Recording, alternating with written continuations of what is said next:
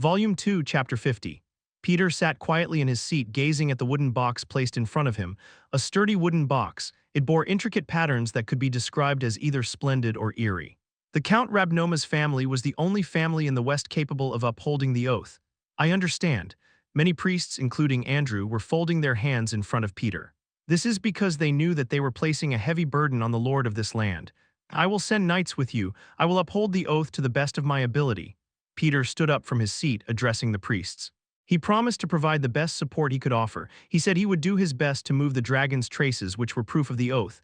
Thank you, Count. Feel free to stay as guests until you're ready. As he watched the departing priests with bowed heads, Peter let out a small sigh. Indeed, I made the right decision. They had no other choice. Rabnoma, the ruler of the western region and keeper of the oath, had fallen, and within the crumbling mansion of Rabnoma, the priests were on their way to retrieve the old oath, destined for the rightful heir. Feeling frustrated by the inevitable, Peter took a moment to gaze out the window. Fortunately there, amidst the heavy atmosphere of this place, was a welcome sight. It's been a while since I've seen that flag. The carriage was moving. Adorned with a single small flag, the flag was one Peter had often seen in his youth. I guess we can take a little rest. You must be exhausted. Peter nodded at Lagmus's response. He would have done the same. He could fully understand the boy's feelings. A boy carrying a banner that only knights who were their own master's knight banneret could carry was leaving the mansion, returning to his homeland to do what he must. Once again today, there was a boy wandering the back alleys of Shora.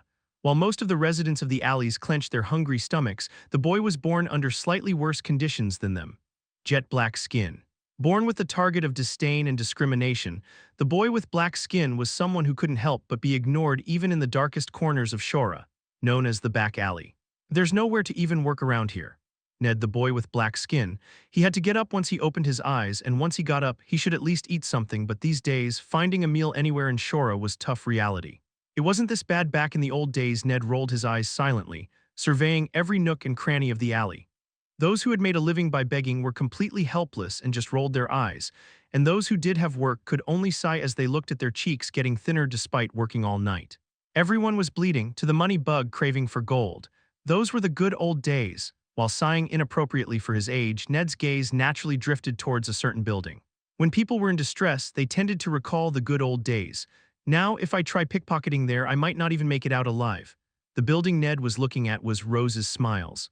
It used to have a blunt boss and a friendly madam. But now, everyone who used to be there was either dead or sold off.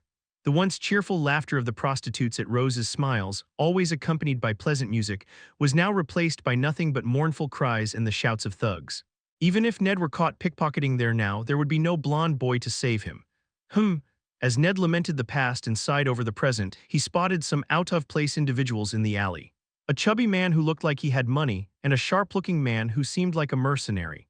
Ned slightly stuck out his tongue as he watched them heading straight towards the street where the Rose's Smiles was located, as if they had come to relieve their accumulated desires. I guess I'll give it a shot. The man who looked like a mercenary seemed to be a bodyguard, but Ned figured it was worth the risk at this point. As long as he didn't die when caught, it was fine. He couldn't rely on his big brother forever. Hunger and impatience clouded the judgment of the young boy. Slowly trailing behind the two men, Ned adeptly concealed himself among the scattered debris, his careful approach worthy of praise. Now, however, Ned was not skilled enough as a pickpocket to make a living, as someone had once put it. The mercenary, noticing the black boy approaching from behind, naturally reached for the hilt of his sword. Though the tension was rising, Ned remained oblivious. His lack of broad vision was his weakness despite his concentration being good. Ned is trying to approach the chubby man. The mercenary is preparing to draw his sword at Ned's approach. In the midst of impending disaster, today is the moment when another end is about to fall in the back alley. You're still as stupid as ever, huh? Snap. Suddenly someone intruded between them. A man who enters so naturally from a blind spot that the mercenary could not have predicted and leaves like the wind. Oof. Ned clutched the back of his head, which felt numb, and looked at the man walking past him at a fast pace. The blonde hair he saw a lot of times somewhere. Even his gait seemed familiar. What the? Yet Ned couldn't quite place the boy's image back to the days when he used to sell candles at Rose's Smiles. He seemed too confident and imposing for that. Oh, I missed it. The boy, who missed today's prey but gained tomorrow's sun, knew nothing but cursing under his breath, toward the blonde man who had just hit the back of his head. As twilight descended and darkness crept in, there were shops that illuminated faint lights. Among them, one place stood out. Among the shops selling gorgeous flowers, there was one place where men were particularly flocking. Once it used to be Rose's smiles, but now people's attention was drawn to another establishment. Hey, over here, I'm next time, let's hang out together. The one with the most money calls the shots, Marcella. Make me a drink. Men with eager eyes shouted from the back of the bar where a woman was fixing her makeup. She used to have lush black hair that anyone would envy, but as time passed, her hair was losing its luster. Despite the glamorous makeup and jewelry, her fading beauty couldn't be concealed, but perhaps she didn't care. Even now, men are throwing away gold coins stained with desire to have her, who was once a symbol of the back alleys. Marcella, if you're ready, we need to leave soon. A middle-aged woman with a long cigarette in her mouth approached Marcella from behind and spoke. The smoke she exhaled from her cigarette was tantalizing. We need to take in at least one more to settle the debt. If you didn't, you wouldn't be able to get out of here until your body decomposes and falls apart. The middle-aged woman, puffing on her cigarette, smirked at Marcella with every wrinkle etched on her face. Though it was mockery disguised as advice, Marcella didn't respond, anger, sadness, or fear. She knew that all the negative emotions emanating from her were like sweet liquor to the woman behind her. Let's see how long that confidence lasts. The middle-aged woman, displeased by Marcella's lack of reaction, reached behind her to stroke Marcella's chin and growled softly, but Marcella simply smiled without a hint of tension. Live long, madam. The response didn't bend Marcella, it only crushed her momentarily. With a disapproving look, Marcella watched the madam leave the dressing room, then resumed her makeup. Although her reflection in the mirror looked desolate, Marcella chose to add another layer of makeup instead of shedding tears. She was aware that she had climbed too high for someone who merely sold her body. And the alleys of Shora were filled with people who would give heartfelt applause at any time for those who fell. Still, this much is remarkable, Marcella softly laughed, smiling sadly for herself in the space meant for her alone. Even if her body was torn apart by the agony of falling, she was still one of the victors of this alley, at least someone who had chosen her own fate, even the way to destruction. Come out, the madam's sharp cry made Marcella force a smile and rise from her seat. She adorned herself not with natural charm but with forced glamour through heavy makeup. Marcella, here. Take my coins. As she appeared under the dazzling lights, the men began to shout. Marcella sat quietly, observing the men before her.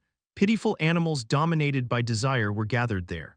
Before her were countless bottles and glasses. Although she knew how to cook, she had no idea how to make alcohol. In truth, they were irrelevant items. They were there to serve the man who bid the highest price, to make him the victor of the day as he indulged in the fading scent of flowers. Because that was all there was to it. Here, I bid 1 gold. 1 gold, I bid 2 gold. Can we pool our money? The two of us will bid 3 gold together.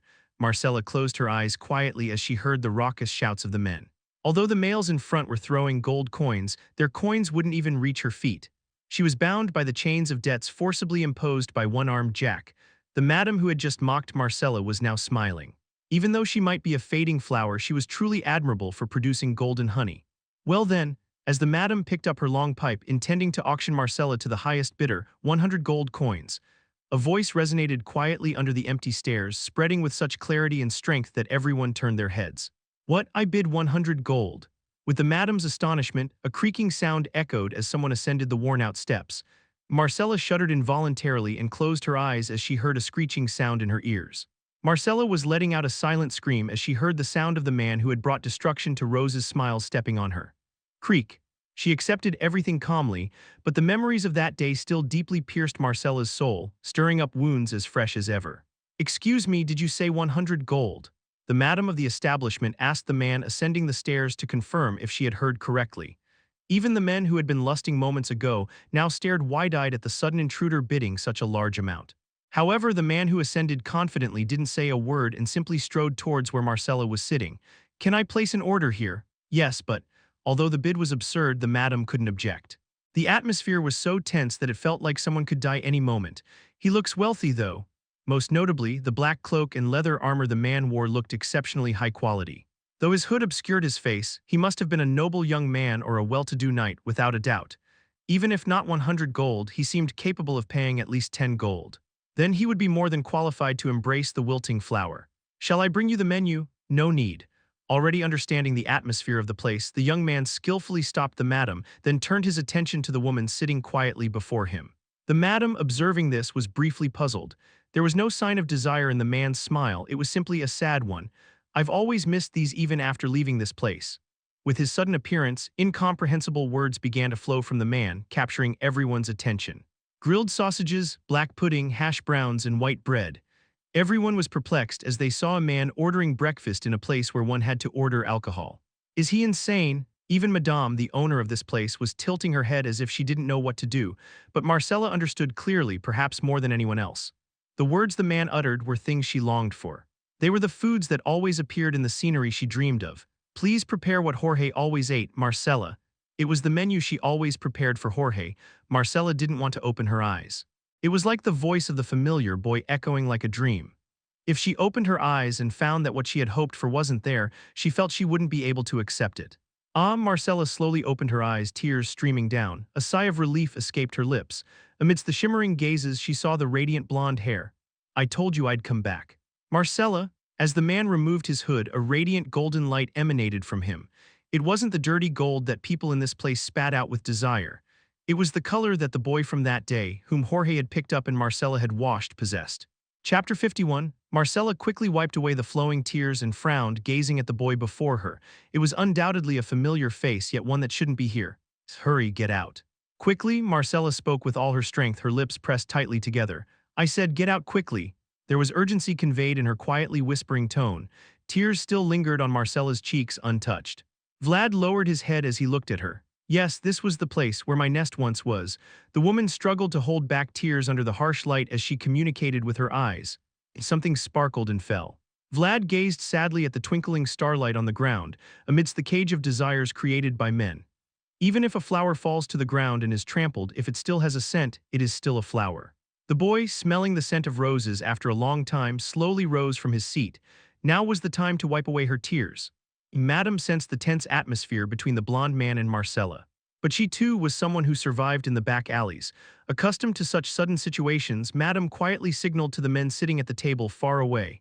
Get him out. The men, receiving Madame's signal, began to rise one by one. There were at least over 10 people. They were all Jack's subordinates dispatched here. We should settle the payment. Yet, despite the tense atmosphere, the blonde man rose casually and just looked at Madame. His blue eyes filled with red veins. Before I give you 100 gold coins, I have to do some calculations myself. Madame was surprised. The man who had just seemed like a noble youth now looked like a starving wolf. What calculations? Madame cautiously asked, swallowing her saliva. As the blonde man exuded an overwhelming aura, the men behind him, with lust in their eyes, began to step back little by little. Seeing this, Jack's men quietly revealed their teeth, advancing slowly. It was like the eve of a storm. One-armed Jack, the man who slowly raised his head, spoke up. There's something I need to get from that guy. Madame, taken aback by the unexpected mention of someone's name, wanted to ask what he meant, but suddenly, feeling bloodlust on her face, she could do nothing but close her mouth. One of Jack's henchmen, who had been sneaking up behind him, was now collapsing weakly.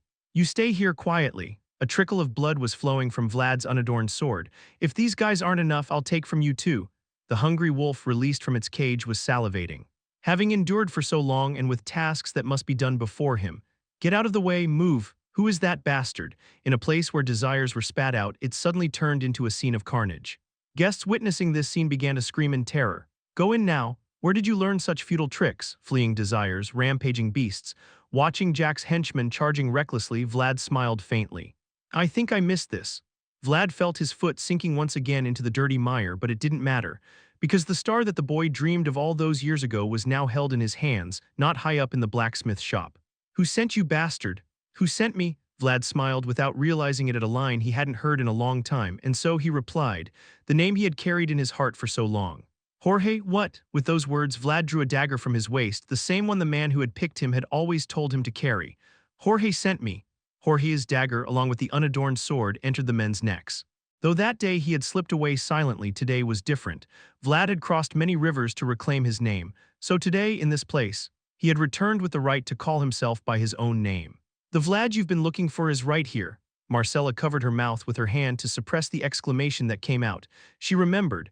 Vlad, who had cried out behind the night bathed in the blue moonlight. Come to kill me just like that day. Vlad struck relentlessly without pause at the shackles wrapped around his ankles. It's that bastard Vlad. Damn, he's still alive. The animals, hearing the boy's cry, lunged with sharp teeth bared. Come on, you bastards. With crimson streaks, the man charging at the forefront was cut down by the boy's world. One swing of the sword, one scream, one life. Vlad, with eyes filled with bloodlust, cut through Jack's henchmen. He wouldn't spare a single one, even for the sake of Marcella, who was shedding tears. Vlad dodged those who were running at him using the steps instructed by the knight and bit off their ears as he had learned in the back alley. It was messy yet driven solely by efficiency. Neither a knight nor beast but something else entirely was running amok here. Yeah, some turned their bodies against Vlad's ferocity, but there was no consideration for them. Vlad grabbed the fleeing man by the scruff, slashing his throat with the dagger. The fountain of blood poured coldly onto the Rose's Smiles floor. No, not us. Please spare us. Please, those drawn by desire to this place were now plastered against the wall, wailing. Even if the rage wasn't directed at them, they couldn't bear the overwhelming force. Arg, Vlad, seizing one of Jack's henchmen hidden among those men, unhesitatingly drove Jorge's dagger into his throat. The man's eyes rolled back.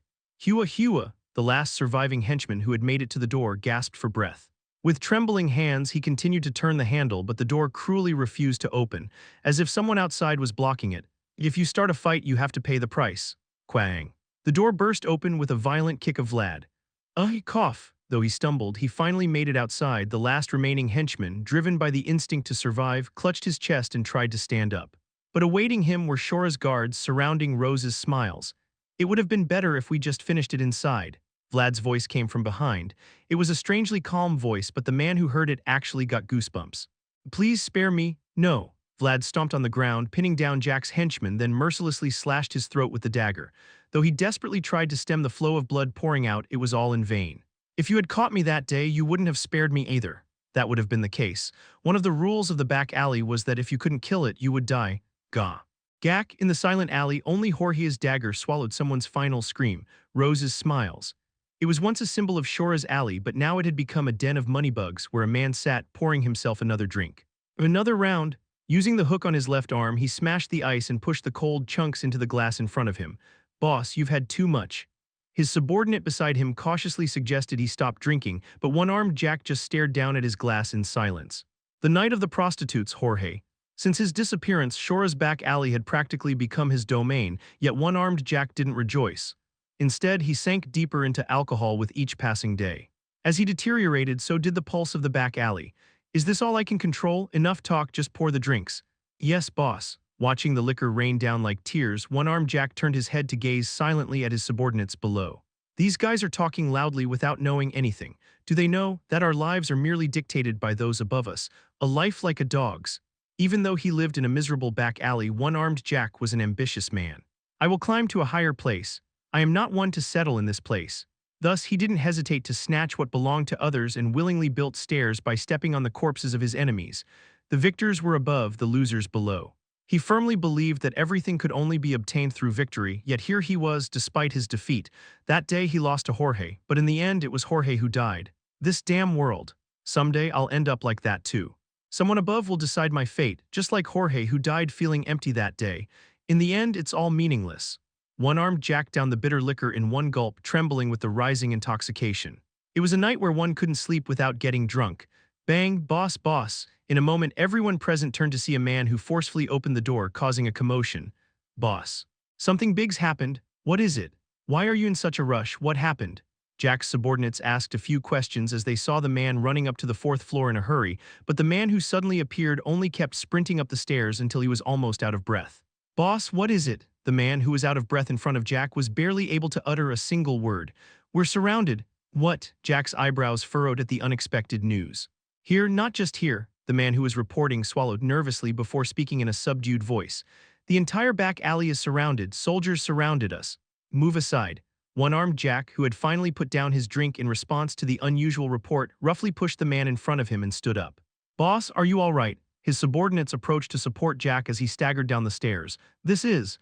Even as Jack descended the stairs, he stared out the window with a dazed expression. The back alleys of Shora were engulfed in darkness. Instead of the inviting lights that should have adorned the streets to lure in customers, there were other forms of light surrounding them. Open the door, responding to Jack's urgent command upon reaching the ground floor, his subordinates quickly opened the door. This is. What's going on? What was waiting for them when they went outside were numerous torches. There were images of soldiers standing in an orderly manner under the torches. Ha! Jack, watching the scene before him, couldn't help but sigh, whether in frustration or admiration it was unclear. Boss, we're surrounded. We're surrounded. I know. However, even in the face of this threatening sight, Jack remained nonchalant. I guess the guests are coming. Pardon, instead of causing a scene here, we should be preparing to welcome our guests. Putting aside the impending doom brought by the approaching torchlight, Jack breathed a sigh of relief. Facing the imminent danger right in front of him was somehow more reassuring than the uncertain anxiety of what might come. Chapter 52. Every sword has its own purpose. Just as the situations where large swords and small swords can be used differ, it can't simply be said that a sharp sword is always better than a dull one.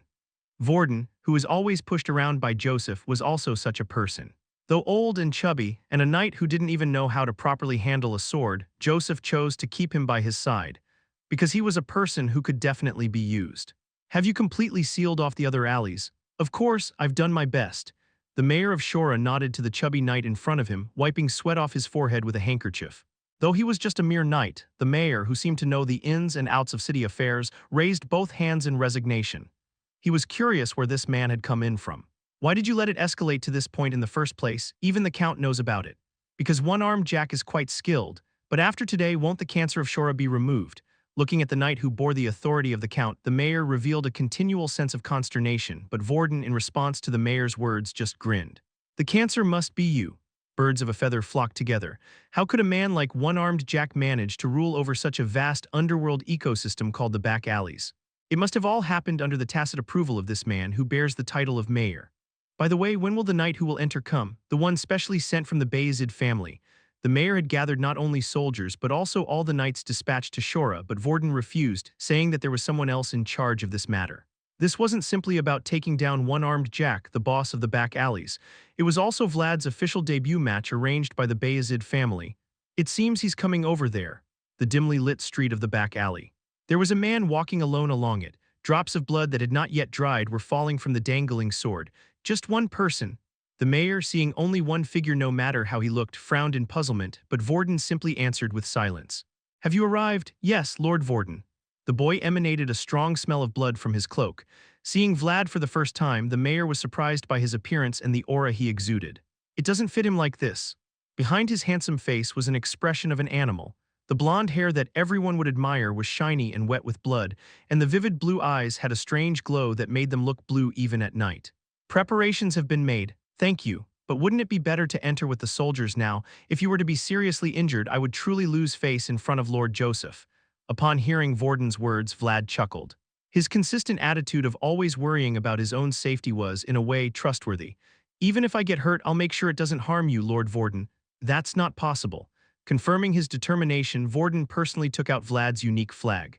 Though it only had 2 emblems on it, being able to hold it was a great honor for an individual. Is that a banner? I thought the tradition had disappeared. As Vlad and Vorden walked, the soldiers began to murmur softly.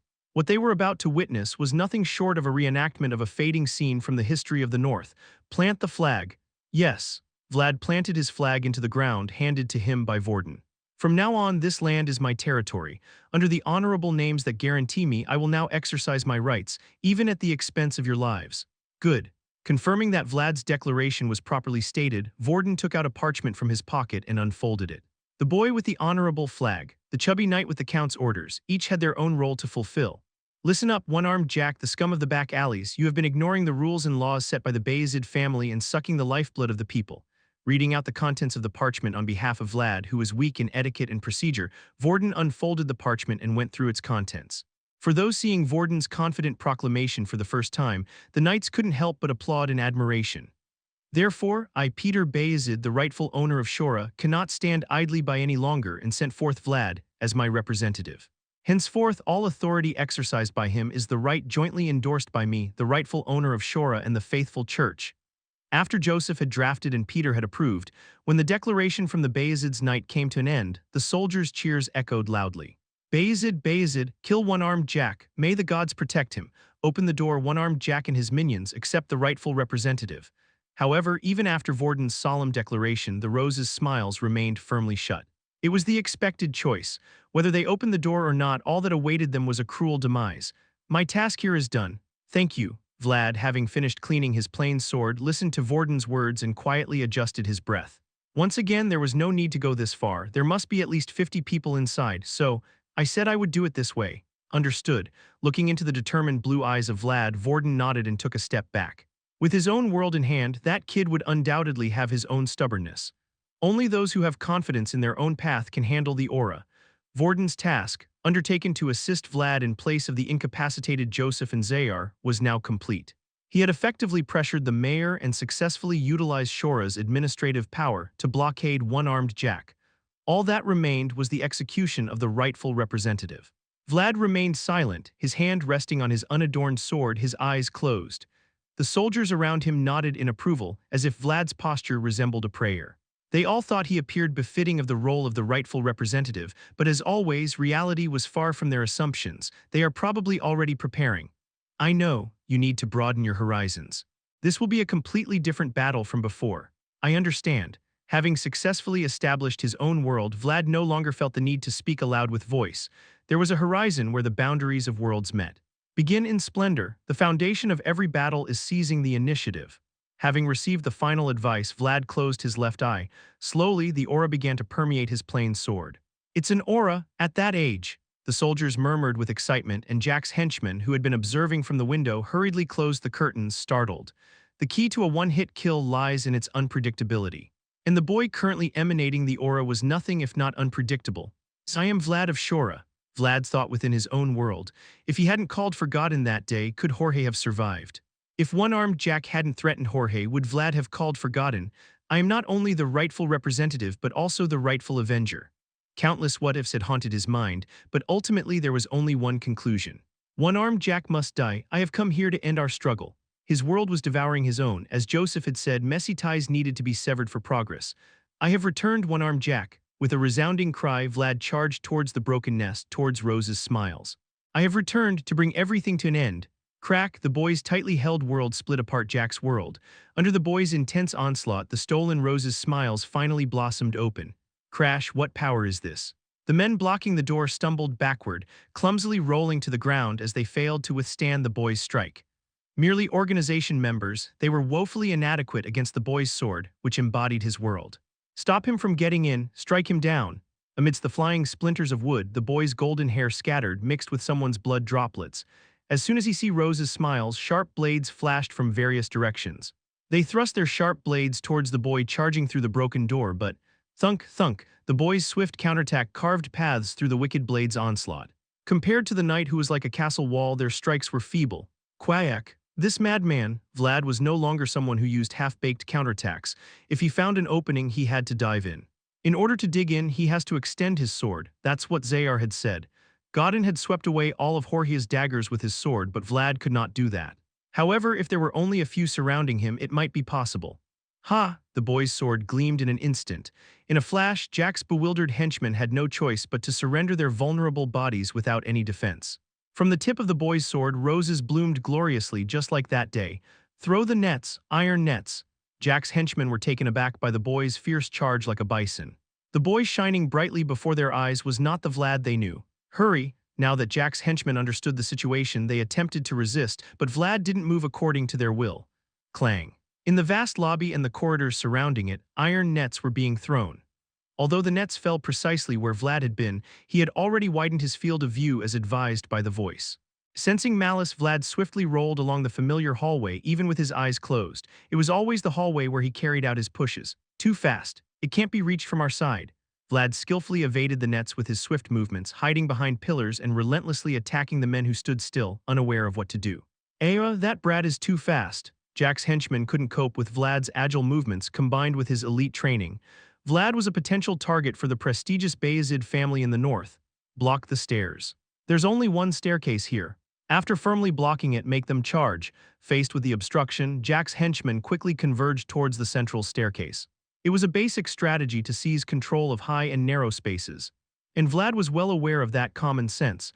Watching Jack's henchmen converge towards the stairs, Vlad's eyes gleamed. The key to a one-hit kill lies in controlling the battlefield. By unexpectedly crushing the enemy and controlling the battlefield, one can confine the opponent within their own world. If that is possible, a fatal blow can be delivered to the opponent. What's that? Vlad quickly rushed towards the window side near the entrance and cut the large curtain hanging by the window. Then, naturally grabbing the rope hanging down, he leaped towards the second floor. It was the curtain he had lifted for the little red-haired girl. Insane, he's flying. Get your weapons. Charge! Jack's henchmen, trapped by Vlad's intentions, tried to block him as he charged towards them, but it was too late. Is this all you've got, you bastards? Vlad shouted fiercely as he cut through the men. Although the blades wielded by the men were razor-sharp, their approach was predictable. Dealing with Zayar in a duel was far more threatening. Get the bows, bring the bows. Despite their unexpectedly swift appearance, a few who knew how to shoot bows came down from the third floor and aimed at Vlad. The first floor was the lobby, the second floor was the window. Fire! Vlad quickly opened the door to the room, protecting himself from the arrows. It was the room where Anna, who had been unfairly beaten for a short period of time, was staying. Tadadating, the narrow corridor made it impossible to avoid the arrows, which were blocked by the doors to the prostitutes' rooms. Although the specially requested room Marcella had booked was now reduced to shreds by Jack's henchmen, she would understand. Vlad forcefully shoved Jack's henchmen who hadn't yet left their positions into the open room doors. The men, suddenly trapped in a tight space, began to struggle. Instead of prostitutes, it was the men who were thrown onto the beds and impaled by a sharp sword, one man per room. Vlad, the youngest member, dutifully followed the rule of the Rose's smiles. Tadadating. Opening doors to block arrows. Grabbing someone and thrusting. Repeatedly performing the simple yet ruthless task, Vlad advanced towards Jack on the fourth floor. Though the 20 silver shorts allowed only a brief moment to indulge one's desires, now no one would dare to complain. The men Vlad pushed into the rooms would remain lying on damp beds indefinitely. Go up, that crazy bastard. Is that Vlad? Jack's henchmen, who couldn't stop the boy on the first or second floors, were now rushing up to the third floor. Any formations they had set up at the start had long since crumbled. Looks like you have killed over 20. The voice faltered upon seeing Vlad's superior agility and determination, far beyond what was expected. With his innate talent, intense effort, and unwavering determination, Vlad was natural at killing people. Block the stairs. It's okay, there are no curtains this time. Once again, Jack's henchmen who had blocked the stairs were holding their weapons aloft, staring at the boy. Come on in, you bastard. Phew. Vlad, who had been relentlessly swinging his sword, paused for a moment to catch his breath and assess the situation. No matter how much he controlled his own world, throwing himself into such a narrow gap was something he had to avoid. Is this it? Vlad looked up and slowly walked down the second-floor corridor, which was littered with corpses. There were traces he needed to find. Here. His mentor and senior, Burley, had good skills but was inherently lazy. Perhaps because of this, Burley had a natural talent for filling in gaps with whatever he could find. That paved the way for the boy. Perhaps it was a trace of consideration for his junior. Thunk. What's that? Why is there a hole? Just by bringing the tip of his sword, the ceiling on the second floor was pierced. It was where Burley had made repairs. Vlad smiled at Jack's henchmen who were foolishly holding their weapons. I'm coming in, boys. Stop him. He's coming up. That crazy guy's coming up. Ignoring the henchmen's frantic shouts, Vlad sheathed his sword and swiftly dashed down the corridor, utilizing the momentum gained from there to deftly place his hand on the floor with a hole and launch himself upward. Using his freed hands to hoist himself up like a spring, Vlad successfully drew his sword again. A rightful avenger, a born killer. Vlad, who succeeded in climbing to the third floor, looked relaxed as if he had just returned home and took out the water jug that had been left in the prostitute's room. Seeing Vlad in such a state overwhelmed Jack's henchmen. What kind of experiences could transform a person like that?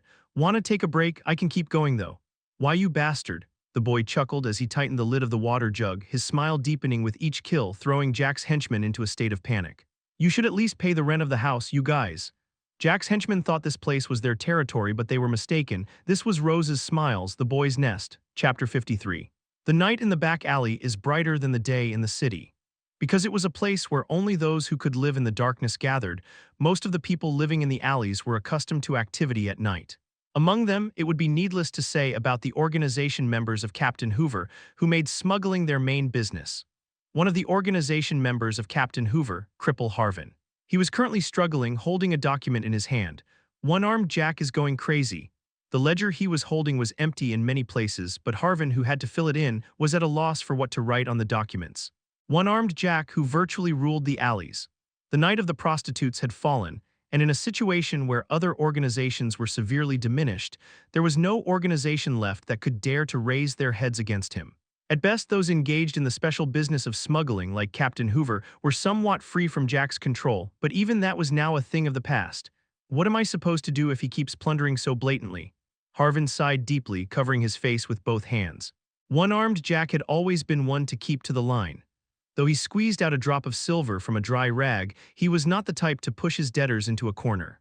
It meant he didn't intend to cut the bellies of even rats, although not to the extent of a goose laying golden eggs. However, since the death of Jorge, One-armed Jack had shown a completely different side. He had been ruthlessly plundering people to the point where he wouldn't even spare the small fry, to the extent that the economy of the alley itself was crumbling. Someone even said that Jack had fallen into alcoholism and was not managing the organization, and Harvin thought that might actually be true. The money bug, with no one to restrain him, was gradually falling apart. I guess I should report it for now. In the end, Harvin had no choice but to report to Hoover about the goods looted by Jack's subordinates today as well. It might sound like a difficult task, but it was an unavoidable duty, because that was the task assigned to Harvin. Haven, who escaped from a room that could barely fit a desk, ran into a young gang member who was coming inside at the same time. "Harvin, did you hear?" "Hear what?" The organization member responsible for patrolling the area opened his mouth to Harvin with an expression suggesting he had brought something significant. "They say the back alley has been sealed off." "Why?" "They say people from Sturma came to catch one-armed Jack. Shora's guards have surrounded this place entirely." "Ha," Harvin sighed upon hearing the news, "so it has come to this." One-armed Jack had finally crossed the line. Harvin tightened his grip on the staff he was holding, thinking that a lot of things would pour in after he was captured and taken away. "But hey, weren't you close with that guy? Who are you talking about?" As Harvin was about to head to Hoover's office, the voice of the organization member came from behind him. "Vlad, I mean, why Vlad?" Upon hearing the long-missed name, Harvin turned around to look at the organization member who was talking to him. "Why suddenly him?" "No, I didn't see it with my own eyes, but..." The organization member scratched his head, speaking with an uncertain tone. "They say the enforcer from Sturma is blonde. On top of that, he called himself Vlad of Shora. Could it be him?" "What?" As familiar words reached his ears, Harvin felt the strength in the hand holding the staff. "Really? That's what they're saying. They even said he planted a flag in front of Rose's Smiles." Blonde, Vlad, and Rose's Smiles, all were words associated with someone. Harvin's heart was pounding. "Take this, huh?" Handing the stack of documents he was holding to the organization member, Harvin hurriedly began to walk towards the exit. "Where are you going?" "I have to go. I need to go and check."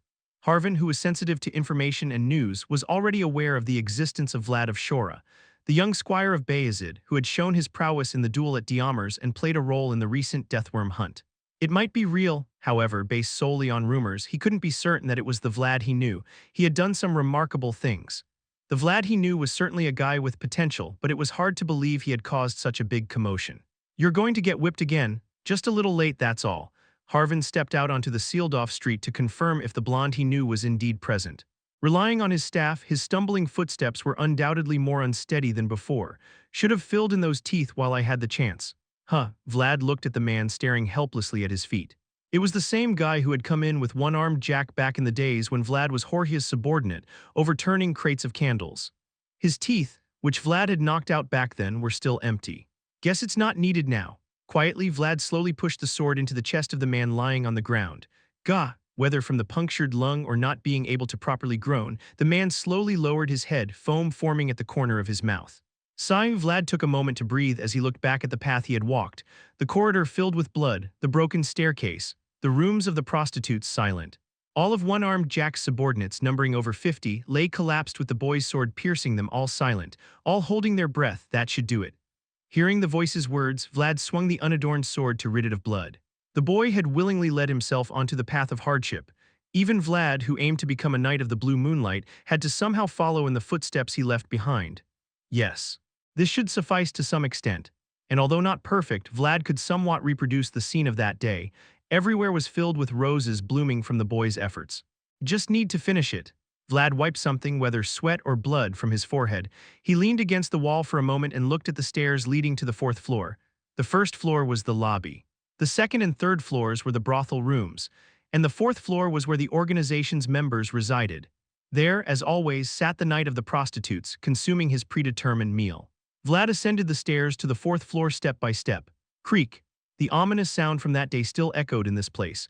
Though the staircase was in need of repair and had been neglected for half a year, it also meant that Rose's Smiles hadn't received proper maintenance during that time. Marcella would freak out. Ascending the missed staircase, Vlad found himself inadvertently thinking back to the past. But the boy climbing the stairs was no longer the boy selling candles. "I've come." Boss, the rightful avenger and representative of honor, had finally ascended to the very end. "Oh, there you are, promising one, come in."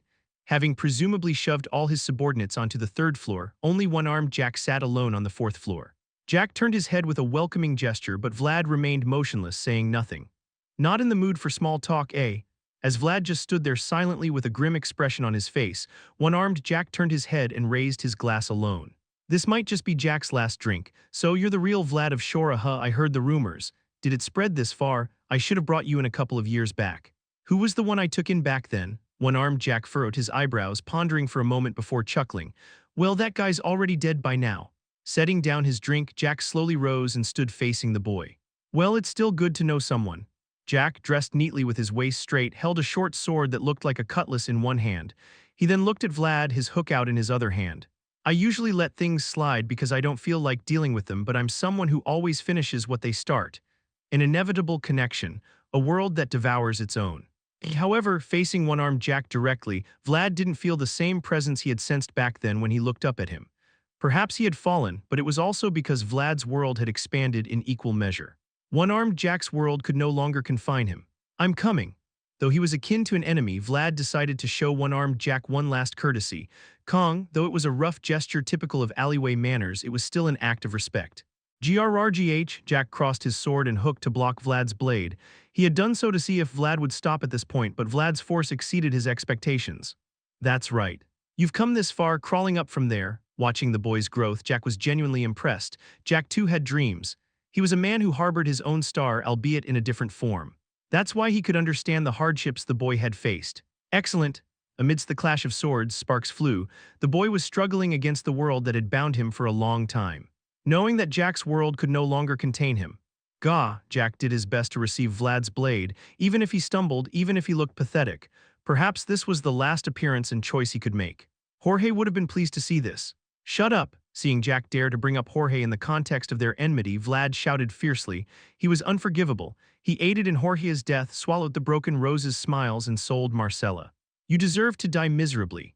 Heh, ha ha. In the midst of pain, regret, disappointment, and stoicism, Jack swung the hook on his left arm. The cutlass he had been wielding was already rolling on the ground along with his right arm. He had known that a day like this would come. He had lived fiercely, believing it wouldn't be his last day. I guess this is better after all, one-armed Jack genuinely thought so. Rather than being crushed by a giant world like Jorge, it was better to be crushed by the younger world that was trying to rise. If his life was going to end here anyway, he wanted to end it by his own choice. You'll rise higher than me, I said. Shut up. The boy, who hadn't yet grasped the depth of time, swung his blade in anger, not fully understanding Jack's words. But even though the boy's heart was burning with rage, the sword he held was icy cold and relentless.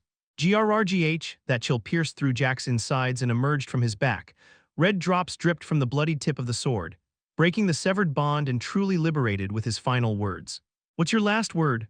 Vlad, gasping for breath. Seeing Vlad, who had crawled this far with all his strength, Jack quietly raised his hook and gestured towards where he had been sitting. Rest. You've done well. What? With incomprehensible words, one-armed Jack slowly stepped back, withdrawing Vlad's sword. Despite the agony of his innards being torn out, he forced himself to stand and staggered backwards towards the railing. This should do, Jack sighed and lifted his head to gaze at the ceiling.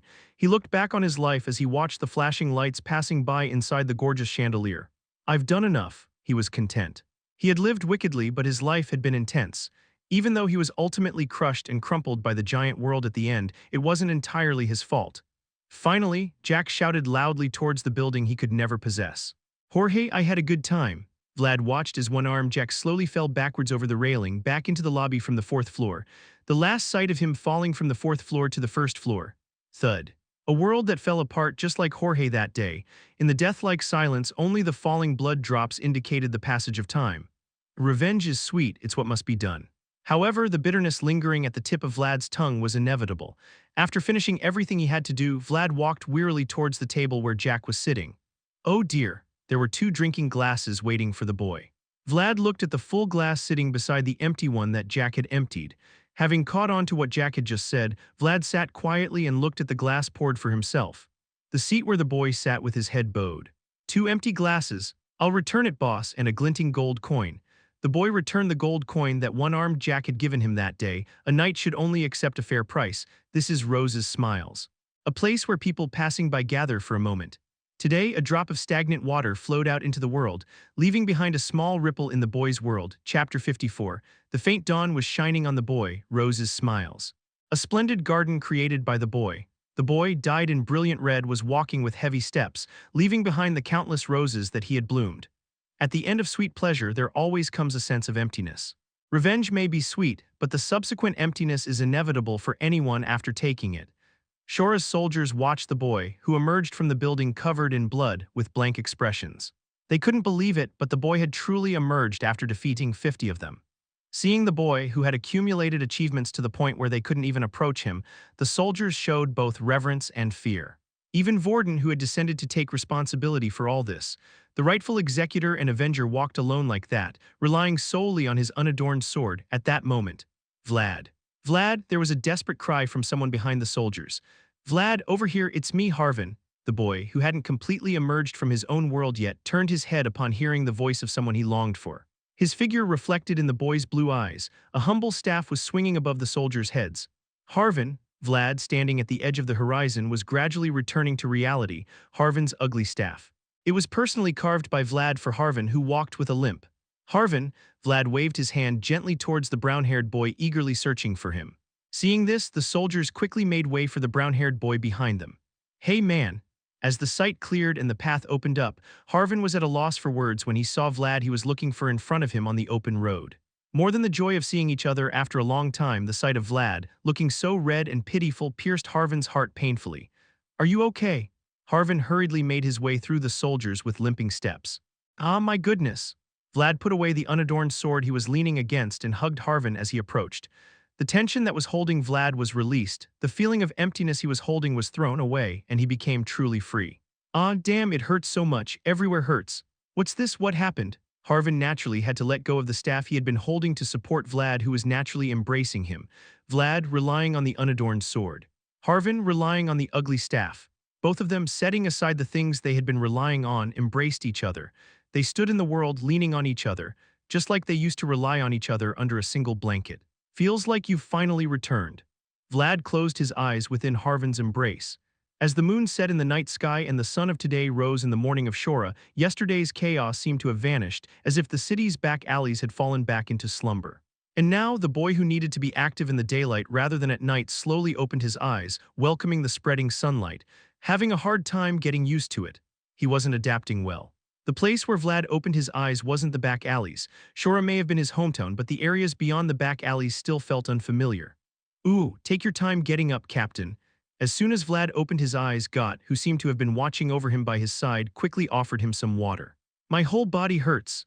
Yeah, it's understandable. Got, who didn't even have enough water to drink and even prepared water for washing himself, was smiling as he put a towel on his arm as if he were a butler.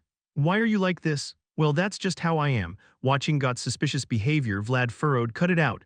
Okay, seeing Got awkwardly smiling, Vlad thought to himself he must be anxious. After all, one by one, the ties Vlad had left in Shora were starting to appear. For Got, they might feel like threats to his position. As long as you do your job well, I'll take care of you reasonably. Got simply nodded as he listened to Vlad say that he already knew his intentions. He hadn't yet stepped into the boundaries set by Vlad.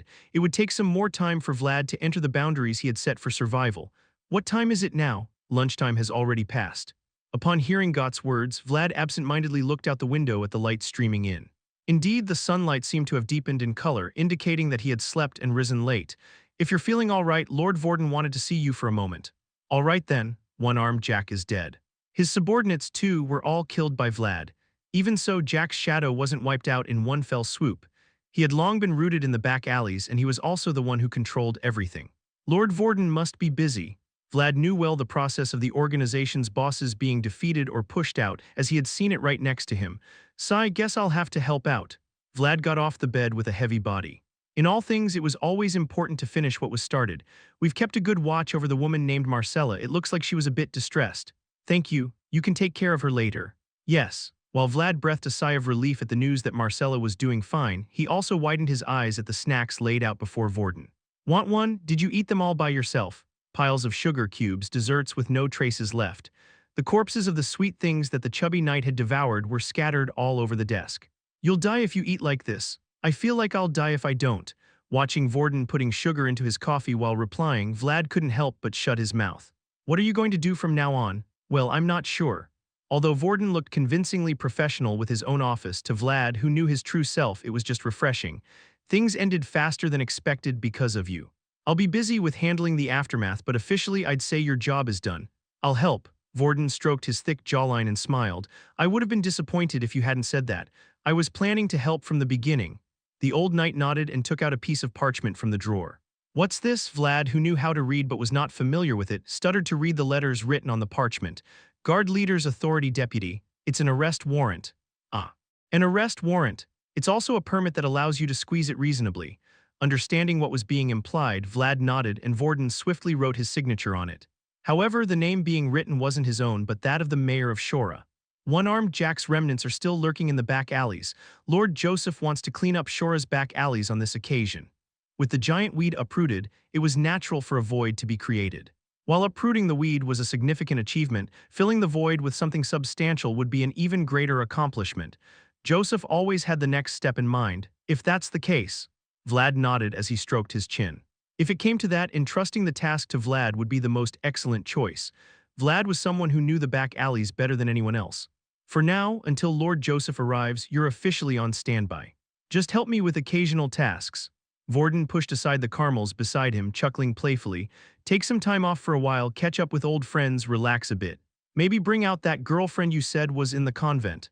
She's just a friend. Vlad denied it verbally but took a few caramels in his hands and looked embarrassed. Then take the day off today. I have a lot to do. I said I would help you. Vlad, who wanted to go to the convent right away, knew that it wasn't a place he could visit at his leisure. It was a sacred place and there were designated dates and times for entry. Although God had separately requested a visit, Vlad probably wouldn't be able to visit Zemina within this week. Well then, if there are any small remnants of one-armed Jack in prison, interrogate them properly. See if they know anything about Jack's hidden assets or something like that. The small remnants of one-armed Jack. Hearing that, Vlad recalled his escape from Shora. He was a boy who always wanted to live proudly without regrets, but life inevitably put him in situations where he had to rely on others. That works out well. Taking the parchment handed to him by Vorden, Vlad stood up and said, I also have someone to find there. In their relationship, which had not been easily severed, it was now the boy's turn to deliver. A dungeon provided by the security guard. The recently captured remnants of Jack's gang were huddled together in a dimly lit area. As the weather grew warmer, the discomfort of the body heat mingling with each other was palpable, yet everyone present here simply sat in silence. They all knew well that there would be no salvation for them, like discarded trash rolling through the streets. To enter here you need permission. Here, I just received this. I see, verified. Clang. Afternoon sunlight briefly shone in a space where there was no light other than the torch. A bright color that does not fit in this dark place has stepped forward. Upon the sudden arrival of a man, some of those confined behind bars began to murmur softly. Some of them recognized the face of the boy who had just entered, having rolled through the back alleys together. However, the demeanor he exuded was so confident that it was hard to believe they had roamed the back alleys together. You're here. Ignoring the men who stared at him with eager eyes, Vlad found the person he was looking for behind the bars and smiled. It's hard to recognize you when you're squinting so much in the dark. The men inside the bars turned their heads in the direction Vlad was looking. In the dark corner of the prison, a man with dark skin slowly raised his head, his eyes vacant. No one in his life, having survived in the slums, had ever come to find him, let alone stood tall before him. Otter, give me 40 silvers, then I'll get you out of here. Vlad extends his hand playfully through the bars. Otter just stared blankly at the hand offered to him. It wasn't just because of the difference in their skin tones. I'll even accept bruises, the only shining presence in the dark prison. Even amidst the piles of garbage, Vlad from back then, who never lost his blue shine, stood out. Thank you. Otter grabbed the hand offered to him. Following that light, the boy's eyes were still shining blue. Chapter 55. The convent of the cold winter day. The red-haired girl, who was able to reach this place with the help of an old blacksmith, discovered the pitiful sight in front of her. Head sister. Please open up, a woman pounding on the tightly sealed door of the convent, as resolute as the cold winter day. It's Marcella, please open the door. Marcella's voice was as strained as her disheveled black hair. And behind her, girls trembling with cold and anxiety. They were young prostitutes like Zemina on the brink of debut. Marcella, the door, which seemed firmly shut, creaked open. An old nun was looking at the uninvited guest who came late at night with uncomfortable eyes. What brings you here tonight? Oh, head sister. Marcella held onto the old nun as if she had found light in the darkness. Please take care of these children, they are poor children. What is this? The head sister frowned when she saw Marcella asking to take care of the children, not only because of her sudden visit. This was not just a violation of etiquette, it was an act that went too far. You have spoken too much, leave. When she wondered what was going on, it seemed like something had happened in the back alley. Otherwise, the woman who always smiles leisurely would not cry as urgently as she does now. Head sister, please, this is not a place for just anyone to enter. The head sister expressed her displeasure as she looked at the children standing behind Marcella. Since they were children brought in by prostitutes, they must have been girls working in a dirty place. This place is one of the closest to God.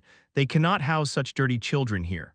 No, Marcella desperately squeezed the nun's thigh through the closing gap of the door. These children are virgins. They are the ones the bishop has been watching over. Virgins prostitutes. Contradictory beings created by Shora's bishop who abhorred pedophilia. The head sister also knew those children well. Even so, accepting them so suddenly, why not? How much money have I invested here, late at night? A harsh voice echoed in front of the quiet convent. The nun was surprised to see Marcella, who had looked pitiful just a moment ago, but had suddenly changed. With that money alone, you could feed these kids for 10 years and still have some left. Is it that difficult for you to do me this favor? Looking at Marcella, who had transformed into a lioness protecting her cubs, the head sister was momentarily overwhelmed. Step aside. At her desperate yet firm command, the head sister stepped back. Marcella opened the convent door wide and spoke to the girls behind her. Come in, madame. What are you going to do, madame? Just worry about yourself. Seeing the sobbing and hesitating girls, Marcella firmly grabbed their shoulders and pushed them into the convent. Let's use this to cover the overdue wages. One by one, through the touch of the prostitute's hands, the children entered the embrace of God. Marcella, yes, you've worked hard. Marcella smiled as she gently wrapped her hands around Zemina's face, shielding her from the cold wind. We've all got our own things to do. Men never tie up loose ends properly anyway. Even when she ushered in the hesitating Zemina, the head sister seemed to block the way, as if she couldn't concede any further. Not you. The embrace of God was vast, but one needed qualifications to reach it. Marcella, the debaucherous prostitute, was not qualified to enter God's embrace. I never really expected it anyway. Marcella stopped in front of the rules set by humans, not God. But having successfully sent the children in her care to safety, Marcella fulfilled her responsibility until the end. I entrust them to you. They'll do well. A pitiful woman who was helplessly left alone in the dark, the greedy touch of someone had extended even to this place. Between the gradually closing gap of the door, there was Marcella being pulled away, being dragged into the darkness of a cold winter day. Marcel, that was the last sight of the outside world that Zemina saw. Today we will pray here with our children. The chapel is spacious, isn't it? Vlad followed head sister's guidance, but his gaze kept wandering. He knew it was rude, but he couldn't help but hope to catch a glimpse of the familiar red hair among the novice nuns passing by. And there are people waiting to pray with the knights. Can we pray with them? Grace multiplies when shared, after all. However, the girl he was looking for was nowhere to be seen, and there were only inappropriate guests waiting for Vlad. So that's how it is. It seemed there had been intentions behind the delayed visit to the convent. Vlad was still just a minor figure in the world of true nobles and knights, but to those looking up from the bottom, he was quite an appealing figure. Perhaps they had arranged with the head sister to establish a connection with Vayezid. Very well, it is an honor. Thank you for your consideration. Although he didn't like the idea of being used, Vlad had no choice but to follow the head sister for now. Damn Got, Vlad sighed inwardly as he thought of Got. Although he had muttered about having requested the visit, he had not mentioned his intention to bring Zemina. In the end, I have to do everything. That's why Vlad had to present himself as favorably as possible to the head sister. To suddenly demand something unplanned, he had to show a somewhat positive demeanor. Listening to the head sister explain the history of the convent, Vlad absent-mindedly touched the unadorned sword hanging at his waist. It was tolerable to endure this annoyance for the sake of the girl who had given him this sword, bought with her tears. A bustling morning at the convent, unlike usual. Although it wasn't always the same, Zemina quietly washed the dishes, occasionally glancing at the familiar scenery she had sometimes seen before. I wonder who will come today. There were days like this occasionally, days when they prayed with visitors from the outside. Wow, he's so handsome, and those blue eyes, is he from a noble family? Due to the nature of the convent, where news from the outside didn't spread well, rumors of the visitors were clearly sparking the imaginations of the girls. However, such talk was completely irrelevant to Zemina. Having grown up in the back alleys, she knew the harsh reality better than anyone here. She didn't want to waste time on fairy tales that the girls dreamed of. Why are you all still dawdling? Get ready to go to the chapel. Under the scolding of the supervising nun who entered the kitchen, the apprentice nuns quickly finished washing the dishes. But where Zemina was, the dishes still piled up. It was the result of nobody helping, and even subtly shifting the blame onto her. The children of Marcella who had come with Zemina were watching nervously under the supervising nun's scolding. But just as Zemina endured and persevered, those children were also doing their best to survive in a strange place, even if it is an act of ignoring Zemina. Finish all that and then come. Yes. Despite the instructions of the supervising nun and everyone else leaving, Zemina remained standing alone in front of the sink. In the empty kitchen, the only sound was the splashing of water. Zemina was painfully alone in this place. Now there's no one to complain about getting eczema. In the quiet kitchen with nobody around, the girl quietly reminisced about someone. For her, the strength to endure each day came from remembering Marcella's sacrifice for them and the promise the boy had left behind. Except for one person, everyone gathered in the chapel. On this sunny afternoon, the girls expressed their excited hearts through whispered words. The night of rumors, the squire of the Vayezid family. Since the person who possessed all the elements that the girls of the prime age would be interested in was coming here, they buzzed with anticipation. Today, a special guest has arrived. He is from the Vayezid family and is also vouched for by priest Andrea.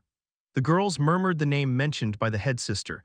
Anyone living in the northern region, especially in Vayezid County, would know the name Andrea.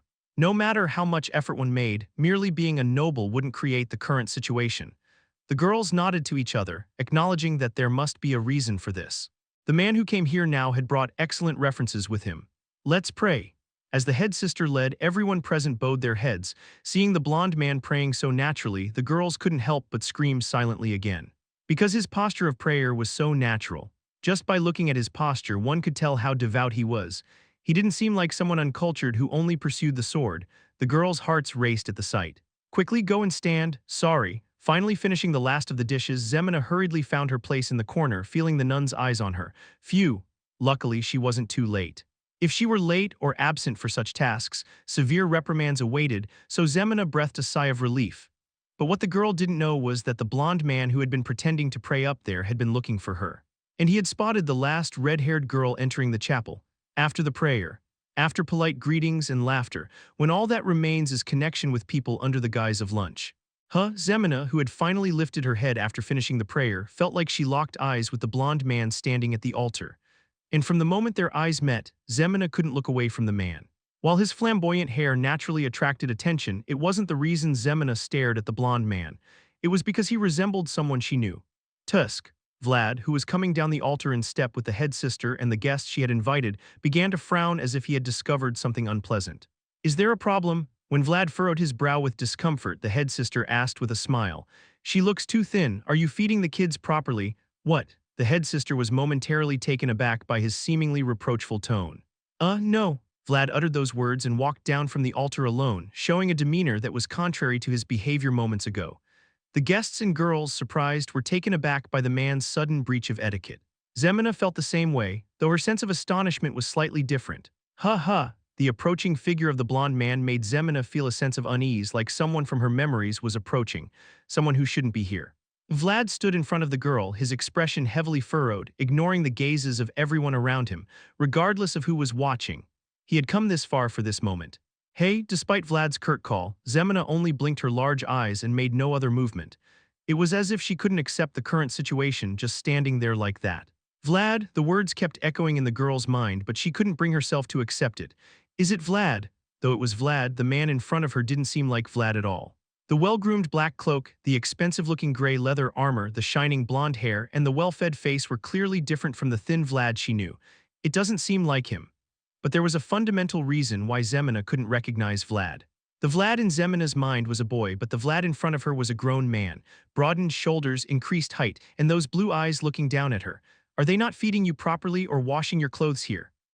Xemena looked at the man who had suddenly disappeared from in front of her, bewildered.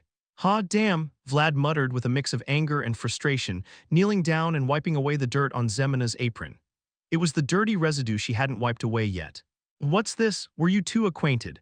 Everyone present was astonished to see a promising knight who had caught the attention of the Vayezid family kneeling in front of a plain-looking girl. Especially the girls who had tormented Xemena until now were stunned beyond belief. What the heck is this? Hey, answer me. Yeah. Only after feeling the warmth of the boy's touch did Xemena realize who the person in front of her was. Sob sniff, Vlad frowned slightly as he looked at the girl with many tears gathering in her big eyes. Enough with the formalities, let's leave right now. Xemena gently stroked Vlad's head, who was still kneeling in front of her. It wasn't a deliberate action, but it felt like something she had to do. She had to feel it. The sensation at her fingertips. It was glossier, but it felt just like the boy from back then. Let's go home now. Despite her efforts to hold back, Vlad's final words struck the girl's heart violently. Sob, in front of everyone, the red-haired girl couldn't help but shed tears that wouldn't stop, even though she tried to stop them. Let's go home. For the girl who had no home, it was a phrase she had never heard before in her life. The children from the back alley, with no home, no parents, and nothing to eat, were each other's home and parents. Thinking back to that winter day when they wrapped each other in a single blanket, the girl shed tears. In the silent chapel, her crying was the only sound echoing around, but even if it was loud today, even God had to listen to the girl's crying. Because the girl was more grateful to God than any priest in this world, the boy who went down in the trash heap had kept his promise from that day. It was a promise that he would definitely come back. Chapter 56. Inside the carriage leaving the convent, there was a red-haired girl sitting quietly in a shaking carriage with tears threatening to fall from her big eyes. The sight of her carrying less than a bundle of luggage on her chest was an image that would arouse sympathy in anyone who saw her. Was it tough over there? It was just okay. Weren't they feeding you properly? Why does a small girl like you look so thin? They gave me enough. Zemina answered the barrage of questions shortly, avoiding Vlad's gaze continuously. Why are you acting like that? What do you mean? Why are you avoiding my eyes like this? Zemina couldn't easily meet Vlad's gaze, even amidst his reproach. It was the sight she had longed for, yet when faced with the situation, only an awkward atmosphere pervaded. Are you feeling awkward just because we haven't seen each other in half a year? Though Vlad was somewhat disheartened by Zemina's subtle reactions, it was inevitable. You've changed so much. The subtle emotions of an adolescent girl were something even the parents who raised her couldn't fully understand. The difference in those subtle emotions partly stemmed from Vlad breaking away from the image Zemina had of him. He really looks like a noble. Zemina glanced briefly at Vlad with a somewhat admiring gaze. The thick golden hair that was once popular among the back alley prostitutes now shone with such luster that it seemed almost dazzling, and regardless of the clothes or armor he wore, he exuded the confident demeanor of a gallant knight. Facing her own pitiful self in contrast to his radiant figure, Zemina quickly clenched the frayed end of her sleeve into her palm, fearing that Vlad's gaze might reach her. Even so, not all of her wretched appearance could be concealed. Though they once relied on each other with a ragged blanket in the back alleys, the sight of the boy now seemed distant, making Zemina feel melancholic. She doubted she would even be allowed to stand by the boy's side now, so she merely bowed her head into the bundle she held, feeling dejected. Hey, yeah. Startled by Vlad's sudden call, Zemina lifted her head. Feeling something unknown flying into her mouth, she widened her eyes in surprise. Eat this and snap out of it. You've been moping around since earlier. Feeling the sweetness spreading in her mouth, Zemina quietly let her tongue down. What's this? Caramel, I got it from a knight I know. How did you get something this expensive? Did you steal it? Think whatever you want. With that, Vlad turned his gaze out the carriage window as if he couldn't be bothered to say more. Watching his indifferent profile, Zemina recalled the way the boy used to be. It was the same back then. During the days when they struggled to survive, Vlad would somehow manage to bring her a piece of bread, just like now. Sigh, tasting the bitter sweetness of tears and the sweetness of caramel, feeling the flavor of their reunion spreading on her tongue, the girl let go of the tears she had been holding. Why are you crying again? Seriously? You're so late. Seeing the girl finally let go of the tears she had been holding, Vlad merely frowned as if he found it bothersome. Finding the image of the boy she knew within the changed Vlad, Zemina finally felt relieved and could shed tears in peace. There were things that didn't change despite the passage of time and the changing environment. Zemina found that incredibly comforting. At a dock in the back alleys, by the slowly flowing river, Harvin and Vlad sat with a bottle of liquor, engaged in conversation. How come my ship isn't among those many boats? As the sun gradually set, boats crowded the dock, from small fishing boats to large cargo ships responsible for shore's logistics. Observing the boats anchoring in order of their size, Harvin couldn't help but lament. You know, my original dream was to be a watchman. I know. Harvin was usually a neat and tidy guy who stuck to his words, but when alcohol was involved or when he saw boats, he showed a different side. And the blonde boy was the one who had seen that side the most. Being a watchman seems impossible now. How can I climb a mast with this leg? Vlad picked up a pebble and tossed it towards the riverbank upon hearing Harvin's words. He knew that he was one of the reasons Harvin's dream had been shattered. So nowadays, I'm learning how to read maps and constellations. Come to think of it, being a watchman is too tough. You never change. Vlad turned his head slightly to look at Harvin and began to laugh. From the voice to Zayar to Joseph and even to Jorge. Many people had taught the boy knowledge, skills, and the direction of life, but perhaps the brown-haired man sitting next to him now was like the original teacher. Harvin's relentless pursuit of breakthroughs in life undoubtedly influenced Vlad greatly. So, Marcella and Zemina are still there, right? At that inn in the bustling district, I can't just leave the two of them alone with the blood-covered Rose's smiles. Yeah, I guess you'll have to look after both of them for a while. That's right. As Vorden organized one-armed Jack's belongings, he handed Vlad a voucher related to Rose's smiles. It was the boy's rightful claim as a legitimate avenger, but it was also Joseph's wish. And that voucher was now with Marcella. The boy hadn't forgotten the kindness of that day. Is Marcella still running the brothel? I don't know really. Sometimes I used your name to get free drinks, you know. Listening to Harvin reminisce about old memories, Vlad took a swig from the whiskey bottle he held in his hand. Watching Vlad smoothly gulp down the whiskey, Harvin suddenly felt thirsty. Is it good? Wanna switch with me? Are you kidding? There was no reason for Vlad to exchange the expensive whiskey for cheap rum, but he did it anyway. Because he owed something to Harvin too. You can tell good liquor just by smelling it. Bad liquor smells the same. As Vlad caught a whiff of the stench emanating from the cheap rum, he tightened his grip on the bottle cap. And despite nearing summer, Harvin still covered his forearm with long sleeves. Vlad rolled his tongue in his mouth as he looked at the scars that were visible when he held up the whiskey bottle. The new scars on Harvin's arm were obtained in exchange for secretly ferrying a boat when Vlad was trying to escape Shora. You're lucky you're only half dead. I almost killed half. As the twilight descended, Harvin's smile seemed oddly melancholic to Vlad. In the back alleys where life hung by a thread, Harvin did his best for Vlad. Harvin, who hijacked the boss's boat and floated it down the river. If one-armed Jack's men who saw that scene hadn't flocked to the dock, it might have been another member of the organization, not Otter, who blocked the boy. On that day, the boy was nothing more than a debtor, borrowing favors here and there to save his own life. They say it's amazing that a cripple like me managed to float a boat alone. My boss likes that kind of thing. That's why I am only half dead. He seems to like everything. That's why I am alive. Thanks to him, we get to drink such good whiskey. Watching Harvin gulp down the whiskey as if it were a good medicine, Vlad smiled quietly. What are you thinking of doing next? Going back to Sturma?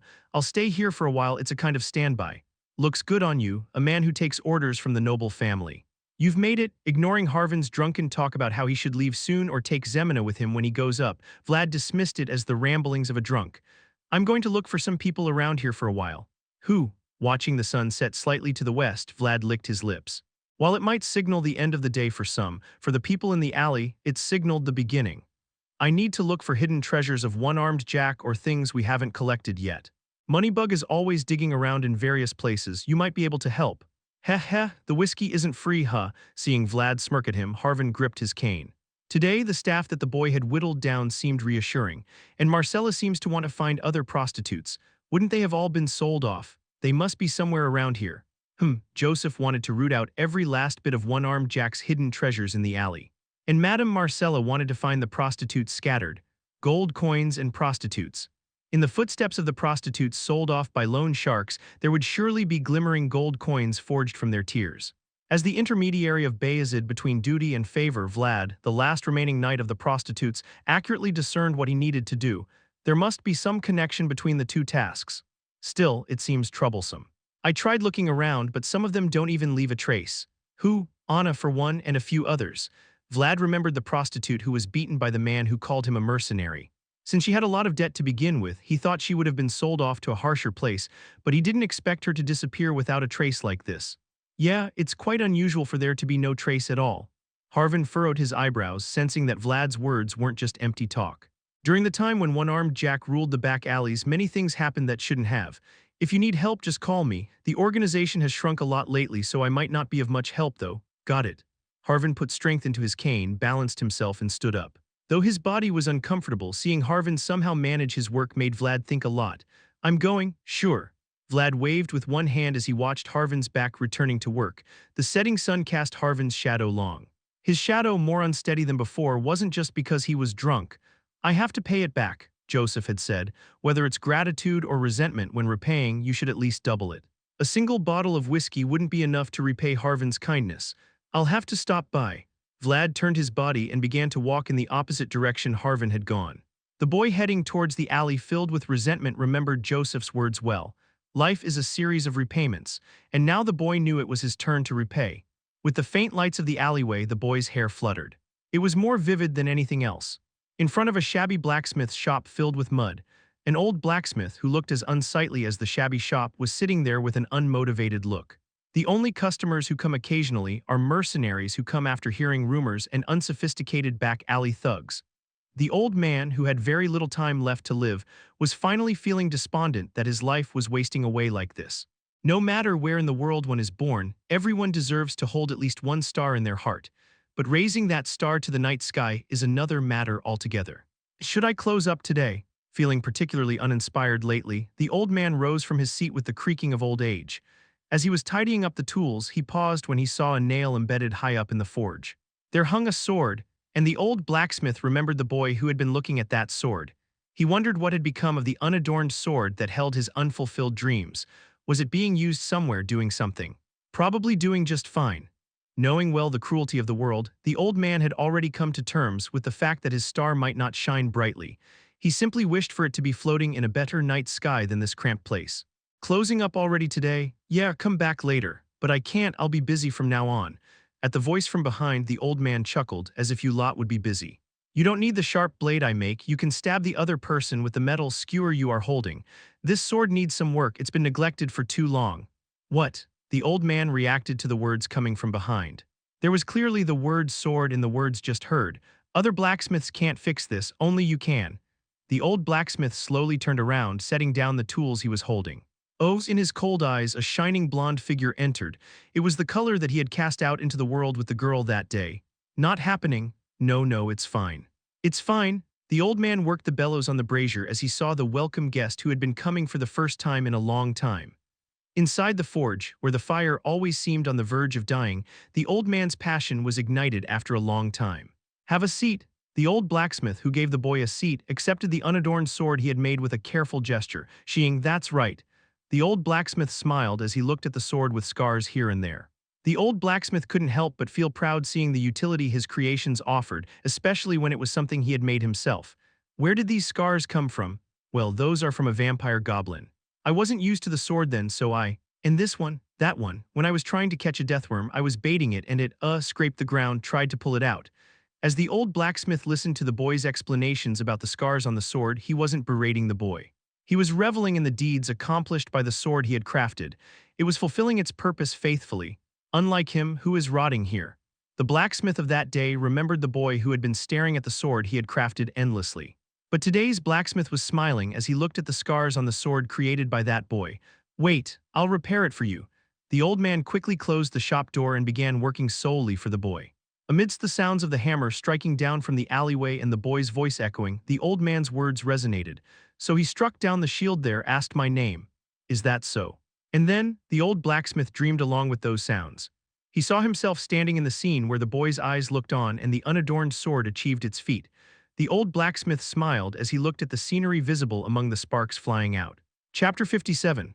A street in the back alley died with the color of the night.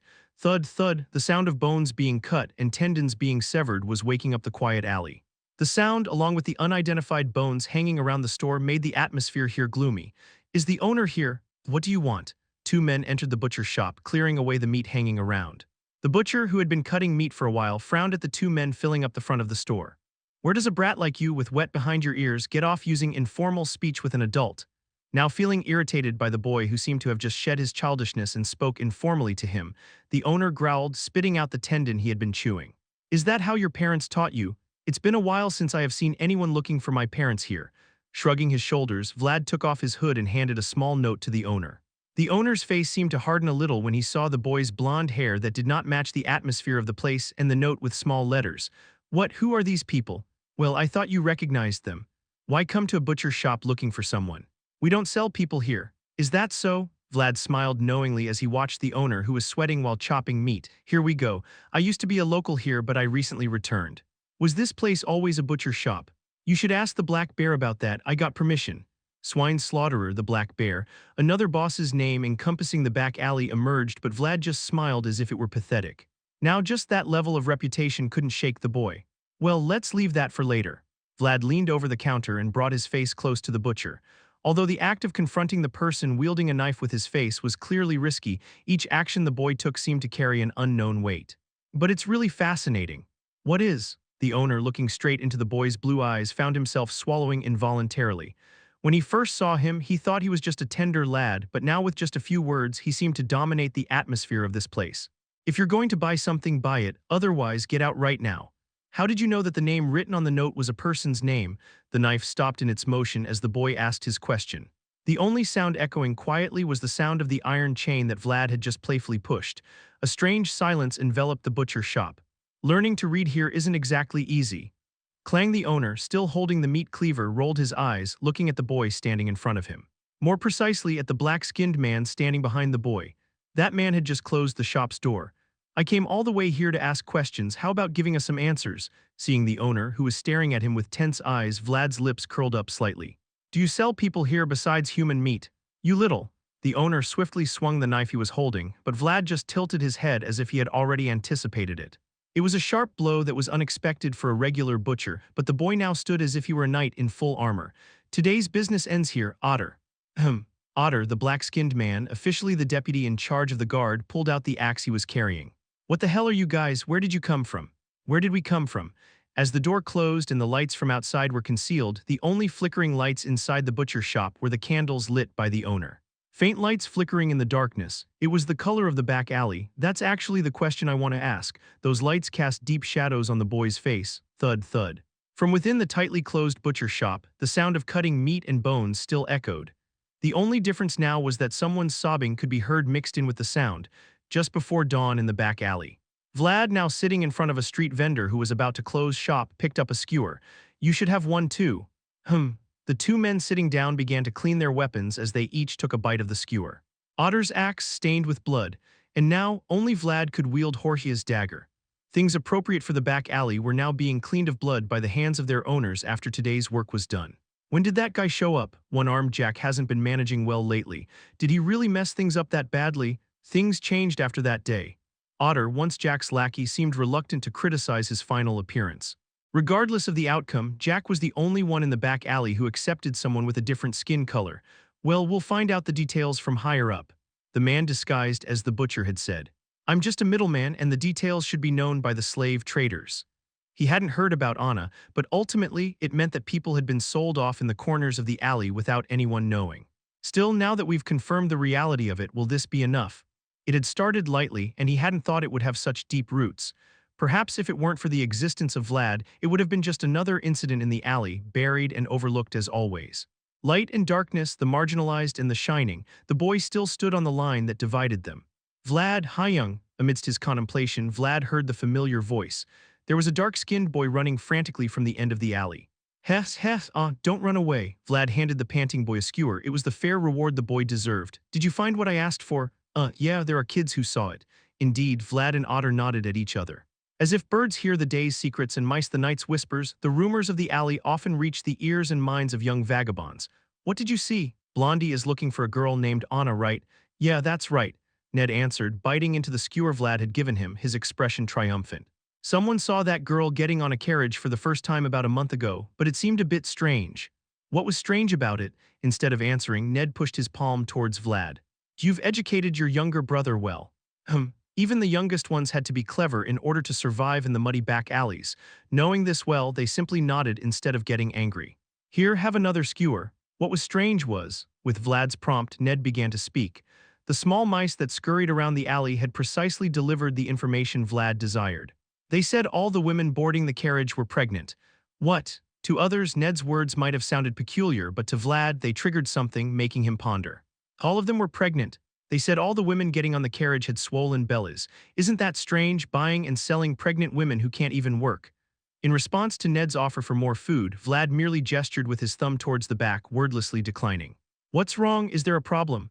Otter asked as Vlad's expression grew increasingly serious, but Vlad couldn't easily shake himself from his thoughts. Selling pregnant women. The news of Anna's pregnancy was shocking enough, but the idea of people buying and selling pregnant women in the alley was incomprehensible. It defied common sense and was morally reprehensible, yet such people existed in this place. Surely not. A fleeting, ominous premonition passed through his mind. Bad omens always seem to come true. As much as he wanted to dismiss it, the advice from that voice echoing in his mind reminded him of a past event on a winter day. In the midst of a campsite spread out on a white snowfield, there was a woman crying. She was searching for her child, her tiny, unborn child. One must heed the warnings they send themselves. Vlad could only nod in response to the voice's words. There was always something Vlad observed in Joseph's actions, his attitude of always preparing for the worst. Being prepared shouldn't hurt. The memory of that winter day was still vivid in Vlad's mind. Though the morning sun was rising, it seemed like shadows were still cast deep in the alley. Lord Vorden, why do you have something to report? Vorden's office in the town hall. There usually were snacks scattered on his desk, but today it was neatly organized. I've noticed some suspicious trends. Oh, really? While Vorden looked serious, he seemed more interested in organizing papers and delaying time rather than listening carefully to Vlad. I told you to rest. I guess you did not listen to me when I told you to rest. You said I should investigate one-armed Jack. I didn't expect you to investigate so soon. Vorden chuckled awkwardly, rubbing his chubby chin. Don't you think you should take a break if I'm taking one? Vlad now understood why Joseph always seemed to growl and grumble whenever he saw Vorden. The chubby knight wouldn't move unless someone pushed him. Is it really something that can't wait for a day or two? Is it that urgent? It seems like it. Think about it. Is it really a crisis at our doorstep, or should you reconsider? Though Vorden spoke with a certain expression that suggested Vlad should understand by now, Vlad already got the message. Do I need to go to the mayor? Recognizing Vlad's firm attitude, Vorden eventually sighed, realizing that there was no one else but himself to handle the matter. That precious vacation I barely managed to arrange. After procrastinating for a while, Vorden, feeling frustrated, approached the window. However, there could be no paradise in the place he escaped to. Both sides are pestering me. They said they'd come back in about 2 days. Approaching Vorden, who was sighing deeply, Vlad looked out the window. Carriages and knights entering the town hall. Familiar words were written on the flags hanging in the middle of the procession. It was the emblem of Vayezid. Have you arrived? Have you been well? Vorden and Vlad, after checking the procession, hurried out to meet Joseph in front of the town hall. His arrival was quicker than expected, causing a stir in the town hall. I hope nothing has happened in my absence. No, nothing has happened, Lord Joseph. Vorden, trying to conceal his bulging belly, bowed respectfully to Joseph. However, Vlad, who met Joseph's gaze, seemed to have something to say, expressing a subtle expression. There seems to be something happening. Unnoticed, Vorden sighed and followed Joseph with feeble steps. People welcomed Joseph, and with the procession, new people enter Shora. As servants hurriedly unloaded Joseph's luggage, the group followed the mayor's guidance and entered his office in the center of the town hall. Let me check first. Zayar began searching the room just in case there were any suspicious items in the room. There's nothing suspicious. There is no way I would leave something like that behind. Despite the mayor's awkward laughter, Zayar remained silent, busying himself with searching the room. For Zayar, the most important thing was Joseph's safety. The mayor's dignity was of no importance to him. With his composed reaction, the mayor of Shora simply withdrew, licking his wounded pride. While Zayar searched the room, Joseph turned his head to look at Vlad. Good work. Thank you. Both men knew what was being thanked for and appreciated, simply exchanging words inquiring about each other's well-being. From the perspective of those in the same boat, that would be enough. What do you want to say? Speak. I'm not sure if it's worth bothering you. Vlad hesitated in response to Joseph's words. Vlad knew the importance of procedure from what he had seen and heard in the Vayezid family. Anyway, I hope to receive support, but maybe it's better to speak directly to the mayor. Joseph was noble, but noble blood alone did not guarantee authority. He needed a position befitting his status to wield authority. And standing right next to Joseph was someone with such authority, despite the discomfort Joseph caused him. All right, that's a good decision. Smiling at the boy who didn't rush into anything without considering the timing and circumstances, Joseph felt proud of the teachings he had given. There seems to be nothing suspicious, Lord Joseph. With a nod from Zayar, Joseph naturally began to walk towards the center of the office. Watching Joseph stride towards the mayor's desk, bathed in the afternoon sunlight, Vlad recalled Joseph's office in Sturma. It seemed as if Joseph was sitting there, always looking at Vlad. The view here is quite nice. Leaning back in the chair reserved only for the mayor, Joseph smiled as he looked out the window. Impressed by Joseph's confident demeanor, the mayor of Shora instinctively stepped back. I guess we'll need to get new chairs. No, Lord Joseph, perhaps. Former mayor of Shora, now realizing the situation, felt his lips turn pale, but no one paid him any attention. The atmosphere in the office was changing. It was the atmosphere created by Joseph. Now don't beat around the bush, speak up. Vlad gazed blankly ahead. There sat the man who always looked at the boy sitting in front of him. A man who, even when looking down on someone, didn't seem out of place. To the new mayor of Shora, the man who struggled to survive was now sitting in a position he had not inherited but earned through his own efforts. The new mayor of the city of Shora, Joseph Vayezid, with the light from the window shining behind him, the man with dark shadows under his eyes smiled as he looked at Vlad. Chapter 58. The cries of livestock echoed throughout the area. Two men walked, stepping on the red stains of blood that stuck to the ground with a nauseating smell that permeated everywhere. It's tough to endure here no matter when I come. Otter replied briefly to Vlad's grumbling. He too agreed with what Vlad was saying. The church didn't welcome those who dealt with the blood of the dead, but most humans had no choice but to live by consuming blood and flesh. The uncomfortable coexistence between the resplendent word of God and the inevitable instinct was right here. Alleys dominated by swine slaughterer, streets where red blood pooled. This place was older than the lust-filled brothel alleys, older than the gambling dens filled with desire. The smell is dizzying. With the warming weather, the stench of blood pooled on the ground was rising nauseatingly. An old and complex alley, the stench of blood mixed with all sorts of odors, and the gaze of people living alongside death. Vlad stood in front of the largest building on this street, passing through such surroundings. It was decorated with unidentifiable bones everywhere, so most people would have a hard time even looking at it, but the boy born in the back alley was already used to this atmosphere. Thong thong thong. The door handle was made of what seemed to be bone clinked. Vlad announced his arrival by violently knocking on the doorknob, which seemed to have been made in bad taste. "Who's there? You must have heard already." Since entering the alley dominated by the swine slaughterer, Vlad and Otter had noticed the eyes watching them. With his flashy blonde hair and the flag he carried, the boy was clearly someone who would attract attention anywhere, not just in an alley. Wait. A man closed the small hole that seemed to be only for seeing through with force. However, after 5 minutes, then 10 minutes passed, no response came no matter how long they waited. Looks like there's a fight. As tradition in the back alleys, which often witnessed such occurrences, Vlad raised his head to look up at the sky, receiving the usual disregard. Amidst the cluttered buildings, only a span of blue sky could be seen. I shouldn't be ignored like this. The boy pondered while gazing at the small patch of sky. For the Vlad of the back alleys, such disregard might have been commonplace, but for Vlad of Shora, what should he do? The boy, who had only recently heard of honor, was deeply troubled. As the clouds passed by and the sky began to turn slightly red, finally thunk, "Come in." The building of the swine slaughterer finally opened its door after a long wait. Even though the door had finally opened after a long wait, Vlad still just stared at the sky. As the sky gradually turned redder, the boy made a decision. This couldn't be overlooked. "Aren't you going in?" "No. I won't go in." "Yes." The gatekeeper chuckled at the boy lingering outside. How dare he? The street where the boy stood was under the dominion of the swine slaughterer, the Black Bear. Then get lost. However, the gatekeeper should have realized that the boy before him was not merely trying to assert his pride. The boy was not only himself, but also someone burdened with another's name in this place. "If you close that door right now." The voice of Vlad came from behind the gatekeeper, who was trying to close the door, accompanied by mockery. It was a voice filled with a strong bloodlust that didn't suit his age. "You won't be able to handle what's coming today with you." "What?" The gatekeeper looked at Vlad, feeling inexplicably ominous about the words he heard. Blue eyes. Within them, there were no emotions like anger or fear that the gatekeeper had expected. There was only the appearance of a boy who was calm and willing to do his job. "You started it first." Instead of answering the gatekeeper's question, Vlad planted his flag, which Otter was holding, into the ground. Though the flag was small, the emblem of the Vayezid family was clearly engraved on it. The gatekeeper looked at the boy standing steadily next to the flag and pondered.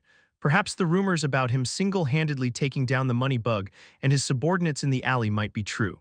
Such bloodlust emanated from Vlad's blue eyes. "Go in, I apologize. I refuse." During the 6 months he spent outside Shora, away from the back alleys where he grew up for 16 years, Vlad had seen, learned, and grown a lot. What was needed at this moment was not anger or violence, but legitimacy. "Tell him to come out." Who? Legitimacy and status. And the boy learned from seeing a young man who wielded fear as a weapon. How to make people kneel not with violence, but with momentum. That was the way of nobility. Tell the Black Bear to come out and meet the rightful representative of the Vayezid family. The rightful representative of the Vayezid family. The last remaining knight of the prostitutes. And the boy who had single-handedly dismantled an organization knew exactly his position. This is the last chance given by Vlad of Shora. The bosses of the back alleys no longer had the right to keep the boy waiting. The flag that the boy had planted into the ground was quietly fluttering. It was a flag that only someone who had proven their own honor could hold. A procession of carriages was lined up outside Shora's city hall. If there were newcomers coming in, there were also those who had to leave. The knights and soldiers who had been stationed in Shora were returning to their lord's city, Sturma, with the former mayor of Shora, who was bowing his head inside one of the carriages. "I feel sorry for this situation that happened unintentionally. You are only bearing the burden of the mess I created myself, Lord Joseph." Looking out the window at the scene, Joseph smiled faintly and then shifted his gaze to the sky. "What I'm sorry about is that I brought it a little earlier." The sky, without a single cloud, was perfectly clear, but the city below it couldn't be so perfect. Unlike the sky made by God, the city of Shora couldn't shine brightly without a flaw because it was made by imperfect humans. "I didn't have time either, so it couldn't be helped." The former mayor of Shora, whose various flaws in city governance had been exposed, would eventually return to Sturma and face severe punishment. However, all these wrongdoings might have been overlooked as usual. In order to smoothly manage the back alleys, authority was delegated to one boss, and security forces were concentrated on ordinary citizens rather than petty criminals. and the sponsorship funds coming in from various influential figures might have only helped in the operation of the former mayor's governance. If not for Joseph's sharp checks and Peter's implicit consent, what does the boss called the Black Bear say? He says he'll do his best to cooperate. Joseph smiled at Vlad's report coming from behind. Still, it seems quite easy to progress the matter considering there was quite a bit of stubbornness and pride. I think it worked out well because we were from the same back alley. There's no way. Joseph knew there must have been some difficulties. But even though it might have been unfamiliar, the boy had excellently completed the task assigned to him. Joseph's intention to raise Vlad not just as a mere swordsman, but as a more perfect knight was successfully progressing. Well done, Joseph turned around, leaving the burden behind. There were men waiting for Joseph's next words. As the knights know, I have not yet fully taken control of Shora, and I must spend a very busy time to resolve that. Men standing behind Joseph. Men of various ages were standing upright inside Joseph's office. 5 knights, 1 mage, 10 administrative staff, and 30 elite soldiers, and even a squire. They were all Joseph's chosen vassals for the new Shora he had built in Sturma. And now Joseph had to use them to control Shora's politics, administration, public safety, and military power. Perhaps it was a moment that could be the last chance given to him. Starting anything is always the most important and difficult. Joseph's vassals were people on the same boat. If Joseph became the next head of the family, they would become honored members of the Vayezid family. And if Joseph failed in the family head competition, they would also be in the same position as the crew of a sinking ship. For everyone here, Shora was the last foothold. I will now embark on the work of smoothly ruling Shora. I will do my best to proceed, but for the time being, I have no time to pay attention to anything else. Though darkness was creeping into every corner of Shora, Joseph was not yet ready to counter them. But you can't be fully prepared for everything. If what he had done until now was just struggling, now it had to be steps forward. So, I will entrust Sir Gregory with this matter. Select members of the investigative team here. With Joseph's words, a small but sturdy-looking knight stepped forward and bowed his head. Thank you for entrusting me with this duty, Lord Joseph. I trust you'll do your best in your mission. Although he wasn't one of his own men, Joseph chose Gregory as the person responsible for this task. Gregory, who had always remained neutral within the family, was not one to deviate from his duties due to sibling rivalries. I would like to take Sir Cade with me first. I judge that there will be many situations where we need to pursue someone, so I want to be with him as he excels in tracking skills. Though Cade had suffered significant injuries facing the cursed woman in the previous campaign, he had once again earned an opportunity.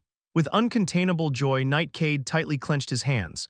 Permission granted, and Gregory stroked his thick beard and fell into a brief moment of contemplation. Although he had a conventional combination in mind, he decided to make a somewhat different choice. I would like to take Vlad, the squire of Sir Zayar, with me. After all, he was the first to discover this matter. Though Joseph's expression showed surprise at Gregory's choice, he nodded in agreement. It wasn't entirely incomprehensible to him, Gregory's selection and Joseph's approval. The boy standing at the very back of the vassal group turned to look at the boy Gregory had chosen. With his stocky torso, short legs, and a physique that could easily roll, Vlad reminded of someone he knew well. I entrust you with this task, promising one, Knight Gregory, a man who had been observing the boy in the Vayezid family. He was smiling at the boy, who was also Patri's uncle and his guardian. Chapter 59. Her long hair began with a blue hue but ended in black. Her stride was smoother than anyone else's, yet it never touched the ground. Her tightly closed heart was so cold that no one could embrace it anymore. She came with death.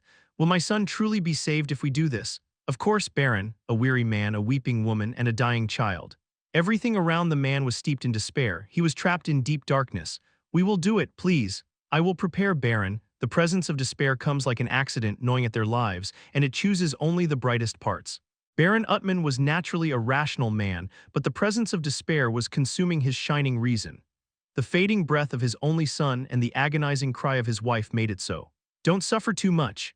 Baron Utman looked at the woman before him with moist eyes. Though pale, she looked at him with a warmth warmer than any smile. People like me exist because God cannot look everywhere. The desperate man hoped for salvation, but in the end, the touch of God never reached him. Only the woman who came with death smiled. The mansion's windows were being battered by the fierce storm, raindrops scattered with the fierce wind. The group, passing through the rugged mountains with no shelter from the rain, had to endure the downpour with their whole bodies. The clouds seemed ominous. As Gregory said, although it was still daytime, the rain clouds obscured the sky, making it as dark as night. It was futile to continue through this rain and darkness. Cade, let's go over there. Despite the raging rainstorm, Cade with his keen eyes could spot a distant tree.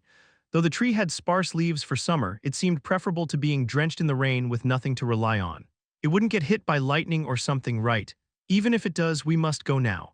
Although Gregory uttered a word out of sudden unease, it wasn't possible to just stand here and get soaked in the rain. With the weather turning ominous, the group had no choice but to stop their journey and prepare for camping. This weather is driving me nuts. Having safely reached under the tree despite the rain and wind, the group quickly shook off the moisture from their bodies and began to tie up the horses they had ridden. Shua, suddenly, the rain clouds covering the surroundings were pouring down thick raindrops like raging waves, but Gregory heaved a sigh of relief. It's fortunate that we brought the carriage. They hadn't specifically intended to bring it, but someone in the group needed it. Considering the current mission, they worried it might be cumbersome luggage, but now it was proving to be a great help to the group. Shall we prepare for camping? Yes, let's do that. Gott, who had accompanied them on the mission as a coachman and handyman, busily began to unpack camping gear from the carriage. Using the carriage roof as a pillar and connecting old canvas to it, then tying it to the ground, a makeshift tent was soon completed. Even now, amidst the downpour of raindrops pounding fiercely around, the tent provided enough cover for the surroundings. It's a pity we were almost at our destination. Vlad, helping Gott set up the tent, clicked his tongue in disappointment and looked towards the faint light in the distance.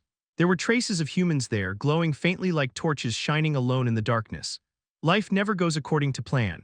Although their plan to enter the village today had gone awry, Gregory, who wanted to keep his plan of drinking, opened the small bottle of liquor he had in his arms and started drinking. It's a bit chilly today, isn't it? As a mere member of the group, what could Vlad say when the leader decided to drink?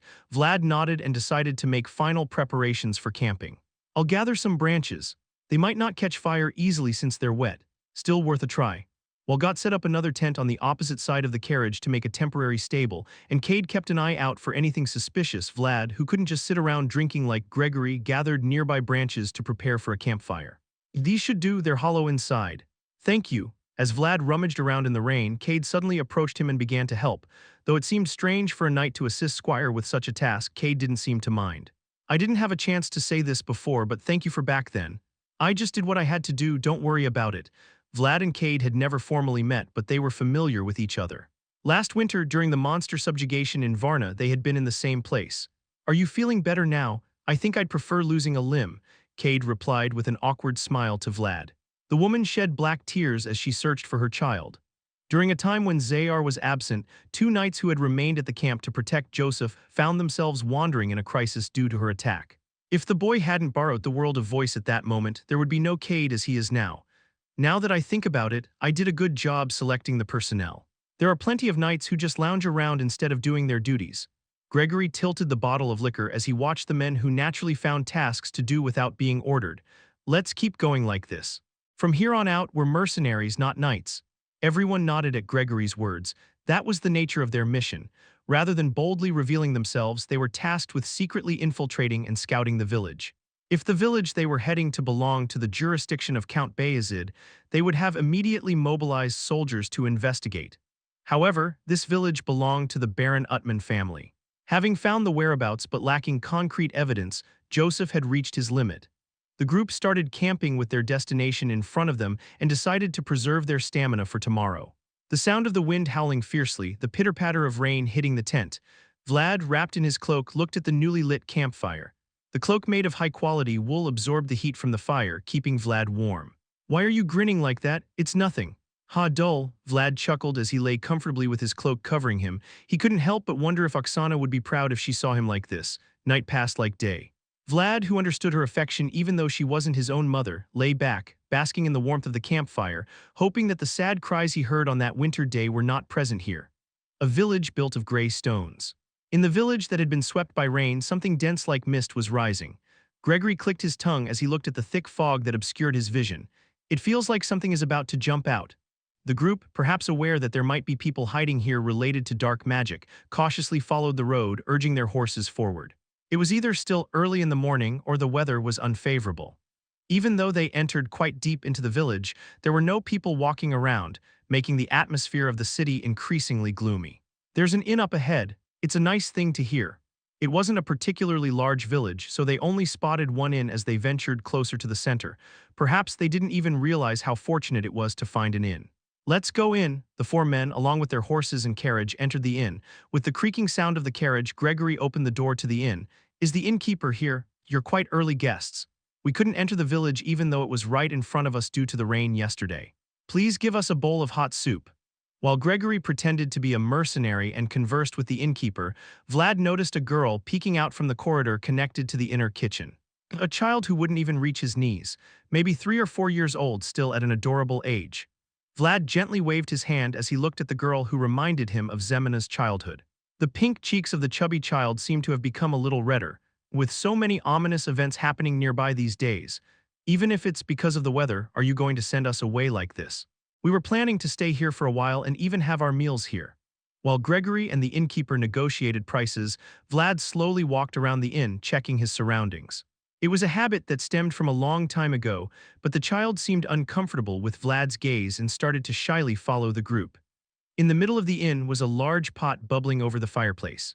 Vlad, intrigued by the pleasant smell emanating from the pot, was about to taste it when, "Vlad, Vlad," the usually quiet voice urgently called out to the boy. "What's wrong?" As Vlad reached for his sword handle, the voice became clearer. It seems like this is the right place." The voice with a gloomy tone told Vlad to turn his head and look at the girl approaching him. Vlad noticed a girl standing opposite the fireplace, looking at him from outside. The girl, who was hiding behind the chair and looking at Vlad probably because she was embarrassed, looked cute to anyone. "Borrow my world." Vlad, feeling tense, opened his left eye. The girl smiled brightly as she looked at Vlad, who had closed one eye as if he was giving her a blink. But Vlad actually felt a chill coming from behind when he saw that smile. "It's a curse." In the world seen through his left eye, the girl's neck was held by a black hand, resembling that of a corpse. It looked like it was going to twist the girl's neck at any moment. Damn it! Vlad felt as if he could hear the woman's cries from the past winter in the current situation, so he quickly closed off the world of the voice. Ding ding ding, the sound of the church bells, signaling the time, resonated throughout the damp village. Though it should have sounded solemn to Vlad, it felt like the sound was enveloping him like a sticky fog. Vlad, who closed the world of voices and returned to reality, looked closely at the girl's neck, which had been held in a black grip just moments before. There was a necklace around the young girl's neck. It was a necklace with the emblem of the church engraved on it. Chapter 60.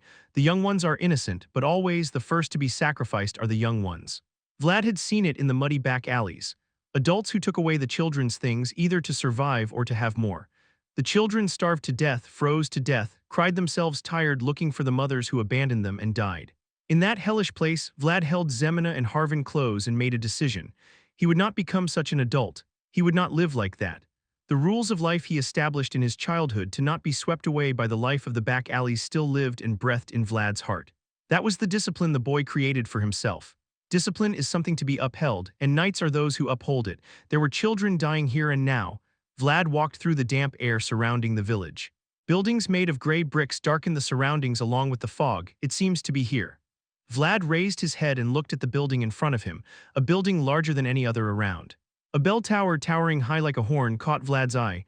A church, the place closest to God, a sacred place that should protect the young, the weak, the old, and the sick, a place that must be such. "I'm going in, all right." Vlad took off his hood and walked towards the gray building.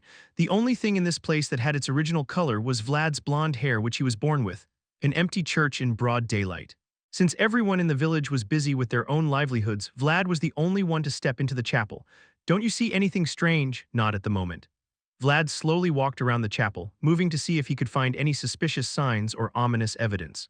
The world of voice is a world of vivid colors.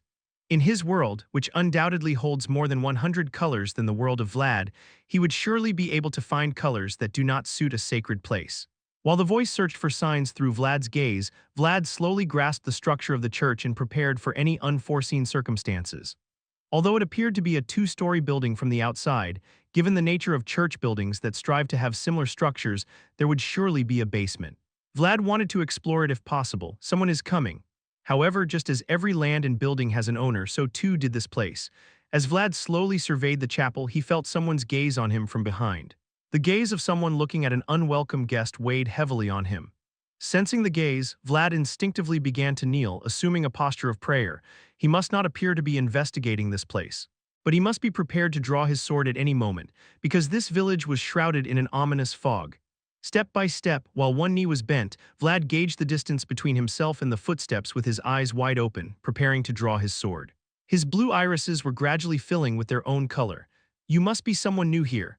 However, the man who approached from behind did not create the worst-case scenario Vlad had imagined. He simply greeted the unfamiliar stranger with a warm voice. "I arrived here yesterday morning." "Ah, you must be the mercenaries, I've heard about you," neatly combed brown hair, a thick Bible he held dearly. At first glance, his physique, which looked as slender as Joseph's, gave the impression of a scholar rather than a priest. "Sorry for intruding suddenly, priest. No need to apologize. The arms of God are always open." Looking at the priest who was smiling at him, Vlad lightly touched the hilt of his sword. "I don't see anything, at least for now." But what he heard was denial. Although he had come here following the direction indicated by the girl's necklace, there was nothing visible in sight. "I may have disturbed your prayer for no reason." "No, it's all right. I'd rather ask for permission to put my mind at ease. I'll leave right after I finish my prayer." The priest, witnessing the unusual sight of a praying mercenary, waved his hand and smiled. "This is a church. It's the home for all who seek God. Feel free to do as you wish." Although the man before him wore a friendly smile, Vlad couldn't help but feel uneasy. The boy had pierced through the veiled world with the help of the voice and sensed that there was something unusual lurking in the village. He couldn't let his guard down. "Thank you, priest." Vlad decided to step back for now.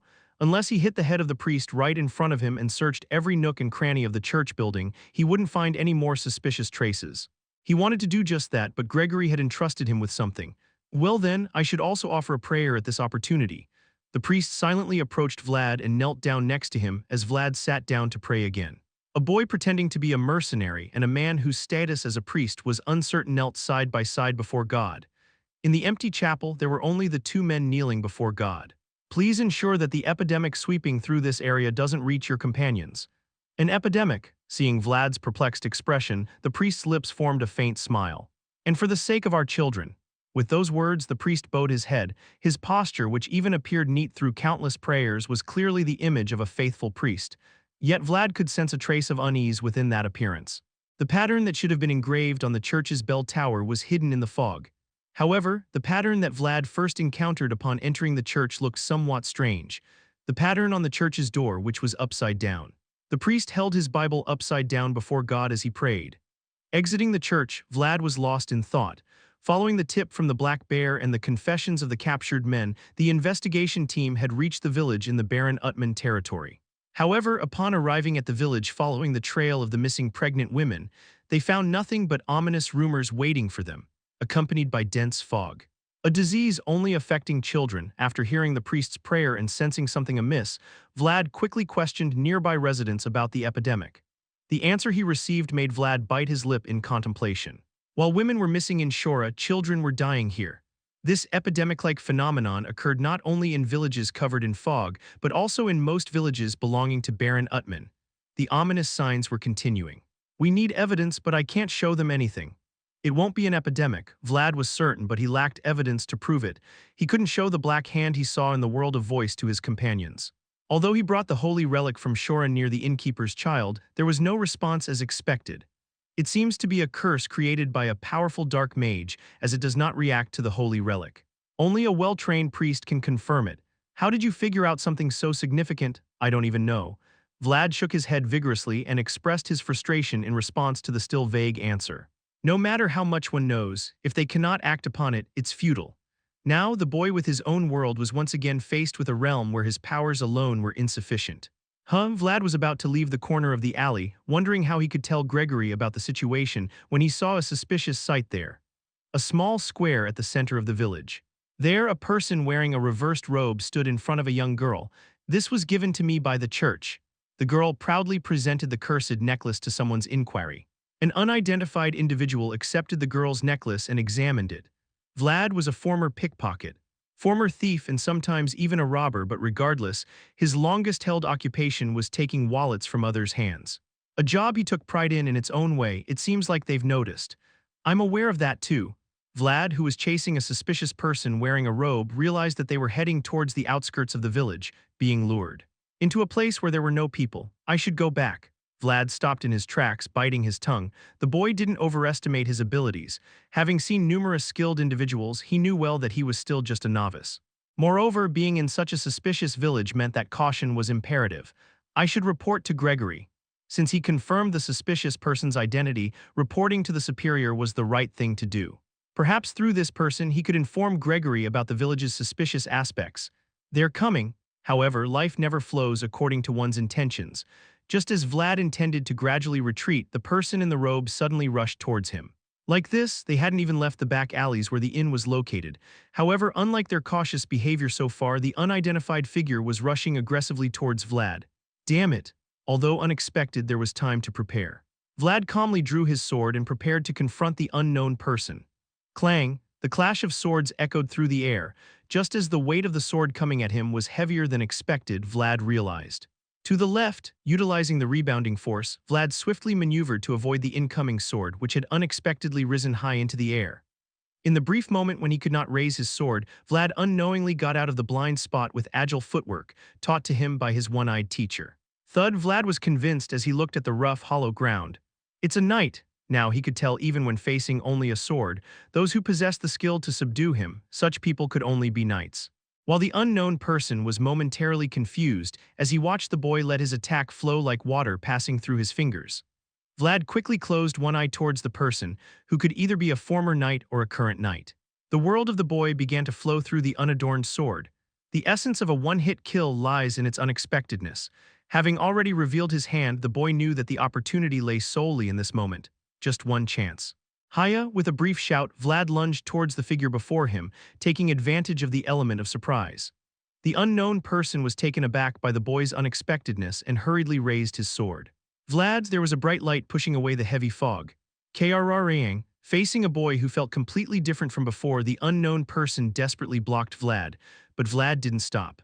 People targeting children were hiding everywhere, but Vlad was angry at himself for not being able to do anything. Like his younger self, he didn't want to live as nothing anymore. Breaking his own promise, Vlad's anger became sharper and fiercer as he flew towards his opponent. Relentless assaults. Following the teachings of Xayar to always think about the next move, Vlad relentlessly attacked his opponent without pause. Stop, stop! Sparks flew between the swords. The robes worn by the unknown person were cut away, and thus the appearance of the opponent he faced was revealed. That person is a holy knight, the green seen on the blue meadows. Green eyes reminiscent of Oksana. Amongst the swaying hair, there was a woman looking at him with astonished eyes. While Vlad closed one eye to see his inner world, the woman's two eyes were solely focused on the boy. Because her world already existed above this world.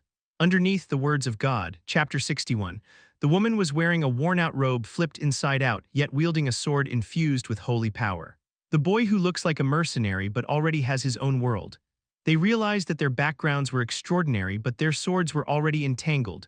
The sword is fast, but the words are slow. Choosing to suppress the opponent with a single move might work, but to explain the current complex situation verbally would take time. The woman with green eyes didn't seem to want to have a clear conversation with a certain method.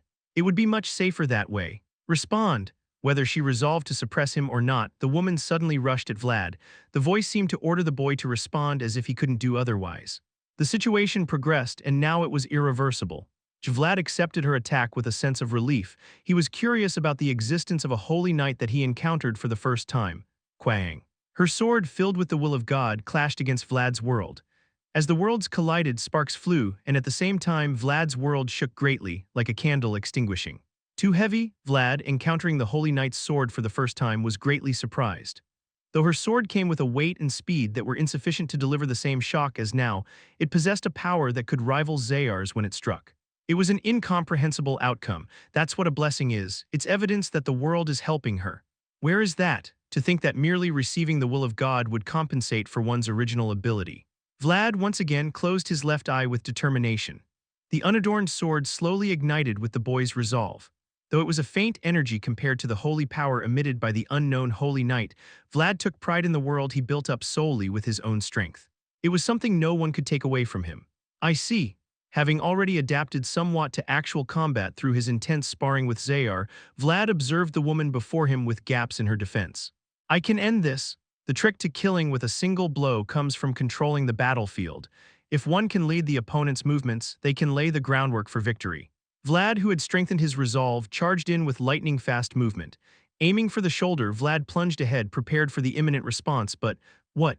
However, the woman's response wasn't the expected defense but an attack. The knight, receiving the will of God, simply continued forward, leaving the part Vlad intended to tear apart untouched. Vlad knew she was a holy knight, so he didn't want to hurt her too much. But her style of attack was too extreme, and retreating first in this situation would only result in significant damage. Thunk! Vlad reluctantly swung his sword toward the holy knight, but her plate armor hidden beneath the robe subtly deflected the tip of his sword. It was an armor that the holy knights boasted about. As the blow missed its mark, Vlad's balance began to falter, and at that moment the woman's green eyes gleamed as she forcefully kicked Vlad's ankle. Swirl, the world was spinning. What is this? Even as he fell helplessly, Vlad was recalling the woman's movements from a moment ago. From the incomprehensible concept of blessing to the skill in handling armor that he had never seen before. It was such a strange and vivid scene that it remained etched in his mind even in the moment of defeat. Quang. As if abruptly ending a meditation, Vlad was forcefully slammed onto the ground. He soon felt the cold sensation of a sword against his neck. Who are you? Vlad raised his head to face the unidentified holy knight who was looking down at him. The eyes were the same color as Oksana's, yet the temper was different. Seeing her face devoid of any sweat, Vlad couldn't help but give a wry smile. She deliberately exposed an opening. I come from Shora. There was something I needed to investigate here. The secret to killing with a single blow comes from controlling the battlefield.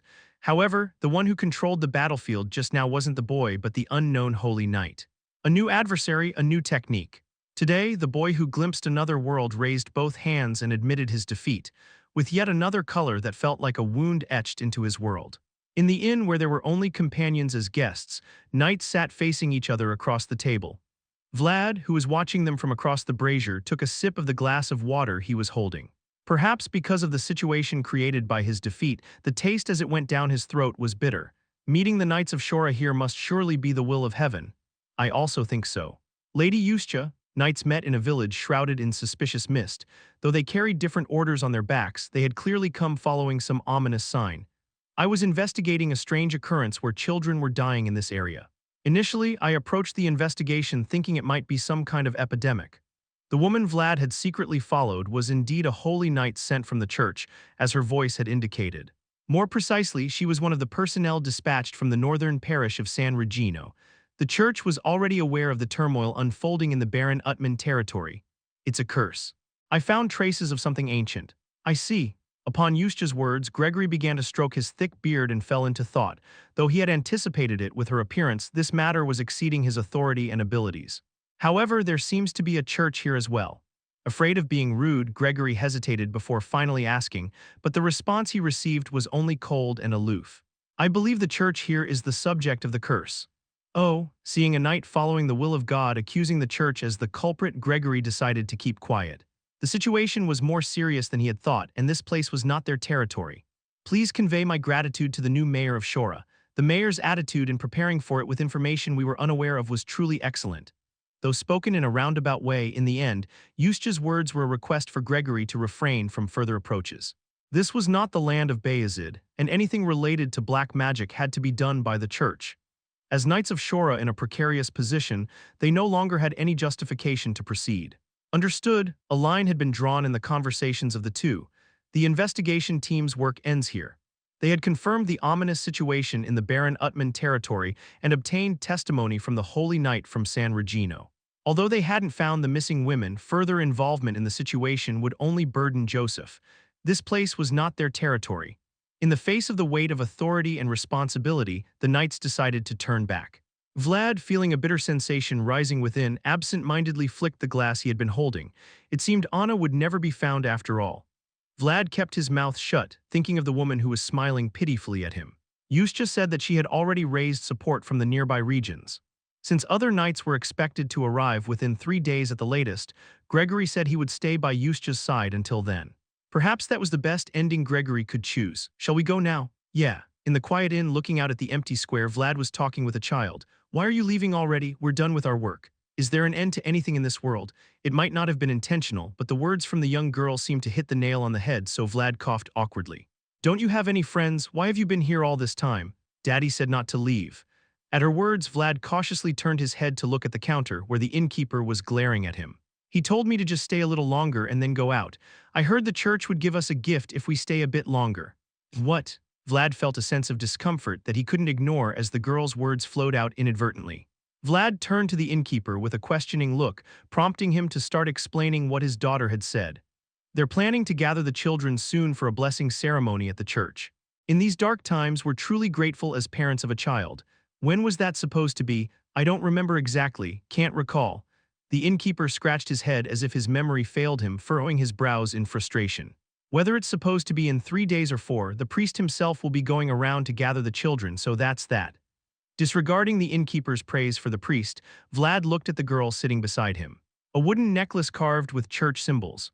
While the carving was done meticulously, the way it was tied seemed subtly off, causing the necklace to constantly assume an irregular shape. Vlad's gaze deepened as he observed it. "Will you stay until then?" Looking at the innocent gaze of the girl adorned with the ominous symbol, Vlad momentarily lost his words. The child wouldn't know anything. That meant the child wouldn't be at fault for anything. Surely even the god would understand. "Perhaps I'll stay until then." Before Vlad could finish his response, the girl swiftly placed something into his hand which she had been fiddling with. Perhaps she had been waiting for this moment while engaging in conversation. "What's this? A flower ring. It's a flower ring without any flowers." As Vlad remarked, the ring was adorned with only blue stems, crafted from the ivy hanging on the wall since they couldn't go outside. She should be frolicking outside, picking flowers, but reality didn't permit it. "Then can we go outside for a bit?" Marion, the innkeeper, who had been quietly listening to Vlad and the girl's conversation, spoke up. "It's time to go up." "It's bedtime, but..." With a stern expression from the innkeeper, the girl rose from Vlad's side with a gloomy expression. Being a child who had to spend the whole day alone, the conversation with Vlad must have been a rare pleasure for Marion. "Will you really be here tomorrow too?" "Probably." With a small wave of her hand, Marion followed the innkeeper back to her room. Watching her go, Vlad also waved his hand in farewell.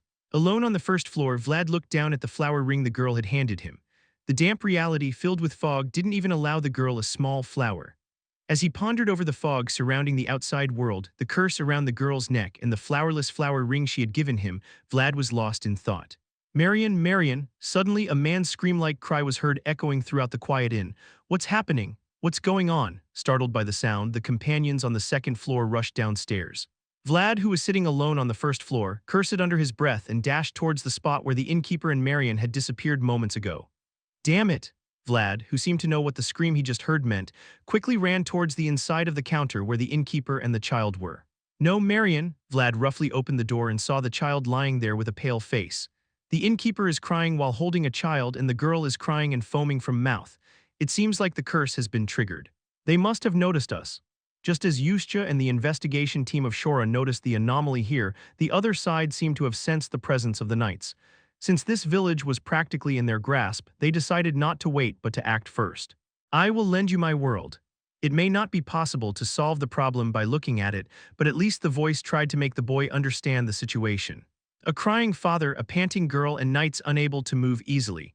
In the midst of all this, Vlad opened the world of the voice and gazed upon the suffering girl who was withering in pain.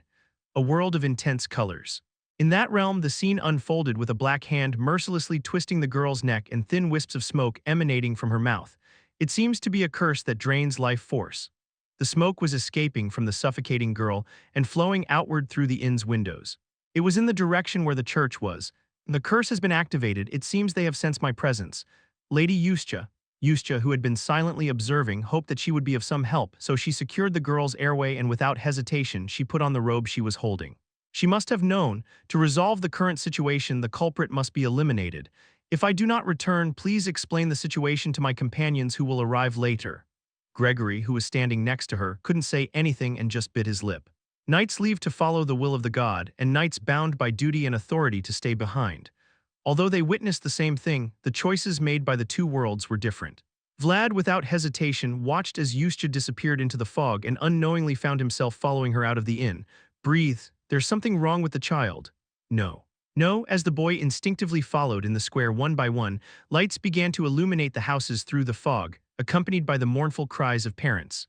The square, devoid of anyone else, was filled only with the sound of weeping.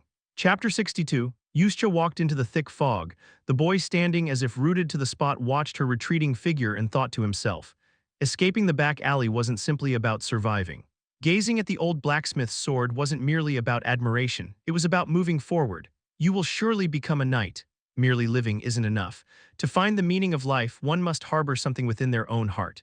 So you must understand, our swords require justification and responsibility. Gregory pulled the boy, who seemed ready to bolt at any moment, back by the nape of his neck and spoke with a solemn gaze. "From now on, try to follow what I say." "What is it?" At the boy's question, Gregory hesitated for a moment. Was it too early? But perhaps it was necessary precisely because it was a bit early. Right now, it's the only justification we have. As they listened to the dwindling breaths of children, as they heard the cries of despairing parents, within the fog-filled small square, there was an ancient discipline murmured by a sturdy knight with a beard. It was a discipline crafted by a man who was the greatest swordsman and knight of all knights. Because it was old, the firm discipline stood as another pillar within the boy's world. A church made of gray stone. Eustace's green eyes were fixed on the bell tower high above the church. The breaths of children were gathering towards the top of the ominous church. Open the door, this is not a place for you to dwell. Despite her call, the firmly closed door of the church remained unmoved. But it didn't matter. No matter how enveloped in dark energy it might be, the church before her was built upon the land created by God. As someone who resided in her own home, she had the right to stand tall anywhere. Quieting. With a strike imbued with divine will, Eustace shattered the unresponsive wooden door of the church. As she stepped into the church full of darkness, all she could see were patterns painted in red. Traces of severe blasphemy. You've come sooner than I expected.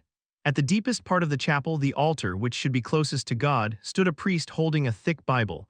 Eustace raised her sword at the man who wore the garb of a priest and sucked in the breath of young children. Why did you come alone? Can't I and the knights alone offer a prayer for the people here? At the priest's sneering words, Eustace quickly glanced around the chapel. There was no one there and she felt no presence, but the man in front of her had said there were people here. As Eustace narrowed her eyes against the strange energy permeating the church, there came deep groan coming up from beneath the floor where Eustace stood.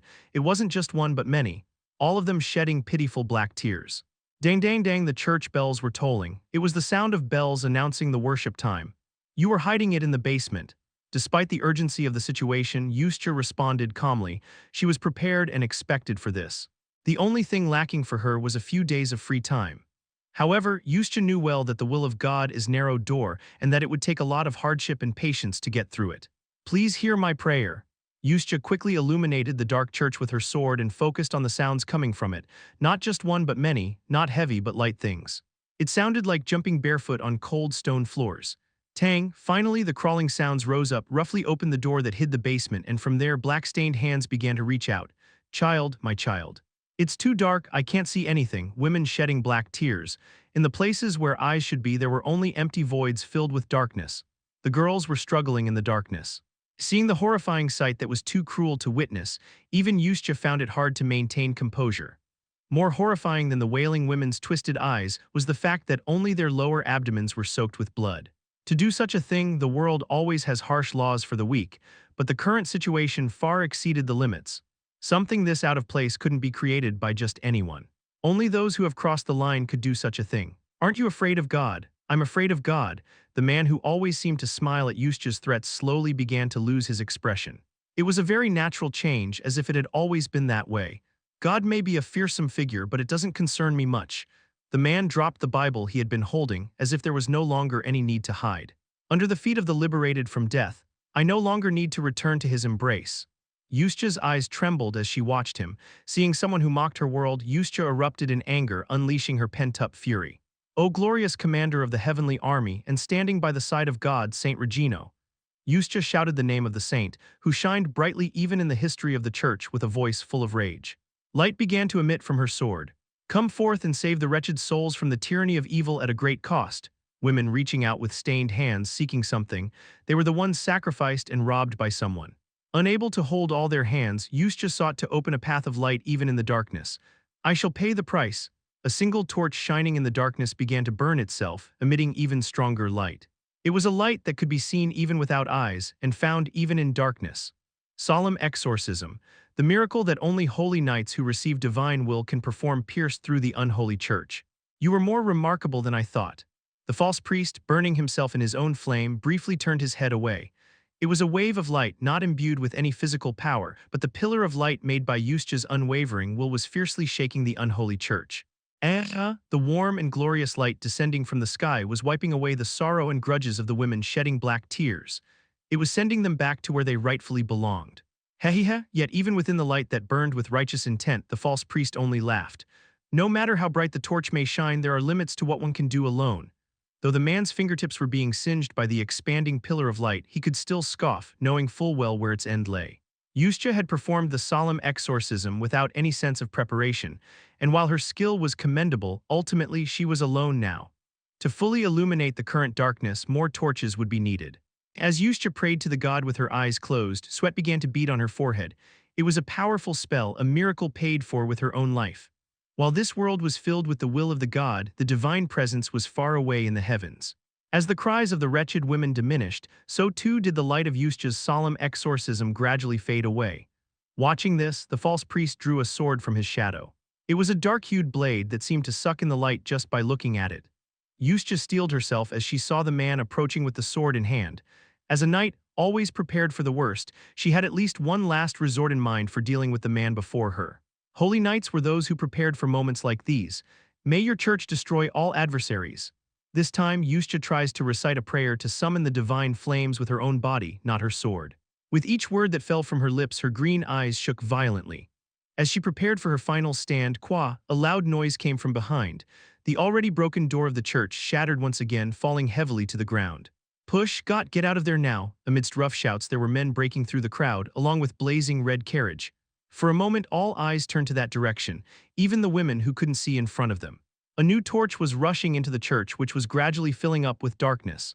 Now move aside, as Gregory signaled. Two men pushing the burning carriage stepped aside. Huyua, seeing Yusha rolling to the side in panic, Gregory swiftly pushed the carriage towards the man before him as if throwing. What is this? With an unimaginable sight before him, the false priest swung the sword he held towards the carriage. It was a reckless swing, driven by confusion and not thinking about the consequences. Boom, the carriage burst outwards with a small explosion and sparks flew out in all directions. Every part of the church was on fire, and the flames that Gregory had intended began to spread in a space filled with darkness. There is light here. Now, amidst the chaotic movements, a boy charged towards the priest, pushing through burning debris. Crush the enemy with a splendid charge. Huyuya, a grand entrance, one of the knight's esteemed traditions. Vlad was there, his world unfolding with his left eye closed. The tip of his unadorned sword shone brighter than ever. The two swords clashed with a thunderous noise, as loud as the explosion of the carriage just moments ago. In the spreading flames, the two men facing each other with their swords exchanged glances. Messing with kids crosses the line.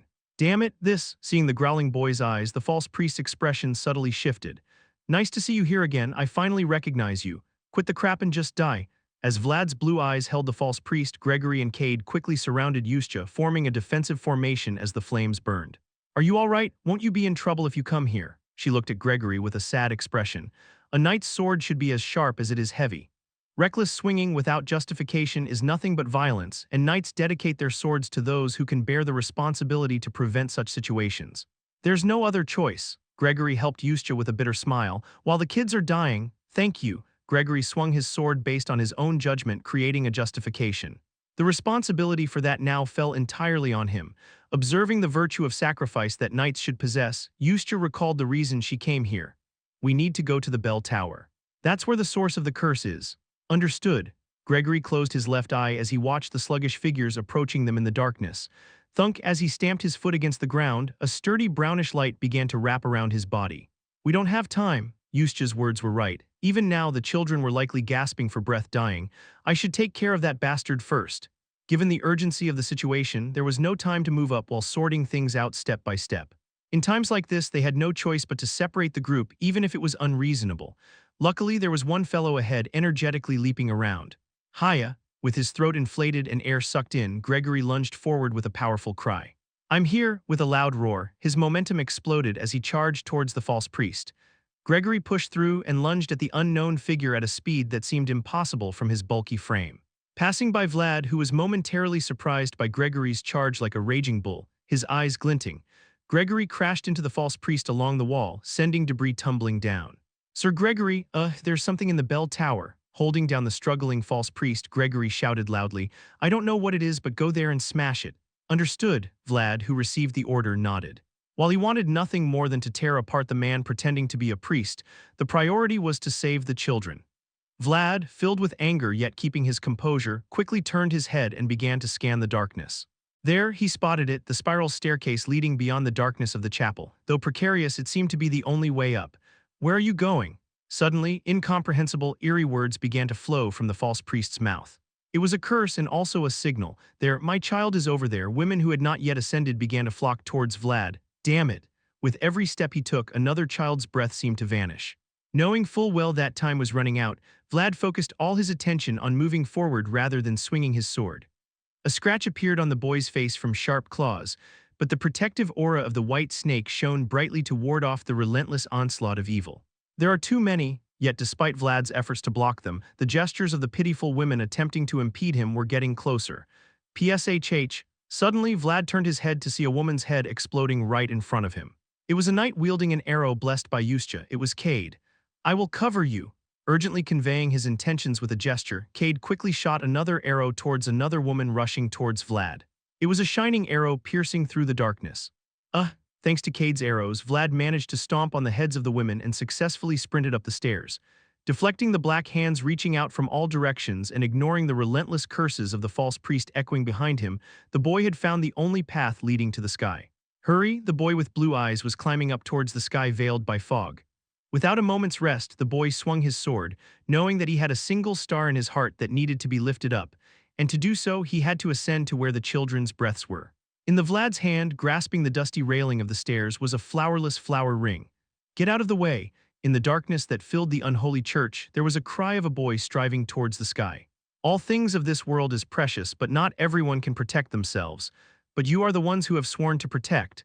So if you are where you should be, do not hesitate at the moment you need to stand. Become the torch that lights up the darkness by burning yourself. That is my second discipline." Chapter 63. Leaving the exhausted Yuscha behind, Cade drew another arrow and aimed it at the rear. Swoosh. As the arrow flew, his fingertips burst forth. There were already red blood droplets hanging from the bow, but Cade did not stop pulling the bowstring. He had to create a slight opening for Gregory. The women who had missed the blonde boy redirected their focus and rushed towards Gregory. Yuscha, exerting all her strength, had laid a barrier outside, so he had to fend off the evil lingering around the church alone. "I wish I was this popular with women in normal conditions." However, among the Vayezid family knights, Gregory was the toughest, advancing steadily with an unwavering stance. The black grips of the women failed to inflict even the slightest wound on his brown aura. "Today, I've seen too much bullshit, including your face." Even amidst the women's interference, Gregory raised the sword imbued with Yuscha's blessing high. "In any case, once he struck down with this, everything would be over. I hope the blonde boy I sent manages to save the children. You're persistent till the end, please."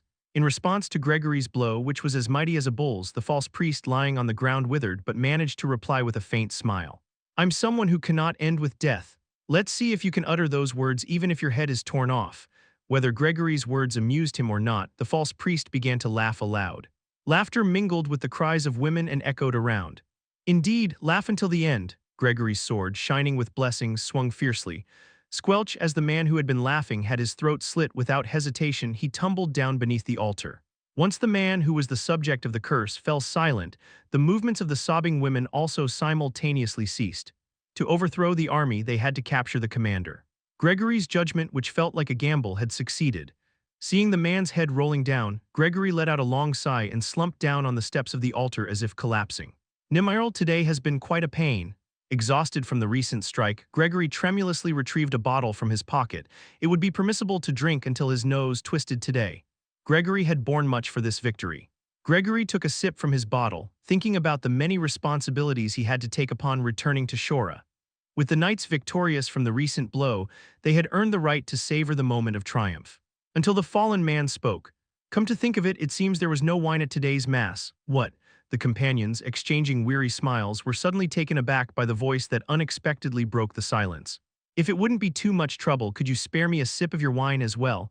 The group froze as if paralyzed by the voice coming from somewhere. From the mouth of the priest just beheaded, there was a voice flowing from beneath the altar. "Esser Greg, Ori." In this eerie situation where nobody could easily utter a word, Cade widened his eyes and rose from his seat, because he saw something slowly rising behind Gregory. Hurriedly, Cade searched through his quiver, but all he found was emptiness. The figure standing up slowly behind Gregory, he had no throat. "Dullahan," Yuscha looked at the man who was meeting her gaze with astonishment. The pale face of the man who had tumbled beneath the altar was smiling at her. "I've grown fond of this face over the years of service." A body standing without a throat and a head speaking without a body. Yuscha's eyes trembled as she witnessed this eerie sight. Dullahan, the headless knight, a knight liberated from death. Now it seems everything is gathered. The headless body looked up at the sky. The headless body raised its arms high. Suddenly, rain began to fall outside. Crash! The rain poured heavily, accompanied by frightening thunder. Despite the thick smoke underfoot and the looming dark clouds overhead, the boy clung to the decorations of the slippery spire, crawling towards the sky. to tear off the pattern that held the breath of the children there. Erg! Vlad's feet lost their footing for a moment and floundered in the air, but Vlad gritted his teeth and endured. Again he steadied his foot and reached out his hand. Despite being battered by the rain and fierce wind, the boy stretched his arm towards the high place with determination. Though he was unworthy, he climbed towards the sky to fulfill what needed to be done. If nobody else will, then I will. If nobody else does, then I will, because I want to, just a bit more. Vlad, who had somehow reached just beneath the pattern, stretched his hand with his last bit of strength. If he could just bend his knee once. If he could just reach out his hand, holding onto the wall, he could reach that position. But the world did not let him simply grasp the star floating in the sky. It was so difficult just to hold onto that one thing. Beware, even without the warning of the voice, there was a sense of impending danger. Twisting his body hastily, Vlad leaped into the air, gaping at the scene unfolding before him. Thud, the paper, which had been cut sharply as if a line had been drawn, was falling down with a final scream, with the collapsing spire. Crash! Like thunder falling from the sky, the highest point of the church was crumbling down. Damn it! As the collapsing spire fell towards the ground, the boy swiftly moved backward, dodging the flying debris. Though he should have suffered a significant impact from falling from such a height, the protection of the white snake shielded the boy. Having narrowly escaped the danger zone, Vlad quickly drew his unadorned sword. There was no way the intact building would collapse on its own. Excellent, even from my perspective, it was a splendid landing. Amidst the swirling dust, someone began to applaud Vlad. Recognizing the familiar voice, Vlad gritted his teeth. You bastard! Suddenly, someone appeared, clutching the ominous symbol atop the spire. I knew you weren't human. The headless figure continued to clap mockingly towards Vlad. However, instead of being astonished by the man before him, Vlad raised his sword. He was where he needed to be, but there was one thing missing. Hand it over. But the headless figure remained silent, refusing to respond to Vlad's demand. Instead, it seemed to approach, emitting a ghostly glow from its vacant sockets. The headless figure, a horse with only bare bones left behind, their presence was akin to death. Hand it over, but the boy didn't hesitate to rush towards them. With surprising speed, Vlad dashed towards the headless figure and thrust his unadorned sword. Clang! Despite the lightning-fast movement, the headless figure seemed unbothered, effortlessly blocking the boy's strike with the sword. Instead, it twisted the sword at an inexplicable angle, pressuring the boy. He is twisting the joints unnaturally. Don't try to predict the angle. The headless man strikes the boy with a movement that is permissible because he is not alive. Thunk, thud, thud, yet Vlad fiercely defended against the strikes with all his might. Though unpredictable, he could still see it coming. The boy's natural visual acuity made it possible. The counterattacks he learned from Zayar were erupting. Og, if you're where you're supposed to be, then do it. If you're standing where you're supposed to stand, then do it, because the great knight Swordmaster allowed it. Until just a moment ago, the boy had been retreating poorly, but now he was assuming a stance to charge forward, causing the headless knight to grip the sword with both hands. Realizing that he had to give his all to fend off the boy in front of him. Don't rush too much, you never know when my goodwill towards a fellow comrade might vanish. Why would I be your comrade? I'm not talking to you. Though the headless knight muttered incomprehensible words, Vlad only advanced, determined to fulfill his duty. Aren't you a bit too slow? Despite relentlessly swinging his sword, the headless figure's movements far exceeded the boy's speed. When the attack came so fast that Vlad couldn't counter it with a counterattack, he instinctively brought his shoulder towards it. Vlad, the voice screamed in shock as he realized what Vlad had done, but he soon fell silent as he beheld what was before him. Crack! Flames erupted as the sword and armor clashed. The headless figure's sword and the boy's armor met, subtly twisting the angles. It was the armor technique seen from the woman with green eyes. Ah! It was a technique that could only be cast with sturdy plate armor, but the white snake's protection, radiating a white light, made it possible. Vlad's movement, forcing an unacceptable impact, elicited a scream from the Vayezid's leather armor. Even the headless figure momentarily faltered in astonishment at the boy's ferocity. The trick of a one-hit kill lies in its unexpectedness. Vlad's talent, honed through observation and perception alone, was enough to shake up the established battlefield with unpredictability. Arg! From Vlad's closed left eye, a white light began to emanate. Where you and I meet becomes us. The boy's expanding world needed to be filled, and it began to draw from the world of the voice that was directly in contact with him. The voice allowed it. The world of the voice was a world of deep colors, a world filled with raging storms and thunder. More than the thunder striking down now, thicker bolts of lightning began to emanate from the unadorned sword. The kids are off limits. Unable to do so just moments ago atop the tower, the boy now could take the step he so desired. With the sound of breaking shells around him crack. The technique of killing with a single blow that the voice had taught was just perfectly reproduced in the boy's hands. A white bolt of lightning erupted from Vlad's sword.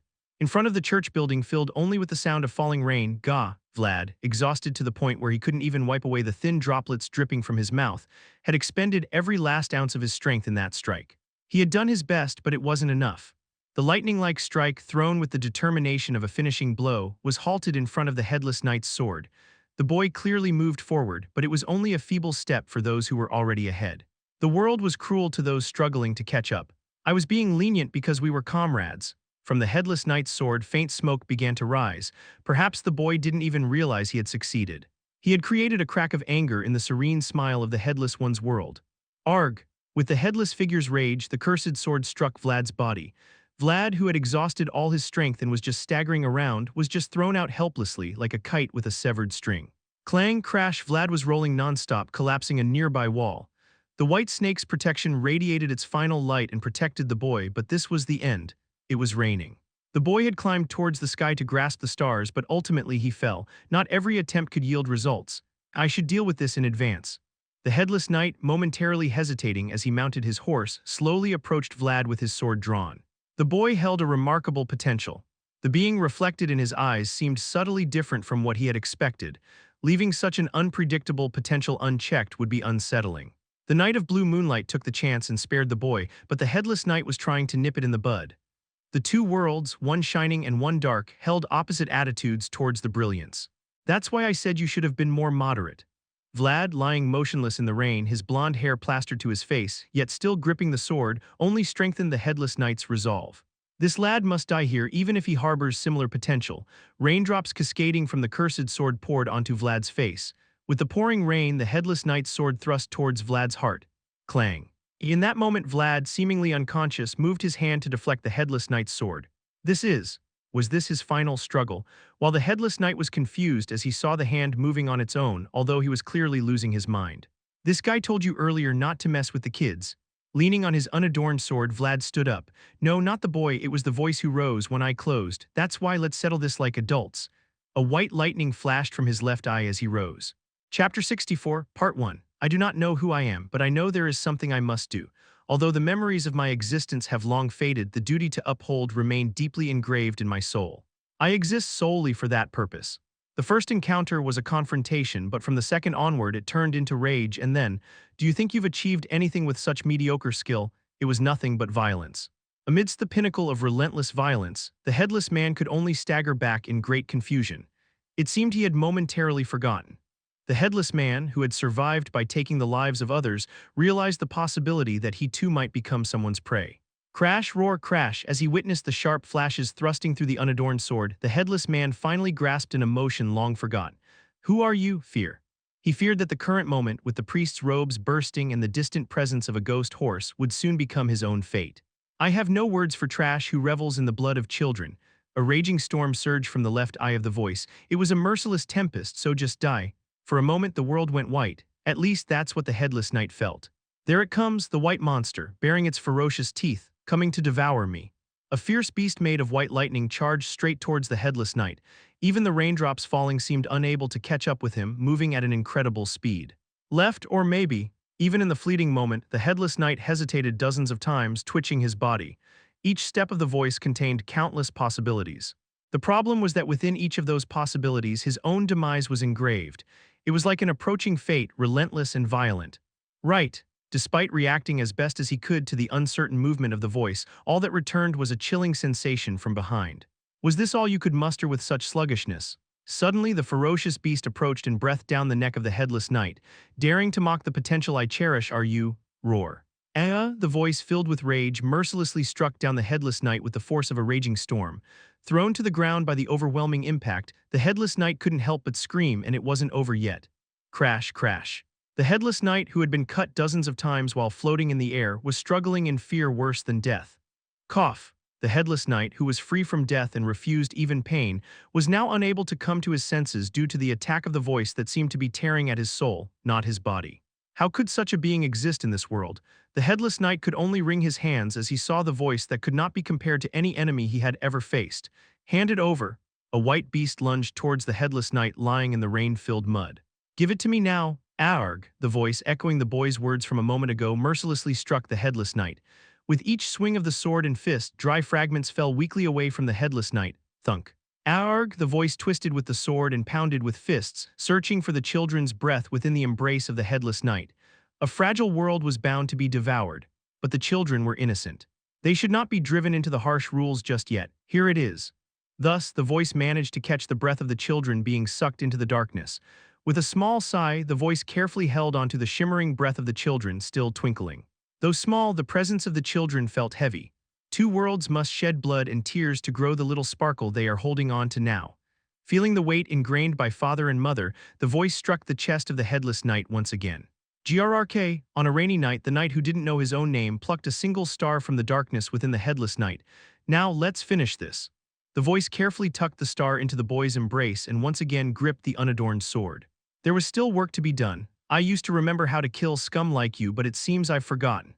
The headless man looked at the voice slowly approaching him and reprimanded his mistake. He thought they were peers, but they were not.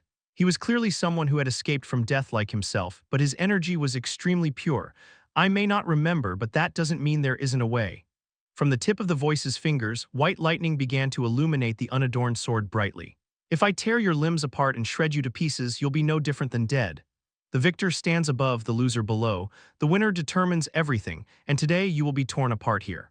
As the headless knight listened to the merciless fate determined by the voice, he stumbled backward, reaching out his hand. It was as if he was shouting, "Ramishtu, Sir Ramishtu." Unable to call upon a god, the headless knight could only call out the name of his master, desperately pleading as he staggered. Though the voice may not remember, it could feel it, that the wretched figure before it was pleading for someone's help. Thud this.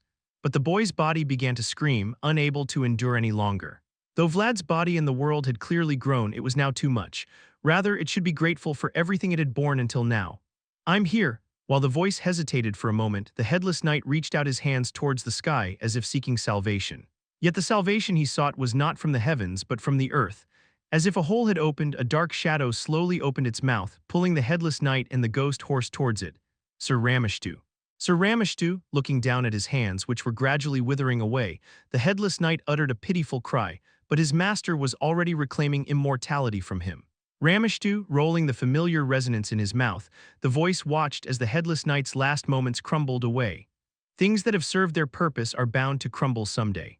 Whether it was a form of punishment or to leave no evidence behind, the headless knight was shrinking away. No, death was returning to the earth. At the call of the master, all he left behind in the world was one futile cry. However, the voice, the sole entity to hear that cry, had no intention of remembering the man's last moments. The voice began to make one last move, saved from the boy's limitations, return to the depths. Kang. In the final cries of death, the voice struck with its last move, casting down an illegitimate pattern. From the tip of the unadorned sword, the shimmering breaths of children spread out, fading death and blooming life. The sight the voice saw in the village where the rain had stopped was life and death itself. In the boundary between the two, it silently swallowed up all the sights. The fog was dissipating. In the still deserted inn of the village, there was a man moving about alone, bustling in the silence. He was also the one who had secretly returned to the quiet in church and gathered the knights lying there like corpses. "Captain, how's your body now? Just about as lousy as ever." Vlad sighed lightly as he looked at Gott, who was looking at him. It was frustrating to still find it difficult to even lift a spoon. "Still, I'm glad you stopped. When you first brought it out, I thought it was some raggedy piece of cloth." Vlad was silent as he vigorously stirred the soup he was holding. It would be better to conserve his strength, as there were things he needed to do after eating this. "There are other knights I need to take care of. Take a rest." "Yeah." With those words, Gott left Vlad's room. Confirming Gott's departure, Vlad began to converse with the voice out loud. Perhaps it was too much of a strain, but he couldn't convey his thoughts verbally. The voice had said that this was how it would have to be for a while. "Still, I'm glad everyone's alive. Yes, that's what matters most." All the knights who fought against the headless knight suffered major and minor injuries but were still able to survive. It was because the barrier set up by Yuscha persistently held, protecting the knights, and Vlad's swift actions had lured the headless knight out of the church. But ultimately, their survival was likely thanks to the voice.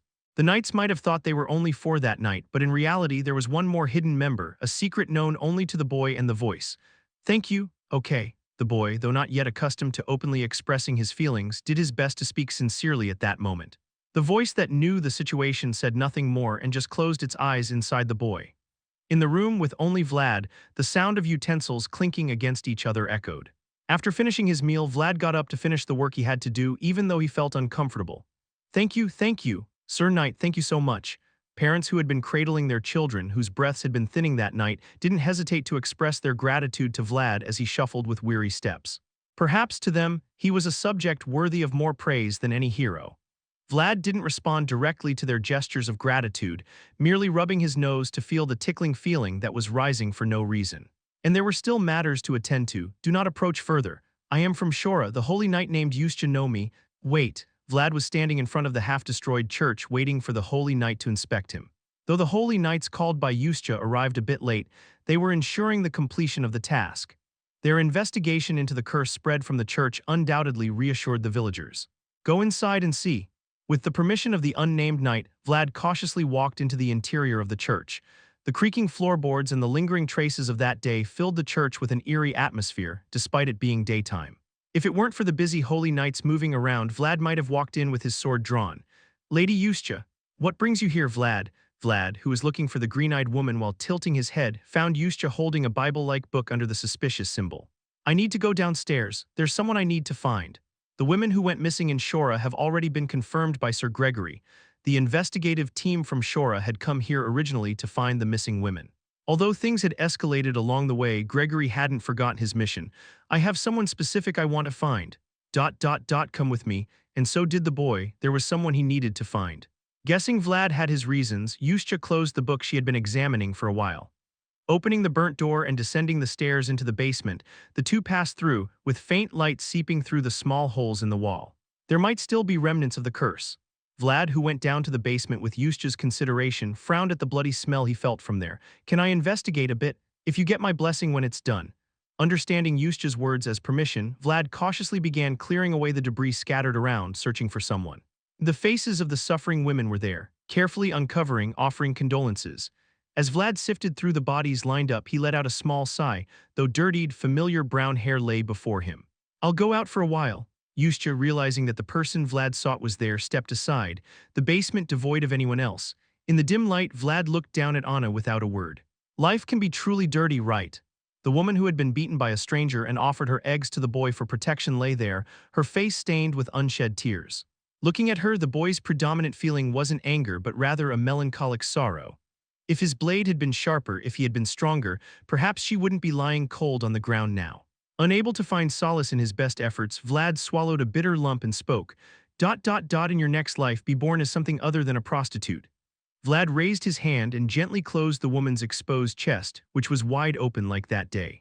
He hoped his touch would offer her some warmth. In the space vacated by Vlad's departure, only the carefully arranged woman remained. Unlike the others, she bore no traces of black tears. In her hand, faintly lit, was a ring with a flower engraved on it. Chapter 64, Part 2. A woman who never breathed, never touched the ground, a being that is free from God and not subject to the laws of the world. She closed her eyes, recalling the blue eyes of the boy, and someone's soul etched into the left eye of that boy. It was a luminous soul, yet marked by cruelty, undoubtedly someone who had used an ancient technique. The old ways are stirring, the woman thought to herself. The time has come, turbulent times, a time when cracks begin to appear. Such times would be ideal for people like them, living on the edge of the border. The woman had waited for this time for a long time. My knights may take whatever they find pleasing among what lies ahead. Still with her eyes closed, the woman pointed with her finger into the darkness. In the direction her finger indicated, there were still faces dripping with blood. Faces in agony, faces in shock, or faces filled with terror. The faces of Baron Utman's knights were there. For now, let them serve on this land. Understood, Lady Lakshma. The headless knights, waiting for her in silence within the darkness, bowed their heads towards their mistress. Baron Utman had paid the price. His only son had returned from death, and as the price for that, the city of Mosium embraced darkness.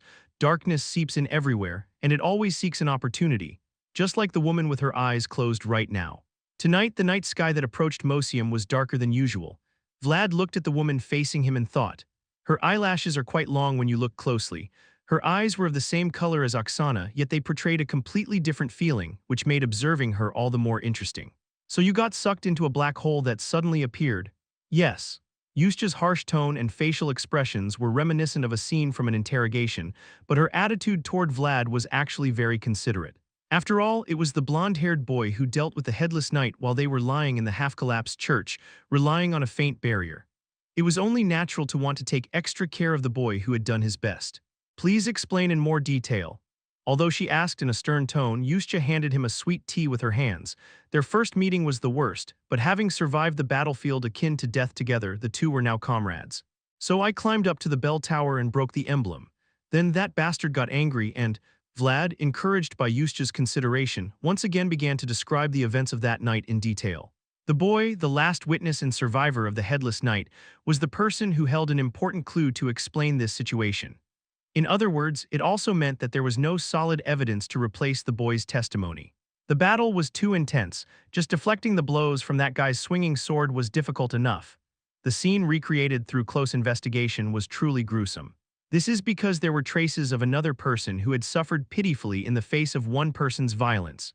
The Holy Knights, who discovered someone's miserable struggle among the chaotic mix of footprints, applauded in respect for the boy on the spot.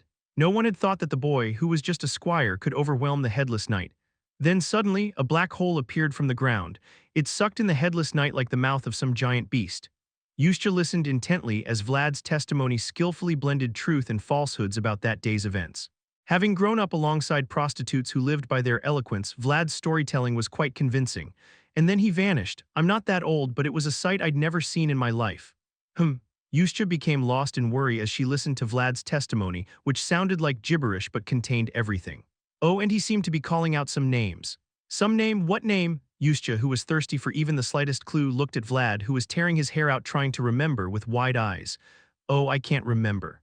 My head's all foggy. Wait, maybe if you eat something it'll jog your memory. Yuscha swiftly grabbed a nearby fruit and began peeling it at lightning speed. Though there was not a single visible crevice to dig into, Vlad couldn't help but make a subtle expression as he watched her, now innocent-looking in her current state. Rama, what was it? Ramishtu? Ramishtu? Yeah, that's it, Ramishtu, I think. Upon hearing Vlad's words, Yuscha suddenly stopped in her tracks with a rigid expression. Unknowingly, her grip tightened on the fruit she was holding, leaving deeper marks on it. Right, thank you for your cooperation. Yuscha set down the fruit she was peeling and stood up. San Regino will not forget your valor on that day. Yes. Rest. Watching Yuscha hastily leave after her brief words, Vlad remained seated with a blank expression. In this respect, Yuscha's firmness was evident, and Vlad couldn't seem to grasp her as a person, but still it was fortunate. Everything had passed without incident, thank goodness. Because she doesn't doubt you.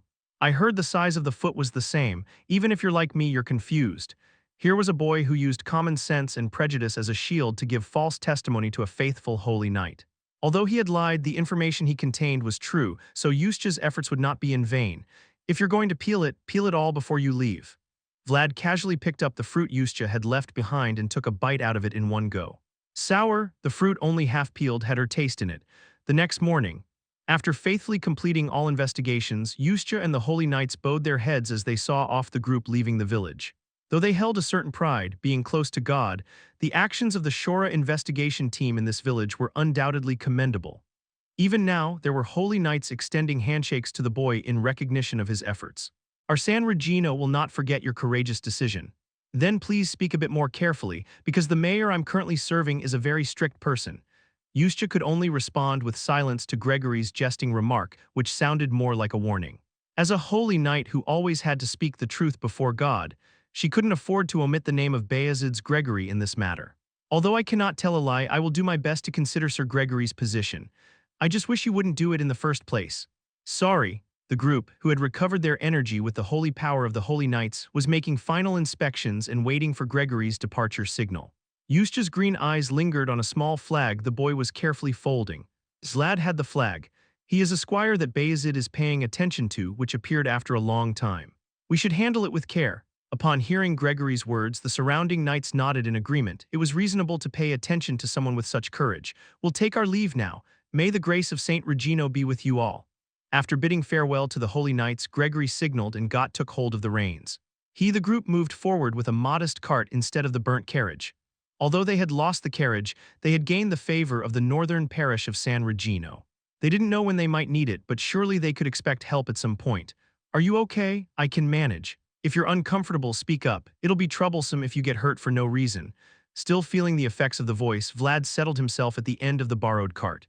The reality of constantly riding in a cart was unsettling, but since he couldn't ride a horse, there was no other choice. The fog is clearing, it looks nice. It's supposed to be sunny here. It was all because of him, after all. Gregory's words provided some reassurance to Vlad. It would be better for Anna to be buried in a sunny, open village rather than somewhere in the dark back alleys of Shora. As they left the fog-filled village, people at the entrance waved goodbye to the group heading to Shora. Among them, Vlad spotted the child who had given him the flower ring and waved back gently. The boy, swaying on the shaky cart, lifted his head to gaze at the sky. The sky, filled with drifting white clouds, was a deep blue hue. Nice. He sincerely hoped Anna would find warmth in this place. Blessed by the holy nights and bid farewell by the villagers, the returning group felt lighter as they headed back to Shora than when they had arrived. Shora's mayor's office bathed in sunlight. Joseph, the owner of the place, was pouring tea for the elderly man seated at the reception table. Although he was dressed in shabby clothes, he had a unique look in his eyes. "When did you arrive here?" "It's been a while since I arrived." "About 2 days. I would have come to greet you immediately if I had known." Joseph poured tea with a neat demeanor, and the elderly man watched him with a pleased expression. The frail child who seemed on the brink of death not long ago had grown so mature. The old man felt proud to have contributed even a little to this change. "Even now, I'm just the lowest of the low. How can I command you to come and go?" When he saw Joseph, he was referring to him as young master rather than mayor, but not only those who were listening but even Zayar, who was next to him, were ignoring it without saying anything. The elderly man drinking tea had the authority to address Joseph as young master wherever and whenever he pleased. "Right, where is he?" Knowing the old man's impatient nature from a young age, Joseph chuckled and replied even before the teacup was lowered. "I sent him on a mission. He's been dispatched to Baron Utman's estate, so he'll be back with a report soon." "Oh, already on a mission even though he is a squire." Hearing Joseph's words, the elderly man's eyes lit up and he nodded. Perhaps this boy might prove useful after all. "In fact, before coming to Shora, I stopped by Sturma to meet the head of the family. I only had 1 ducat left, so I wanted to wrap things up." Joseph and Zayar flinched at the mention of 1 ducat. Was that the intention behind coming here? The squires there are all a bunch of dim-witted fools. How did they all end up bearing the Vayezid's name? The old man, who had turned his head with a dismissive click of his tongue, remarking on the lack of capable young men these days, now addressed Zayar. "Is your squire any different?" "Well, he is probably better than those fools. Seems like the grumbler has something useful to say." Zayar, referred to as a grumbler, clenched his lips shut in response to the old man's remark. But what could he say? In his prime, he had shown the old man every possible aspect of himself, so he had nothing to say. "I hope this lad Vlad grows on me. If he turns out like that Sobanin fellow, relying solely on his parents' reputation and acting all high and mighty, even if he's your squire, he'll get a good thrashing, young master." "My squire has no parents." Joseph offered pastries to the old man with a smile. "He grew up in the back alleys without parents, crawling up here on his own strength." Oh, understanding the old man's intention in coming here, Joseph tried to keep him interested as much as possible. Joseph's story about the typical starting point of self-made success would surely appeal to the old man's nostalgia for difficult times. "You need not reward me with a ducat, just teach that guy a lesson." "Well, if the young master insists." Chewing on the offered pastry and stroking his beard, the old man pondered. Joseph glanced at the flag stuck behind the old man. "Of all the young men I've seen recently, none have pleased me." Although it was small and old, it looked like it had been handled with care and was clearly similar to the flag that Joseph had given to Vlad. "Since you have requested it, I'll take a closer look, young master." Stroking his proud goatee, the old man stalled while fiddling with the flag. The old, worn flag bore over 10 emblems, each representing the honor earned by its bearer over the years. Chapter 65, the sound of a quietly burning bonfire crackling. Vlad watched the flickering flames swayed by the wind, thinking it felt like himself at the moment. The light wanted to stand tall, but the flickering light, swayed by the direction of the wind, seemed similar to the image of a boy being tossed around by greater beings. "What are you thinking so deeply about?" Gregory asked, looking at the boy who was staring intently at the campfire but not actually focusing his gaze on it. "Just various thoughts," Vlad replied softly to Gregory's question. "There are so many remarkable people in this world." "Is that so? I wonder if I can hold my own among such people in the future." That night the boy lost. Perhaps if it was not for the voice, he would have died, like Jorge, like one-armed Jack, and like Anna. Crushed by the overwhelming world, he would have eventually broken. "In life, there comes a time when I have the same worries as you." Gregory, who seemed to know roughly what Vlad was thinking, threw the kindling he was holding into the bonfire. The given bonfire burned with an even louder sound than before. "Is it burning well?" "Yes." In the dark church that night, Vlad climbed up the bell tower against the stormy wind, reaching out towards where children's breaths lingered. Though Gregory didn't witness the scene, he imagined it fitting for Vlad.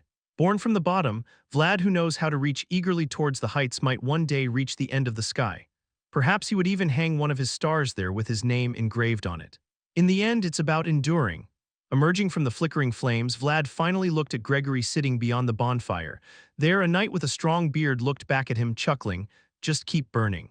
As long as the flames don't die out, you can always reignite them." One cannot help but sway in the blowing wind. However, what's important is to keep burning. As long as the flame of oneself doesn't extinguish, it can ignite again, no matter how fierce the winds may blow. Understanding what Gregory was implying, Vlad nodded in response. Yeah, to confront the suddenly looming vast world, one must also become a towering flame. Inside the world of Vlad, staring quietly at the smoldering bonfire, a glimmer of color began to emerge. Between the contemplative Vlad and Gregory passing a bottle, and even the black horse watching from afar on the hillside, it was a night where each person poured their worries into the bonfire. The last camp heading towards Shora was fading away like that. Good job. Joseph sits in the reception room and greets the investigation team that has returned to their mission. Vlad thought that the dark circles under Joseph's eyes seemed even deeper after not seeing him for a few weeks. It wouldn't be just because he was sitting against the sunlight. "I'd like to commend your diligent attitude towards your mission. I highly appreciate the actions you've taken to get to the root of the problem." Though he looked tired, Joseph calmly evaluated the mission carried out by the investigative team. However, despite the praise from his lips, his eyes showed no hint of movement, leaving the entire investigative team feeling an eerie pressure. "However, I cannot easily overlook the fact that Vayezid's swords were drawn on the lands of another lord." The moment had come. Gregory had already anticipated that Joseph, who had clear standards for rewards and punishments, would not easily let this matter slide. "I apologize." Gregory took a deep breath and tried to say the words he had been planning on his way back. As the head of the investigation team, he wanted to be able to embrace everything himself if possible. There are times these days when you make a reckless move on someone else's land without even thinking about it. However, there was a resounding voice cutting through Gregory's excuses. It carried as much weight as the years accumulated. Moreover, it was a particularly bad move considering you clearly knew how things were going to turn out. Though he was a stranger, the old man's presence was formidable. Feeling pressured by the old man's demeanor, Vlad bit his lip. Once again, the world above was pressing down on the boy. "You're right, we stirred up sensitive issues during a chaotic time." The atmosphere in the reception room froze at the words spoken by the unfamiliar old man, but Joseph, who knew his intentions well, took a moment to catch his breath and continued speaking. "Even now, conflicts over territories, big and small, are breaking out everywhere. Since the royal family hasn't been able to contain them properly, everyone is unleashing what they've been holding back for so long. There's no law that says we can't do that in our north." The old man had a sharp reason to sternly reprimand Gregory. The empire was weakening. Under the sword of Frosin, the founding king and swordmaster, all the lords had gathered their swords, but that era was long gone. In such times, even offering a small justification was like throwing a spark onto dry straw. Even the cursed old ones are watching now. It was a matter significant enough for the Iron Duke to take notice. Being one of the pillars in the north, even the Iron Duke had to pay attention to the event, so Joseph couldn't help but react sensitively. Joseph acknowledged that Gregory's intentions were good, but when Joseph reprimanded him for setting the fire too loudly, Gregory just nodded as if he understood. "So you should have discreetly backed off. I heard there was even a holy knight from San Regino there, right? In that case, it would be a natural procedure to hand it over to that person." Tusk. Listening to the old man's complaining about not adhering to established rules, Vlad's heart began to heat up gradually. It was the instinct of Vlad trying to resist against the imposing world. But you weren't even there. Beyond mere words lay the light breaths of children and the desperate cries of parents that could not be conveyed with a few simple words. From Vlad's perspective, Gregory truly did his best and made courageous decisions. It wasn't a decision that an unknown old man could casually criticize. Anyway, these days, people do not think about the consequences. The children would have died if we hadn't intervened. You who know nothing have no right to say such things. Vlad's blue eyes, glaring at the nameless old man, spoke like that. "What?" The old man was at a loss for words for a moment as he saw the boy coming in, cutting off his words sharply. He wanted to explode in anger right then and there, but the swirling blue eyes of the boy halted his momentum. Sir Gregory acted in the best interests of the children. San Regino guaranteed that. And Vlad glanced at the old man and began to spit out something hot that he couldn't contain in his heart. "Naturally, I would have done the same. I believe Sir Gregory's decision deserves praise, not reprimand." It was an unpolished mass of fervor due to his immaturity.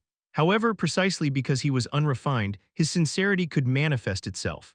As everyone in the reception room lost their words witnessing Vlad pouring out his inner thoughts without any pretense, Vlad's words were not minced, but heartfelt. However, reality had its own rules, unaffected by sincerity alone.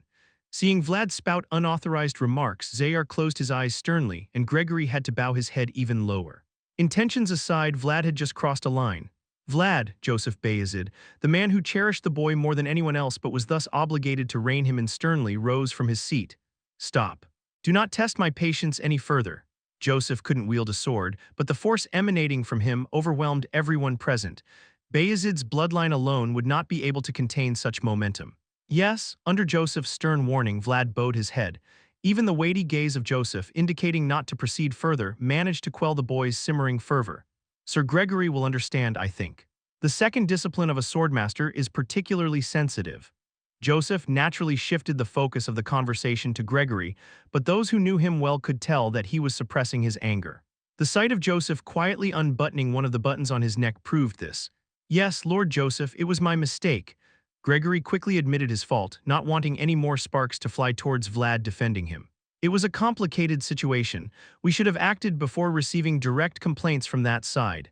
Joseph glanced at Vlad briefly before walking towards the window. Joseph opened his mouth as he looked at the scenery of Shora outside.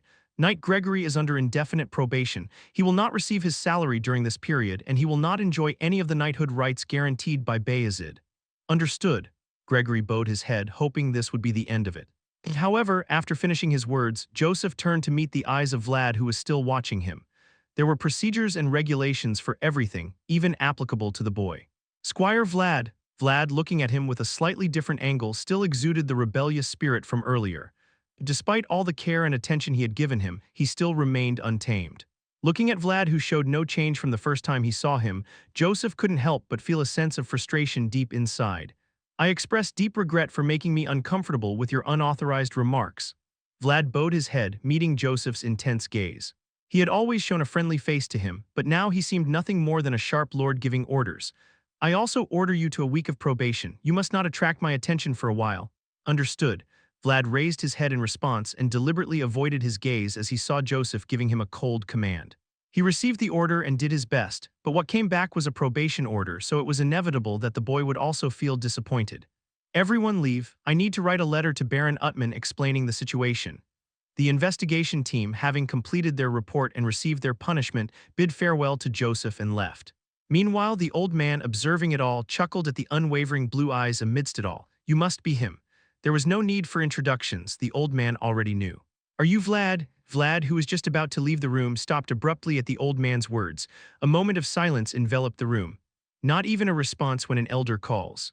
Seems like you lack manners. As Vlad listened to the old man's teasing, his gaze started to become more intense. He had received enough training in manners from a noble lady with a mother's eyes. Vlad turned to the old man, who was judging him carelessly, and introduced himself in a more polite manner than ever before. Yes, I am Vlad. Standing tall and firm, he greeted the old man respectfully, his demeanor akin to that before drawing a sword. May I inquire about your name as well? The old man, observing Vlad's polite yet fierce demeanor, felt a tingling sensation deep within his chest. It almost felt like they were asking each other's names before starting a fight. Well, are you curious about my name? The old man smiled as he saw the boy giving off a raw feeling that was hard to feel from young people these days, and that he had felt for the first time in a long time. Unfortunately, I don't have a name to give you right now. The old man stroked his beard and answered the boy, who was frowning as if asking what that meant. I walk the lowest path. I haven't fulfilled my duty yet. Vlad's expression hardened at the incomprehensible words, and now he could see the old flag planted behind the old man. Unlike his own flag with only 2 sentences engraved, the old man's flag had over 10 sentences etched on it. There were knights who grew old because they could not die. Since they could not retire from the honorable battlefield, they had to follow the lowest places and pick up the honor they had lost, just like the last appearance of the first Swordmaster. The unnamed old man that Vlad was looking at was currently having an honorable retirement ceremony. Chapter 66. A tree rooted on a low hill. A woman with light blue hair was biting her lip, facing away from the window with a clear view of the tree. Count Gaydar has secured the gateway to the north now. More accurately, they've taken control of the region where the gateway can be established. In order to go up north, they will eventually have to pass through us. Stacks of documents piled beside her desk cast shadows over her face, blocking the incoming sunlight. Will they come to us? We can't be certain, but we must prepare nonetheless. Alicia Hainel, the head of the Hainel estate and the master of Diamar. In front of her lay a spread map with the words denoting the Gaydar Count's family placed upon it. It would be comforting to think they're coming, but we can't know when. Indeed, the Gaidar Count's influence now reached directly beneath Diamar. The new victors of the West continued their relentless expansion, now extending their influence into the northern and central regions. We were busy blocking the central region, and suddenly the West is upon us. Alicia struggled to dispel the unexpected anxiety brought on by the swiftly changing situation. The blood of nobles should be blue. They must always be capable of making ruthless judgments. Alicia continued to struggle, determined to maintain this ability. I must write a letter to Count Vayezid. Alicia chewed her lip as she gazed down at the map. Thankfully, they had prepared for such a situation. They will assist us, they have obligations and reasons to do so. Indeed, Vayezid would aid Diamar. If they managed to break through their defenses, the next target would likely be Vayezid's territory, one of the pillars of the north. There was a good reason why the honor duel, which was like a proxy war between the central and northern regions, took place here. You did well to give him the handkerchief. Yes, indeed. Rumors about that boy have been circulating lately. He's growing up splendidly. As Duncan's praise for Vlad reached Alicia's ears, she shrugged her shoulders lightly and replied, "He seems to have formed a connection with San Regino this time. Getting closer to the church shouldn't be a bad thing." Upon hearing Alicia's words, Duncan looked down at her with a subtle expression. The fact that Shora's investigation team had discovered ominous signs at Baron Utman's estate was currently the most talked-about topic in the north. However, most lords would likely pay more attention to the subtle dynamics between Utman and Vayezid or the traces of dark mages. "I've invested in that boy, you know. I understand." However, Alicia was more interested in Vlad's movements than in such dynamics. Continuously tracking his movements since he left Diamar, their spy network in the north had been strengthened considerably. "I think I've made a wise decision." Indeed, as his reputation rises, it benefits us. When Vlad received Lady Alicia's handkerchief, he knew he had a duty to respond to her summons. And when the boy returned to Diamar with the pretext of the handkerchief, he wouldn't be alone. That's what he had promised to Joseph. "Let's expand the surveillance range a bit, so we can detect any suspicious movements quickly. As we lack military strength, we need to buy time." Understood. Duncan saw Alicia quickly changing the topic and decided to move on quietly. It's a busy and difficult time, so it would be a good idea to give her a moment to breathe.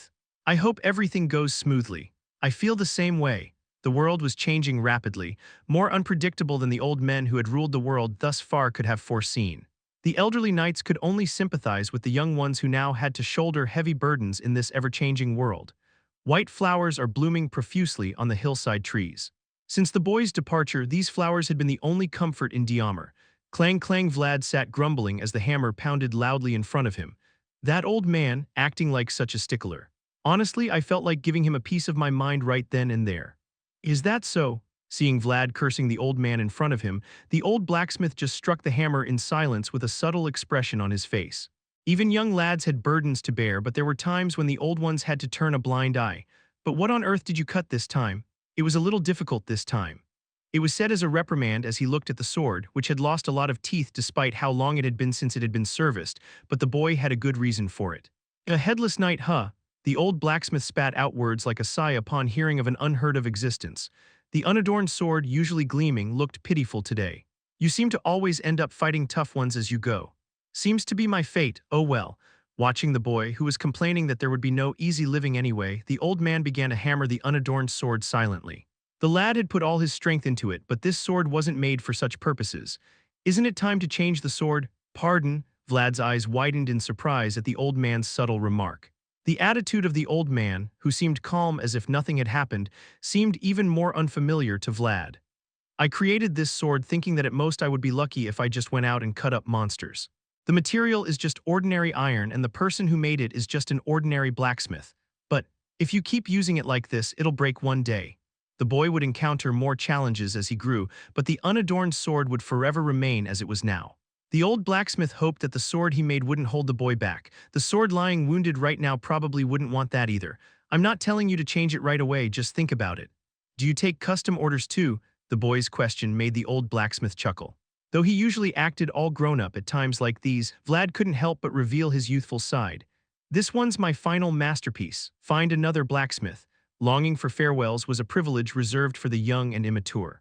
To the old and weathered, it was just another part of everyday life. "Are you taking it with you today? I might need to use it later." "All right." The unadorned sword that came out after cooling down its heated body in a bucket of water had once again returned to its smooth appearance. "Be careful, it's still hot."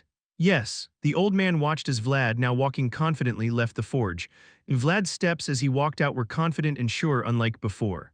Now he can easily get through the mud in front of the door.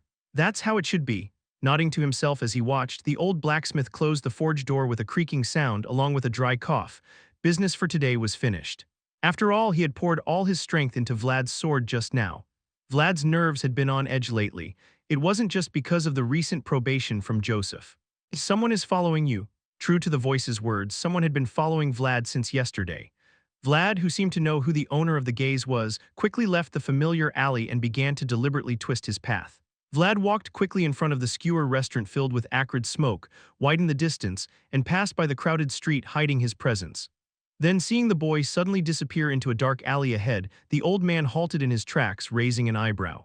Quick on the uptake. Not only did the old man not notice his presence, but he also sensed the boy standing behind him and shook his head. There was indeed a reason why he received the leather armor from Vayezid. "Why are you following me? I was just going my own way, what's your problem?" At the old man's calm answer, Vlad seemed to be unable to bear it any longer and began to growl. "You've been bothering me since yesterday." Sharp-witted. The old man nodded, looking at the boy, who was angry but was not swayed by it. He seemed to be someone with a broad mind, knowing how to control himself. Then his rebellion back then must have been intentional. He seems like a noble. "That's why you shouldn't have done something stupid in the first place. Did I say something wrong back then?" Vlad noticed the old man frowning in front of him. The old man is now provoking him. There must be a purpose and something he wants. If there's something you don't like, just say it. Don't beat around the bush. The old man smiled as he watched the boy growling and slowly grasping the sword handle. There was a raw feeling in the boy, something he hadn't felt in a long time. It was something he missed, but also something he was glad to see. "If you have a problem, come at me." "You brat." Vlad hardened his resolve as he watched the old man clapping his hands towards him. He didn't know who he was or why he was doing this, but the old man was someone Joseph vouched for. There must be a reason for this behavior. "You started it." Vlad quickly drew his sword with the resolve to shatter even that intention if there was one. The old man, who had survived countless battles, was undoubtedly stronger than himself. However, the boy who lived in a world where being ignored meant death was a person who was ready to attack anyone at any time. Swish! Vlad swiftly drew his sword with a speed that surpassed prediction, cutting through the narrow alleyway where there was no room to escape. "You know how to do some tricks." The old man's wrinkles smoothed out when he saw the sword approaching, sharply cutting through a narrow alley with no space to avoid. For such a young boy, it was quite remarkable that he was able to imbue his own characteristics in a single sword. There was a need for him to show something as well. "Why are you hesitating instead of drawing it out?" Vlad was perplexed. It wasn't because his strike was futilely blocked. He had already predicted that. If he moved to the right, he moved to the right. If he moved to the left, he moved to the left. As the old man continued to follow him and strangely pressed the tip of his sword, Vlad realized that his movements had already been read. Damn it! Watching the old man's amazing swordplay, Vlad quickly closed his left eye. Though he expected it, it still wasn't something he could measure. "Why are you doing this to me?" The vast worlds always oppressed and kicked around the boy. Now, fed up with such treatment, Vlad exploded with anger, rushing towards the nameless old man. "Excellent!" The old man raised the corner of his lips as he felt the trembling force of the boy beneath his sword. Even in his prime, there were few who could handle such a sharp aura at this age. "Don't underestimate me." Clang! Within the narrow alley, the swords of the boy and the old man clashed. The boy's energy, which could not be suppressed with technique alone this time, clung to the old man with a wild flame. "You're in good spirits." It wasn't just good momentum. Vlad, who was trying to cling as much as possible to prevent himself from doing anything, was thinking right now. Although he might not catch up in skill or experience, he believed he could overwhelm in terms of strength. The boy's movements, analyzing the opponent's weaknesses and asking for them, clearly showed a desire for victory. With a rough sound, the old man was pushed against the wall. Indeed, the cruel passage of time couldn't stop Vlad from pushing the old man away. "It's impressive, but how long will you keep smiling?" Seeing the old man's leisurely smile, Vlad became very intoxicated and thrusted his unadorned sword with all his might, aiming it at the old man's neck. "It was a good move, but you picked the wrong opponent." However, as Vlad continued to see the old man's relaxed smile, he felt a sense of foreboding. What? The old man's sword? No, the old man's arm was shining. Seeing the old man injecting aura into his arm instead of his sword, Vlad was horrified. He had never seen a knight inject aura into their body instead of their weapon before. "Not bad, right? It's enhancing my body." The old man, who was joking as if introducing a toy, began to push Vlad's sword back with all his might as if it was now his turn. Feeling a completely different force from before, Vlad's sword started to give way gradually. The old man was overpowering Vlad with his strength. With a little creativity, even this is possible. There was no time to be surprised by the strange flow of events. This time the old man's palm glowed and effortlessly grabbed Vlad's sword. Despite being freshly repaired, the sword was expected to be sharp, yet there was not a drop of blood on the old man's hand. It was the strengthened palm of the old man that made it possible. "What's going on?" Vlad let out a silent scream inside. It was a scream that shattered every bit of common sense he had built up so far. The voice had no advice even in this situation whether he was doing it on purpose, so Vlad instinctively abandoned his sword. He then quickly pulled out Jorge's dagger and dived into the old man's arms. "Huh?" the old man exclaimed in admiration at Vlad's quick judgment. Vlad, discarding his sword and rushing in, displayed a daring move that only someone with the heart of a beast could make. Once again, the realization struck that this boy was born with this. "You." In response to the unconventional move that a properly trained knight would not make, the old man, almost involuntarily, sent a powerful punch infused with aura. It was just one blow. It was a fierce struggle, but with one blow from the old man, Vlad stumbled back with a loud thud. The force of the punch was so strong that the shoulder part of Vlad's armor burst open. The snake's protection, which had been broken in the last battle, could no longer protect the boy. Damn it! However, even though it was just a single punch, Vlad's resilience in provoking the old man's sincerity was commendable. Perhaps if Joseph or Zayar were watching the current situation, they would be astonished beyond words. "Are you all right?" The old man, blaming himself for not being able to control his strength, called out to Vlad, but the one who needed to answer was lying sprawled out in the distance, possibly knocked unconscious by the powerful impact. "The armor seems to have taken a hit." The old man, who had finally caught one flaw, walked towards the fallen boy with a truly satisfied expression. No wonder Zayar had smiled so mysteriously. However, as the old man approached to help the boy up, he was startled when he saw the blue eyes glaring back at him. Gregory had mentioned it. The flame must not go out under any circumstances, and the boy hasn't given up yet. Damn it! Vlad grabbed onto the old man, trying to lift him, and delivered a powerful headbutt. With no room to escape as they were tightly entwined, the old man had no choice but to endure the attack. Crash. The sound of something breaking echoed in the empty alley. Vlad's intention had clearly succeeded. "Damn!" In his fading consciousness, Vlad muttered a curse. The last scene that caught Vlad's sight before losing consciousness was the wrinkled forehead of the old man shimmering with aura. Chapter 67. A city surrounded by a fortress wall. Sturma, Peter Vayezid, the owner of the place, was stroking his chin as he looked at the impressive armor laid out in front of him. According to the report from Lord Joseph, Sir Larmond has arrived in Shora. It seems he's showing interest in the squire there. "I see." Peter nodded his head, recalling the time when Knight Larmond first returned to Sturma. Larmond, a knight of the former head of the family, was a difficult man to deal with, no matter how confident Peter was. When such a person saw the condition of the squire here, Peter could only sigh, leaving him with a bitter aftertaste. Should I consider it a relief, or should I just lament that this is all I can do?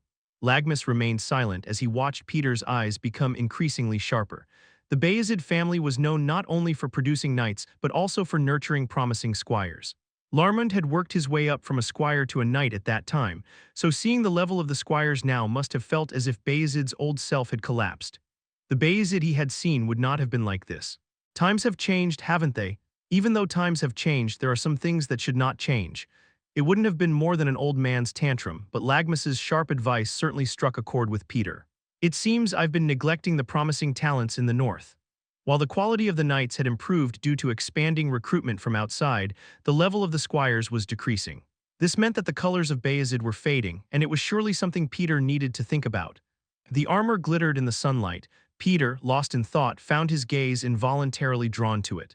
It was armor sent from the northern parish of San Regino. The brief letter accompanying the armor bore the circumstances of its sending and the name of a familiar boy. "It seems quite impressive. He has received recognition from the outside San Regino." "There's nothing as reliable as cross-validation, isn't there?" Peter nodded at Lagmus's words. "From the Holy Knights of San Regino to the choice of Larmond, a knight from the old days. It should be sent to Shora." Indeed. Fortunately, the old traditions of Vayezid were still being upheld. Seeing that, Peter felt relieved, though he didn't show it openly. Sturma's sturdy fortress walls were built upon such traditions. Vlad opened his eyes on the bed with a groan. The slight lingering headache furrowed Vlad's brow involuntarily. "How did I get here?" Judging by the damp towel on his forehead, someone had nursed him while he was unconscious. "I had a run-in with an unpleasant old man." Vlad furrowed his brow, recalling yesterday's events. Though his memories were fragmented as if he were drunk, Vlad still had vivid recollections popping up in his mind. a shining forehead. It was a forehead that gleamed brightly, radiating a sinister power. That's possible, huh? They say the world is wide and there are many strange things, but when he actually experienced it, he almost laughed. The old man's forehead, strengthened with aura, was so hard that it would have been better to hit the wall. Can you use it like that? Talent manifests itself in various forms. Judging by the fact that there was no mention of seeing him till the end, the voice had never seen or heard that before. Or perhaps it was there in his memory, but he had forgotten it. Well, I did enough to still be receiving hospitality. Indeed, he must be someone worth learning from. Vlad quietly nodded at the voice's words. It was an old man whose name and identity were not easily revealed, but Vlad could roughly guess it through his intuition. An old knight of the Vayezid family, and now someone who wandered around retired. It seemed to be some kind of ceremony only knights could perform, but as Vlad was still just a squire, it was difficult to guess exactly what he was doing. Why are you murmuring to yourself like that? Come in after knocking. As Vlad got up from the bed, someone entered the room with a brusque manner. It was a girl barely visible behind a stack of clothes due to her small stature. I need a hand to knock. Zemina dumped the pile of clothes she was carrying onto the bed as if annoyed. They were all clothes that Vlad had been wearing. If you leave them alone, I'll take care of them myself, but don't push your luck.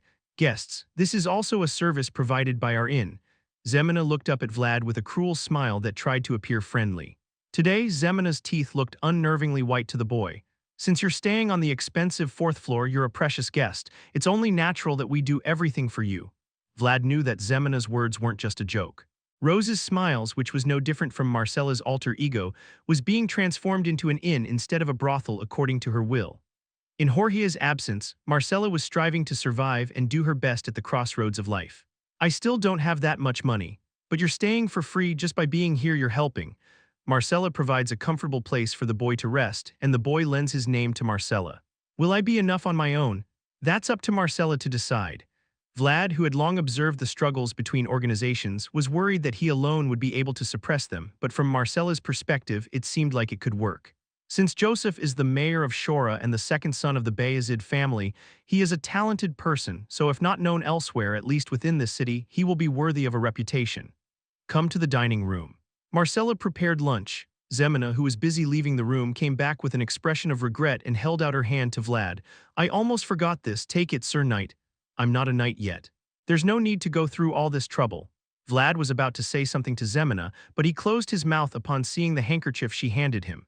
It was made of luxurious silk with someone's name embroidered in golden thread. It seems clear to me that you are Lady Alicia's knight. This couldn't be helped. Vlad wanted to explain in more detail if possible, but seeing Zemina forcing a smile, he decided to keep quiet. There's a time for everything, and now wasn't the right time to clear up misunderstandings. It was worth sending the sword along with cutting off the hair. You've made quite a name for yourself. Thank you for thinking so. Bang.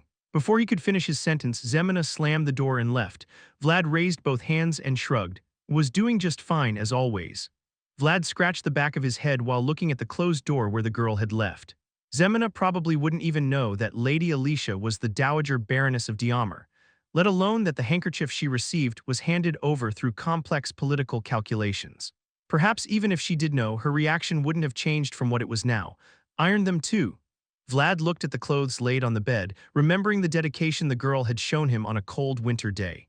The red-haired girl's hand felt warm on the clothes the lady had given me. Vlad did not crane his neck out for a long time as he changed the clothes that Zemina gave him. The feeling of the fabric touching my body was different, but the warmth the girl gave him was no different from before. It was good to come back. Vlad thought so and craned his neck. I said I'm sorry. Just buy me one. Something decent. There are things that money can't buy. Vlad sat at the table where Jorge always had his breakfast, spooning up the soup. Despite enjoying Marcella's soup that he missed, the boy couldn't easily calm down.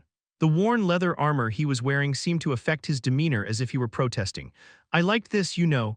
Yeah, it's fine armor. The old man, understanding the boy's sentiments well, simply stirred the soup in front of him. The leather armor given only to promising squires by the Vayezid family was indeed something that couldn't be replaced with money, as the boy had said. The old man still vividly remembered the excitement he felt when he received that armor in his youth. Then let's go to the city hall with me later. Why? Although the old man wanted to throw away the soup bowl in frustration at the boy's curt response, he held back. It was true that he had started the fight first, and he had not been able to properly control his strength, so he hurt the boy and even broke Vayezid's armor, so he could be said to have committed a great sin. Isn't it about time you showed your worth to the young master again? Your probation week is over, and if you mess up, your evaluation will come back, won't it? Vlad, who had been tickling, listened to the old man's words and began to think deeply. Surely, there was no better way to improve his declining evaluation than to bring back some accomplishments. Moreover, seeing how Joseph's attitude towards the old man was extreme, following his advice seemed like a wise choice. So let's work together on something. I'll give you a generous raise after seeing it. What kind of work? If you ask Zayar or Vorden, they'll give you at least one thing to do. Shall I slice bread for you? Seeing the boy instinctively understanding when to withdraw and when to advance, the old man was left speechless. Why did you act that way back then? When was that? Just slice the bread. Seeing the boy's eyes widen as if he had no idea what he was saying, the old man just clicked his tongue. He's not going to be easy to handle. The old man felt pitiful as he looked at the boy who was so clever and thought about how Joseph must have suffered. But you still have to pay for the armor that you broke. But since he was the one holding that clever boy in his hands right now, the old man had to pay for it. Unable to enter the city hall due to the probation order, Vlad settled in the stables outside. Feeling better now? I'm feeling a bit better after resting. I've been worried sick about you until you got here. Now the stable master of Shora greeted Vlad. Are you up for it? What could be bad? I get paid well, get plenty of food, and a good place to sleep. Plus, I heard there's going to be a special bonus this time. How much are you getting paid? When Vlad asked, Got waved his finger and said, even though we're close, that's not something you ask. You swindler. Vlad's anger surged as Got mentioned getting paid well. Vlad's formal status was a squire, and the position of squire in the Vayezid family was like an assistant and apprentice to the knights. In other words, Vlad had never received any salary other than the pocket money given to him by Joseph. But still, you got a lot of stuff like armor and clothes, Captain. However, Vlad had nothing to say in response to Got's words. The support, tangible and intangible, provided by Oksana and Joseph to him was worth far more than mere gold coins. Even just the position of being Zayar's squire could potentially bring hundreds of gold coins as gifts from other families. Anything unusual happening lately? It's been a few days since I arrived. Got, who was sweeping his horse as if he didn't care about the question asked, confirmed that no one was there and quickly turned his head to whisper to Vlad. There have been rumors. Oh really? The relationship between the two, like that of a crocodile and a bird, was still intact. Vlad's mouth started to curl up as he listened to Got's whispering.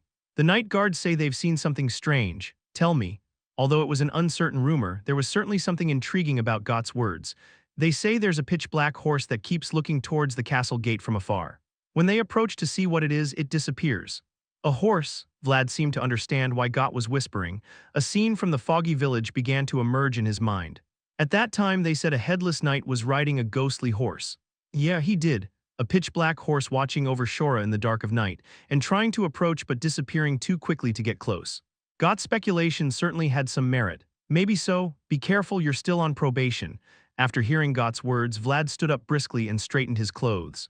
Despite being on probation, it seems like I have some work to do. Huh, get yourself ready too. Yes, Vlad put his hands on his hips and looked at the old man approaching in front of him. The afternoon sun was almost gone, casting a glow on the old man's forehead. Hey brat, let's go. You could at least call me by my name. The old man laughed, saying he had brought some work to do. The paper the old man was holding had a picture of a pitch-black horse drawn on it. It would be nice to receive extra pay. Well, seeing the mischievous expression on the boy's face, Got tossed the solo file he was holding into a bucket. I haven't even had a chance to rest. Right, Vlad broke Got's sweet rest and smiled brightly. If you can't ride a horse, then get the person who can. That was the decision the boy had made. Chapter 68. A worthy being shines everywhere. There it is, hurry, chase after it. What a troublemaker, and everyone was bound to covet a shining being. A pitch-black horse was running away under a night sky of a color similar to its own. He handed over his duty as the leader of the group and came looking for the boy in pursuit of the memories of that day. But the greed of humans to possess a shining being was blocking his path to moving forward. Nooses filled with ominous spells were flying towards the pitch-black horse. On the horizon of the world where you and I meet, we become us. A wider world would guarantee higher possibilities, but the boy who faced the death worm like him that day was not here. Thus the black horse had no choice but to bear all of this burden alone. Hee under the rising moon, the black horse's howling cry echoed. Beneath the sunny summer sky, a cart filled with hay was passing through the meadow. An old man wearing a straw hat and a boy yawning beside him, and even a young man with a long jaw driving the cart with them. The sight of them huddled together in a small cart looked far removed from knights or swordsmen. How far are we going? To Varna. But is it okay to just lie down like this? They say it will come to you on its own. The group was quietly trailing behind the northbound route heading towards Varna. According to witnesses, the suspected ghost horse was not only swift but also always observed from afar when people rode in carriages or carts. He's got a definite purpose. Surely he's no ordinary horse. Listening to the old man's words, Vlad and Got couldn't help but recall the events of that day, the foggy village, the headless knight, and the ghost horse he rode. Perhaps the ominous signs had followed them all the way to Shora, making them feel uneasy. The sky's nice, the wind's blowing too. Regardless of their concerns, Larmand seemed to be enjoying the current situation, casually nibbling on a piece of hay. How long has it been since you handled the aura? It's been about 3 months, no, 4 months, from Diamar, yes. The old man pondered, looking at the boys back through the gap in his straw hat. Their original purpose for coming here was to investigate the unidentified horse, but honestly, even if they didn't find it, it didn't matter much. After all, the main reason Larmand stayed in Shora was the boy right in front of him. All he wanted to do was stay by Vlad's side for a few days while he searched for the horse, observe, judge, and teach him anything if he found something special. 3 months is a bit fast. What do you mean? In response to the boy's question, Larmand took off his straw hat and met Vlad's eyes. Compared to when I was awakened, your aura is stronger. It's surprising that you still haven't found your own color. As the conversation turned to aura, Vlad began to listen attentively to the old man's words. Zayar and the voice always emphasized the basics, and they hadn't given Vlad much instruction about aura. He had simply awakened on his own and moved forward. Aura is essentially a concrete manifestation of your subconscious. Not finding your color also means that your world hasn't been defined yet. How do I find my color? Larmand smiled at the boy's blue eyes, but he shouldn't reveal too much. Zayar must have had his own direction in mind. Try to reveal yourself more to the world, don't hide too much. What does that mean? After pondering Vlad's question for a moment, Larmand spoke. Create a mechanism that brings out the world inside you. The knights call it the key. A key? Vlad's eyes were keenly observing the unfamiliar term. Larmand seemed pleased to see the boy trying to pick up on his words. It's nothing special. Have you seen the knights around here use an aura? Yes. Do those people just use aura? Then do they use it differently? Seems like your observation skills are lacking. Larmand leaned against the haystack, wearing a meaningful smile as he spoke to the boy. Think about it, did they take any specific actions before summoning aura?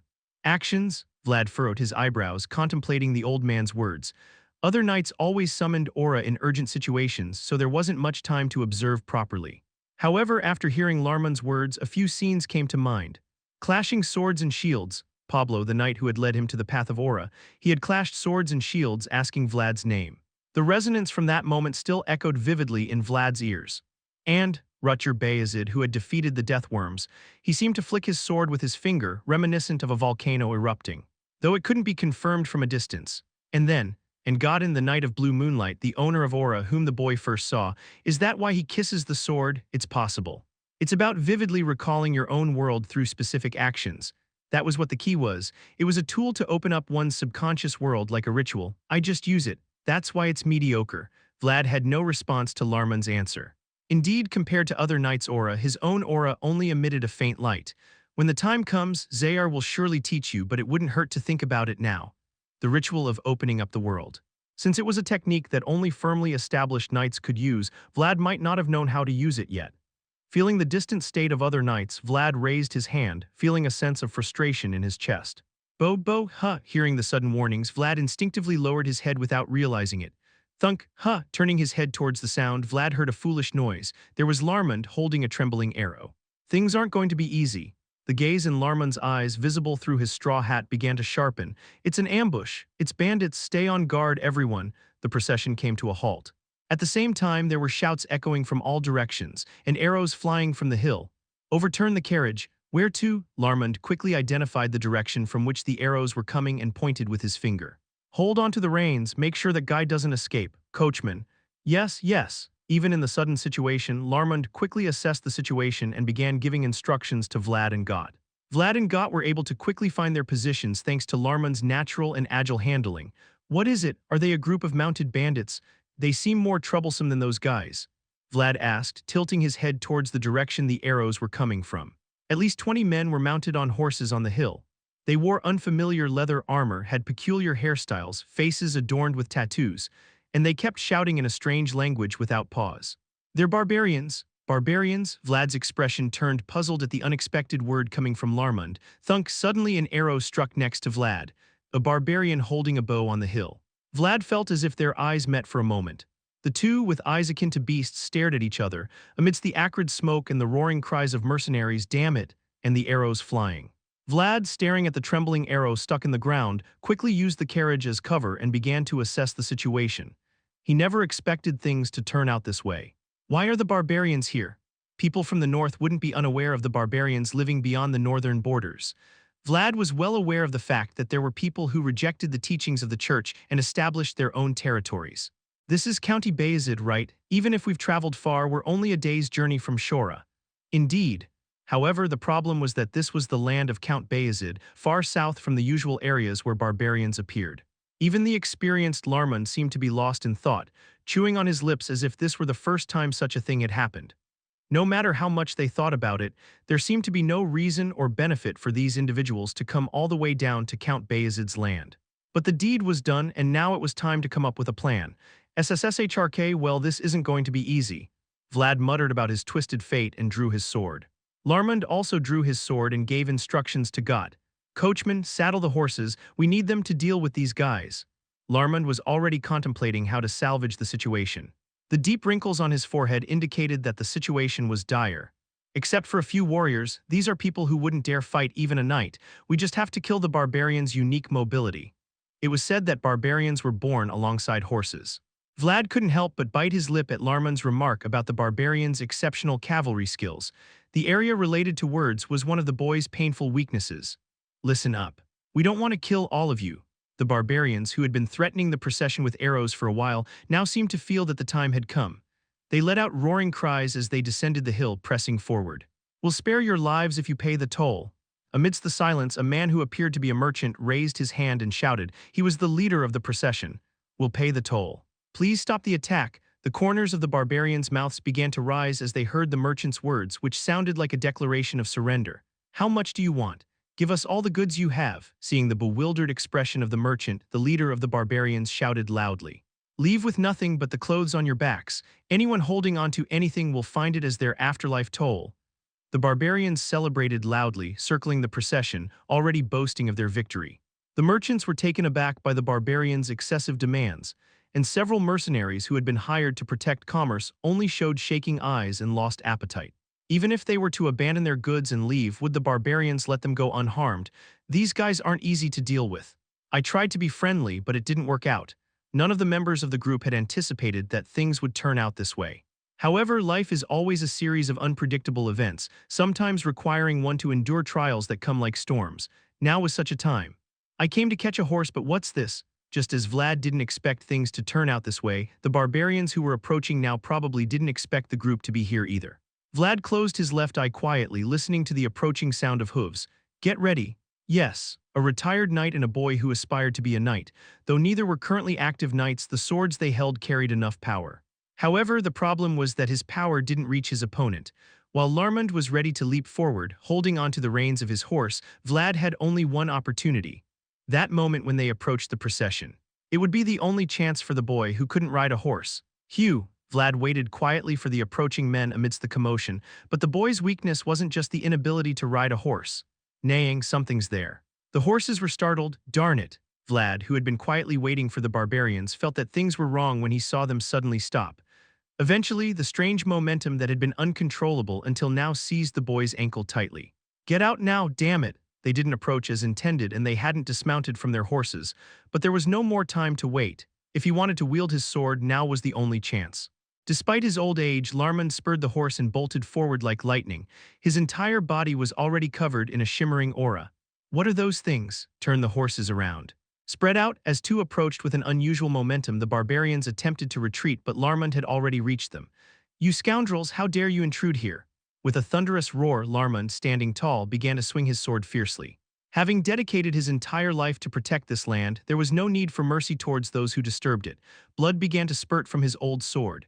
"It's an aura. Why are there knights here?" The startled barbarians, seeing the shimmering Larmand, quickly grabbed the reins and began to turn their direction in a hurry.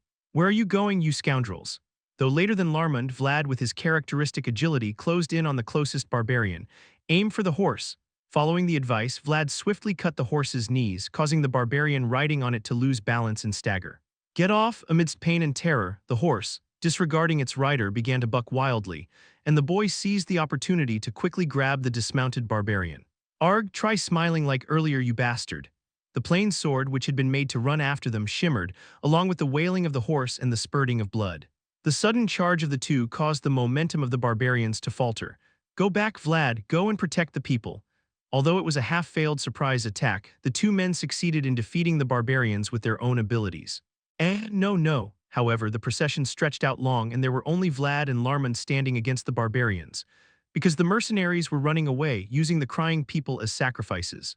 "Those damned bastards." Vlad muttered a quiet curse towards the fleeing mercenaries, but it was inevitable. They were just mercenaries, and there was no reason for them to risk their lives in such unfavorable circumstances. Captain Gott, wielding his sword, was at least putting up a fight, but he was skilled in combat, not in swordsmanship. Blood and screams filled the air. "Steady your area, we can't protect everyone here." Damn it, the voice was right. Vlad's sword could not stop the relentless onslaught of the barbarians, who were constantly attacking and retreating. Vlad doesn't know if he would have moved with them on horseback, but Vlad was just a person stuck to the ground. "Holy shit, come down and fight, don't go around acting like a coward." However, as if laughing at the boy's thoughts, the barbarians, like a swarm of bees, were constantly swarming around the procession, stealing, killing, and injuring people. Horses and mobility.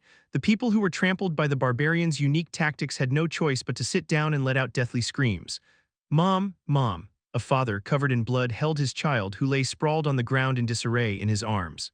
Seeing the horrific scene, Vlad hurriedly looked for Larmund, but the situation made it equally difficult. The horse Larmund had taken was a pack horse, unable to catch the agile barbarians. Rather, Larmund's skill in tearing apart a man who looked like the leader of the barbarians and driving him out of the procession was remarkable, even in such adverse conditions. Once again, the boy could do nothing but rage helplessly at his own powerlessness. The world presents various challenges: heights unreachable, giants insurmountable, speeds uncatchable. Feeling the various limits rushing towards him, Vlad bit his lip in frustration. Once again, he found himself in such a situation. In a moment that he could not handle on his own, there was a sound that reached Vlad's ears. It was a sound that he could identify in an instant, even after not hearing it for a long time. "What's that? It's him. He escaped last time," a black spot starting from far away. However, in the blink of an eye, there was a presence that pushed through the barbarians and approached with determination. Vlad realized that the jet-black eyes coming towards him were seeking him out. Here, the sunlight sparkled on the unadorned sword held high. "Look, I'm here." The motionless boy and the horse, which had to avoid the ropes, recognized each other, as the passing jet-black knight quickly brought a star above him. Vlad suddenly raised his gaze and stretched out his hand as he had done that day without realizing it. The flow of air between his fingers was speaking. "Let's go." Now he could run. He didn't have to endure anymore. The unadorned sword that had nowhere to go was raised straight up, the world flowing through the boy's left eye, a white horn standing fluidly on top of a pitch-black horse. The two worlds began to meet at the end of each other's limitations. Chapter 69. It didn't matter if he didn't know horseback riding or if he wasn't sitting on the saddle. "Krag, hurry, get on the horse," As the boy looked ahead, someone was there, and after swinging his sword, he was gone in an instant. Worlds upon worlds. The two, connected by aura and horns, were heading toward the same place even though they were looking in different directions. "This is it," Vlad laughed out loud as he felt the wind blowing past his face. "The sound of the pitch-black horse's heartbeat felt throughout my entire body." Vlad swung his sword, feeling a heartbeat twice as strong as his own. More blood will be needed to burn this giant heart. Laugh like before. With each passing of the Black Knight, the blood of barbarians spread thickly. Those who descended to the ground, blinded by loot, could never mount a horse again. "That guy set people on fire. He's the one that even you rejected." The barbarians who had been looting merchants were startled and perplexed as Vlad approached rapidly. Not only because of his speed and the ferocity of his sword swings, but above all, what surprised them was the fact that the boy they had been chasing had picked up a horse.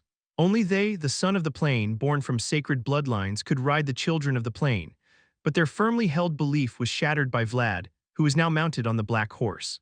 Contrary to their expectations, the black horse belonged to no one but itself, and it chose the boy of its own accord. Do not hand the children of the plain over to the Empire's brat.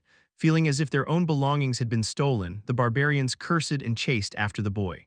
With a sense of pride trampled beyond just their dignity, the barbarians began to pursue the boy, leaving behind even shiny gold coins. Although they were mere barbarians driven out by the Empire, there was still a last line they couldn't give up. Their following, Vlad, who had been cutting down those who had been looting for a while, was confused as to what to do when he saw the people coming towards him. Vlad achieved the purpose of diverting them from the procession, but they surrounded him quickly, so it was difficult for the inexperienced Vlad to handle. As Vlad hesitated, unable to make a decision, the barbarians suddenly began to encircle him, who had been running, the sharp gazes of the barbarians coming at him like knives. Vlad, trapped in a crowd of more than 10 people, gritted his teeth and prepared for the coming evil. "Get off that horse right now, kid. You dare to ride a horse that's not yours." Even amidst the piercing gazes of the men coming at him like daggers, Vlad remained undaunted. "What business is it of yours whether I ride this horse or not? I will do what I want. I crawled up here to do just that, and you lot have no right to stop me. You're criticizing us. Brat, kill him!" The barbarians, who saw the boy's burning blue eyes, extended their swords from all directions as if they were waiting. Vlad tried to quickly raise his aura to confront them, but before he knew it, he was just stumbling in front of the men's swords. Vlad wasn't fighting alone. The black horse, deftly slowing down, evaded the swords thrust by the barbarians in an instant. Kung Sikong then, he roughly pushed the horses of the barbarians running next to him and began tearing up the siege they had created. Even the pitch-black horse had a debt to pay back to them. White horns that can only be seen in the boy's world that is connected to each other. The black eyes, now glowing along with the horn, began to exert an irresistible pressure on the surrounding horses. It was a force so formidable that it couldn't be attributed to a herbivore. "Whoa, damn it, we're surrounded." Vlad, who had been trapped in a huge net, tore the net and jumped out, taking his place behind the barbarians. It was a position that only a pursuer and a predator could capture. "Cut the noose." In the sudden reversal of positions, while Vlad was still taken aback, some of the barbarians swiftly began to cut the nooses they were holding. These were the nooses imbued with spells that had been flown to capture the black horse the previous night. Seeing the nooses filled with malice that he couldn't handle himself, the black horse began to howl. The night sky from that night when the ropes flew from all directions came to mind. "How dare you?" However, this time, it was the boy who was responding to the part the black horse couldn't handle. The world that Vlad had been holding in began to flow out from his closed left eye. "These bastards are persistently annoying." Vlad kept in mind the nooses flying from all directions and began swinging his sword at the exact moment.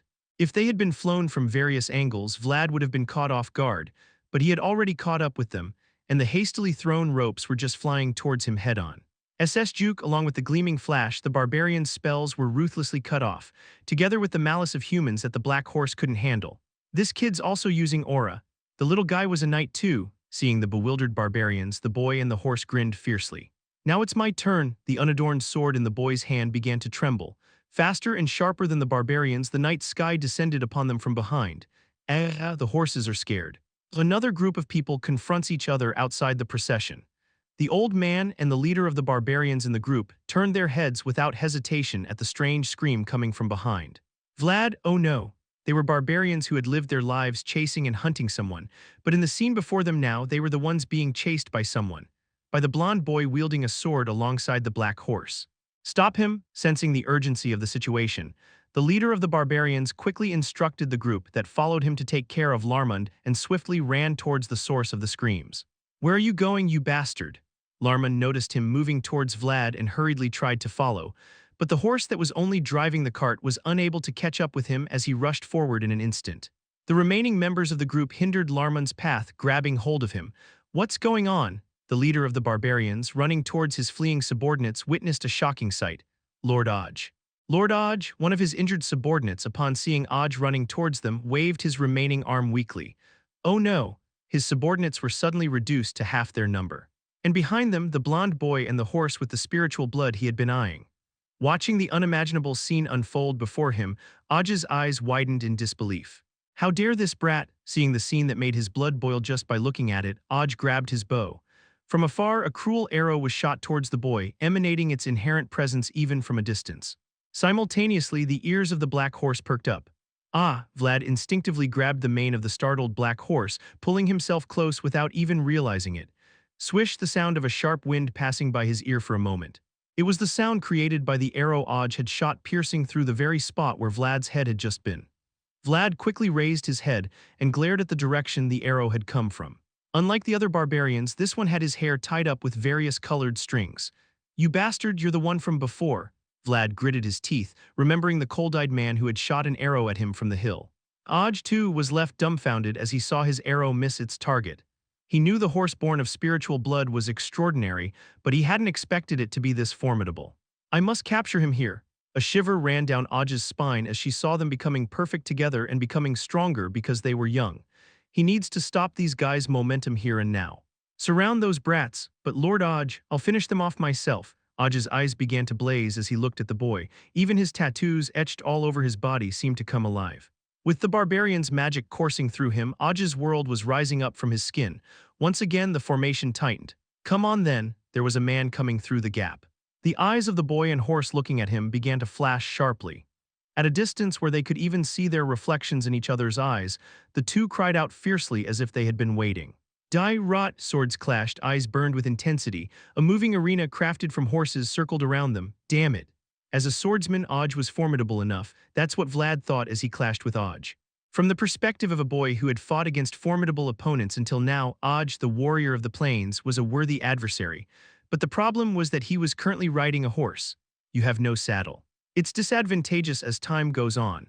The voice echoed in his mind, reminding him of the disadvantage of not being able to leverage the power of a tool. The longer the situation dragged on, the more disadvantaged the boy became. Feeling the trembling thighs of the boy, the black horse tried to stabilize its upper body to alleviate the burden, but the malevolent forces surrounding them hindered its efforts. You need to break free. How? Vlad desperately turned his head, trying to find a way to escape. But all he saw around him were barbarians, and this time even the black horse couldn't easily break through the encirclement. Riding a spiritual horse like that, Aj's presence next to him was suppressing both the boy and the horse. In a moment, Vlad's gaze fell on Larmund, who was following closely behind. Though obscured by the barbarians, Larmund's gleaming forehead was unmistakable even from afar. Except for a few warriors, these fellows might not even dare to face knights. You just have to kill the barbarian's unique mobility. That was something an experienced knight said, that barbarians were only formidable when mounted. Vlad's eyes were shining blue as he looked at Larmund following from behind and the siege with no way out. I heard you were born on a horse. What? Aj sensed the changed demeanor of Vlad, even noticing the slight upward curve of his lips. I've been stuck down there all this time. A boy born in the alleys of Shora had never once stepped off the battlefield. If I've done it this far, you should do as I say at least once. In other words, the boy was accustomed to mud fights. He was born there after all. Damn it. Aj was taken aback as he saw the fierce eyes of the horse leaping towards him. Get down, you brat. Vlad grabbed Aj recklessly while riding the running horse. Taken aback by the boy's action, which seemed like a mutual suicide pact, Aj could only twist his body in confusion. He had never experienced such a nonsensical attack in all his years of living. Ugh. A barbarian warrior who falls to the ground due to the actions of a boy who is nothing short of unexpectedness incarnate. Immediately afterwards, an intense pain struck his back. As he looked at the approaching ground, gradually turning black, Vlad recalled the gleaming forehead of the old man he had seen that day. Vlad, who recalled the scene he saw that day in a split second, mercilessly pushed the aura towards the shoulder that was the first to touch the ground. He hadn't learned it, but he had seen it and felt it. Amidst the thick rising dust, the left shoulder of the boy now touching the ground was faintly glowing. This brat, this bastard, Larmund, who followed late, was frightened when he saw the boy who had grabbed the barbarian leader in front of him and tumbled to the ground. No matter how sturdy a knight's body might be, falling like that made it hard to guarantee one's life. However, as the thick dust cleared and the scene before Larmund's eyes became clear, it was entirely different from what he expected. I am Ag of the Budart tribe. Vlad wielding a plain sword amidst flowing blood all around, and beneath him a fallen warrior of the barbarians. I don't have a name to tell the likes of you. Vlad had learned that to confidently state his name, he must move with honor. The barbarian under him was nothing more than a bandit who plundered and killed people of Vayezid. Larmund lost his words as he looked at the scene before him. The boy's left shoulder was still faintly glowing. Larmund swallowed his saliva as he saw the aura shining from Vayezid's armor bursting here and there. What if you steal it before I have it? Everyone present here was looking at the boy. A boy riding a sacred horse according to the ancient traditions of the barbarians, and a boy clad in the old traditions of Vayezid following his aura. There were two old things that continued within the boy's world. Chapter 70. Joseph offered a cup of tea to the nun sitting in front of him, an elderly woman wearing shabby-looking clothes that were neatly ironed. The head of the convent spoke while drinking the tea that Joseph had provided. Though I understand your desire to nurture that squire, you must be cautious. The nun was making eye contact with Joseph with her head held straight. From what I've observed firsthand, he was very impatient and vicious, perhaps because of his lowly social status. This kid will definitely cause trouble. That day, Vlad didn't bother with proper procedures as he dragged Zemina out of the convent. If he had thought ahead even a bit, he wouldn't have done so, but sometimes emotions override reason in life. I told you this because I was worried that it might damage your reputation, Mayor. Is that so? Joseph was already aware that Vlad had committed some indiscretions in the convent. However, now warning against his actions seemed to have a deliberate intention. The head nun had reasons to caution the boy who had earned the approval of Priest Andrea and San Regino. Lord Joseph, what's the matter? As Joseph pondered over who might be behind the head nun, Zayar knocked and opened the door, stepping into the chamber without waiting for permission. Zayar knew he shouldn't interrupt a guest meeting, but there was a good reason for this. The stable keeper who went with Sir Larmund has returned. Joseph narrowed his eyes as he noticed Zayar's uneasy expression. He returned alone. What's the reason? Joseph nodded in response to Zayar's expression. Bring him in. Despite the head nun sitting right in front of them, Zayar's demeanor signaled urgency. Lord Joseph, something serious has happened. With a gesture from Zayar, Gott, who had been waiting outside, hurriedly entered. The face covered in sweat and dirt showed how urgently Gott had moved. Speak. Upon Joseph's permission, Gott gulped down his saliva and quickly began to articulate the words he had prepared. Barbarians have appeared. As the word barbarians escaped Gott's lips, the head nun involuntarily covered her mouth, showing how much terror the word barbarians could evoke even from her. Where, on the road connecting Shora and Varna, they were attacking people there. It was an impossible situation, but the man named Gott was a person with a certain amount of trust based on his past experience. His report is worth listening to. The old man instructed me to bring people. As Gott spoke, he licked his lips nervously, whether from the pressure of Joseph's gaze or the urgency of the situation. The old man and Vlad are currently holding the leader of the barbarians hostage. Gott continued. Larmund and Vlad were barricading themselves to protect the people under attack by the barbarians, just the two of them. Zayar, prepare the cavalry immediately, you go yourself. Yes, Gott, I apologize for asking this of you right after your return, but you must guide Zayar. Understood, go quickly. Move swiftly. Joseph, who had sent the two away, was lowering his head with both hands on his forehead as if praying. But Joseph wasn't bowing his head to pray. He was restraining his anger, thinking about the audacity of those barbarians who dared to defile Vayezid's land and whoever was warning him. Quite commendable, isn't it? Joseph slowly lifted his head, turning towards the head nun who had been sitting in front of him. Even if his status is humble and his temperament hasty, is he not protecting the lambs according to the will of God? Indeed. The gaze of the head nun reflected in Joseph's eyes was emitting a more dangerous gleam than the boy he had seen that day. It was a gaze that seemed to suggest that if trouble were to arise, it would likely come from this direction rather than the boy. Please convey my words, head nun. The city of Shora is moved by two hands. Joseph Vayezid, the legitimate mayor of Shora, recognized by blood, and the bishop of Shora, who protects humans according to the word of God. These two individuals. And I will come to see you soon. Though belonging to different realms, two individuals moving in the same city were destined to meet sooner or later, for ultimately both human authority and divine authority stem from the people. Beyond the window of the mayor's office, the sound of hooves thundered as the cavalry rushed out. If it had been an ordinary band of thieves, they would have fled the moment their leader was caught. However, they were not a band of thieves but warriors of the Budart tribe, a barbarian tribe, and Oj was the son of the tribal chief and their leader. It seems like their numbers are increasing, don't you think? There were quite a few heading south. At Vlad's words, Larmund nodded heavily. The barbarians hadn't given up their leader. Pressuring Larmund and Vlad as they led people and slowly headed south, they continued to follow them down. Even now, with the walls of Shora faintly visible. It seems like God has arrived properly. However, this precarious standoff that had lasted over a day was now over from this moment. With his sword pressed against Oj's throat, Larmund looked into the distance where the dust was rising. They were the soldiers of Shora. We're a little late. Do not forget that this is the land of Vayezid. Oj nodded as he looked at the troops coming from Shora. If the warriors he had brought had gathered even a little earlier, no matter how skilled the two who came, they would not have been able to protect everyone here. If that had been the case, they could have at least escaped. It was an excellent judgment, old man. The decision to stay and lead people back to Shora while under pressure, calculating the appropriate distance and timing to send got back to Shora, fearing they might be caught. If either had gone wrong or if they couldn't attempt it, they would have been surrounded by unfamiliar barbarians instead of looking at Shora. Why did you come here exactly? Why did you venture this deep? Now that he had achieved his intention, Larmund began to voice the questions he had been holding onto. But Oj's gaze was fixed not on the sword threatening him but on the boy riding the black horse in front, eyeing his comrades. We needed the son of the plains, that's why we followed this far. Are those who followed the horse plundering people? That was just a little extra pocket money. Even though Oj was thrown to the ground by Vlad, he did not lose his confident attitude.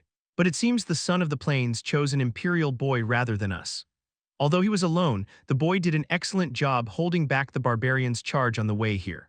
Although he didn't want to admit it, there must have been a reason why the Son of Plains chose the boy over him.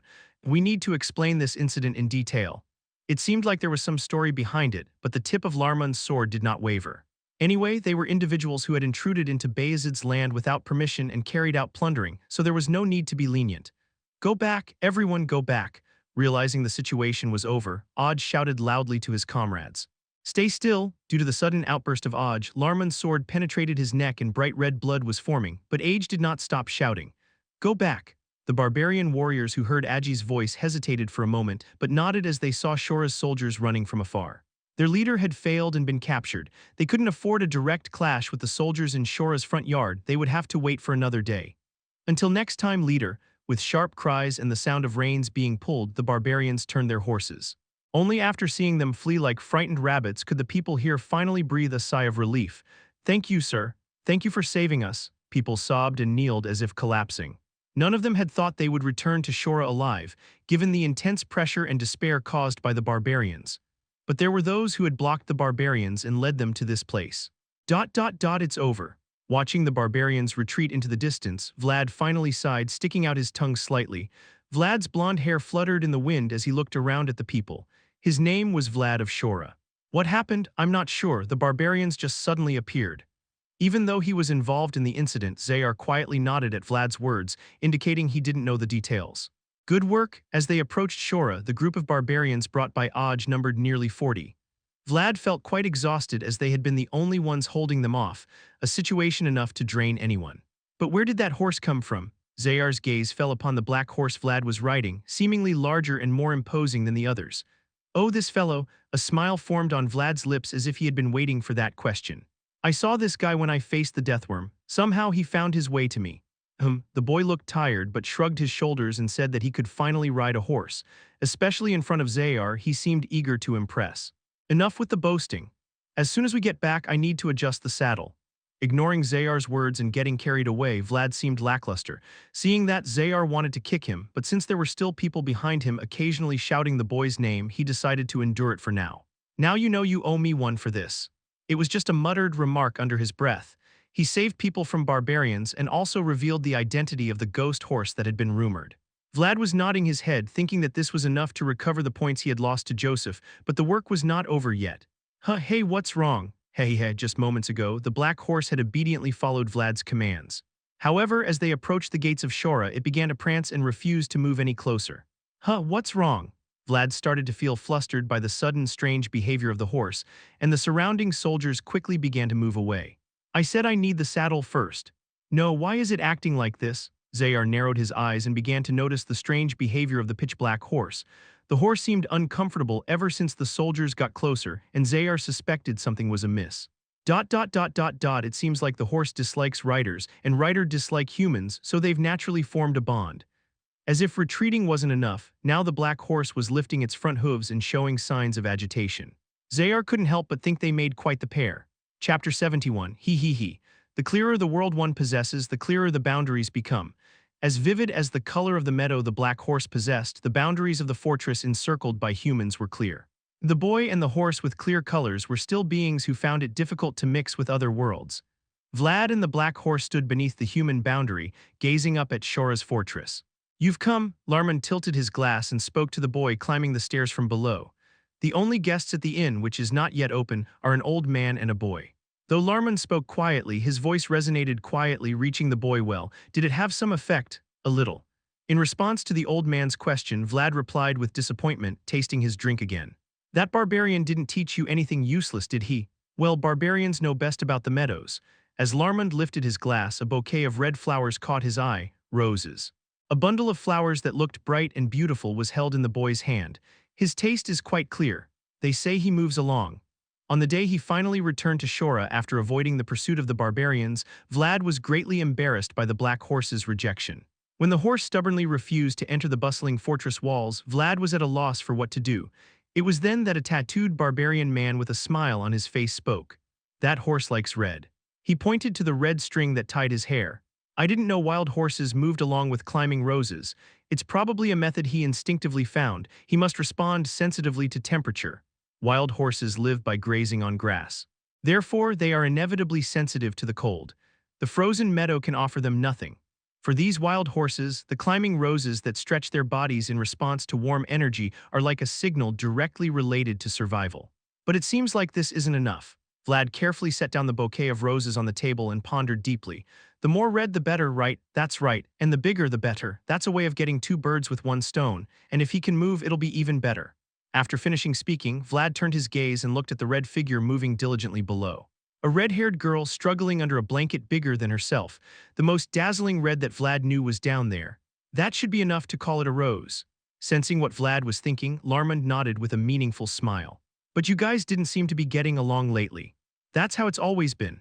Watching the boy, who replied nonchalantly, Larmund sighed as if feeling sorry. Sometimes there were beings who didn't realize how precious they were because they were too close. Wherever you look, it's always like that, just relationships like that. However, Vlad's gaze remained fixed on Zemina's red hair, and the old man's advice, which sounded like a lament, fell on deaf ears. I'll go check. A few days later, the black horse was still standing glumly outside the castle walls, waiting for the boy, and without him, Vlad would have to live a life like a cartwheel again with no hope. Hoping that the girl who had previously escorted him out of Shora would this time bring the black horse inside, Vlad picked up the bouquet of flowers and descended the stairs towards Zemina. Watching Vlad approach the girl urgently, Larmund only clicked his tongue. Zemina, what is it? Zemina, who was busy preparing for the soon-to-be-opened inn, raised her eyes in a triangular shape as she saw Vlad blocking her path. I'm busy, just listen to me for a moment. Despite Vlad's urgent plea, Zemina continued with her work as if nothing were happening. After years of hard work, Zemina's hands smoothly adjusted the curtains and neatly arranged the bed sheets. I don't know what you're talking about, but take it up with Lady Alicia. I'm busy. Zemina, who was still heartbroken over the handkerchief that came out of Vlad's arms, just ignored Vlad. To think, after cutting her hair and going through so much trouble to save his life, all he brought back was a handkerchief with another woman's name embroidered on it. From Zemina's perspective, it was quite the ordeal. Just do me a favor. I said I'm busy, can't you see? At the moment Zemina raised her voice, annoyed by Vlad's constant obstruction. Hey, what's this? She began to panic upon suddenly being presented with a bouquet of red flowers. Hold this for me. I said take your request to Lady Alicia. No, with a serious expression, Vlad spoke while holding the bouquet. This is something only Lady Zemina can handle. Zemina finally looked up at him upon hearing the words from Vlad's mouth. The boy with blue eyes handed her a bouquet of red flowers. Amidst the colors that made it difficult to take one's eyes off of anything, Zemina made an effort to turn her head and answer bluntly. What is it? It wasn't because he mentioned Lady Zemina. Even if he hadn't said that, Zemina would have listened to Vlad's request. Take this bouquet and come with me somewhere. Vlad chuckled as he watched Zemina's face turn increasingly red while holding the bouquet he handed her. Red hair, a red bouquet, and a blushing face. The redder the better, surely even that boy would like it this much. Thinking so, Vlad nodded satisfactorily. That's the spirit. Tusk. Leaning against the railing on the fourth floor, Larmund sipped his drink and clicked his tongue as he watched Vlad's actions. Vlad, whose mind was preoccupied with the situation before him, probably didn't know what he was doing, but Larmund, observing from a third-person perspective, found it amusing. Well, he'll figure it out. The one who sows the flowers must take responsibility for them. And in Larmund's eyes, he saw a single rose blooming on the face of the girl, who was trying to avoid his gaze. With the torch provided by the guards, Joseph and Zayar stepped forward.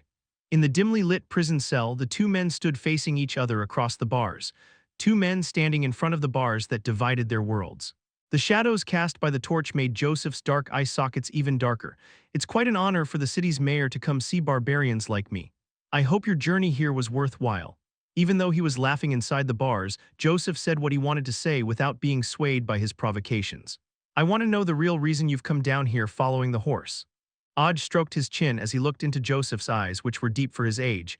He has seen many people who try to show off their coolness or dignity, but he has only seen a few people who truly harbor them inside. However, the mayor of Shora standing before him possesses those traits despite being close in age. It was necessary. I'm asking about that necessity now. At Aj's indifferent response, Zayar, holding the torch, furrowed his brow. At first, I thought it might be your tribe's tradition or ritual, but it wasn't.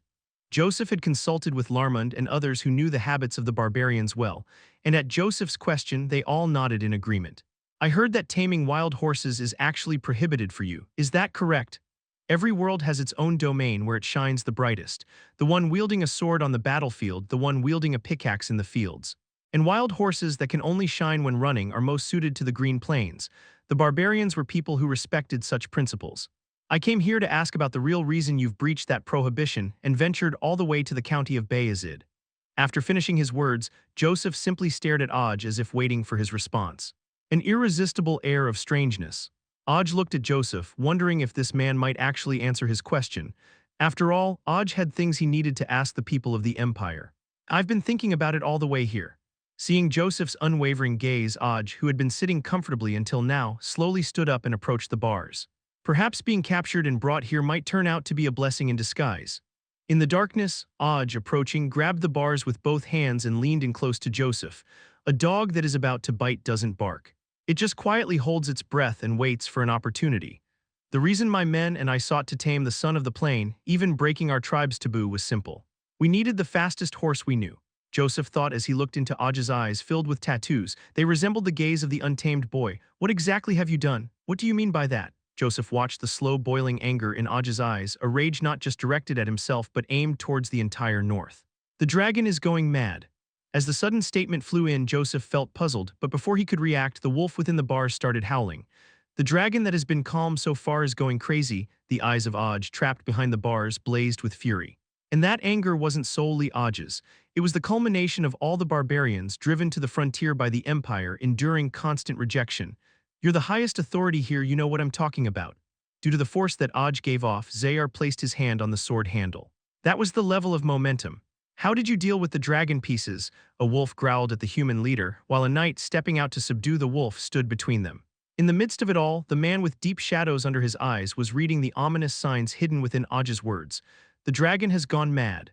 The son of the tribal leader came down in search of a horse to stop the dragon from going crazy, even breaking the taboo. Even venturing into the depths of the empire's territory, Joseph's black eyes began to sink deeper. Bring me the blonde boy who defeated me. Why? After expelling his fiery rage, Aj now leaned against the bars with a deep sigh. Because the only one who can catch up with the fastest dragon is the son of the plains, who inherits sacred blood. Remnants of a fallen dragon. Scattered throughout the world, they were sometimes objects of admiration and sometimes sources of fear. The perfect dragon's blood contained a lot of potential. It won't end within our territory alone, will it? Two men facing each other under the flickering torchlight. In the dark dungeon, they had no more words to exchange. Chapter 72. I've come to see Lord Vlad. Marcella's eyes widened as she looked at the men gathered in the inn that hadn't even opened yet. The same was true for the former prostitutes and current employees who had been maintaining Rose's smiles for a long time. They had never seen such well-behaved guests in their lifetime as prostitutes. Oh, Lord Vlad just left for some business. There was no need to attach the honorific, but Marcella realized that now was the time to elevate Vlad's presence as much as possible. Her senses, honed from a lifetime of dealing with people, told her that he seems quite busy these days. I guess it's because he is a talent that the mayor cherishes. Oh yes. That must be it. The men crowded in the inn nodded in agreement as they listened to Marcella explaining the situation with a bright smile. Marcella's graceful mannerisms instilled trust in the men with just her smile alone. So when do you think you'll be back? I'm not sure myself. Would you like to leave a message? In a standoff with the barbarians that lasted more than a day, the old knight threatened with his sword and the young squire used his force to block them. The merchants heading to Varna and the people there could witness the confrontation of the two, and the result was what they saw now. The rumors about Vlad that had been circulating finally had some substance, spreading among the people in Shora. Zemina, the men who left gifts along with their names to be conveyed to Vlad. As they left, Marcella called for the girl who had been observing the situation from the second floor. Yes, madam, Zemina responded to Marcella's call with a slightly timid demeanor. The brighter the boy shone, the more Zemina felt her own spirit wane.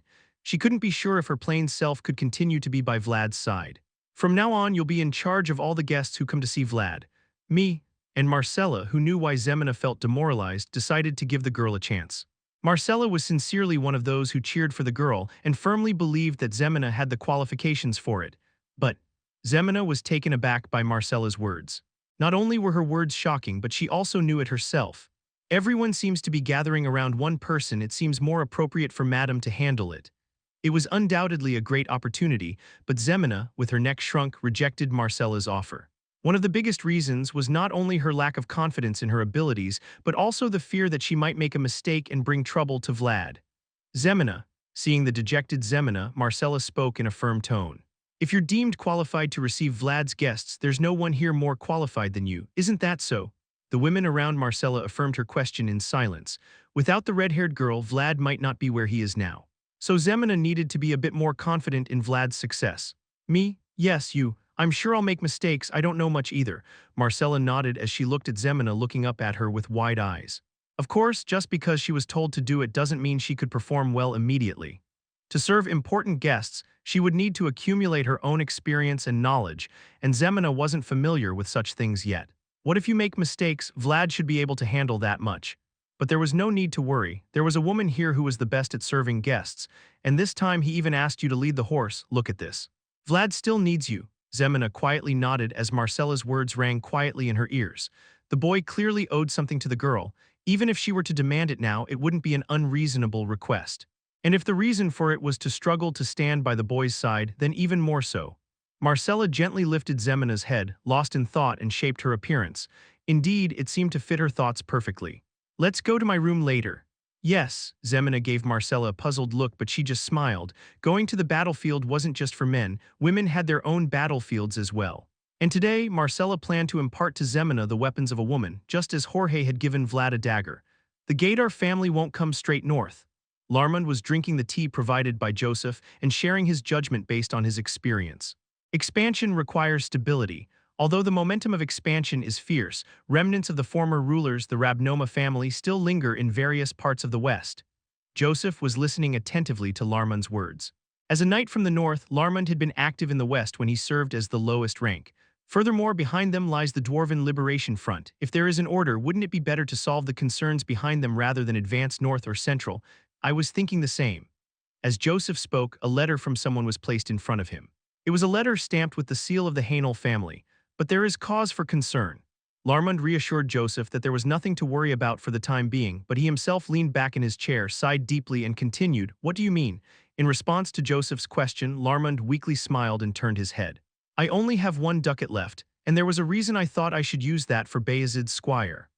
Although it was a retirement ceremony to be released from honor and duty and return to being a pure natural being, the pitiful knight continued to think of Vayezid until the last moment. He had been loyal, protected it all his life, and it was a place he loved. The Knights of the West have already surpassed the North. Is that so? However, no matter how affectionate the place was, evaluations had to be made coldly. Larmond firmly believed that doing so was truly for the sake of Vayezid. I can't help but feel like I've been too complacent. The moment I saw the Knights of the West, I realized I hadn't finished what I needed to do. With those words, Larmond closed his eyes and recalled the old days in the North. The relentless onslaught of barbarians and monsters, and the discrimination in the central region is colder than the cold of the north wind.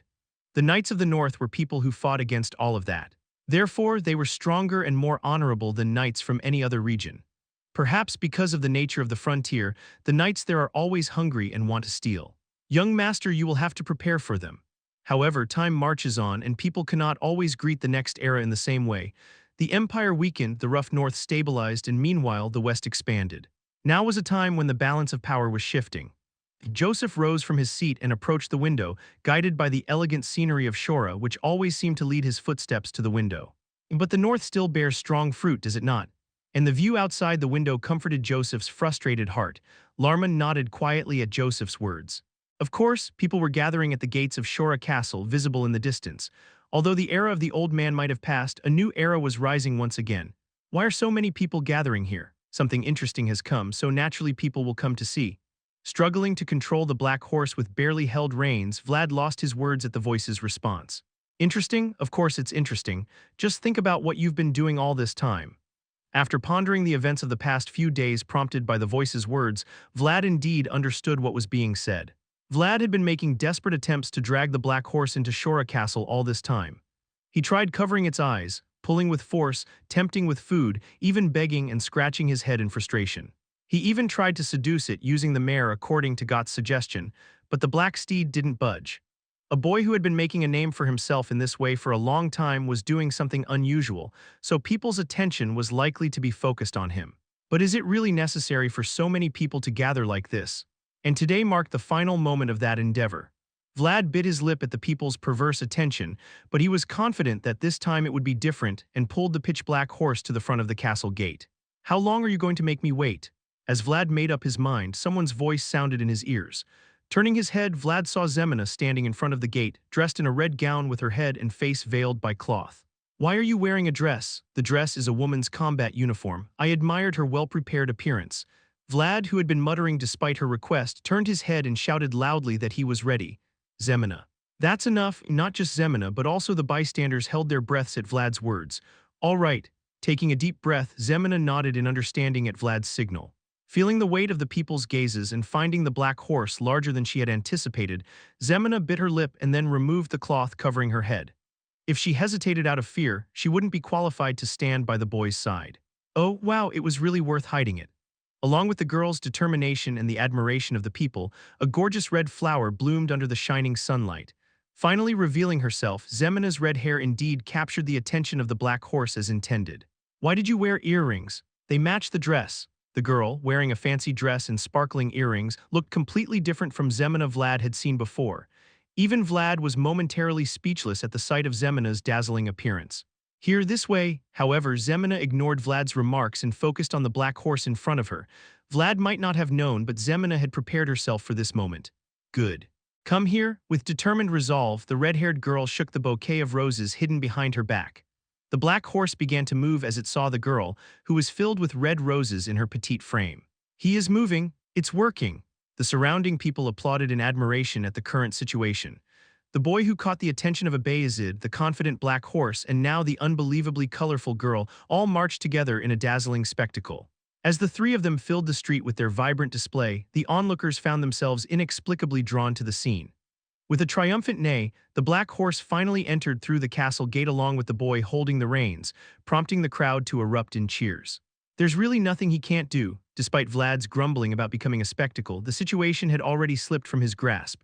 "Keep pulling. Great job." The crowd was in awe of this extraordinary sight where a small girl effortlessly pulled a massive horse.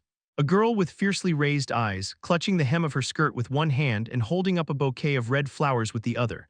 The confident appearance that anyone could see was reminiscent of a knight with his sword drawn. "Zemina. Lady Zemina." Amidst the crowd's admiration, someone began shouting loudly. "She is the lady in red, Shora's Rose." A young man with brown hair walking with a limp and a cane shouted for everyone to hear. "Lady Zemina. Zemina. The lady in red." Joined by the enthusiasm of Harvin's vanguard, the surrounding crowd began to chant loudly. Harvin chuckled loudly as he watched the scene unfold before him. Has there ever been a time when the back alley kids received such attention? Has there ever been a moment when they were applauded and celebrated like this? But today, even Shora was looking at the boy and the girl. The gates of Shora. This was the girl's battlefield. Lady Zemina, who wielded her bouquet of flowers as her weapon, smiled brightly as she looked at the black horse following her. Her radiant smile shines even brighter than her sparkling earrings. Chapter 73. In the middle of a snowy mountain covered in mist, a man with black hair knelt on one knee observing the scene before him. "They're all dead," he remarked.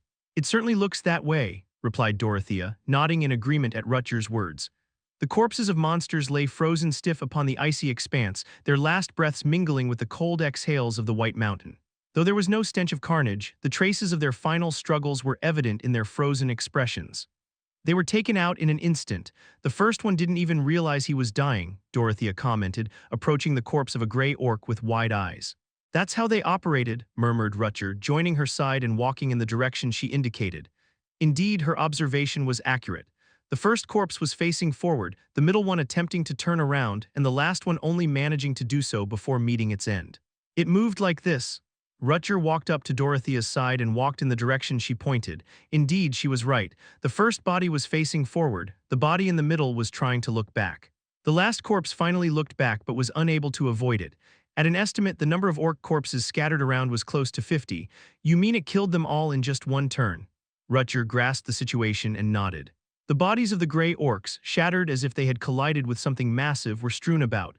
A silent force had trampled over them, leaving death in its wake without a second glance as it raced onward.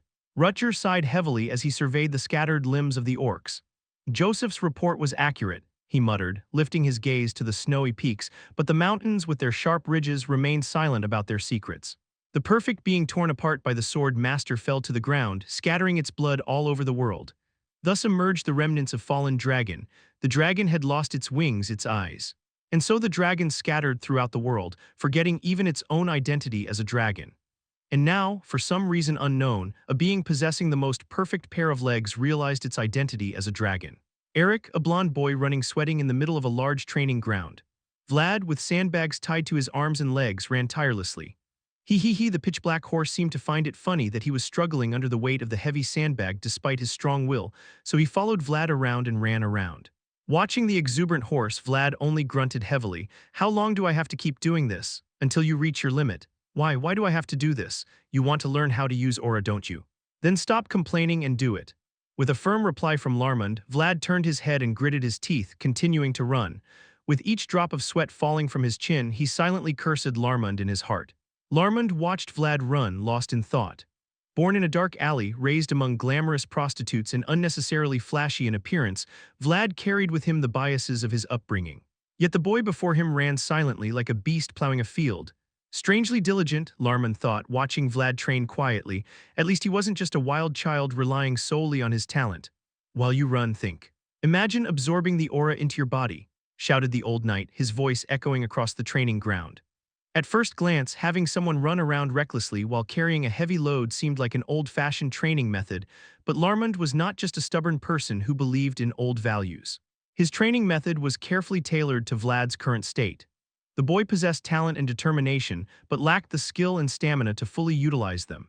Neglecting the rigorous physical training necessary to enhance his already exceptional physical abilities had prompted Larmund to push Vlad harder. How did you handle it back then, when you dragged the barbarian down to the ground? A body reaching its limits would naturally seek growth, filling the void left by exhaustion with something else. Utilizing his senses honed over years, Larmund constantly pushed Vlad to his limits. Push harder, Vlad heard Larmund shout whenever he faltered. Every time he heard it, Vlad closed his left eye again and imagined lifting the world. Vlad's world, unable to be expressed through his sword, scattered without direction. Is this even possible? Vlad ran tirelessly across the training ground, sweat dripping from every pore. But Larmund's gaze remained steady, instilling a sense of reassurance in Vlad's heart each time he met it. I can go further. I can still do this. Efforts without clear goals and directions would only amount to futile struggles. But having someone firmly guiding him allowed Vlad to move forward without hesitation. As Vlad planted his left foot firmly on the ground, completely exhausted, his body reached out to grasp a strand of color within the world to fulfill his will to move forward. His vision was suddenly pulled forward. At least that's what Vlad thought. With a cry and a sudden leap forward, Vlad's unexpected leap caught the black horse off guard, its eyes widening in surprise. Try a breakfall. Otherwise, you'll get hurt. Caught off guard by his own unexpected movement, Vlad stumbled in midair before tumbling to the ground. As he fell, clouds of dust rose around him. Larmund couldn't help but release a sigh from the depths of his chest as he watched the scene unfold. It was a sigh that fell somewhere between joy and disappointment. I told you to do it, but you just did it right away. There was always some regret in giving up something precious, and for Larmund, his lifelong practice of body-strengthening art was one such thing. Eek, there's a mouse. A mouse? Hi-hi-hi, Vlad rolled on the ground, clutching his thigh with dust flying everywhere. Despite the chaos, Larmund calmly walked closer, his lips tightening. Even if he was old, there were things he couldn't easily let go of. Vlad lay sprawled on an empty table. In front of him, dinner prepared by Marcella was laid out, but he was in no condition to even lift a spoon. I am going to die like this. In the morning, he sparred with Zayar. At lunch, it was training with Larmund. And in the evening, there were discussions about today's progress with the voice. The teachings of just one person were enough to be overwhelming, and Vlad knew it well, but his body was screaming as he had to accept it. The three teachings Vlad had to accept were extraordinary worlds in themselves. Hey, Captain, how are you? Go away, Vlad growled at Gott, who was smiling at him as he came up the stairs. I usually listen to the captain, but I can't leave you alone right now. Lord Joseph told me to stay here from now on. Gott smiled weakly at Vlad, who was struggling, and set down his belongings next to the table. There should be a stable keeper wherever there are horses, right? Seeing Gott teasing him with nostalgia, Vlad chuckled. Is that so? It was unfair to suffer alone. However, being together with someone could ease the discomfort a bit. Vlad shrugged his shoulders, thinking of the pitch-black horse who ran out of the stable twice because he disliked confined spaces. Cheer up. Yeah, sure. Gott felt an uneasy heart as he watched Vlad smile strangely at himself. Vlad made an effort to turn his stiffened head and looked towards Zemina, who was sitting on the opposite side, sorting out the gifts she received and making a list. Although the glamorous appearance from a few days ago had disappeared, her earrings still sparkled as ever. Should I buy you some earrings? These are expensive, But they're Marcella's, now they're mine, the girl who dragged the black horse with the dress and accessories Marcella gave her. Although Vlad wanted to do something for her after resolving her desperate wish, Zemina calmly rejected his offer. Don't worry about others' earrings when you can't even get a proper salary. Focus on earning money. But I do get pocket money. Ha, Zemina snorted as she looked at Vlad proudly boasting about receiving pocket money. Do you know the entire cost of staying here with you is running in front of you? Why, as unexpected words popped out of Zemina's mouth, Vlad jumped up as if struck by lightning. I don't know, but you have to pay for that. Why, I don't know either, Zemina shouted abruptly and pushed the ledger she had been writing into Vlad's face. Anyway, you're a debtor now. Remember that? Vlad's eyes were shaking as he watched Zemina go down the stairs, as if telling her not to be satisfied with just receiving pocket money. Why me? As much as Vlad's gaze wavered, the ledger written by Zemina was full of crooked letters. Just as the boy struggled to move forward, the girl was also striving to follow behind. HMPH, trying to pay off debts with mere earrings? Ridiculous. He Zemina went down to the stable on the first floor and offered a carrot to the black horse who was waiting for her. Do you think so too? You eat so well. Chewing on the bright red carrot given by Zemina, the black horse seemed to enjoy teasing. All right, eat this and then help me out, okay? As if understanding Zemina's words, the black horse nodded his head. Marcella had said it, to catch a knight you must first catch the horse he rides. Taking the advice of the former star of the show, Zemina made up her mind. She wouldn't just stand by and watch the boy. Chapter 74. Life is a series of endless choices. There comes a moment when one must endure alone because no one else can do it for them. I cannot follow such dog-like orders. And it is when that moment of choice arrives that people truly realize what kind of beings they are. That moment is when they can shed the shell that has surrounded them thus far. Under the moonlit sky, dwarves wept as they could not bring themselves to board the boat before them. Their withered faces and disheveled beards portrayed their arduous lives. This is not right, a towering knight. The knight with his sword drawn took a step forward and covered trembling dwarves with his own body. Are you going to disobey orders, Jorge? You are not my lord, Sigmund, the towering knight Jorge. He spoke with a fierce gaze fixed on the man before him. I have pledged allegiance to Count Gaydar, not you. The seal of my father, Count Gaydar, is stamped on the orders I have brought. Sigmund shook the orders roughly in front of Jorge. The insignia of the Gaydar family, illuminated by the moonlight, was the undeniable truth. Regardless of the sincerity contained within the orders, Sigmund's procedures and justifications were flawless. A knight who does not follow his orders will disobey the command, forsaking his oath. I am a human, I cannot follow such orders. And Jorge made his choice, to reject the false orders and spit out the knight's oath along with them. With his words, the knights began to move. Those who echoed Jorge's words stood by his side. Anyone who wants to follow their lord's orders, even if they are false, should go to Sigmund's side.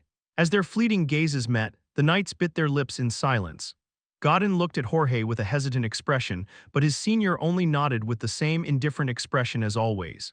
Do what you want to do. I'm sorry, go ahead. In the crossroads of a choice where neither side could be deemed right or wrong, Godin took a step forward, toward glory and honor, and towards a world that could shine even brighter. Godin was a knight. Come in.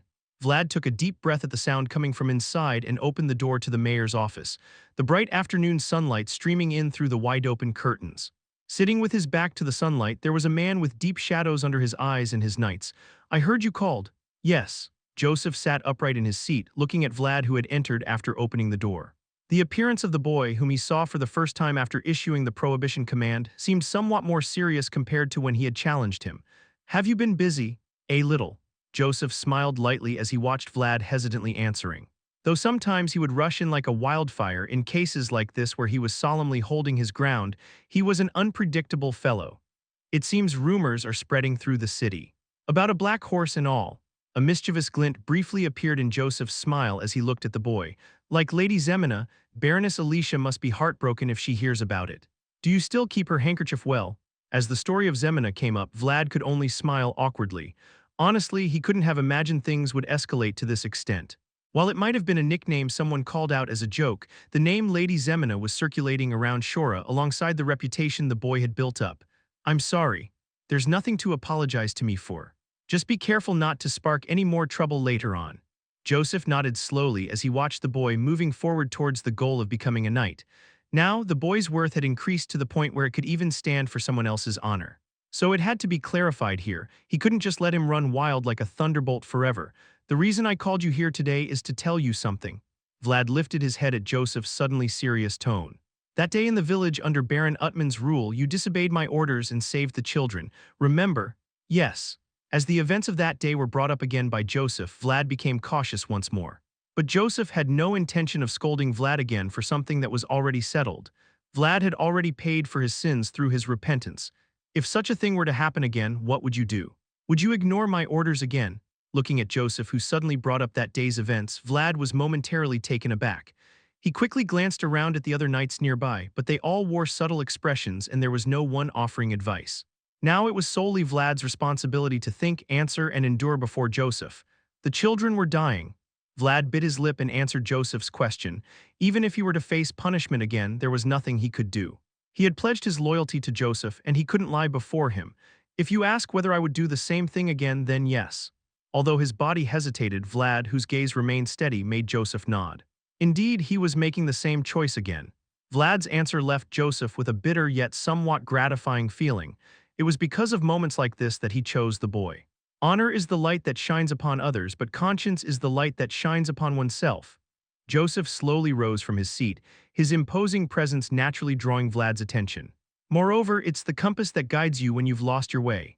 With Vlad's recent response, Joseph understood him clearly, and Vlad likely understood himself as well.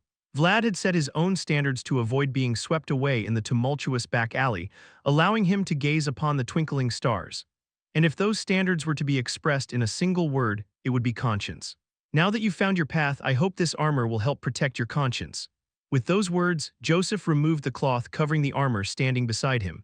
The armor gleamed in the afternoon sunlight. Vlad, seeing the light reflecting off the armor towards him, was left speechless.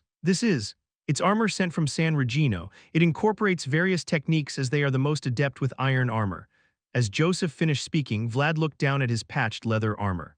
Each scar represented the path he had walked, but now it was armor that could no longer protect him. Go ahead. Watching Vlad, who had been sitting quietly at the reception table, Larmund urged him on with a nod. He couldn't keep wearing his broken shell forever.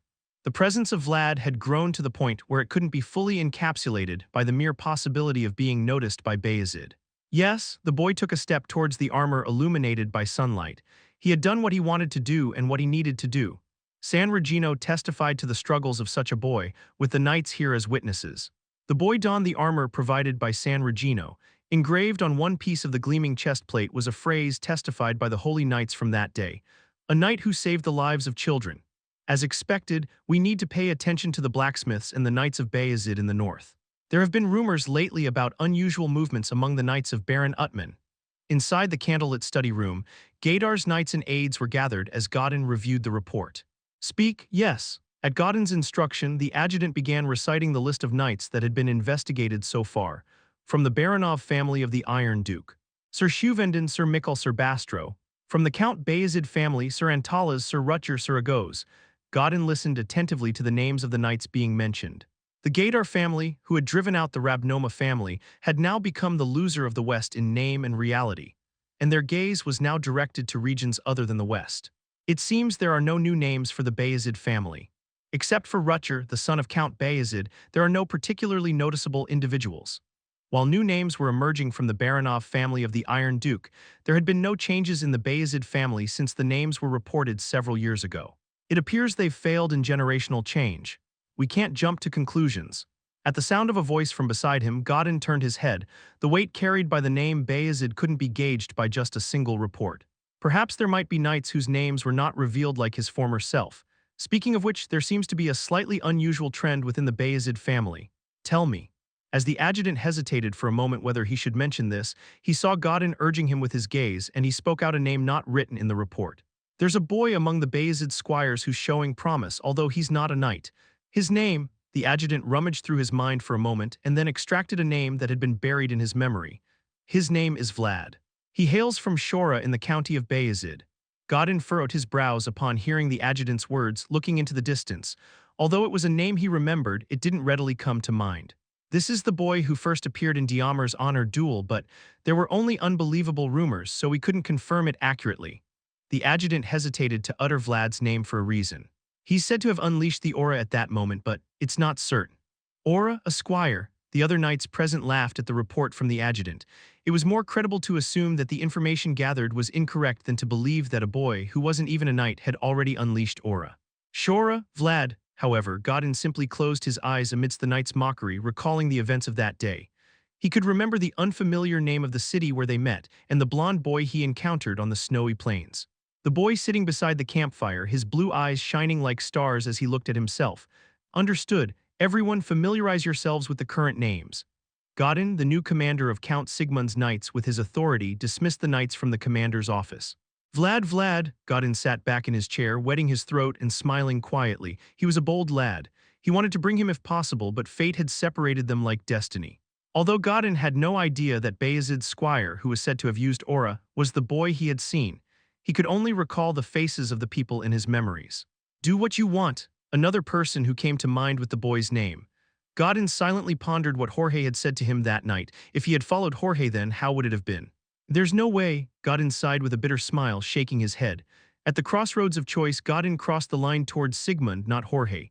As he stepped forward and crossed that line, Godin realized who he was. What he wanted, what he desired, and even what he needed to do in the future. I wonder if he's doing well. In the empty office, Godin's quiet whistle echoed, the sound the blue-eyed boy made when he called to him from far away. It was the sound of a cuckoo at the end of summer. Chapter 75. On a hill in the white desert, knights gathered and watched intently at one spot. The biting cold of the northern winds made their eyes sting, but the knights paid no heed, only gazing into the distant horizon. They were waiting for the torches bearing the cold breath. It's coming. And the Knights of Iron holding torches fulfilled their duties to the best of their abilities. A massive mass of coldness approached rapidly from afar. And knights carrying torches, surrounded by mist-like coldness, ran towards it. They were the Knights of the Iron Duke Baranov. Prepare yourselves. Yes. At the command of a man who looked like a captain, the knights who had been watching from the hill began to mount their horses one by one. Each carried a magic torch to protect themselves from the cold, exhaling rough breaths as they watched for the remnants of the fallen dragon approaching through the cold. Now, with the signal from the adjutant, the knights began to charge down the hill. As the knights rushed forward, the man with a ponytail pulled out one of the spears stuck in the ground and quietly closed his left eye. The knight's sword was sharp, but it could only inflict wounds when it touched the opponent. And the fallen dragon they were facing was too fast to reach easily. That's why the Iron Duke sent the most suitable knight for this task, Balcorp of the spear throw. The spear he held began to turn blue. Brezda, the white dragon, which had been roaring while watching the knights approaching, seemed to be disturbed as it opened its mouth and took in a deep breath. Its chest swelled as its white scales twitched, warning of what would happen next. The knights who sensed the impending doom quickly attempted evasive maneuvers. Hoop, Balcorp, pausing momentarily to gather his breath, thrust the spear towards the dragon. The spear, now soaked in aura, began to fly through the air with elastic movements. This should suffice. At this distance, it wouldn't notice the flying spear. However, Balcorp's gaze met a pair of blue eyes staring directly at him from a distance in that instant. What remnants of the fallen dragon? Lindworm, the dragon who lived with the cold chill in its chest, quickly twisted its body with more agile movements than a wolf. Crack, roar, it was fast, but it was too late. The spear that just passed by was dug deep into the ground, along with the scattering white scales. Damn it, Balcorp couldn't help but emit a frustrated exclamation. The dragon was known to be fast, but he hadn't anticipated it being this sensitive. Stop it in its tracks. Surround it. The knights, realizing Balcorp's failure, relentlessly spurred their horses around Lindworm, blocking its escape routes. But the fallen dragon sensed that it had already fallen into the trap set by humans. Roar, with an enraged roar, Lindworm swiftly tore through the knights' encirclement and darted into the mist. Judging time and place was a fundamental stance a predator must take. Chase after it, cut off its path. Despite the knights' attempts to pursue Lindworm's retreat, keeping up with the accelerating dragon was harsh on their horses. The horses, exhausted from hurting the dragon, foamed at the mouth and began to stop one by one. Shit! Seeing the encirclement unraveling, Balcorp let out a frustrated cry and hurled the spear he had been holding, but Lindworm had already vanished into the swirling white mist in the distance. All that remained were echoes of Lindworm's enraged roars echoing from afar within the hazy mist, a stable set up in Rose's smiles. In that place, where Madame Marcella had paid special attention to, Vlad was looking at Got with a vacant expression. Please, just once, please, Got pleaded with his hands clasped together, but the black horse showed no hesitation, merely snorting in response. Just saddle up once. The black horse menacingly raised his front legs at Got, who kept bothering him persistently. Got, seeing the horse's behavior, stepped back once again. What a temper tantrum, seriously. Got, who was now venting his anger towards the only one who seemed to listen to him, turned his head this time to look at where Vlad was. There was another troublemaker here. Do something. Although God expressed his anger towards the one he could somewhat communicate with, the blonde one was just as uncooperative. He doesn't listen to me either. Isn't he your horse, Captain? Seeing Vlad shrug his shoulders as if wondering what to do, Got raised his head and looked at the sky. The black one, the blonde one, quite a pair they made. I want to get rid of them. He had been prepared, but he hadn't expected it to be this difficult. Even if it was a wild horse, he thought he could handle it somehow since it followed people, but it was a huge mistake. However, Gott's frustration wasn't just because he couldn't saddle him up. Zemina did well, why can't you? Is it just a lack of skill? Gott gritted his teeth, hearing Vlad's muttered words beside him. Why does he listen to that girl's words so well? That was the biggest problem. Even though he was a fierce one in front of the redhead girl, he appeared as innocent as a lamb, which was the problem. There had obviously been someone who had tamed him quietly, so the current scene could only cast doubt on Gott's skill as a stableman. Maybe it's because he doesn't have a name. What nonsense. It's because his wild nature hasn't died yet. You have to give him a name to establish his position. It was clearly an unreasonable argument, but unexpectedly, Vlad found himself nodding along to the seemingly plausible words of the former swindler. Maybe that could be true.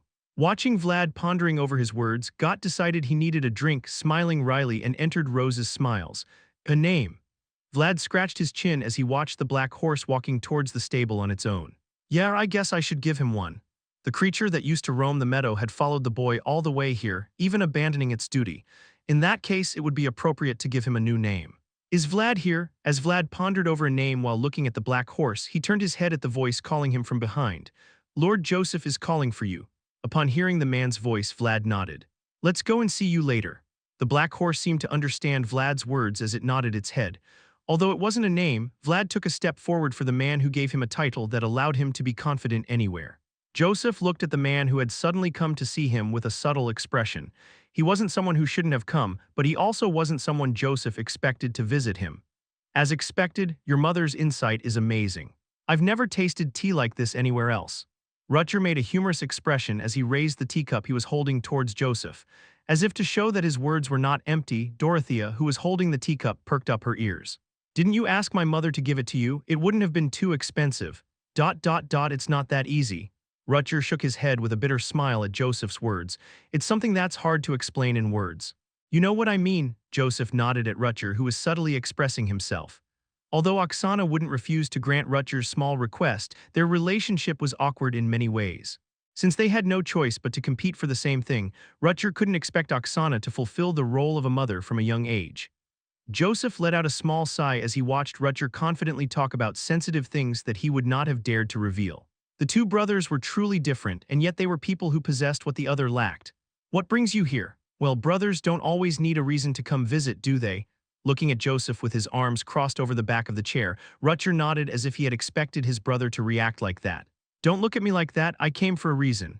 Even though Joseph didn't entertain even the slightest joke before getting to the point, Rutger wasn't at all surprised. It was a familiar sight he had seen all his life. Father received a report you sent and entrusted me with investigating the barbarians' territory, and there I found some unusual trends. Joseph raised an eyebrow, waiting for Rutger's next words. Dragon is descending. It seems the words of the barbarian you brought with you were correct. Lindworm. Joseph uttered just one word before resting his forehead on his hand. In the end, Aj's words were correct.